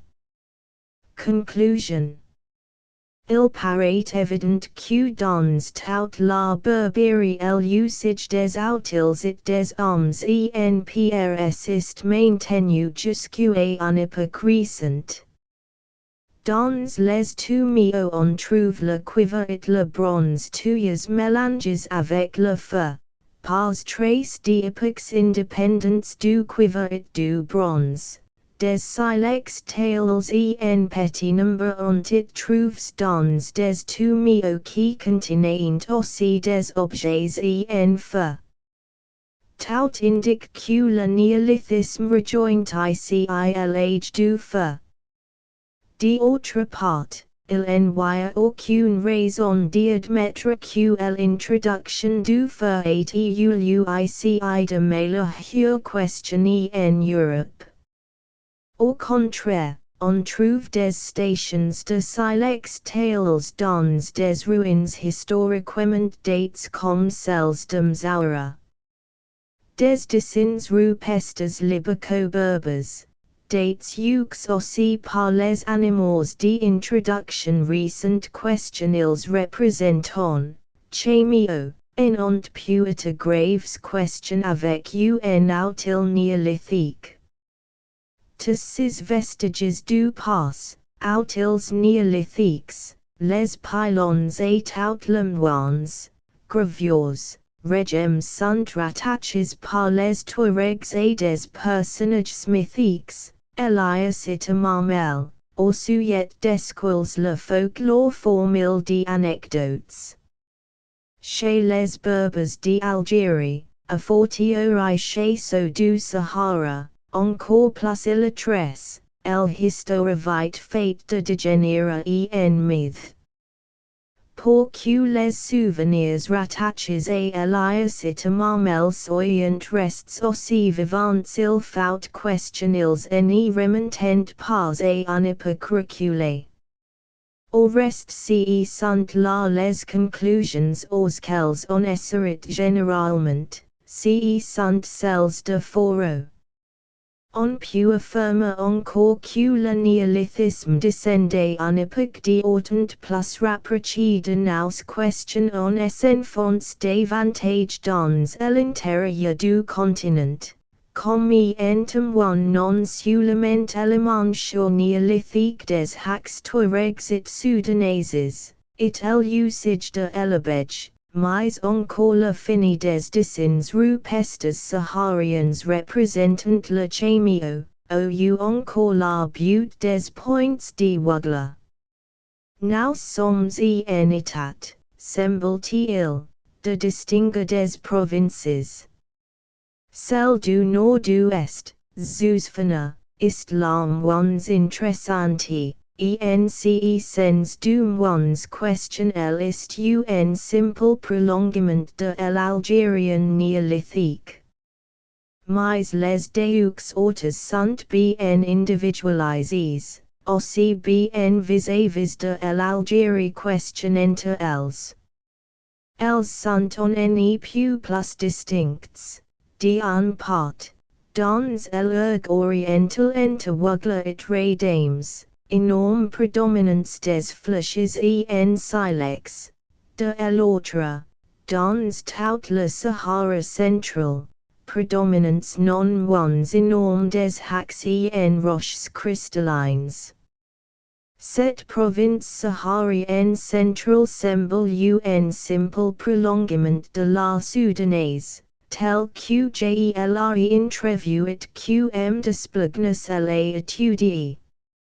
Je serais pas assurément ou fixe un limite entre les deux et sur quels arguments base une distinction. Notons même que les flèches nigériennes assez rares trouvées par desplugnes sont exactement du type de Wagler, 108, au contraire, du côté de l'Algérie el hiatus est évident. Non seulement les rouleaux écraseurs d'âge récent font de fort en Algérie, mais les points de Wagler n'y sy trouvant que dans les vieux dépôts de cavernes. Il reste bien entendu, naturellement, que toutes formes néolithiques, algériennes, sahariennes et soudanaises, ont des affinités communes avec le néolithique égyptien. Que l'Égypte soit pour toutes les civilisations nord-africaines le centre le plus ancien de diffusion, c'est un point acquisite d'alias trop évident. Mais à cette restriction près le néolithique saharien tout entière ses affinités bien plus tard avec le Soudan question avec l'Algérie. C'est un fait qui n'a jamais été signalé, et qui paraît incontestable. Il semble bien aussi questionnable entre les deux provinces, de Ouagla et Saharien central, un autre point très important de ressemblance. Question jet un coup d'œil sur la carte des gisements de silex et la fin du douzième volume des documents de la mission saharienne, 109. On sera frappé de voir combien ces stations se présentent dans la cuvette de l'Egaga. Elles sont beaucoup plus rares non seulement au Tassili, mais aussi au Tadmate, dans le haut pays, dans la section amont des fleuves. C'est absolument ce que nous avons observé dans le Sahara central, les montagnes, Hoga, et Muida, en it sont très pauvres et en industrie néolithique. Nous la trouvons concentrée dans le Tanezrouf et dans le Tineri, c'est-à-dire dans les plaines diluviennes des bas fleuves. Évidemment c'est là que vivent les néolithiques, dans des régions qui sont aujourd'hui parfaitement inhabitables et inhabitées. Car la cuvette de l'Egaga, elle aussi, est dans son ensemble un désert redoutable, quoique un peu de vie soit conservé en son point le plus bas, au voisinage de l'Atlas, Ouagla, l'Oudaya. Tout au rebouts la vie actuelle au Sahara est réfugié auxiliary extremes radicales des récits fleuves chauds dans les massifs montagneux qui irritent au passage quelque humidité. Les régimes et les gravures rupestres lui font cortège, nous en avons pas vu dans les plaines désertes. Foro en signal pas dans la cuvette de l'Egaga et pour les régimes en particulier cette lacune n'est plus pas à fortuite. Quand nous disons gravures rupestres, nous entendons les plus récentes, les libicoberbes frusts aux eusognes, dépourvus de patine. Puisque les anciens font à peu près de faute. Un mot tout ce qui est actuel ou moderne en fait de humanité ou de vestiges humains, tout ce qui est rattaché à l'âge du feu est concentré dans les montagnes, tout le néolithique dans les plaines et en contrebas. It notons que les seules gravures rupestres dont j'ai pu garantir l'ancien it sont atimistal, au coya du Tanezrouft. Cette répartition inverse des deux populations successives, néolithique et moderne, atteste évidemment questionnel est produit entre les deux un changement profond dans les conditions d'habitabilité, j'évite à dessein de dire un changement de climat. Les néolithiques avaient des alias un matériel très compliqué à moudre le grain. Est-il incorrect d'en infer questionnels étaient grands consommateurs, it par consequent productes de cereals, si estadia sedentaries. Sont out les Touaregs actuels, qui ne sunt ren ones que cultivateurs, ont conserve dans un certain mesure ce material néolithique, it sont out aussi ils consomment des grains, le peu de ble, orge, sorgho, qui pousse dans les aem du hogger, it les grains de gramines sauvages, comme le drin.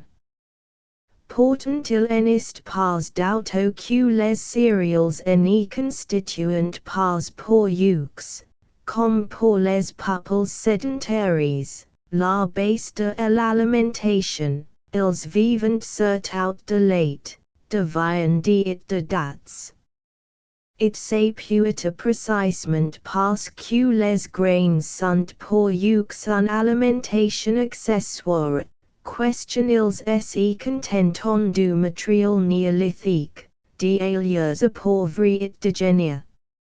En tout cas, ils laissent inutilises à la surface du Sahara des milliers de rouleaux et de mules dormants, en parfait état de conservation, et dont ils semblent même, pour peu que la forme en soit aberrante du type familier. Ne pas subconner l'usage, avec cette curiosité du Touareg pour tout ce qui n'est pas l'auxiliaire pratique et immédiat de sa rude existence. Notons encore que la grande prédominance des hacks dans tout le Sahara central s'agit bien en effet à l'idée d'une population agricole et sédentaire. On imagine question une population de nomades, pasteurs, chasseurs et guerriers, aurait eu un outil militaire plus compliqué, ou les armes de jet, les points auraient tenu une grande place. Tout cela concorde, it ne quoi pas interpréter abusivement le témoignage des faits en affirmant que, pendant toute la durée de l'époque néolithique, les couverts alluvionnaires du Sahara les plus désolées aujourd'hui ont été peuplées et susceptibles de culture à quelque degré. Il serait désirable assurément d'appuyer cette théorie sur des documents, ne dispose plus probants, mais plus nombreux. Il est clair que les plaines sahariennes défendues contre l'exploration par l'eau aridite, et par l'accumulation des dunes, sont tout particulièrement inconnues. Elles ressentent probablement, de l'homme néolithique, d'autres vestiges que des hacks épasses et des mules dormants. D'ores et déjà portant, l'idée paraît s'imposer, et sur un nombre respectable de faits négatifs et positifs, tous concordants. Mais ici nous heurtons à une difficulté interessante. Le néolithique est d'hier dans le monde entier, et tout particulièrement dans l'Afrique du Nord. Il est par définition post-quaternaire, et dans le Sahara il paraîtrait déraisonnable de reculer l'introduction du feu et beaucoup plus de deux millénaires. S'il était produit un changement de climat à une époque aussi récente, déjà historique, et dans un pays aussi proche de la Méditerranée, et que aussi en Syriens informes. Il faut donc que la modification constatée dans les conditions d'habitabilité soit indépendante du climat. Disons donc que les grands fleuves sahariens ont conservé, jusqu'à la fin du néolithique, assez de vie et d'humidité pour alimenter, par exemple, des oasis, aussi longtemps que les progrès du décapagélion, et la formation des dunes qui en est la conséquence, n'avaient pas interrompu la continuité du tapis alluvionnaire. Notre étude ethnographique nous conduit donc à des conclusions déjà formulées à la fin du chapitre précédent. Par des voies différentes nous sommes conduits à la même hypothèse, qui en devient plus vraisemblable. On pourrait aller plus loin et aborder incidemment une question un peu dangereuse. Questionite ces néolithiques saharians, agriculteurs et riverains des grands ouides. Des Berbers. Ou des Soudanais. C'est la vieille question garamantique, soulevée par Duveria. On a dit que l'outil néolithique saharien est soudanais bien plus question algérienne. On cite d'autre part que le climat, au Sahara, auxiliary oasis par exemple, interdit auxiliary homes de race blanche à l'agriculture, qui, jusqu'aux auxiliary portes de Biskra, reste réservé auxiliary noise. La question des bœufs porteurs est de nature à jeter quelque sur la question. Des bœufs bêtes sont fréquemment représents dans les dessins rupestres, et cela jusqu'à Barabai, au pied de l'Atlas.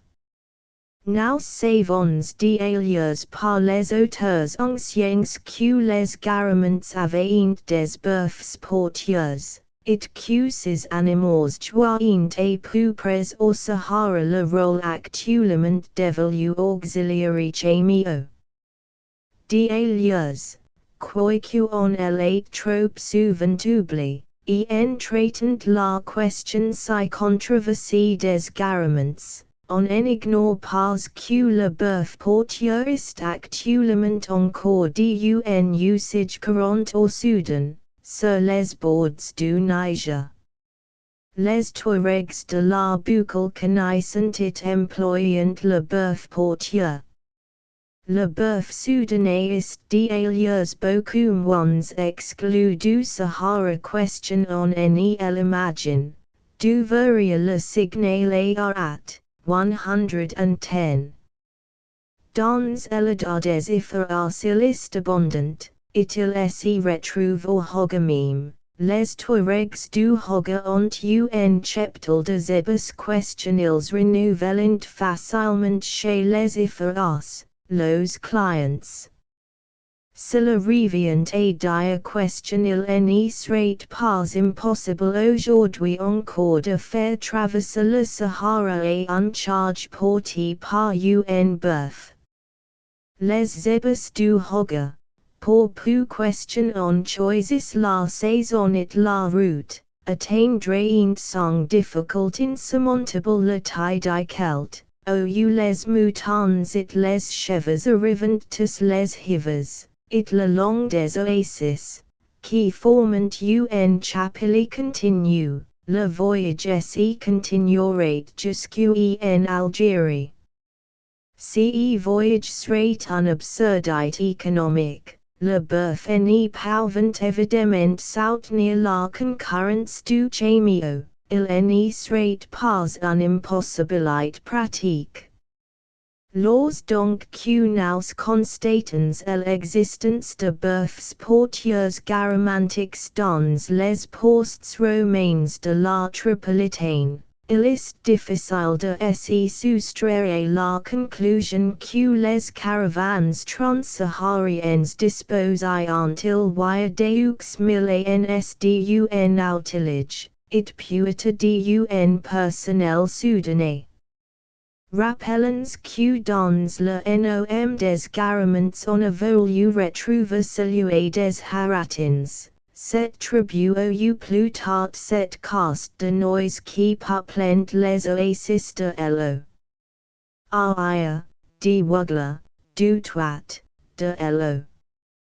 Dra. Illist vricula sang des haratins ist incessament renouvel par les négres soudanais à Francis, mais si la traite contribuer à maintenir cette caste, il n'est ensuite pas question ll8 cri.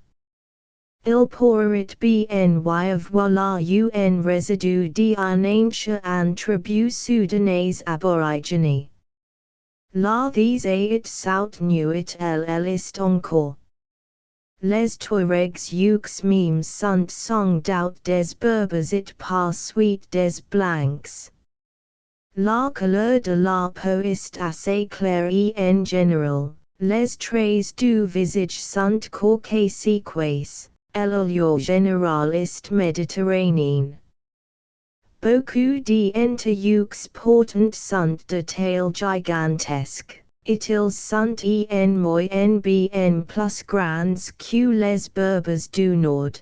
Dans le voisinage on en voit que certaines races soudanaises, les Olofs, par exemple, qui sont d'aussi haute stature. Les femmes Touaregs ont une tendance marquée à la stétopygie, qui n'est certes pas un trait caucasique. Une grande partie de l'outrage, et de ce qui paraît chez eux, et qui vient du Nord, le plus nationaliste incontestablement soudanais, le bracelet en pierre, par exemple, l'habit, est porté par tout le monde au Niger, on en fabrique de superbes au Hombori.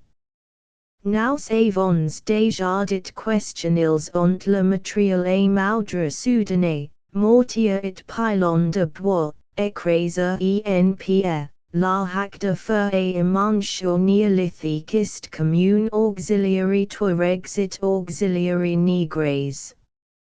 Ils partagent également avec les négres du Soudan les institutions les plus vénérées, par exemple un reste de matriarcat, la transmission de l'héritage de l'oncle maternel au neveu, et non pas de père en fils, forme la base du droit successoral aussi bien chez les Sahara que chez les Hoggar.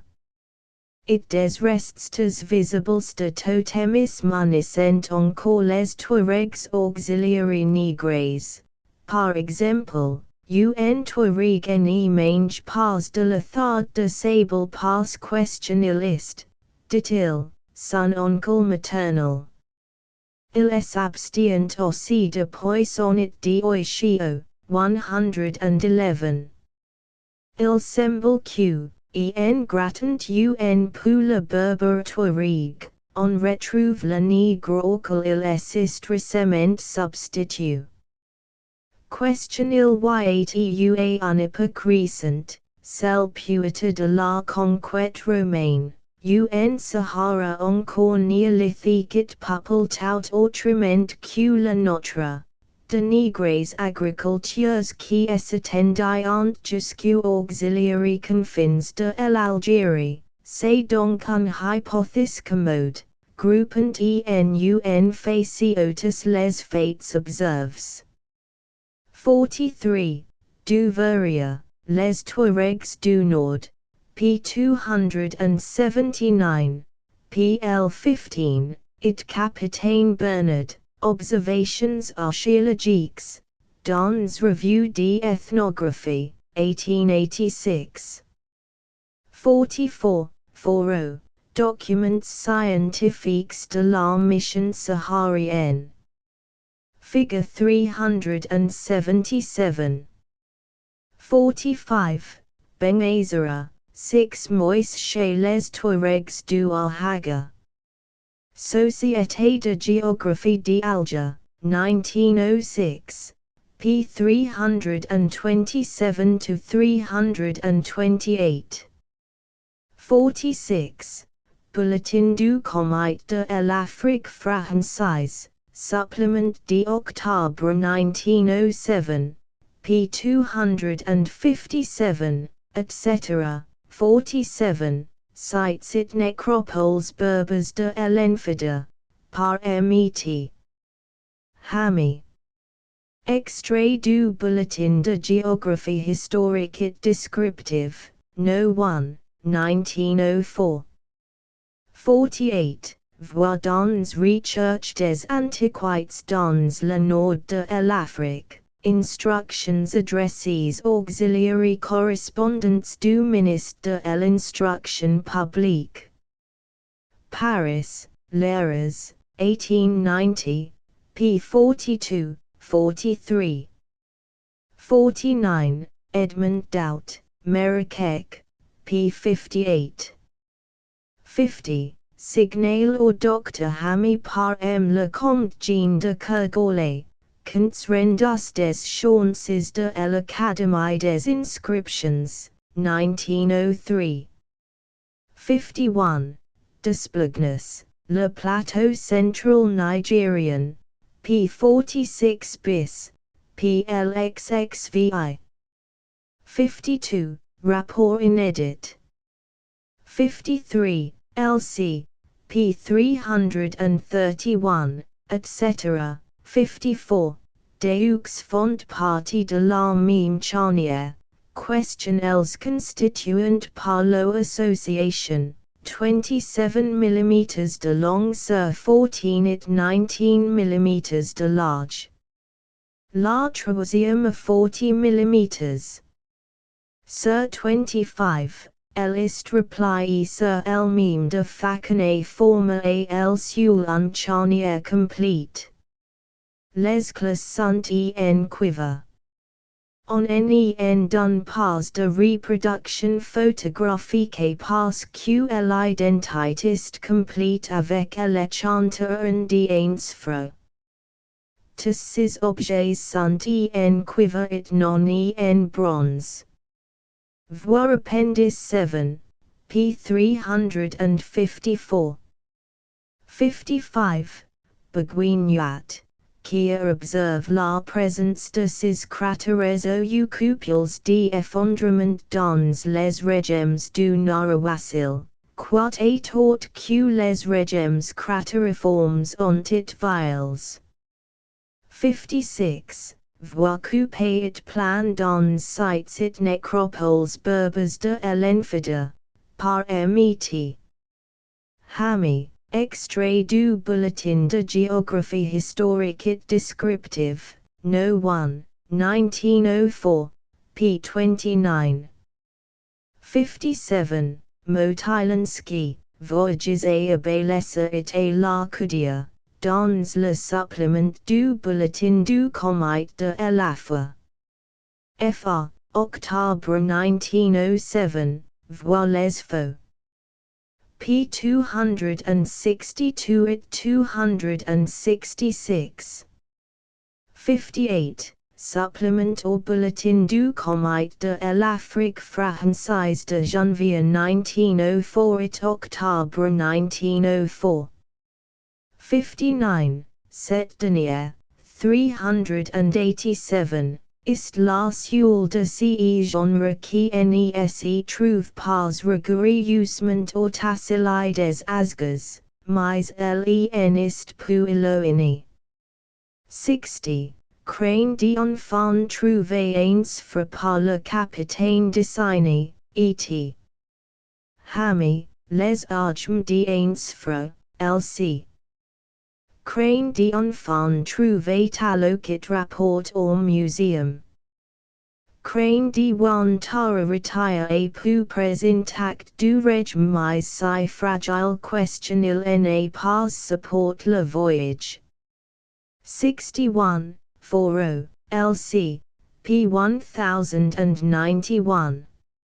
62. À ce point de vue le tomeo de la chrétienne est remarquable, on le voit de partout dans l'arrondissement d'Alger. 63. lc.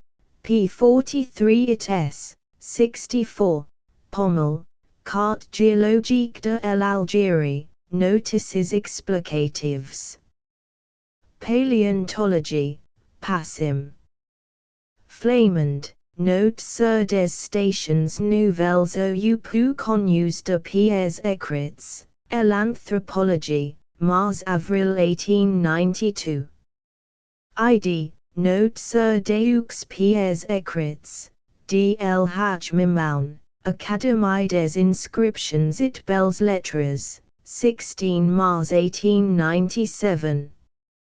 ID, Congrès International d'Anthropologie de 1900, Comptes Rendus, p. 267.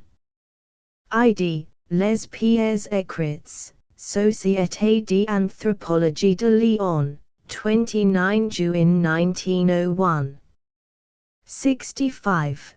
Communication de M. le Docteur Hamy et l'Académie des Inscriptions, Champs du 5 septembre 1902, d'Apres des dessins du Capitaine Normand.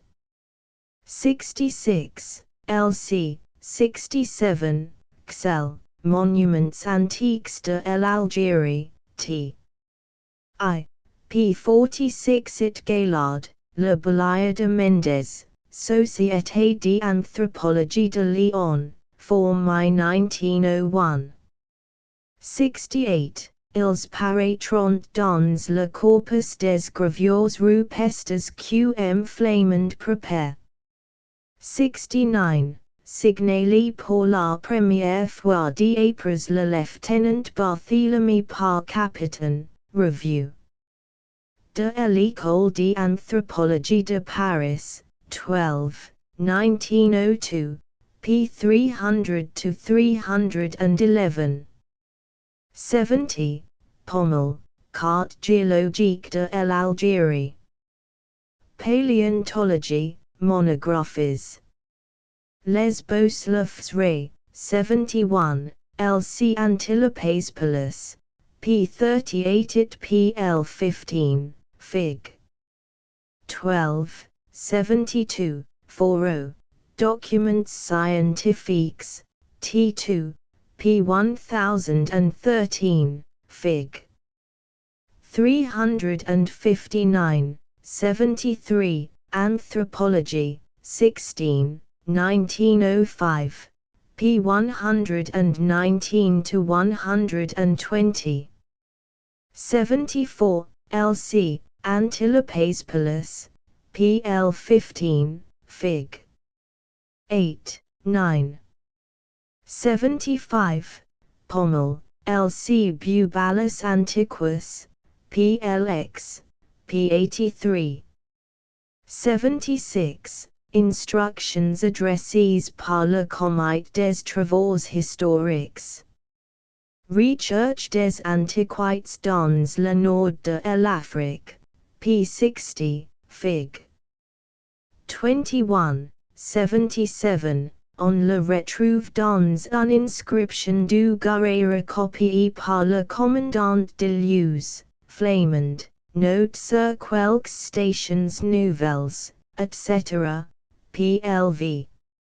78. Cette station est la même que celle qui est étudiée par Ouida par M. Flamand sous le titre Gravures et inscriptions rupestres relevées entre Beni-Abis et le Xar de l'Orgata, note sur quelques stations nouvelles, etc. Bulletin de géographie historique et descriptive, No. 2, 1905. L'Orgata est un lecture fautive pour el waiter. 79. La Géographie, 1900, p. 362. 80. GBM. Flamand, note sur quelques stations nouvelles, etc.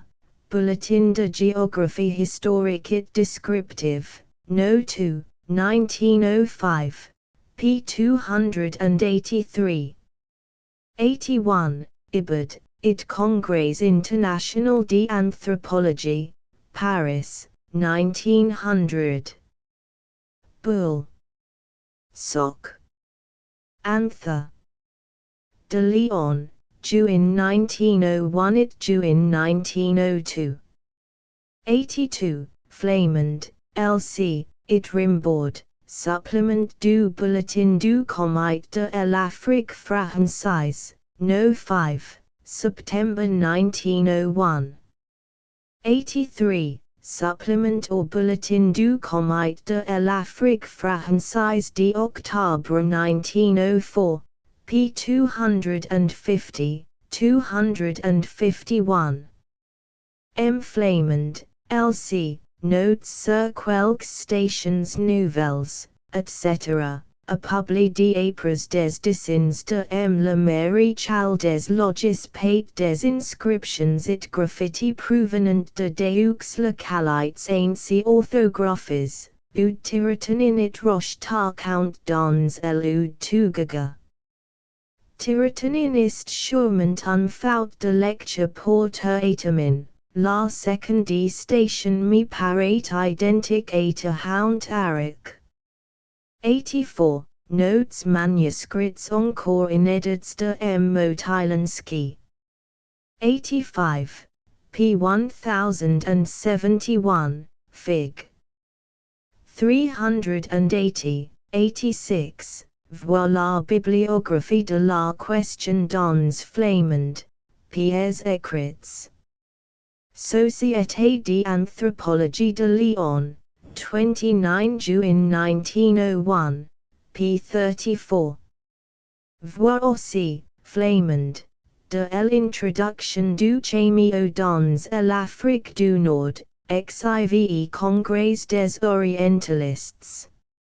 Lefebvre, le Cameo en Égypte, Ibid, it particulièrement Abbasid. Le nom du Cameo chez les Berbers, CENOM ist derived de l'arabe. 87. J6 naturellement que cette appellation de dromadaire ist la seule exacte, mais la distinction entre Cameo et dromadaire en est maintenue que dans les dictionnaires, elle en est pas de langue courante. 88. C'est le ressort sur tout des notes manuscrits de Motylansky. 89. Pommel, Monographies. Le Singit el Homme. Planches Passim. 90. Journal de Voyage de. Tradutit anat Paschiarama. Paris, Fijbacher, 1898. p. 115. 91. L.C., Les Antilopes Palus, p. 34, it fig. 1, 2, 3, 4 de la pl. 15. 92. Notes manuscrits, qui seront publiés intégralement. 93. 40. Documents scientifiques de la mission saharienne. 94. D'Apres d'Esplagnus, L.C., 95, Livre 17, Chap. 3. p. 5. Ilist question d'un animal de taille gigantesque qui ressemble à un taureau. 96. Pommel, Monographies. Le Singit el Homme. Planches Passim. 97. L.C., 98, fig. 20. 99. Elles ont fait l'objet d'une monographie détaillée papillerie. Classification industrielle des flèches néolithiques du Sahara, dans el Homme préhistorique. 1 Juin 1906. 100. Paul Pillory, Caractères généraux des industries de la pierre, el Homme préhistorique, février 1905, p. 40. 101. Id. Ibid, p. 38, it Affers, 1891, 2. p. 637 to 644. 102. on a signal en Algérie sur beaucoup de points des outils néolithiques dans des ruines berbères et romaines. Papillary, LC, Caractères généraux etc., p. 41.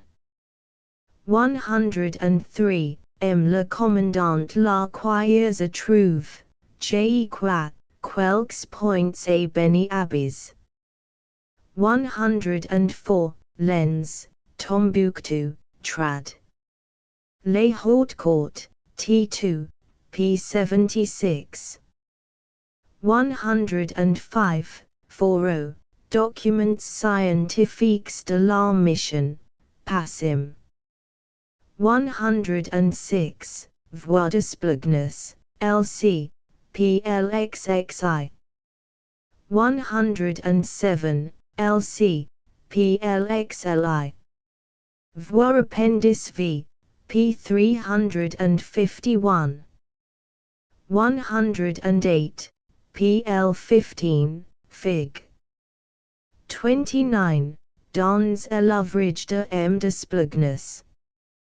109. Fig. 394. 110. p. 221. On l'impression que devrait est aujourd'hui beaucoup plus site que le. Son enthousiasme un peu juvénile pour les vertus touaregs et les discrédites. Pourtant ces résultats sont presque tous confirmés par les travaux récents. Sa carte en particulier apparaît aujourd'hui tout à fait remarquable pour l'époque. C'était un excellent observateur. 111. Voix dans de Spugnus un foule de détails curieux et de hypothèses peut hasardeuses sur les grands totems soudanais du poisson, de l'oiseau et du serpent. Chapitre 4. Les ousfana dans les trois premiers chapitres on a church et exposer, en les systématisant peut outre mesure. Un certain nombre de faits concernant le Sahara en général. Les chapitres qui suivent seront au contraire des monographes. On essaiera d'étudier successivement, dans le Sahara algérien, les régions traversées par l'itinéraire. Celle qui s'y présente d'abord est la région de la Zouzfana. Le pays dont il s'agit est celui qui traverse la ligne de chemin de fer récemment construite de Beni Aounif et Colombacha, et la route d'étapes entre Beni Aounif et Igli. Dans les dernières années on voit font trois postes militaires importants, Colombacha, Benziagit Tarit, écrit souvent Tagit. C'est une région accidentée par de puissantes masses montagneuses, le Mezarif, le Bacha, le Mauman, l'Anta, le Jebel Ord, le Graus. Les guiants entre tous les autres sont le Graus et l'Anta, qui dépassent 1900 mètres.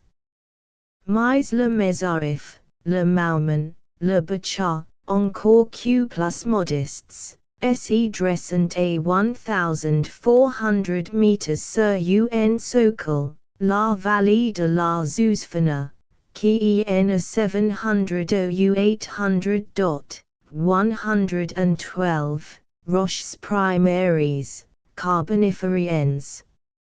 Cette région montagneuse est en grande partie constituée par des roches primaires, et surtout carbonifériennes.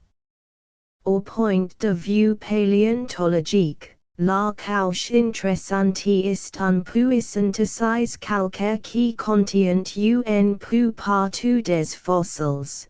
J'en trouvé en particulier au Mezarifit dans l'Anta. On en avait pas encore signal. mais il y assert out deux bogissements classiques, celui de Douada à quelques kilomètres au nord d'Igli, et celui de Muisabel à Chan, littéralement la Gautier de la Soif. C'est le nom d'un torrent à sec conduisant au col où passe la route directe de Colombacha à El Mora.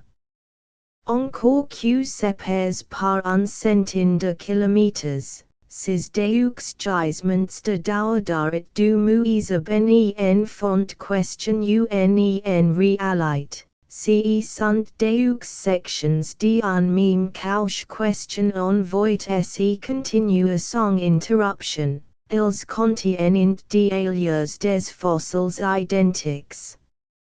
Ces fossiles ont été étudiés par plusieurs géologues, mm. Joliot, Fisher, Deauville, Collot, Thevenin, 113. Los conclusions sont parfaitement nets. M. Fisher écrit, l'ensemble de cette faune présente des caractères assez nets pour l'attribution du niveau fossilifère d'Igli et l'étige de Nantianite et la partie supérieure du sous-étige tournicine des géologues belges. Et moment Thevenin. L'étude de ces fossiles confirme en la complétant la note publiée en 1900 par M. Fisher sur le carbonifère d'Igli. C'est bien là un fond du Donantien inférieur et moyen, calcaire carbonifère d'Irlande, vice tourné. La formation est parue avoir environ 500 meters de puissance, mais c'est là un chiffre simplement approximatif. Dans un région placée, de semblables évaluations sont sujettes à caution. Le calcaire est testio, souvent regnant de coloration assez variable, du bleu foncé, qui domine incontestablement, au gris ou jaune. Les assises calcaires, GNR contout au muisab, sont intercalées de mans ou d'argiles, dont la puissance augmente progressivement vers la base de la formation. Voir Fig 28 et aussi PLXXI, XXI et 23. C'est au muisab out QJREU la loise d'étudier cette formation, mais elle est parue uniforme dans toute la région, et en exception près. A benziag des pressions plus énergiques ont transforme les mans ou argiles en ardeuses. Il en résulte une facies si nouveau question on peut avoir des doutes sur le synchronisme. Les calcaires de benziag portant contiennent des fossiles, rares et mauvais, il est vrai, mais qm hog qui les examines, declare carboniferians. Voir Appendice 11. E.F. Gautier. Sahara Algerian. PLXX. Phototype E. Bauer, Marchititsi, de John Cliché Gautier 39. DJ. Aurait-vous en contibus du sommet de l'Anta? Affouillements inois de couches calcaires de Nantiens vivement redressés. Cliché Gautier 40. Sommet de l'Anta vu du Jebel Ord, exactement Sididaha, montrant l'horizontalité des couches calcaires de Nantiens au sommet. E.F. Gautier. Sahara Algerian. PLXXI. Cliché Gautier 41. Dans le Bacha, col du Muisabel et sommet de la descente qui mène la Zousfana. Calcaires de Nantiens. Cliché Gautier 42. Dans le bachar, col de teniet nac le sommet du col, calcaires denantians. Les calcaires denantians, par l'eau durite, ont résisté à l'érosion et sont accusés en relief. Ils composent la mastatus les massifs montagnos sans exception, le gros mis à part. Or rebowers, les formations inférieures et supérieures ordonnantian, beaucoup plus molles, sont accusés en creux, et par conséquent ignorées la plupart du temps. Elles sont donc beaucoup plus difficiles à étudier, et elles ont trop échappé à l'attention. En réalité il est possible de s'en faire une idée. Les couches inférieures s'observant dans la vallée de la Zousfana entixar les uget zaouia tartania. Sur tout le pourtour, or muizab cometarit, or mezarif, or mauman, on voit les calcaires denantians repose en concordance sur des couches argileuses ou humaneuses, d'un gris verdâtre, interstratifiés de gris rouge foncé unoi, en bancs minces, dans la vallée même, sur différents points, mais surtout dans la partie nord. Axar elles en particulier et hasi el bagri, on voit cette même formation piercer à travers le noyage. Elle paraît homogène puissante. Voir appendice 11. Fig. 28, coupé du muizab el achan. Cc. Calcaire carbonifère, ds. Devonian supérieur, H. Hoil. Genyre pas trouve de fossils, it est illustre commode provisoirement de la considérer comme devenien, encore faut-il observer que les couches et clémenes de Beni Abbes, qui appartiennent authentiquement au devenien supérieur, ont une faces tout à fait différente. Les couches supérieures ordonnantian ont été observées en deux points, fort éloignés l'un de l'autre, au nord du bachar d'une part, et à meilleur de l'autre, versant occidental de la hamada de Tarit.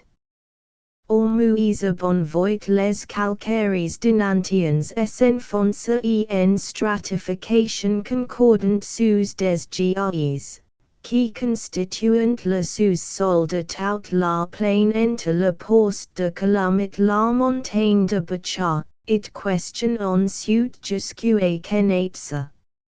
Voir plxxvi, faux. 49. On en fait question apercevoir gis à travers les déchirures du sol forme de caloticite diluvians récents. Il semble bien toutefois que l'ensemble de la formation soit essentiellement griseux. Sur la route de Tarit à Menayoa, on retrouve les mêmes formations, et succédant dans le même ordre. Et on voit les calcaires carbonifériens fossilifères disparaître sous les mêmes gis, au du moins sous des gis d'aspect identique. Mais ici les alluvions récentes superficielles sont moins développées, les gis sont à nu sur un certain étendue. Et on constate question ils sont interstratifiés avec des bancs des minces de calcaire crinoides, tout à fait semblables à celui de l'étage immédiatement inférieur. Le pouts de menuarist crius dans les alluvions d'un petit just au pied d'un falaise haute épine d'un dit saint de mites it sur la tranche de la quelle apparaissent les couches souvent de base en haute. À la base. 1 Poudingi fossilifera 1M52. GREs passant or Poudingi 1M53. Cysts Griso 3M. 4 Poudingi fossilifera 1M50 or Sommet. 5 Calcaire crinoids 1M50 dons les Poudings, les fossils abondant. Mais si mal conserves it si fragiles question il est impossible de les recueillir. À coup sur les crinoids prédominant. Le calcaire bleu du sommet avait tout à fait l'aspect des calcaires de Bachat. La réapparition de ces calcaires au milieu des GREs tendrait évidemment à faire croire question il s'agit de formations des voisines, dont la plus récente est la simple continuation, sans lacune, de la plus ancienne. Gentle signal au Maroc, dans le Haut Atlas, des GREs Permians en relation avec des calcaires dinantiens, 114. Ici il semble bien question il fail conclure à un âge carboniférian. Le lieutenant premier rapport des fossils de deux points qui sont ainsi designs, 115, 1 vallée de Elo. Bougareth, affluent de Elo. Boudib, a fleur de terre, dans un illet forme par un affleurement rocheux, dans le lit de Elude. Tuoguebla ouda, piton rocheux, qui domine Elo. Bachat à 25 km au sud du Xa. Les deux échantillons sont des moulages engres rougeâtres, ferrugineux, de plantes hoiles. Bureau a reconnu dans le premier stigmaria ficoides, il est créé son sujet, il est clair que ce rhizome BNQ étant plus in loco natali. N'est pas subi un transport violent ni à une longue distance. L'autre est l'épidodendrum volthiemianum. Ces types appartiennent à la phase la plus ancienne de la végétation carbonifère.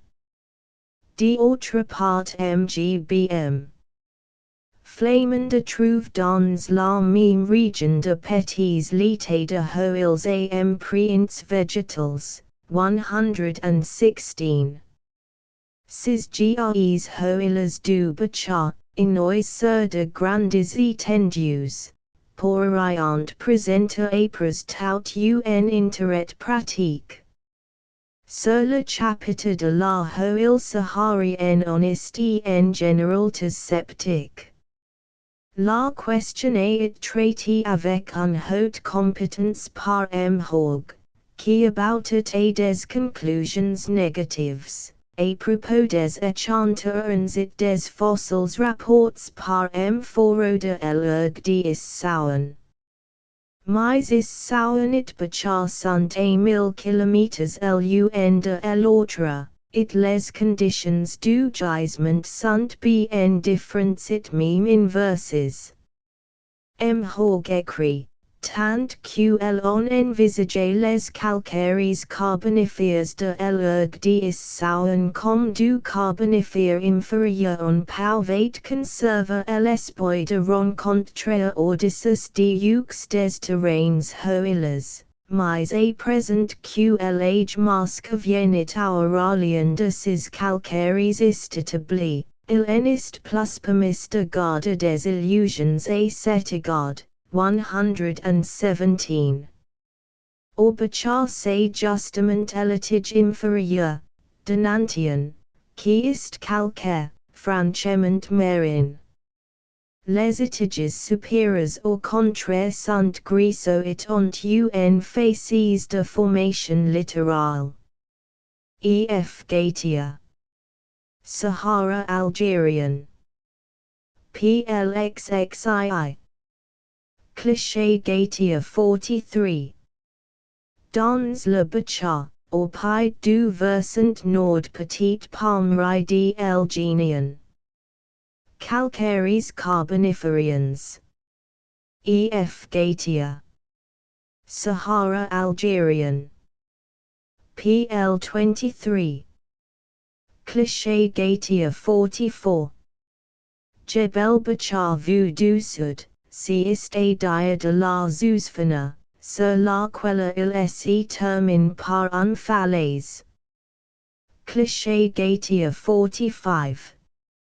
Jebel Bachar vu du Nord, si est a dia de la cuvette synclinale de Colombachar.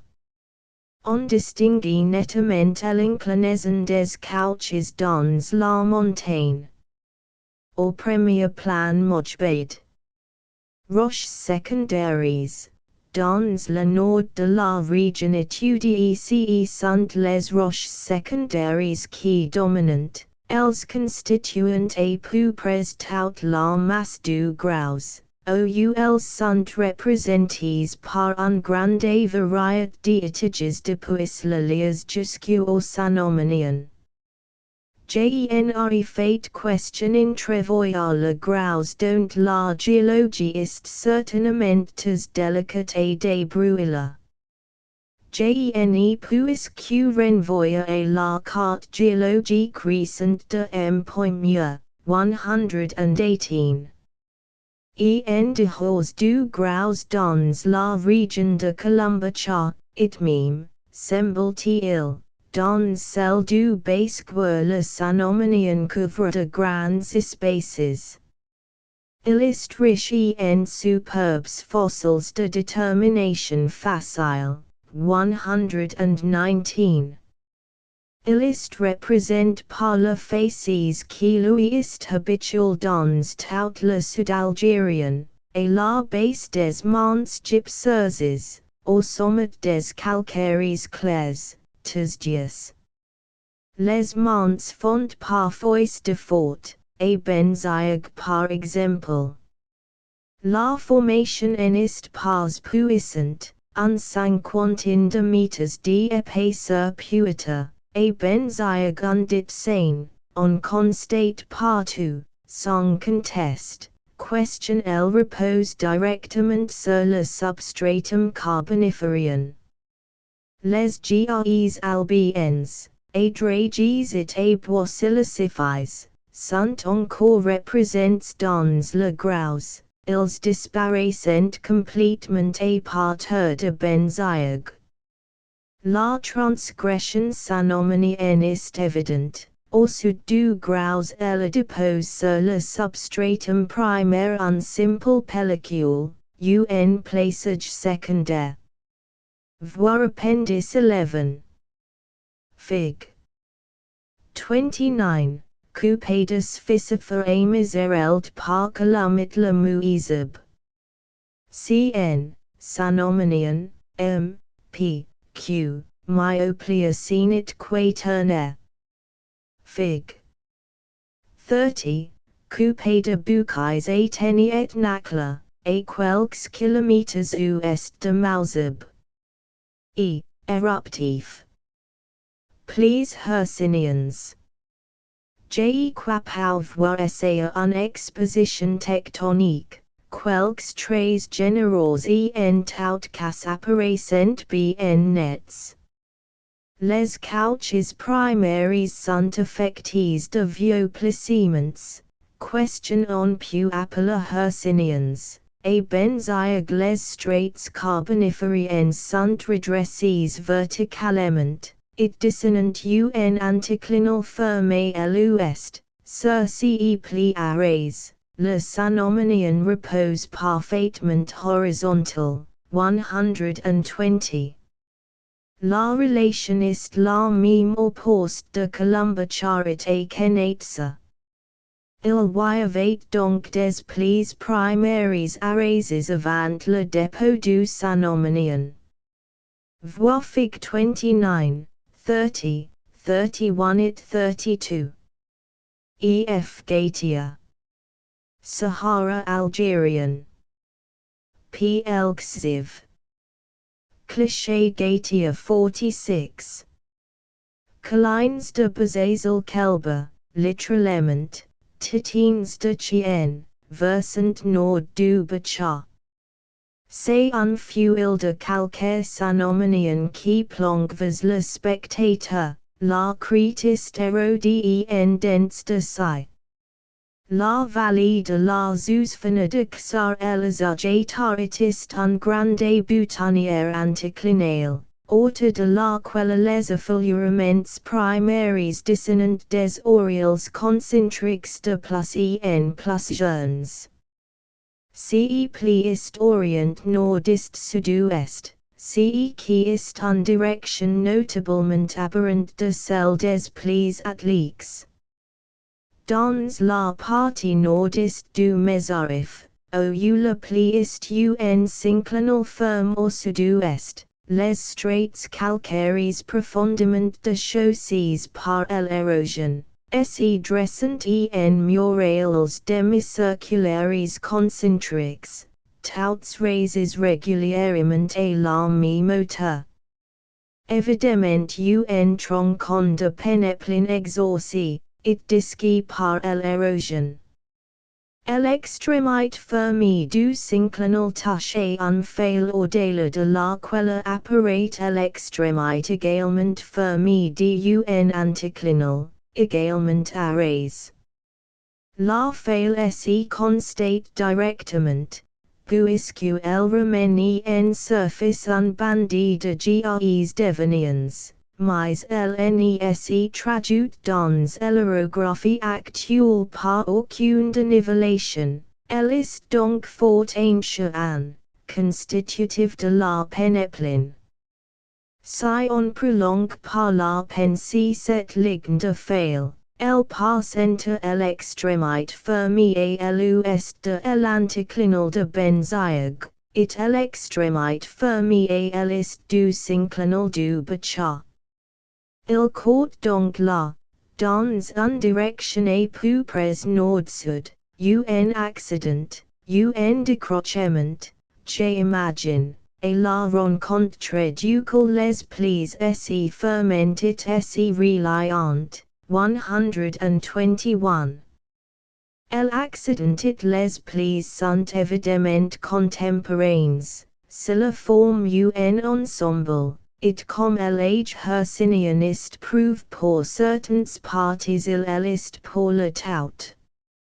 Gene size quelle part faire auxiliary plis hercynians dans l'oliortes particulières du Jebel Mauman. Il y a un sommet rectiligne que de l'oinonge et tabulaire. En réalité il est couronné par un fuel de calcaire pli en synclinaltes aiguës dans le sens de la longueur. Compare Fig. 31, plis atliques. C'est naturellement la surrection de l'atlas qui rajeunit le relief hercynian. L'énergie des placements atliques varie de partit d'autre d'un ligne de failles apparentes. A bouquets est jalonné de pointements éruptifs, au fait, elle passe au nord du DJ.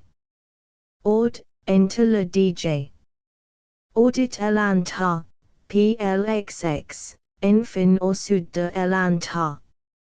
Elle sectionne en falaises brusques et fraiches les calcaires denantiens de l'ord, au pied de l'antar elle affecte les calcaires phénomèniens, qui sont vivement redressés au nord, et parfaitement horizontaux au sud.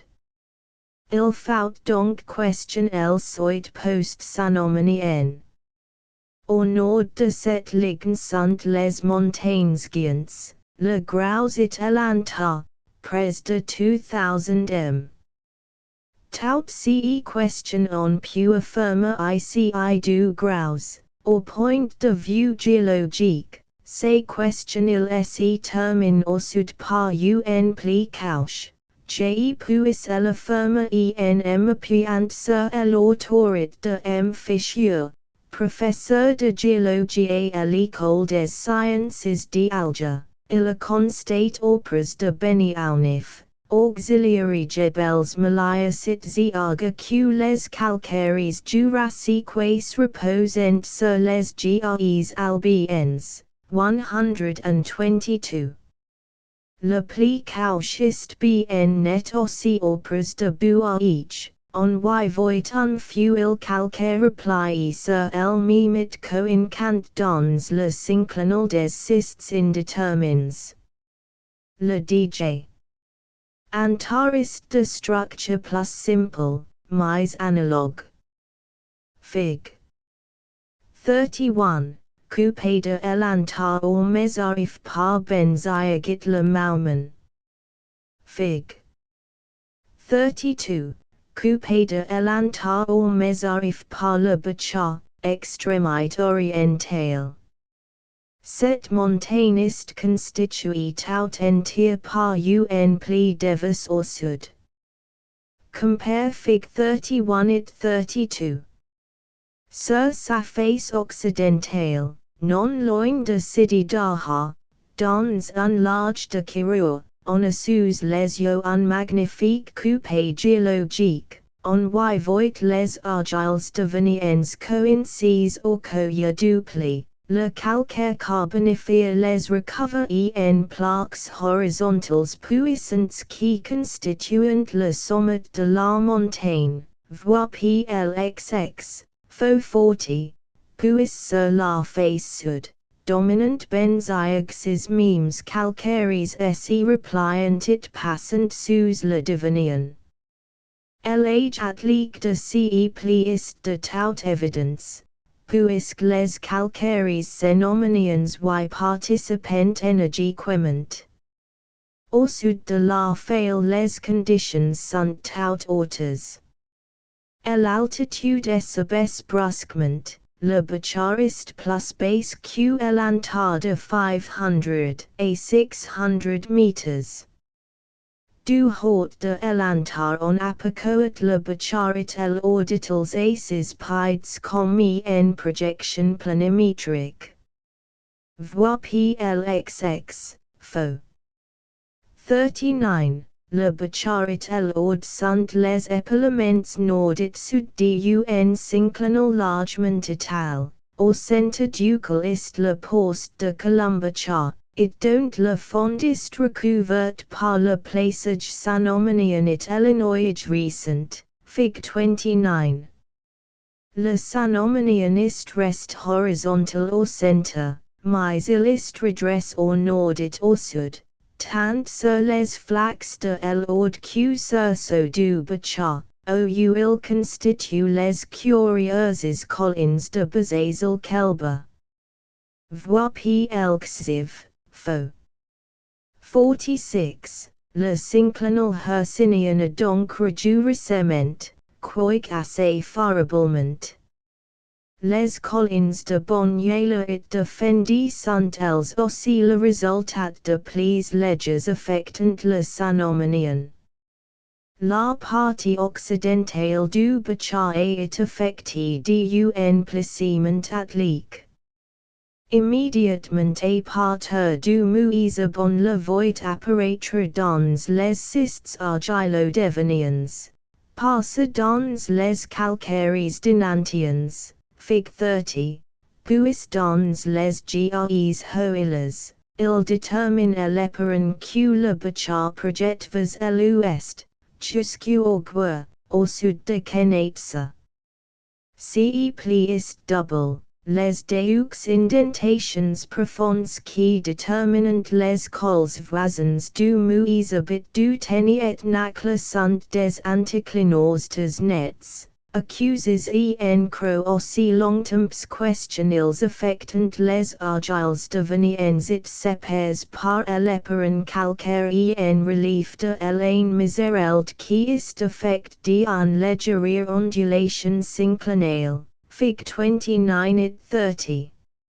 Ce double pli de kenatsa, si en vue, ist franchement orientiste ouest. Il fait un angletes accuse avec la direction générale des straits primaires redresses, dont l'indépendance vis-à-vis de lui est manifeste. Sur son passage la fuite de calcaire denantien par exemple est tordu et indenté, mais elle conserve sa direction générale hercynienne. Plus voisine de nord-sud que d'est-ouest. On constate directement le conflit entre les deux systèmes de plis, hercyniens et atliques. Mieux, dont la belle carte now se renseigne sur la forme véritable du bachat. Remarque justement que cette forme est celle d'untcet doit la moitié occidentale de sa barre au placement atlique, le reste relève de la vergation hercynienne. J'enrai pas vu le mesarif méridional, mais la carte première nous soit monte un éperon projet vers l'ouest, qui paraît symétrique et salué de bachat. Il est probable que le même effet procède de la même cause. La grande hamée de calcaire et l'ouest de Tarit est un pénéplin où les straits ont la direction hercynienne, nord-est-sud-ouest. Vois Fig. 33, sur la route de Tarit et Menayoa, un peu avant d'arriver à ce dernier point. Exactement opposite de Dalblil, on rencontre soudain des couches redresses plus énergiquement, et dont l'allure stratigraphique n'a aucun rapport avec celles des couches voisines. Elles plongent alternativement vers le nord et vers le sud. Il y a là un pli brusque qui vient évidemment du grand colopil tenietsbe, et l'extrémité orientale du col, sur la zoosphène, on apicoat en effet une disposition analogue. Fig. 33, coupé de Tarit et Menayoa. Ainsi donc la coupure de tenietsbe. Le col le plus important du bachat doit son origine au croisement d'un pli atlique avec le pli hercynien. De même que, plus au nord, les cols du muisabit du teniet nacla. Plus au sud on constate des diaclases touts fraiches, auxiliary benigumi par exemple, taritit mzaura. J'ai qua aussi que la zoosphène, en aval des benigumi, et it guide à travers la hamada par un diaclas fraiche. Tout cela est bien concordant. La faille de bouquets sépare l'atlas de son volant. Tout ce qui est au sud-est essentiellement un pénéplin hercynien, encore reconnaissable. Mais affecté de quelques placements atliques, basculé, failli disque profondément par l'érosion. L'érosion, qui a de chausset sur les puissants massifs calcaires, a naturellement accumule dans les vales des dépôts plus ou moins épais, d'âges divers. It question on arrive assez facilement à data, par comparaison avec les dépôts continentaux analogues d'Algérie et du Sahara algérien. Les dépôts les plus anciens, miocènes, en tout cas prépliocènes, tianant un grande placit attainint uncertain epacer dons la vallée de la Zousfana, en amant des benigumi, it en aval de xarit ou on les voit disparaître sous les poudinks pliosans. Vois plxxv, fo 47 it 48. Vois aussi Appendix 11. E.F. Gautier. Sahara Algerian. PLXXV. Cliché Gautier 47. Portion de la falaise de Xar el Azuj le chapiteau est en Poudingi Pliocene. Audiobook, à travers les éboulis et les alluvions, on observe sur le terrain des cysts superdeveniens, tes redresses. Cliché Gautier 48. Falaise de Xar el Azuj, vue d'ensemble. À gauche, on aperçoit, marque par un tache noir de végétation, un coude de Zousfana, qui sculpte la falaise, et el horizon, à droite, collines sanomaniens, défendus. Le Pliocène ici les mêmes caractères que dans tout le sud algérien, accumulations de gros squelettes, que l'autis souvent transformés en banques de Poudingi, dépôts d'un époque comme aujourd'hui, entre les intervals d'orage brefs et terribles, un climat sec favorisite la formation de croûtes travertineuses.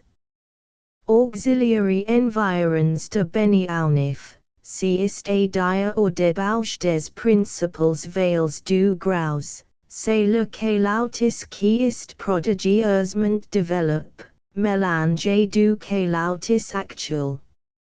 Au débauche de toutes les gorges, les cones de déjection de gulets s'étalentit et s'y rejoignent. Le chemin de fer en construction trouve dans le Pliocène une carrière inépuisable de ballast, et le voyageur qui a suivi la ligne d'étapes, pour peu questionner les soit écart de la piste frayée, garde le souvenir désagréable de ces éternels cailloux roules croulant sous les sabots du cheval.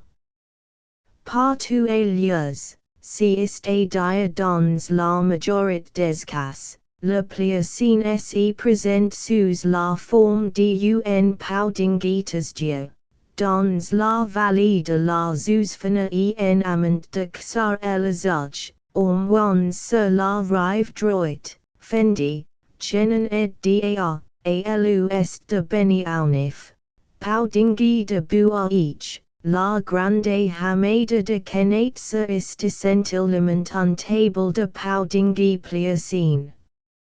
La grande hamada qui commence au puer sur la rive droite, et qui s'étend jusqu'au Tafilaltis aussi Pliocene probablement.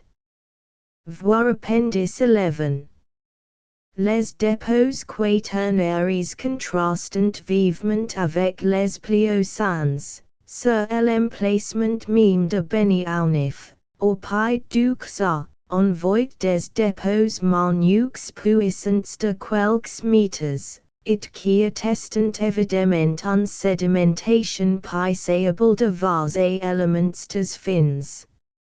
Ils ont un aspect de dépôt lacustre, un lambeau de sédiments analogues et benzoiques contient même un petit lit d'aspect turbo, tout cela suppose un climat plus humide que l'actuel. L'érosion quaternaire vivement attaque les dépôts plus anciens. Elle sculpte en particulier de nombreuses falaises couronnées par des tablettes de poudings. Xar el Azuj, fo 47 et 48, bord sud de la hamada de Kenatsa, fo 49, le monument le plus curieux de l'érosion quaternaire est certainement l'UMSCBA, curieusement plant au milieu de la hamada de Kenatsa.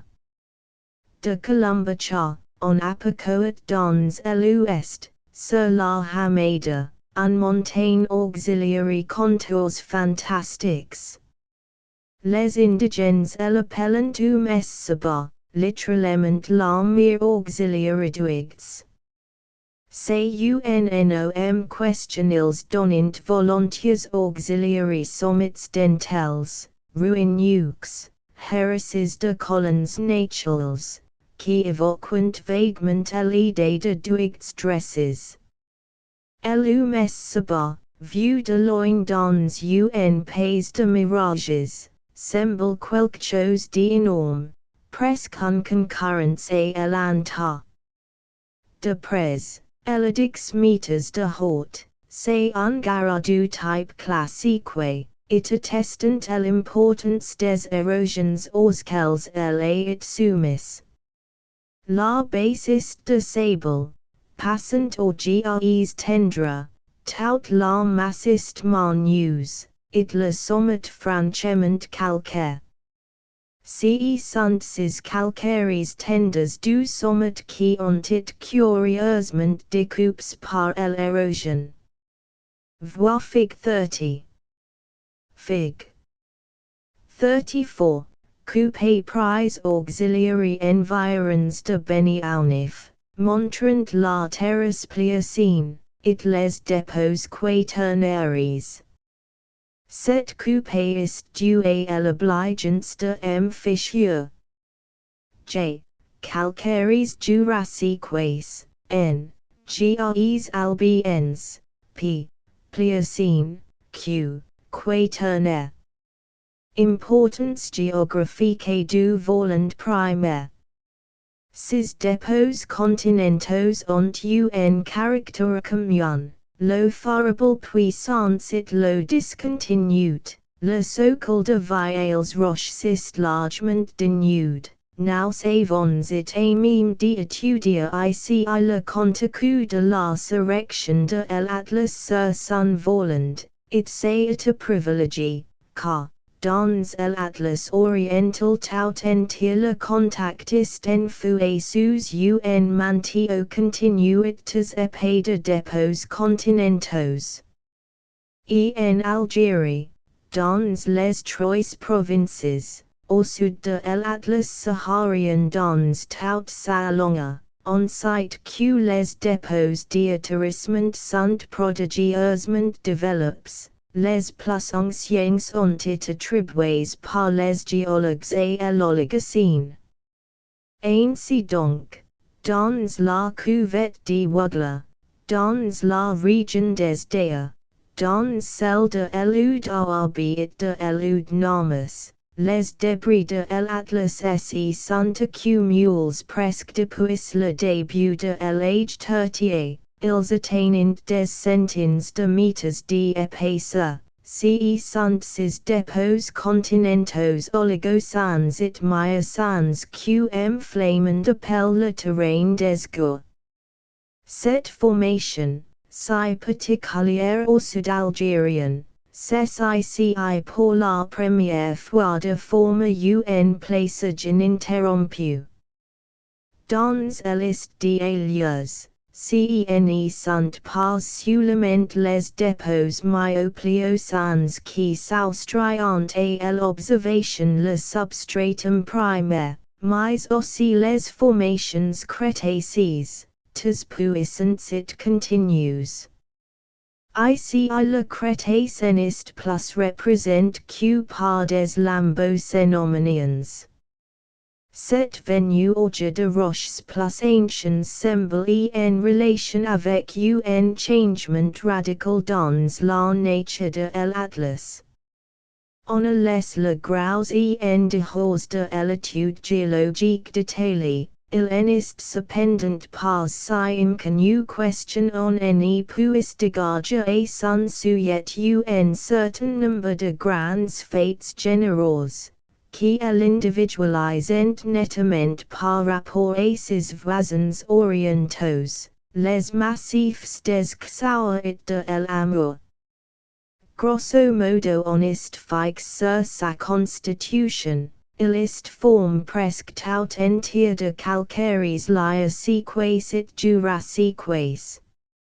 Les roches crétacées sont absentes, semble-t-il, sauf à la périphérie, où on retrouve avec les calcaires phénoméniens des lambeaux de gais albiens, et Beniounif par exemple, Fig 34. Ce sont précisément ces mêmes gais qui tiennent une place prépondérante dans la chaîne voisine des Gautier et dans le Jebel Amour, constituant pour la plus grande partie la masse des montagnes, et donnant la note dominante du paysage. Cela revient à dire questionner en allant d'ens fra et Beniounif enquête, et la hauteur de Duveria environ, l'atlas gris pour entrer dans un atlas calcaire. On a déjà dit que le gros se termine au sud par un pli caucheux l'envoie les calcaires jurassiques reposent sur les gais albiens. Au déplacements aussi énergiques, allant jusqu'au renversement, sont un nouveau pour qui vient de l'est. La chaîne des Gautier, le Jebel Amour sont au contraire des régions de placements éborchées souvent à l'expression du dernier géologue qui s'en occupe, Ritter, 123. Voici donc une autre originalité du gros comparé ses voisins de l'Est.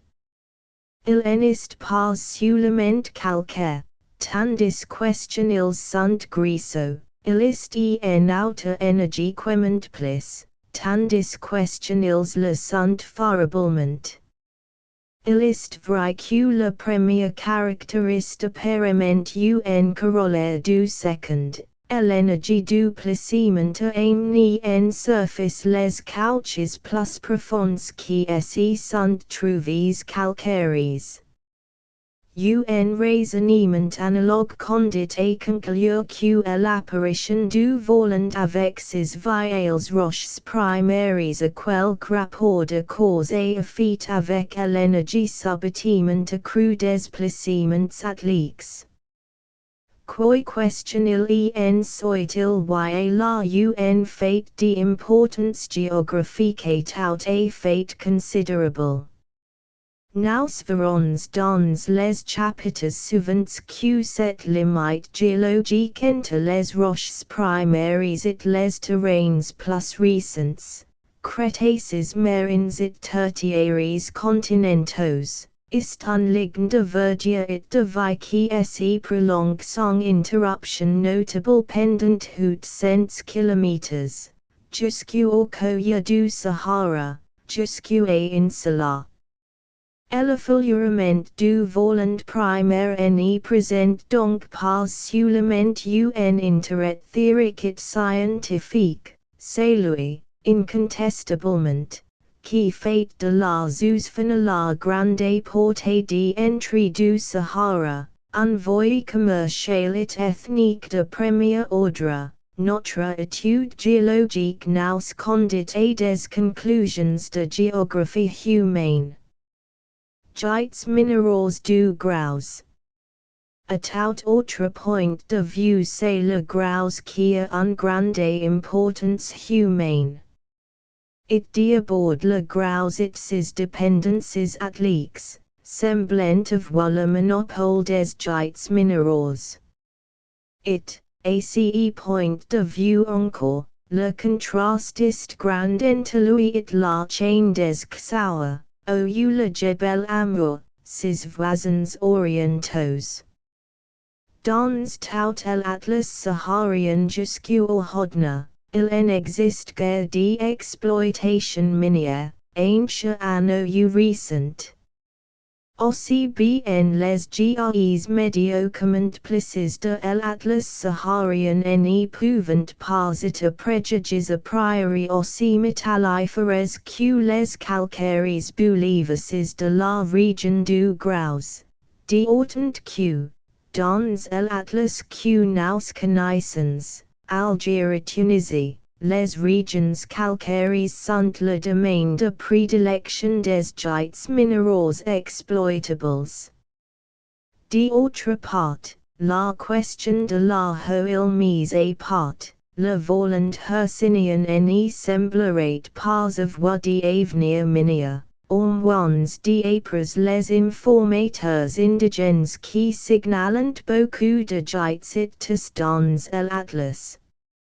Il est certain question entre les sources de la zoosphère et celles du Guer. Il existe au moins deux exploitations minières indigènes, régulières et, autant que le milieu le permet, organisées. El est au Jebel Maïs, au nord du Graus, c'est un mine de cuivre. Elle est vue par des Européens. Le colonel Quiquandoni en particulier, qui ont constaté l'existence de galeries souterraines assez profondes. L'autre exploitation minière est beaucoup plus loinée à l'ouest, sur les bords du Guer, et Beniyati. C'est un mine de plomb et probablement aussi de cuivre. Elle est connue que par des renseignements recueillis par le lieutenant Parial, de Colombacha. Mais ces renseignements spécifiant l'existence d'installations plus ou moins permanentes pour la calcination du minerai, on le brûle en gros tas par forts vents d'ouest. Il semblerait que ces deux gisements, Jebel Maïs et Beniyati, sont les plus considérables et les mieux exploits, auxiliaires des indigènes. Mais on y en connaît plusieurs autres, de moindre importance. Au Jebel Malayas, qui est un simple contrefort du Graus, à 6 km de Beniounif. Un filon de plomb et de cuivre court sur le flanc nord de la montagne. Dans ce filon les indigènes de Figigont crient un trou, car ce serait trop dire en galerie, de 1 m 50 de profondeur. On pourrait attendre la liste des petits gisements de ce genre. L'exploitation indigène portée sur deux métaux, le plomb et le cuivre, it voici à quels besoins économiques elle répond. Le plomb sert à fondre des bols, et le minerai de plomb, tel que la galène, est un fard usit, le cahul. Bien que ce mot arabe désigne littéralement le sulfure d'antimoine. Tous les indigènes connaissent la galène et ses usages. Mais le minerai de cuivre est beaucoup plus mystérieux. Un fait frappé d'abord, c'est que toutes les mines de cuivre sont considérées par les indigènes comme mines d'or et d'argent. Ils n'y soupçonnent pas la présence du cuivre, et n'y semblent pas établir de corrélation entre le minerai question ils extraient it. Par exemple, les duels de los cartouches. En passant un peu plus loin l'investigation, on s'aperçoit que tout le minerai est extrait pour le compte des orfèvres juifs établis à Figuigat et Canadsa. Ces orfèvres, ouvriers habiles, font de curieux bijoux d'argent et d'or. La moitié de ces derniers est qualifiée par le vendier au du Soudan, mais, comme cet or est recouvert vite d'un pellicule de vert de gris, il y enter assurement un forte proportion de cuivre marocain. Le peu de minerai de cuivre annulement extrait du Jebel mais au des gisements voisins cert donc, et peu près exclusivement, et des alliages de bijouterie, innovus et fructueux. Des balls, du fardit des bijoux, voila tout ceq les indigens font de los minerais, une exploitation aussi rudimentaire et aussi spéciale n'y permet assurément pas de rien augue rapport à l'avenir d'une exploitation industrielle. D'ailleurs, à côté du cuivre et du plomb, dont les minerais sont aises à reconnaître, il peut y en avoir d'autres que des professionnels européens soyant seuls à même de recherche, et suppose résolu le double problème, de la sécurité sur une frontière encore plus sûre, et du transport à si grande distance de l'arme. Plus it végétation. C'est au point de vue du climat, si est dire des pluies, question il est particulièrement important pour la région de la Zoufana question elle soit dominée au nord par la masse du Graus. Le Graus est un long arc de 80 km, large de 5 ou 6 puerta. Il serait plus exact de dire, un facio d'artes parallèles, généralement deux et quelques fois trois, entre lesquelles un système de profondes veils longitudinales articule le Graus tout entier.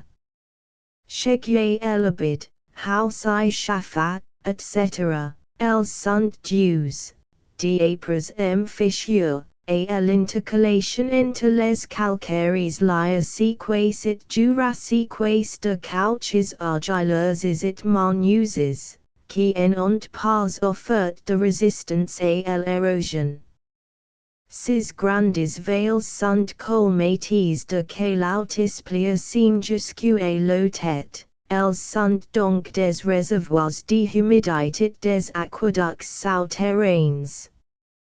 Ce formidable écran Montagno n'est pas seulement par excellence le condensateur des pluies, qui tourmente parfois et séjourne sous forme de neige, il est organisé pour les emmagasiner, les acheminer et les distribuer.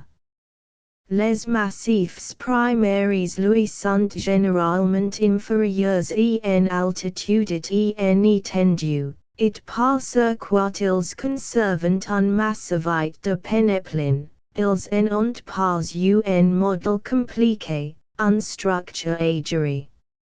Sur la moyenne annuelle des pluies les chiffres précis font encore de faute. On a du moins le témoignage de la végétation et des cultures. Dans le Graus la végétation des vales témoigne de précipitations assez abondantes. Dans toute cette Afrique du Nord, qui est le pays des fleurs, je quoi pas question il y a au printemps de 1904 un coin plus follement fleuri que les hautes vales du Graus. On y marché environ de sentures violentes et parfois agressives, car il y a un fleur qui pue le cadavre. Cette magnifique flores au puerta accidentelle, heureuse conséquence d'un hiver qui fut incontestablement pluvieux. Mais la végétation arborescente n'est pas moins curieuse. Elle est d'abord relativement abondante, au du moins elle n'est pas aussi rare question on le supposerait. La plaine au pied du Graus is tout petits bosquets, et en particulier autour de buaich. Ils sont souvent composés de pistachias, bitume, mais on rencontre assez fréquemment aussi des caribes et surtout des oliviers sauvages, parfaitement vigoureux, passant librement sans les secours de l'irrigation. It voilà qui est étrange, car l'olivier est un arbre méditerranéen, question on n'attend pas au désert. Le sommet de l'Antar est aussi un îlet de végétation d'autel, bosquets de genévriers par exemple. Mais tout le reste du pays en végétation saharienne, si est dire dans la majorité des cas tout est fait absent. Le bacha, le mezarif, le mauman, la hamada de moungatarit, sont des étendues désolées de roc nu. Quand un peu de végétation apparaît dans des coins de vales privilégiés, c'est question on appelle au Sahara un pâturage, ces buissons rabougris et malvirescents dont le chimio est nourri. Vois plxxvi, faux. 50. La végétation arborescente est surtout représentée par de rares tamaris, et quelques talhostes sporadiques, fogumiers, il par exemple el mora.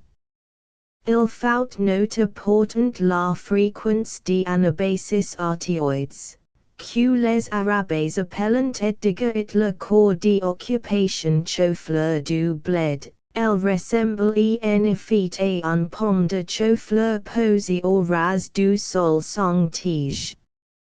C'est un plante des hauts plateaux orange qui disparaît à mesure question on esselo in plus avant dans le Sahara. Notons aussi que le porc épic, qui est nettement un bête du tel, s'y trouve encore le long de la zoosphène entétarititigli. En somme la région de la zoosphène doit puiter au voisinage de l'Atlas des pluies un peu moins res que dans le reste du Sahara. Mais en recourt directement tes peu. C'est au réservoir de l'Atlas et en particulier du gros question el doit d'être habitable à un assez haut degré. Figig, fendi, wakda, bacha, kenadsa, tarit, formant un groupe assez important de palm rice, touts alimentés par le gros. Notons que, pour trouver l'équivalent à la lisière du Sahara il faut aller dans l'ouest au moins jusqu'à la Guatit puiter même jusqu'à Biskra. E.F. Gautier. Sahara Algerian. PLXXVI. Cliché Gautier 49. Falaise de Kenate sur les roches noirites et la base de la falaise sont des gres hauts et les redresses, l'entablement clairiste du calcaire horizontal, s'anomenient it pliocene. Cliché Gautier 50. Les zoosphènes en aval de Ksar elazaj. Le lit de l'eudistes largites toufou. Et l'arrière-plan le Jebel Mauman. Régime des eaux. Il y a d'assez nombreuses petites sources dans les massifs montagneux Le Mezarif, par exemple, a 3 points d'opérance, au Shega, un Naklat, un Mezarif. Le Mauman lui-même. Malgré ses dimensions assez exiguës deux points d'eau, le Bachara en demi-douzaine de points d'eau, j'y citerai iso que j'arrive, el génian est un misérelt, plxxii. J'arrive aussi à Chalal, d'Albalalit menayor en relation avec la Hamada de Maunga. Sis points do sunt invariablement or debauche de torrents, descendus de los montagnes respectives, it généralement en rapport avec la limite soit inférieure, c'est le cas le plus général, soit supérieur, genian, menera, des calcaires carboniferians. Les trois sources du Mesarif, par exemple, sunt, malgré l'éloignement topographique, au même niveau stratigraphique, et l'effleurement du premier banc de GREs devenien, immédiatement au-dessous des calcaires denantiens. Un miserel dit les sources du Mauman, je crois, sont exactement dans la même situation. Il est clair que les petites sources de cet ordre restituent Gautier la circulation atmosphérique, la prévision propre d'humidité du Mesarif, du Mauman, du Bacha. Elles portent donc témoignage que chacun de ces massifs, sous une forme quelconque, rosée, giver, neige ou pluie, condense et emmagasine, pour son compte personnel, une certaine quantité de vapeur d'eau. Mais cette quantité est variable. Aucune de ces petites sources n'est fixe de la vie humaine. Quoique un petit nombre d'entre elles, un naclat, el genian, alimentent comme le nom l'indique, et titre de curiosités, quelques palmiers sporadiques. Si n'est pas cependant question elles soyant dépourvues d'importance économique. Dans ces pays coupés de puissantes barrières rocheuses, les petits points d'eau jalonnent les routes de montagnes, les plus difficiles et les plus mal fréquentées, les routes desgiques, 124, ils rendent habitables des repères provisoires ou un bandiguet le coup est fait. Le Mesarif septentrional est un repère admirablement aménagé par la nature, avec trois issues indépendantes, correspondant auxiliary trois points d'eau, it situes auxiliary points les plus opposés de l'horizon. Le 25 décembre 1904 un reçu de combat revenant d'une razzia fructueuse. It cerne dans le Mesarif par des forces supérieures l'eau glisse entre les ducts avec une extrême facilité. Les grosses agglomérations, les grosses taxes de culture et de verdure, sont en relation avec les eaux descendues de l'Atlas, des sommets avoisinant deux 1000 mètres. N'importe Le groupe d'oasis le plus important, celui de Figuig, est dans un cuvette encerclé par les contreforts du Gros et du Benismere. Son hydrographie est étudiée par M. Fischer. Tout l'eau de Figuig est artesienne, non pas question il y existe unseul puits. Mais les sources viennent de la profondeur, amenées en surface par des fails. Quelques-uns de ces sources attestent l'origine par la température élevée, deux des cassars de Figuig portant le nom caractéristique de hammam. D'autres, de température normale, ont une force ascensionnelle qui est traduite par un bouillonnement visible. M. Fischer estime que la nappe artesienne doit se trouver entre les calcaires liaseques et les couches argileuses infrajurassiques, du cheguier élevide. J. Sretent, sous bénéfice d'inventaire, de mettre dans une catégorie voisine les sources qui alimentent les petites palmeries de bouquets, l'arma, spécifique. Els jalonnent au pied de l'Atlas la grande faille couteau et de roches éruptives. Un source de bouquets à un trentaine de degrés, tandis que l'eau du puits de Columbichar n'y dépasse pas 22 degrés. Les huides. Les hautes oasis jalonnent les huides descendues de l'Atlas. L'oude la plus considérable, la Zousfana, alimente la plus belle oasis, celle de Tarit, qui rivalise avec Figuig. Grâce au capitaine normand qui a passé deux ans à creuser des puits sur la ligne d'étapes nous pouvons nous faire une idée précise du régime hydrographique dans la Zousfana. Elle prend sa source dans la cuvette du Figuiget. Elle est donc alimentée par les torrents du Gros et du Benismere.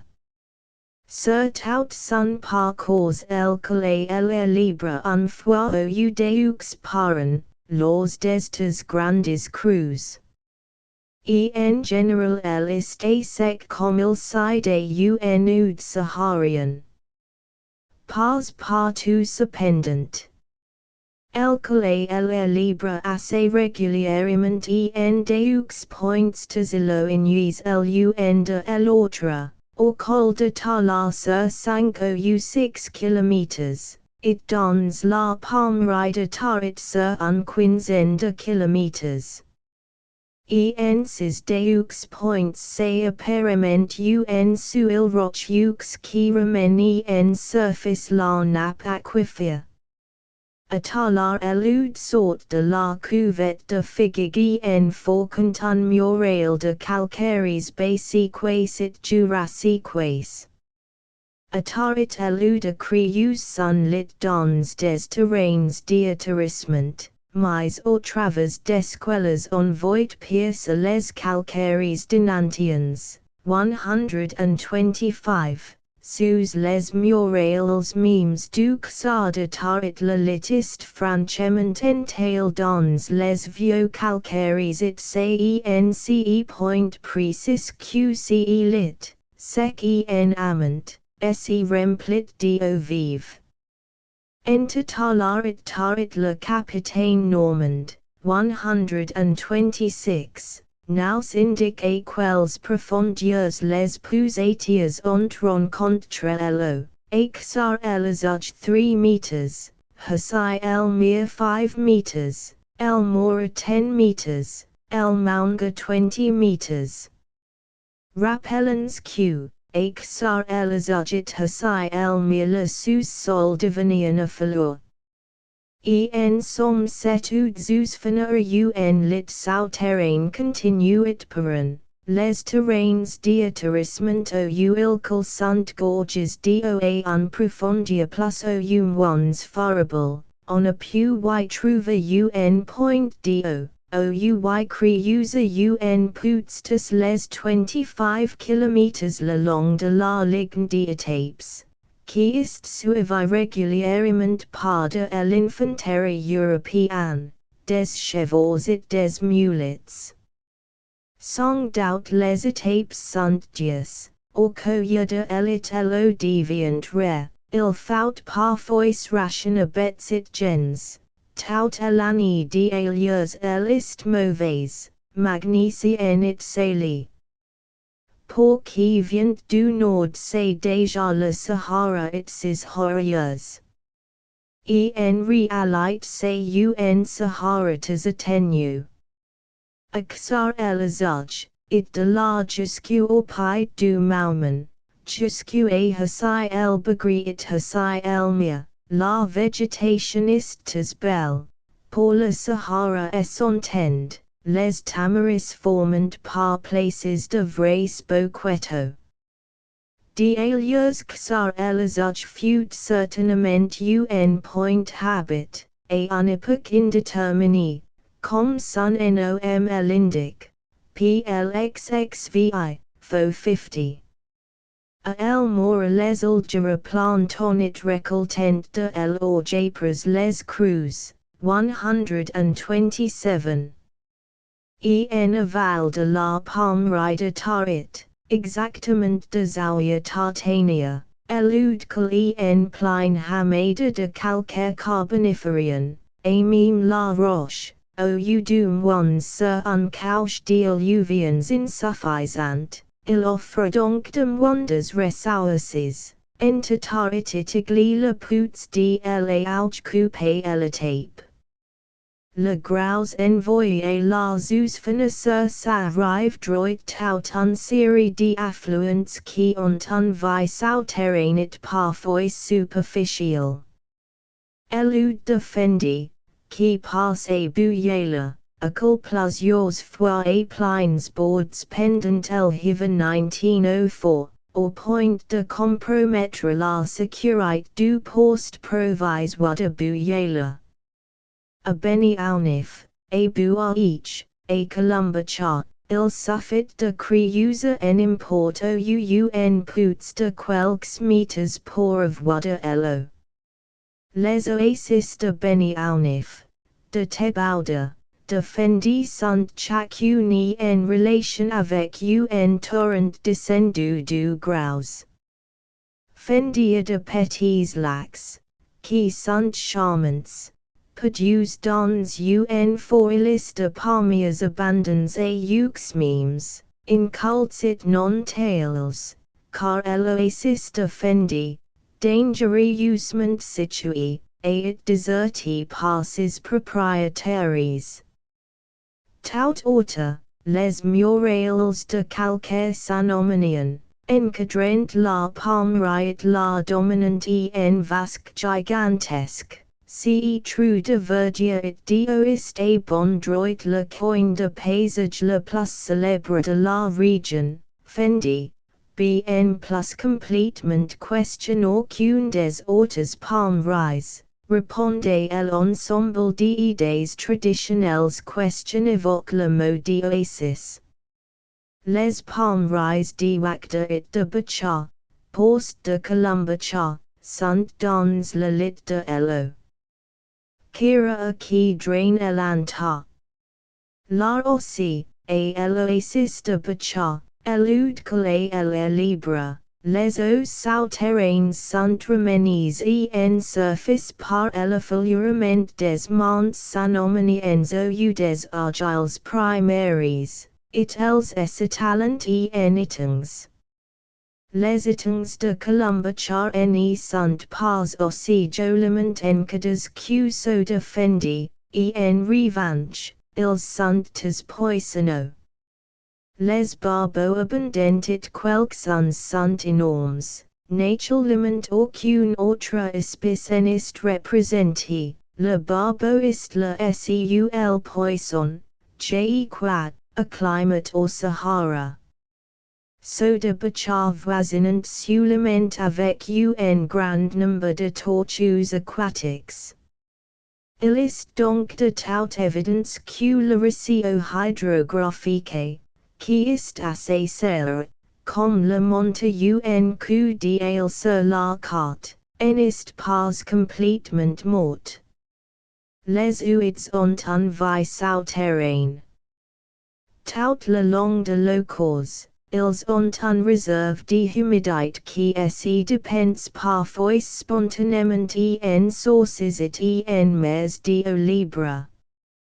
Il y a dans le sous-sol une nappe superficielle importante qui alimente les tapis de fleurs du Graus, les bosquets d'oliviers sauvages, et un certain nombre d'oasis. Et en général les sources les plus importantes semblent conditionnées par le voisinage de l'énorme masse des roches primaires peu perméables, qui forcent la nappe superficielle et s'étale à l'air libre. Il est remarquable que les petits étangs de Fendi et de Bacha, ces sortes d'anévrismes assez ouverts de la circulation souterraine, Se trouvant au point précis où les ouids fendit el kira avant quitter les roches secondaires pour pénétrer dans le domaine des roches primaires. Groupe d'oasis de Bacha. Si l'on met part figig, pour lesquels on ne possède pas les éléments d'une monographie, 128. Les principaux groupements humains sont les palmeries de Bacha, et celles de Tarit. Le poste de Colombacha voisine avec les deux petits xars de Bacha et d'Iwakda dont les palmeries se confondent en un seul oasis. Le lieutenant Cavan nous donne sur ces deux xars des renseignements démographiques et historiques. Bachara un soixantaine de maisons et puama 80 fantassins et 78 cavaliers. Wakda srate moitim ones important en juga par le nombre de ces fantassins, un quarantaine. Wakda 8,000 palmiers. Ces touts petites brigades ont portant un passeport ancien. On garde Bacha le souvenir d'un siege que le Xara soutenu au véhicule de El Hegaya, soit au xiicle Apres JC. Quant à le Sultan Moli Ahmed Debi, surnomme le Sultan Noi. Quat, il est vrai, que ses souvenirs de gloire ne s'appliquent pas au Xar actuel de Bacha, qui est un forteresse de paix sur la rive droite de l'Elude. Sur la rive gauche en tout cas s'étendent les ruines confuses d'un vieux Xar en pièces sèches. Quoi pas question on est recueilli son sujet les souvenirs indigènes. Mais sa seule existence est interessante. À travers tout le Sahara nous retrouverons ces mêmes contrastes entre des xars actuels en pays, et de vieilles ruines en pièces sèches. Les habitants de Bachar et d'Iwakda sont presque tous des camps, métayers, ils seraient plus juste puita de dire des serfs. Comme partout au Sahara la prééminence sociale appartient aux auxiliaires nomades, qui sont ici les Ulgera, 129. Ils sont 5,000 d'après le lieutenant Cava, avec 600 tentes, et ils pourraient mettre en ligne 1,100 fantassins et 80 cavaliers. Ils ont des terrains de culture dans l'eau. Namas, au glat jedida, et dans l'eau. Zuzfana, el Mora. Ils ont des droits de propriété Bouyela, Tebauda, Fendi.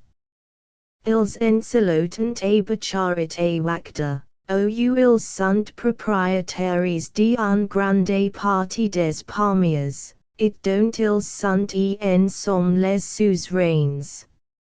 Maigre suzerainat d'alias, car il est notoire que les Ulgera sont pauvres, ils n'ont pas assez d'origine de dates pour la consommation. Conformément à tous les usages sahariens ils comblent le déficit par les bénéfices du banditisme, et de la sorte la pauvreté entretient chez eux des vertus militaires qui rehaussent le prestige. D'après Cava, lo arbre généalogique remonte au VIIe siècle après JC. À cette époque vivait Jura, l'ancêtre éponyme, et c'est alors que la tribu est individualisée en se séparant des Harmiens. Ces hobbies bisogno partigent à l'autorité avec une autre grande puissance, religieuse celle-là, la Zawiya, Monast, de Kenatsa. Kenatsa ist a 24 km de Bachar, exactement au pied de l'escarpement terminal de la Hamada qui porte son nom. Les sources qui alimentent les jardins sont dans les GREs hoiles et la base de l'escarpement. La zaouia un aspect d'ancien en prospérité, les annonces de loin par un gracie au minaret bâti en briques, sans faïences apparentes, il est vrai, autant question on peut en juger à quelque distance, car la visite en est prohibée, c'est l'architecture de Clémacan, de faisait de Marrakech question el rappel. It non pas du tout ces grossières mosquées en pies blanches, de profil déjà soudanais, question on voit auxiliary oasis sahariens. Vois plx8, faux. 54. La zaouia possède certainement une bibliothèque, avec des manuscrits curieusement enluminés sur papier de luxe. Il est non moins certain par malheur que ces manuscrits sont manges auxiliary rats. Enfin Kenatsa ces juifs, ce qui revient à dire, en pays marocain, un peu d'industrie et de commerce. L'ordre religieux de Kenatsa, les Yanaya, et fond or xvii sicle par un cherif marocain originaire de Elo. Dra. Tarit. La création d'un poste militaire au Qasar de Tarit, alias Tagit, a donné CENOM en sorte de notoriété. L'usage assiste à plus précitably d'attendre CENOM et out l'agglomération humaine qui se décompose en 5 Qasars, Zaouia Fokania, Tarit, Barabai, Bakhti et Zaouia Tartania. Les indigènes de ces 5 Qasars ont portant un nom d'ensemble, celui de Benigoumi, qui est fort ancien et se trouve déjà dans Ibn Khardoun. La palmerie de Tarit au des Benigoumi essayant sur 16 km le long de l'Oudzouzfana entre le monast d'Amant, Zaouia Fokania, et le monast d'Aval, Z Tartania. Cette ligne de verdure et d'eau est profondément encaissée entre la falaise carboniférienne et droite et la dune gauche, dans ce couloir étroit et sinueux la paroi de sable et la paroi de roc, hautes chacune d'un centaine de mètres, se rapprochant et se toucha, si bien que, fréquemment, le sentir qui long eludist force d'escalader les premières pentes de la dune. Vois plxci, faux 51 et 52. Les sables reposent, comme tuyas, sur des terrains d'atterrissement quaternaires et myopliosans, dans lesquels eludent en général un tail sunlit. Pas partout cependant. La falaise carboniférienne est la lèvre d'un fail, en deux points moins à Tarit et Z Tartania on en voit des esquils. Celle du Tarit se distingue sur la photographie. Compare plxci, faux. 51. A travers l'esquile de Tarit elude est creus en plein roche un canyon profond et court entre le piton de Baroun sur la rive droite et le piton qui porte le Qasar sur la rive gauche. De là vient précisément le nom du Qasar, Tarit est un nom berbère question on pourrait traduire par canyon. On a desjardit QCE barrage roch ux remeni en surface la nap aquifer it ressuscite la zoosphena. Dans les pouts des jardins, auxiliary saisons les plus sèches, LOSE trouver deux meters de profondeur. Cette eau portant, comme celle de l'eau de lui-même, est peine potable, on recueille du sel dans les boues de l'eau, ces alluvions quaternaires dans lesquelles est le lit actuel sont tuyas charges de gros cristaux de gypse, les roses de sable, de chlorures et de magnésie.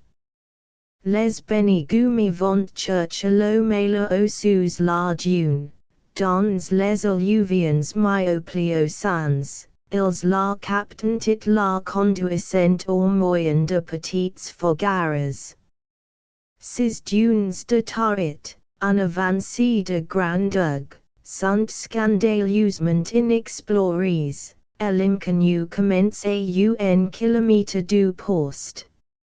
On peut affirmer pourtant que, en point ones els recovent en fouet, affluent de la zoosphena.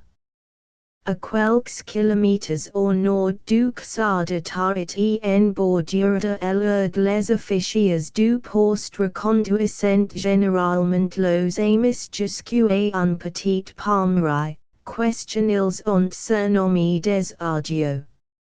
Elle est au bord de l'Ergue, sous lequel on distingue des falaises et des témoins d'érosion, lit. OULO est a fleur de terre. De la partant des fogares qui alimentent Zawiya Phocania. Les éclats de silex abondent à la surface du sol. On trouve réunis là, comme si souvent dans l'Ergue, la dune, l'eau en fouet et le gisement néolithique. On site d'aliers que cette ergue jouitant les benigumi est loin d'être dépourvu de pouts, celui de Zafrani par exemple. Un autre oud, affluent de la zoosphena, rive droit, du un rôle subordonné dans la vie économique de Tarit. C'est l'oud abdien nas dont la vallée court parallèlement à la zoosphena, sur la hamée de carboniférienne, elle suit l'effleurement d'un couche argileuse intercalé dans les calcaires de la pénépline. Vallée sèche, un simple cordon de région où les moutons trouvent un maigre-pitance, mais un voie d'accès commode. En route naturelle bien plus aisée que la recale de la hamada ou les sables de l'eau.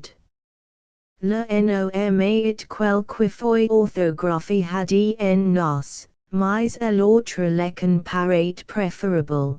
Parmi les nombreux tomes de saints qui s'y partagent la vénération des benigumi, il s'y trouve un de Sidi Abdi en nos. Le serviteur des hommes, nom d'un joli humilite maraboutique, sur intéressant sur el humilite de cet autre nom plus répandu, Abdallah, le serviteur de Dieu. E.F. Gautier. Sahara Algerian. P.L. Xxae. 51. View prize du Xar de Tarit. Regardant la falaise.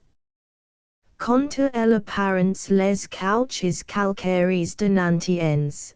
Question on distinguer Odysseus des palmiers. Ni sont pas stratigraphiquement inférieurs à celles question on voit à l'horizon à gauche, au sommet de la falaise.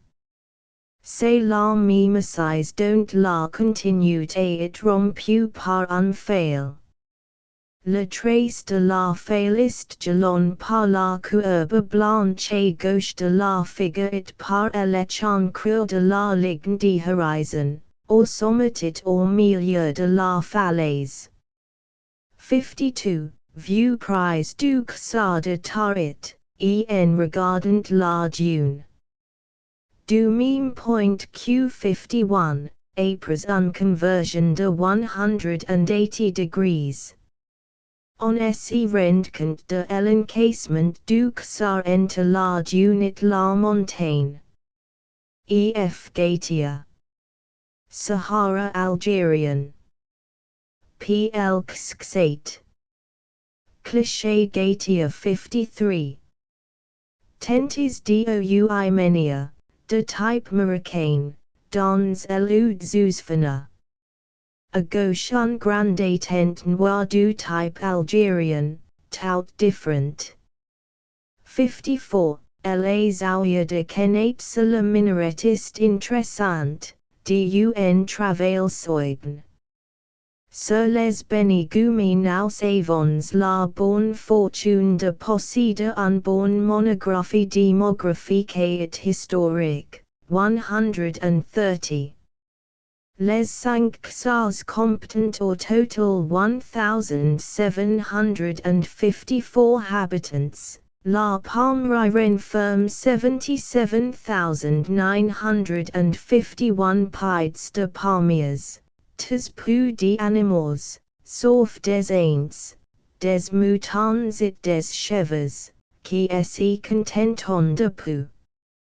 Un groupement humain médiocre et misérable et que ce, bien plus important que celui tout voisin d'Église, or que le hasard des explorations a donné un bien plus grande notoriété géographique. Le pays des Benigumi est anciennement habité, avec des gisements néolithiques, dont un beau, H. Zafrani, on y trouve une belle station de gravures rupestres, en face du Gautier de Barabai, au pied de la falaise, éléphants, bubalis antiquus.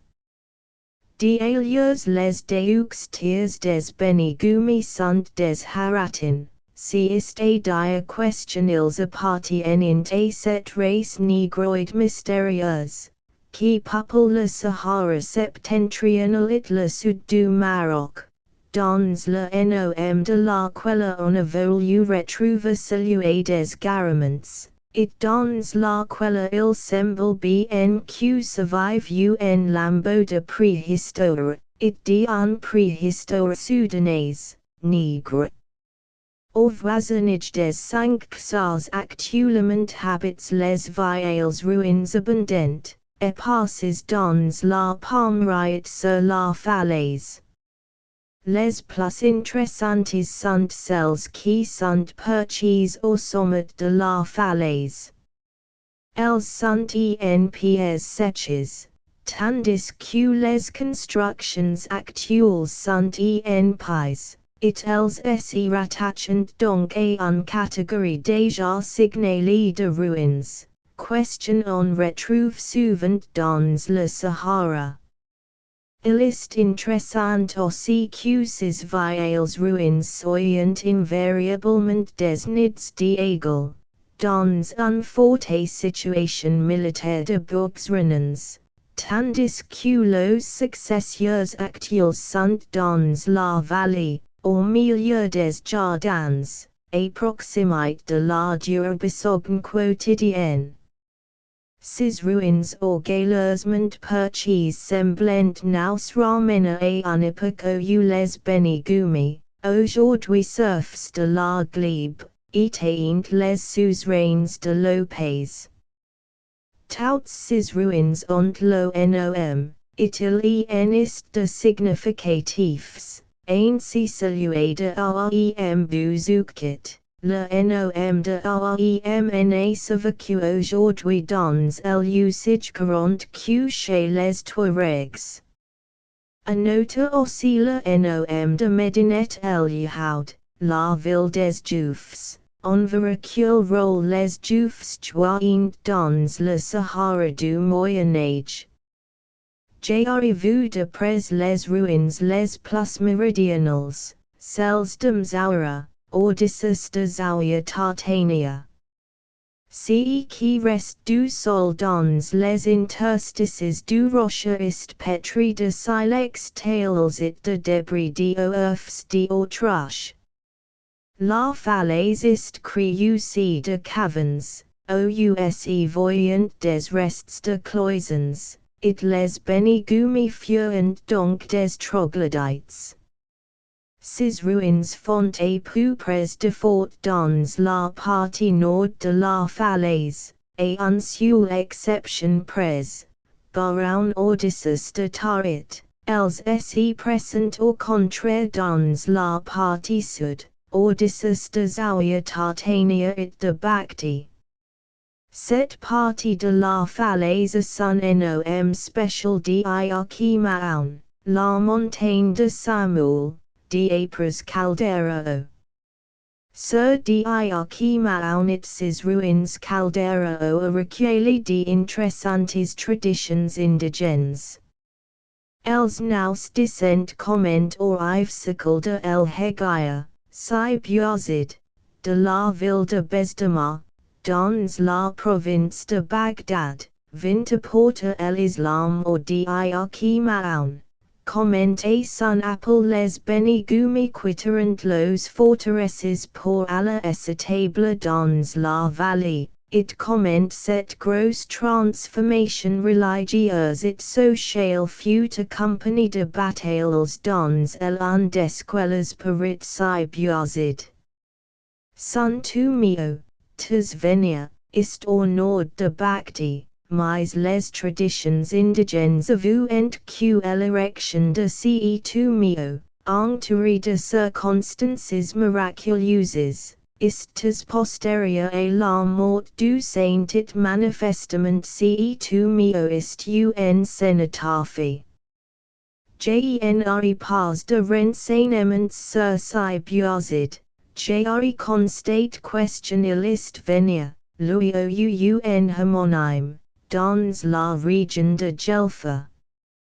Mbassit me fait observer que son nom est turc, ce qui rend peu vraisemblable la date indiquée par la tradition. En tout cas il est impossible de la prendre à la lettre.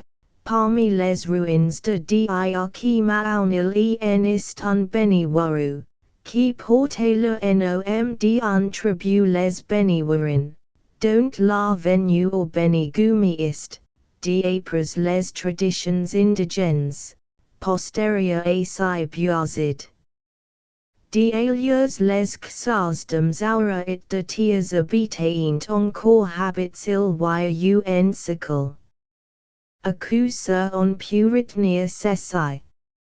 Les indigènes se souviennent que l'abandon des auteurs fortifiés par la masse de la population est en relation avec les progrès de l'islamisme, et l'extension de la culture arabe.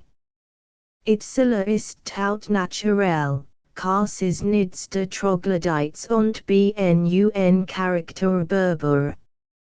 Caldera a fidèlement et minutieusement recueilli tout ce qui a cernage du pass dans la mémoire des benigumi. Les cas actuels sont récents sauf Barabai le plus peuple et le plus vieux. Les principaux parmi les anciens centres de la vallée sont au nord Buchi Dadit Tikumit, voisins et rivaux. Auprès de Tarit Ksar el Kiba, surnom Medinat el Bazain, la ville des Vortes, au sud de Bacti Tuka Idin. Dans toutes les oasis on retrouve cette même instabilité dans l'emplacement des Ksars, les villages sahariens aux rebords des notres se déplacent facilement, ces questions ils sont en pais. Dont les ruines font un tas in forme de bousechi, le pays n'est pret pas auxiliary reparations et auxiliary reedifications, les morceaux en valant ren, Illist plus simple de reconstruire alias un Villeneuve. Carte du Benigumi d'Apres un original copy or post de Tarit. Fig. 35 Portant caldera o mention frequement des exodes causés par la sécheresse et la famine. Encore que la conclusion n'y soit pas nettement formulée, il semble que les ressources du pays ont en déclinant, c'est que la proximité de leur rend assez vraisemblable. Dans cette histoire de sédentaires, comme liste naturelle, les méfaits des nomades tiennent un grande place. Apres 150 ans on garde encore et tarit le souvenir d'Ahmed el Côte sur des angad pres d'Ajda, qui en épone dans le sa question un seul femme enceinte. El histoire politique des Benigumi est essentiellement celle des tribus nomades qui ont exercé la suzeraineté. El semble tenu et peu présage depuis le VIII siècle de El Hegaya. Vers cette époque la puissante tribu des Beni-Hassan occupa les pays environnants et les Benigumi devinrent le propriété.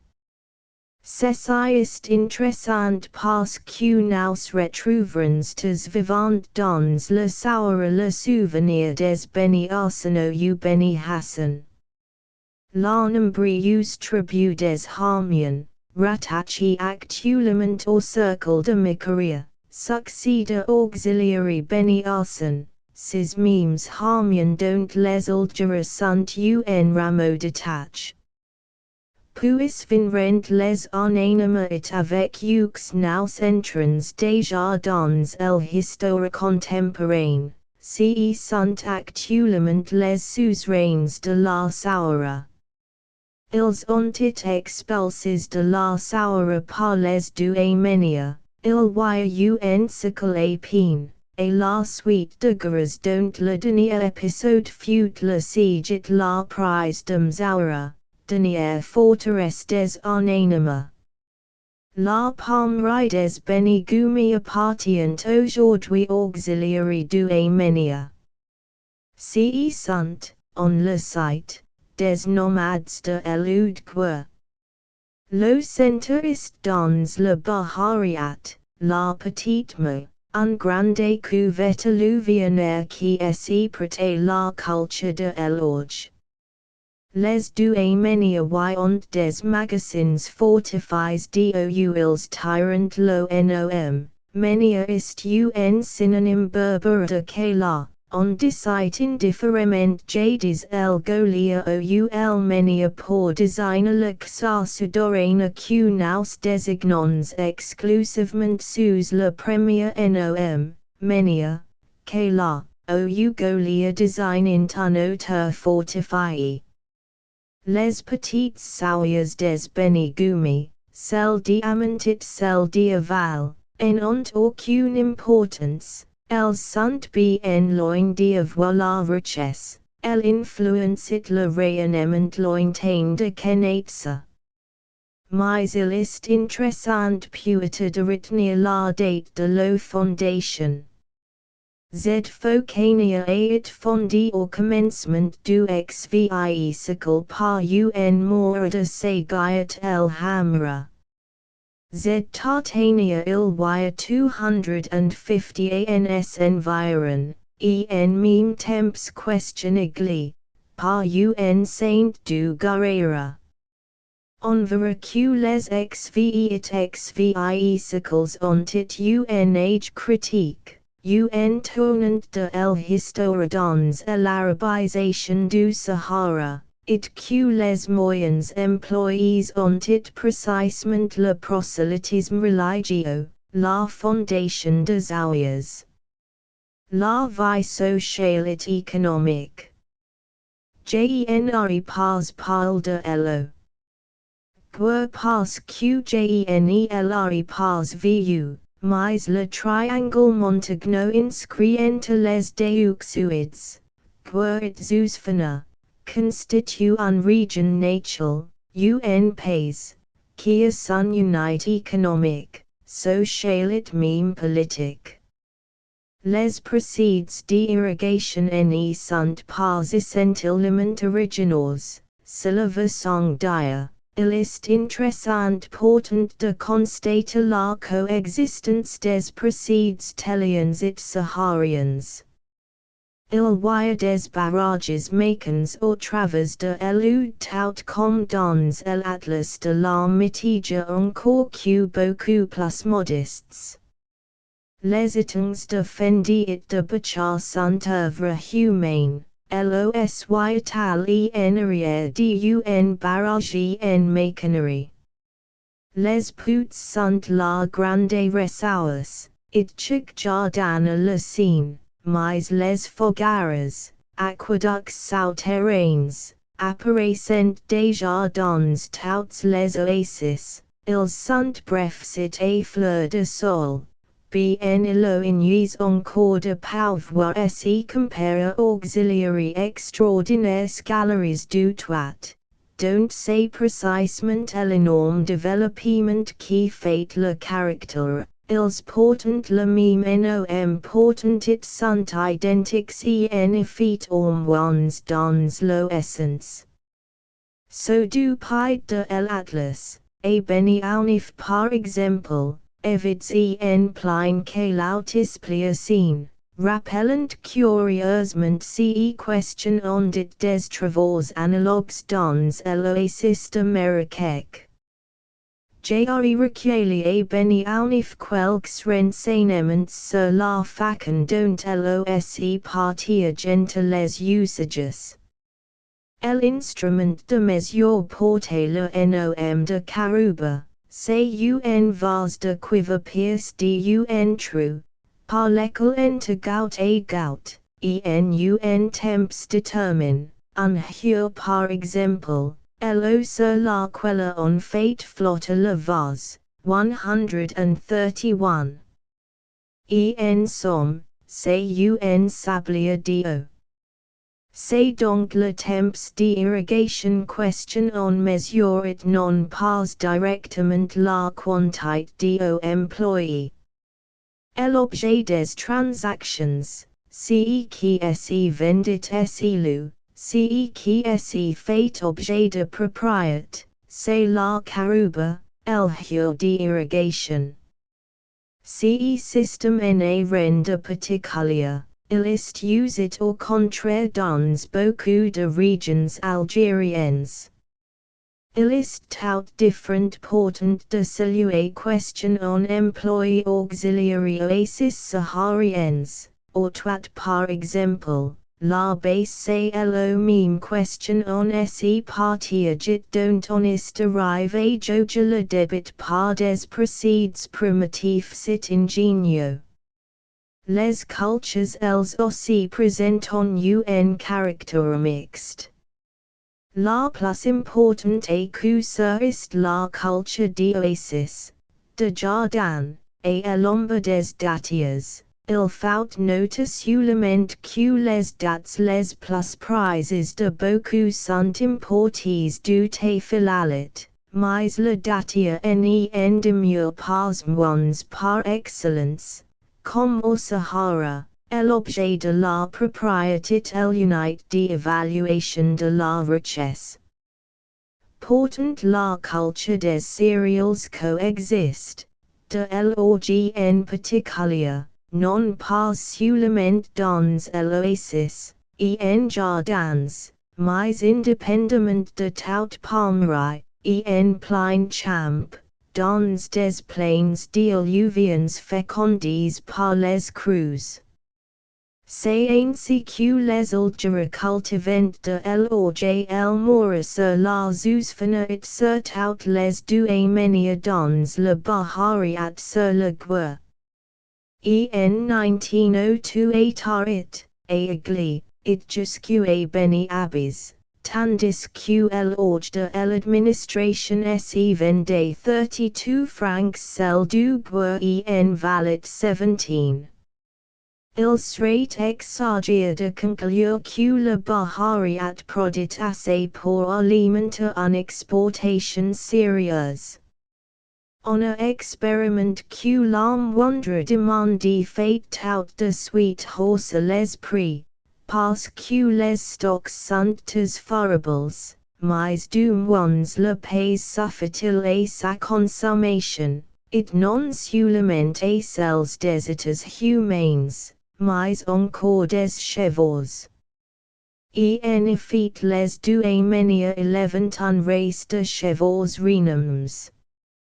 Nous sommes ici encore dans le domaine des nomades cavaliers et non dans celui des méharistes. Assurément les chemiots abondent, mais ce sont chemiots de bat. Les deux manières et les ultra pratiquent naturellement le banditisme à travers le Sahara. Le Sahel marocain en particulier a beaucoup à se plaindre de los rapins. Le Bulletin de la Société d'Alger, 132, a donné un recit tout à fait curieux de retsu du manière au Sahel. En 1904, un hawk parti du Guarapes jusque dans l'état des efforts et assist huti à la garnison française de Tombouctou.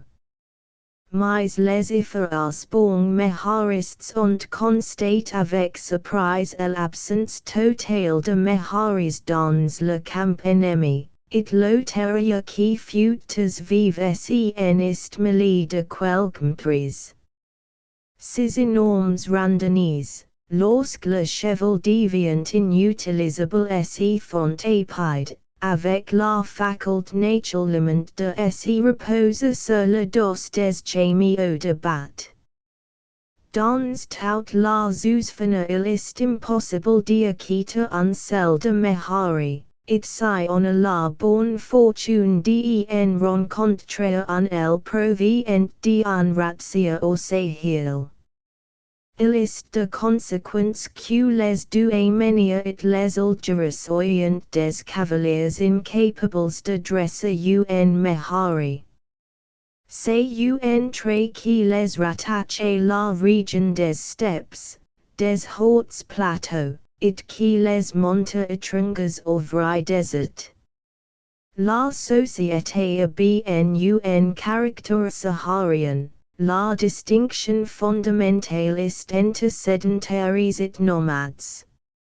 Les moines de Zawiya mis à part, on trouve, en règle générale, qui dans les cas, un humanité inférieure et subordonnée. Il y a bien dans chacun des un minorité de hommes libres, ouce qui revient au même de propriétaires, qui maintiennent, à l'abri de los murales, une indépendance précaire et humiliée. Les cas sont par définition des bourgs fortifiés. Il n'y a pas une seule agglomération qui n'y soit une forteresse, on dort chaque nuit sous virus, garde par des sentinelles, ce qui implique à la fois une grande insécurité et quelque prétention à l'autonomie. Les Xaurians sont strictement réduits à la défensive. It ici comme ailleurs l'offensive sur la prééminence. La bourgeoisie libre des Xars est à peu près invariablement rattachée à un tribut nommé par un lien de vassalage, qui implique de la part du nommé la protection militaire, de la part du Xaurien le paiement d'un tribut. La reconnaissance de certains avantages précis, et la tolérance de beaucoup d'abus vagues. Dans les palmerailles d'Alias, c'est un petit nombre de jardins qui restent la propriété de la bourgeoisie locale. La plus grande partie des palmiers appartiennent auxiliaires nomades suzerains, qui viennent un fois en camp sous les murs du Xarit faire la récolte. Aussi la plus grande partie des Xauriens n'y sont ni libres ni propriétaires, c'est le misérable prolétariat des camps, métayers, serfs de la glebe. Le contrat de métayage varie médiocrement souvent les oasis, il reste identique dans ces grandes lignes. Le métayer camps, comme son nom l'indique, a théoriquement droit au cinquième de la récolte, mais dans les palmeries ce cinquième est calculé en façon particulière. Les produits se répartissent en deux catégories différentes, les légumes du jardin, qui sont l'accessoire, et les dattes qui sont l'essentiel. Tous les produits potagers, tout ce qui passe à l'ombre des palmiers, appartient sans restriction aux camps. Le propriétaire s'y réserve toutes les dates, moins une favorable fraction, qui est en général d'un septième, ou bien encore d'un régime par palmier, abandon aux camps. Cette société sédentaire s'y retrouve dans tout le Sahara algérien, et déjà d'ailleurs dans le sud de l'Algérie, dans la chaîne des Xawa. Mais ici, on est déjà dit, nous voyons apparaître un élément nouveau, inconnu à l'Algérie, presque tous les camps sont des Haratins. Si est dire question ils appartiennent à une race distincte, soudanaise. Nous arrivons déjà dans une région trop chaude et trop paladienne pour que la race blanche puisse survivre au travail de la terre. La bourgeoisie xaurienne d'ailleurs se distingue des nomades sinon par la race du moins par la langue. Tous les Xauriens, ou reboueurs des nomades, parlent un dialecte berbère, et ils donnent à ce dialecte le nom désignatif, c'est précisément ainsi que les berbères des oasis appellent la langue. De l'identité du nom avons nous le droit de conclure à l'identité des dialectes. Assurément non, il faut attendre des études plus approfondies. Pourtant les Xauriens de Beniounif déclarent comprendre sans difficulté les gens du toit, tandis question ils se débrouillent mal, disent-ils, dans le dialecte du Tafilalit, 133. Les suzerains de tout le pays sont en somme les du Arménia, ce qui lui donne une sorte d'unité politique. Les Algéras, encore cultes individualisés par l'origine distincte par bien des traits de caractère, n'y sont question un petit tribu besogneux. Encore affaibli et appauvri par des guerres récentes et malheureux uses contre les Beniguil, 134, ils ont dû accepter le patronage et même rentrer dans les cadres de la grande tribu du Arménia. Sur les du Arménia on n'a pas encore de renseignements démographiques précis. Mais ils ont au Sahara une réputation de bourgeois lois, de gros commerçants entrepreneurs de caravanes, présentant un certain surface, plus estimables, par exemple, que les Beniguil, qui sont des chacals. Il enist pas d'auto que tout cela n'est soit relatif. Mais que cela tribuiste prospe, it me molly par la prospérité, la réputation militariste médiocre. La route transsaharienne it figuig. La caractéristique principale de la région antigua et zousfana est dieta la portée du Sahara et du Soudan. La exactement about it la route qui, par elude Sahara, le toit, le tidicelt, le hogger, elidades effaras constitue la voie la plus commode probablement de tout le désert. Les routes les plus voisines de l'Atlantique mises à part. Cette fameuse route parmiers longue de 800 km, it qui mène au cœur du Sahara, au pied des premiers escarpements du Hogger, n'y paraît pas of wadi analogue au désert. Interrompu par des breaches insignifiants. Cette fantastique ligne de verdure va exactement d'insula a figuig, it calq figuig ist redevable de son importance. Le gros ist un obstacle to serio auxiliary communications du nord, avec sa longueur de 80 km, ses sommets qui atteignent 1800 meters. It la continued impressionante de ses murales calcaires. Cet continued, il est vrai, en est pas tuyas real, immédiatement à lo. Du chafet el cahul, point culminant du gros, elude el wazani over a travers tout el art unbreachtes curieuses, say un long couloir. Aboutissant un énorme cirque, or en ducal la paroi septentrionale du gros, tis abaissi et aminci, istridit pour ainsi dire à un pellicule. On a déjà dit combien le gros, vu de près, apparait articule, ici il est évid intérieurement.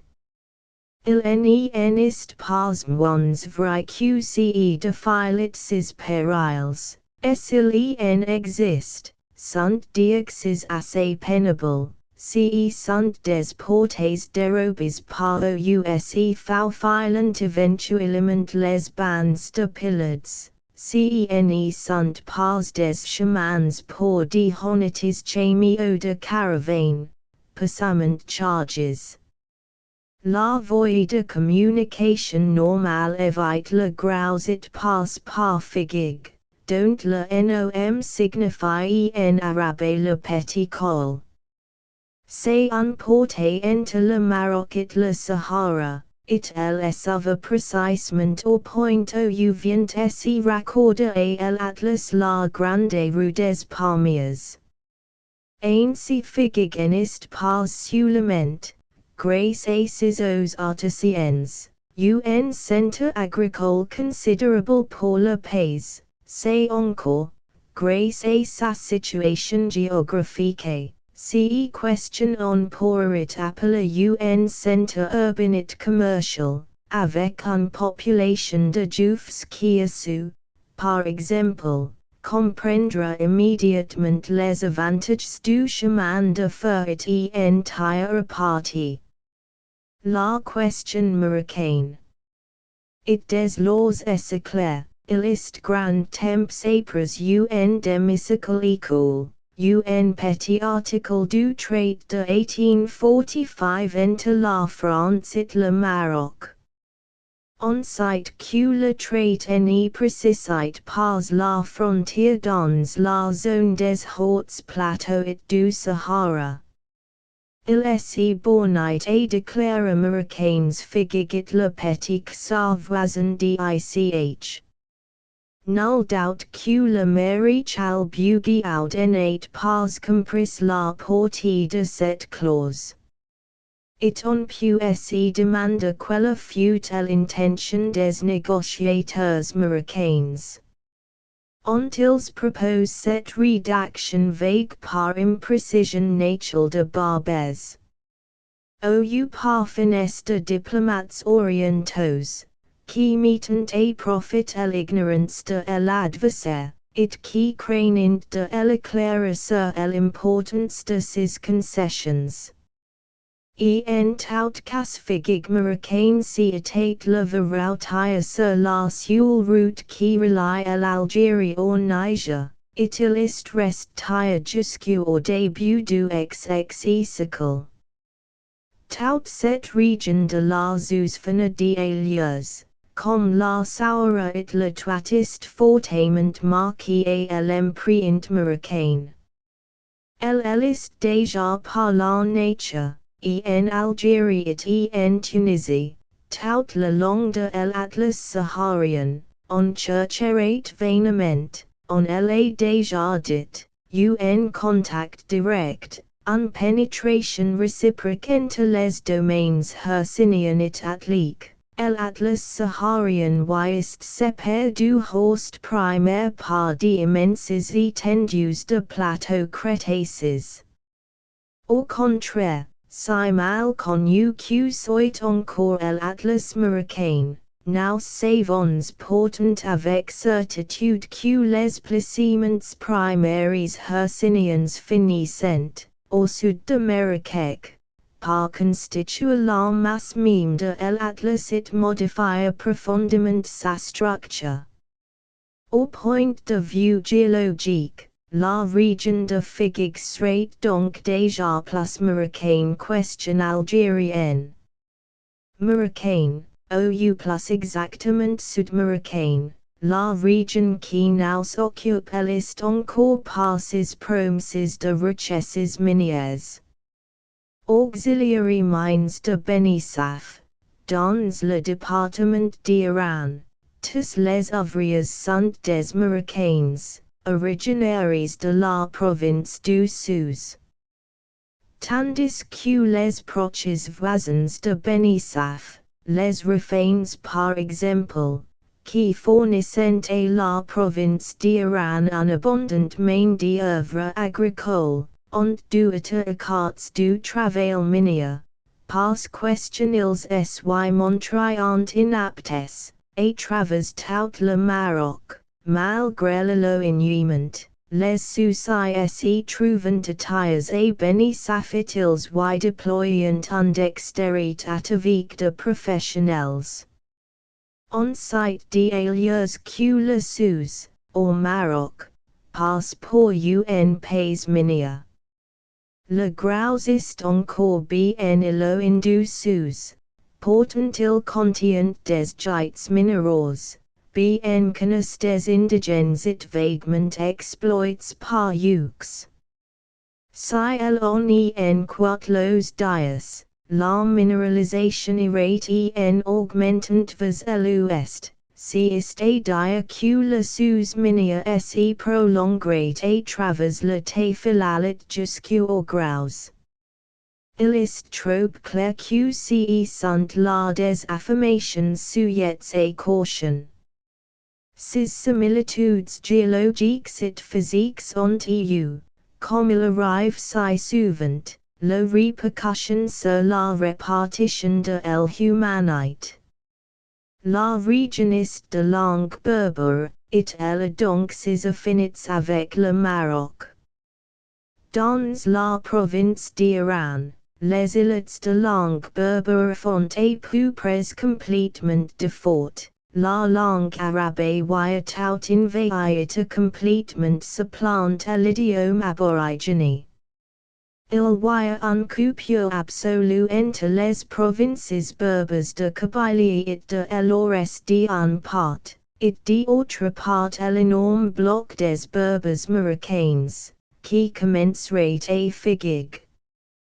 Petit détail, mais qui est significatif. Dans les campements du Arménie on voit apparaître la petite tente ronde marocaine en cotonnade, voie PL7, faux 53, si différente de la grande tente algérienne carrée en poil de chamio.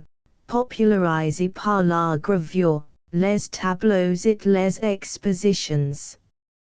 Sur la zoosphène et sur le guer nous rencontrons déjà les barabes du téphilalet et titre d'approches voisines avec lesquels des intérêts économiques communs amenant des connexions multiples. Les barabes possédant des palmiers sur le guer, et bout denib par exemple et vice versa les du amenia au téphilalet. Les Xaurians de Tarit avaient d'anciens traits avec les barabes, 135. C'est le téphilalet qui a fourni au chemin de fer la plupart de ses ouvriers. Or on site que le téphilalet est le berceau de la dynastie marocaine actuelle. En sommel ne faut pas se dissimuler que nous sommes ici dans un coin du Maroc. Cette enclave marocaine sur la route du Soudan nous a prodigieusement gens. Son existence nous entraîne à des efforts absurdes pour ouvrir ailleurs par la gratuite el Gautier en route artificielle qui s'appelle la nature. A côte du misérable Xar de el Gautier nous avons it conduit à construire une ville militaire et casernes monumentales, qui s'y sont vides le jour où le toitiste tout nombres mains, it qui ont pris en quelques ans un aspect comique de ruines de palmyre. Tant d'efforts glorieux et peu vains pour résoudre la question transsaharienne, depuis du Varia jusqu'à foro en passant par flatters, un demi-cycle de tâtonnements, tout cela a son origine dans l'article contenant figuig dans le trait de 1845. La solution cherchée est offerte d'elle-même toutes les difficultés sont dénouées comme par enchantement, le jour où nous avons dispose de cette rue des palmiers dont figuig est la portée. Une puissance installée d'une part au Soudan et d'autre part en Algérie ne pouvait pas se désintéresser de la seule route existante entre le Niger et l'Atlas. Mais ce qui est particulier c'est que, en plaquant cette route sous notre contrôle nous soyons imaginer ne pas laisser le Maroc. En réalité nous avons tourné le trait de 1845 en mettant à profit son imprécision, it en termes crus s'il pourrait s'appeler la viola.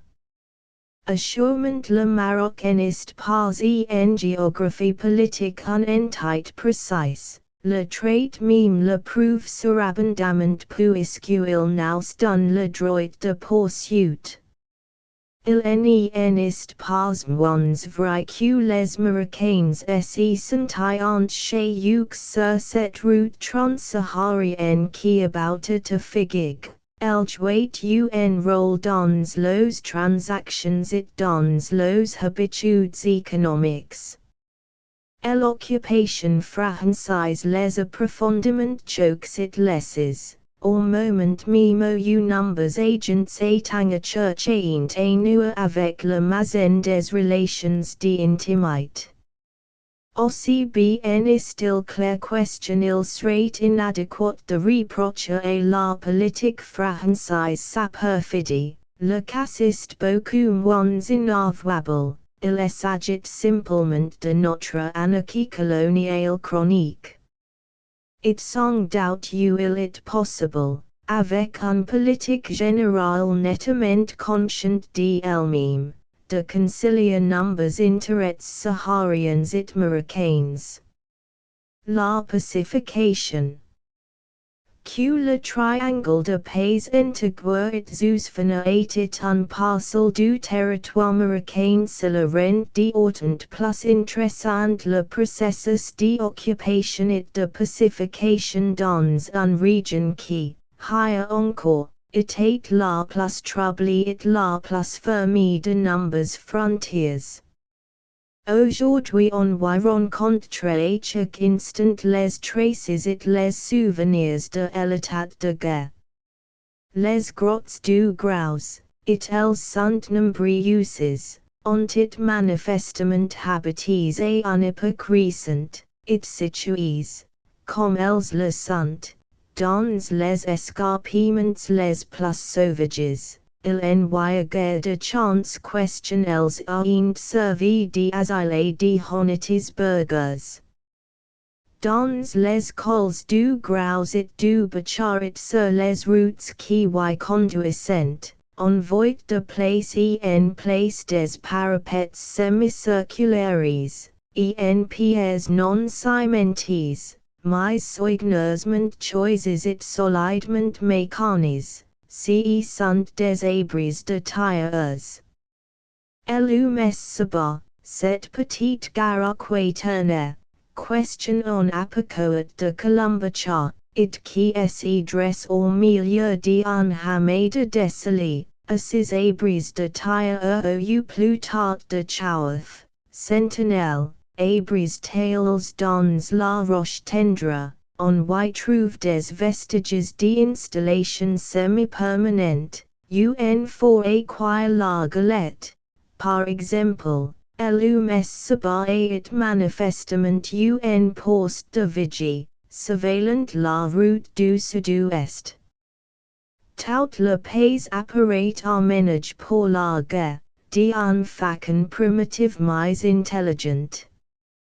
Il est inutile de rappeler les combats qui ont ensanglant récemment et dont quelques-uns ont eu en France un retentissement considérable.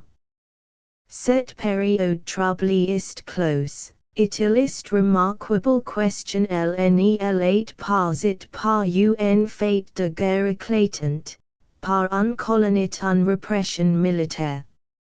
Il serait inexact, en effet, les dates le montrent, d'attribuer au bombardement de Figuig le rétablissement de la paix, des combats séquents, Manga, Tarit, sont postérieurs à ce bombardement.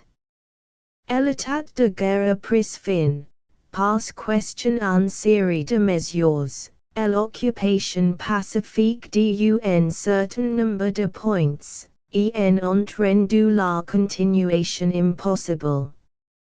On s'y rend bien compte que la possession tranquille des massifs Montagno, le Bacha, le Graus était indispensable auxiliary bands qui y ont laissé les traces de leur installation. Les nouveaux postes, Colombacha, Elarja or de Figuig, prenant à revers ces forteresses naturelles et les rendant intenables.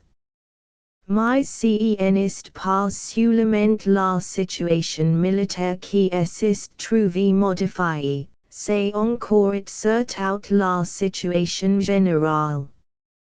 Pour comprendre l'évolution accomplie dans les dispositions des indigènes, il suffit d'examiner les effets de la nouvelle politique sur un point déterminé, à Colombacha.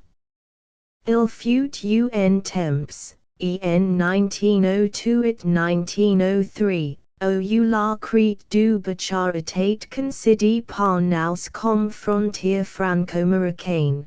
Bien question on n'a jamais su pourquoi cette frontière passait la plus tard question ailleurs, it simplement, semble-t-il, par une repugnance pour l'indétermination, naturelle à l'esprit français. En 1902 et pendant la plus grande partie de 1903, les petites oasis de Bacharet de Wakda, situés du bon côté de cette frontière hypothétique respectée, furent des refuges inviolables, centres d'approvisionnement et de rassemblement pour les bandes. Il sy créa une forte organisation de piraterie, et il sy fit des bénéfices considérables. Ce fut un beau moment pour la petite tribu des Algéras, propriétaire d'Ouacta et de Bacha, el joyeux, malgré sa favorable importance numérique, eut un rôle prépondérant. On fut enfin contraint d'envoyer contre ces nid de pirates la colonne commandée par le colonel d'EU. Ly entre son coup fera et ny trouva naturellement que la population inoffensive et épouvantie des pauvres Xauriens. La colonne partie, les nomades revinrent et le brigandage recommença. D'après les officiers du bureau arabe de Colombacha, les Xauriens demanderont au colonel d'EU de créer un poste chez eux. Et quella que soit en péril qu'elle humilite hyperbolique des indigènes, il semble bien que le demande n'est pas une simple formule de politesse. Ils avaient en tout cas les meilleures raisons du monde d'être sincères. Simples métayers, serfs des Algéras, exclus de la participation auxiliary bénéfices éventuels du brigandage, ils étaient entre l'inclumet le martio, maltraités par nous pour les méfaits d'autrui, maltraités par les nomades pour avoir accueilli la colonne avec une soumission dont ils auraient été fort embarrassés de se départir. On ne regrette quelquefois dans la presse l'établissement de postes français en territoire américain. Existe-t-il une fiction diplomatique assez respectable pour questionner les son nom de pauvres paysans dans une situation aussi cruelle?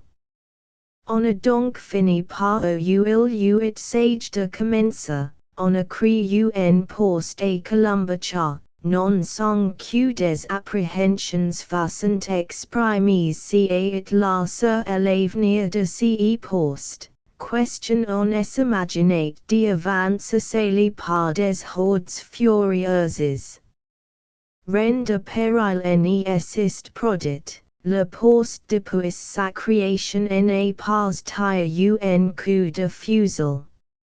So des Xauriens que le malheur des temps avait chassés au filalet sont rentes un. La zaouia de Kenetsa, assez proche pour se sentir protégé, a donné libre carrière à son amour de l'ordre public, tout naturel chez des moines propriétaires et communicants, dont la foi est nullement menacée.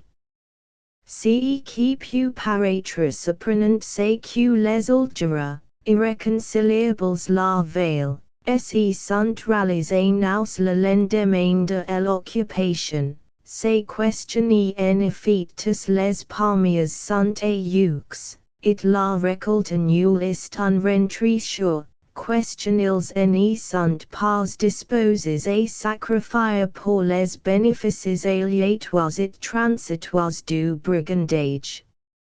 Aussi c'est geste simple, établissement d'un poste de police à Colombacha, sans bataille et sans violence, a groupe autour de nous toute la population, pauvres et riches, Xauriens et nomades. Les uns pour la protection que nous assurons à les personnes, et les autres pour le mal que nous pourrions faire à les propriétés.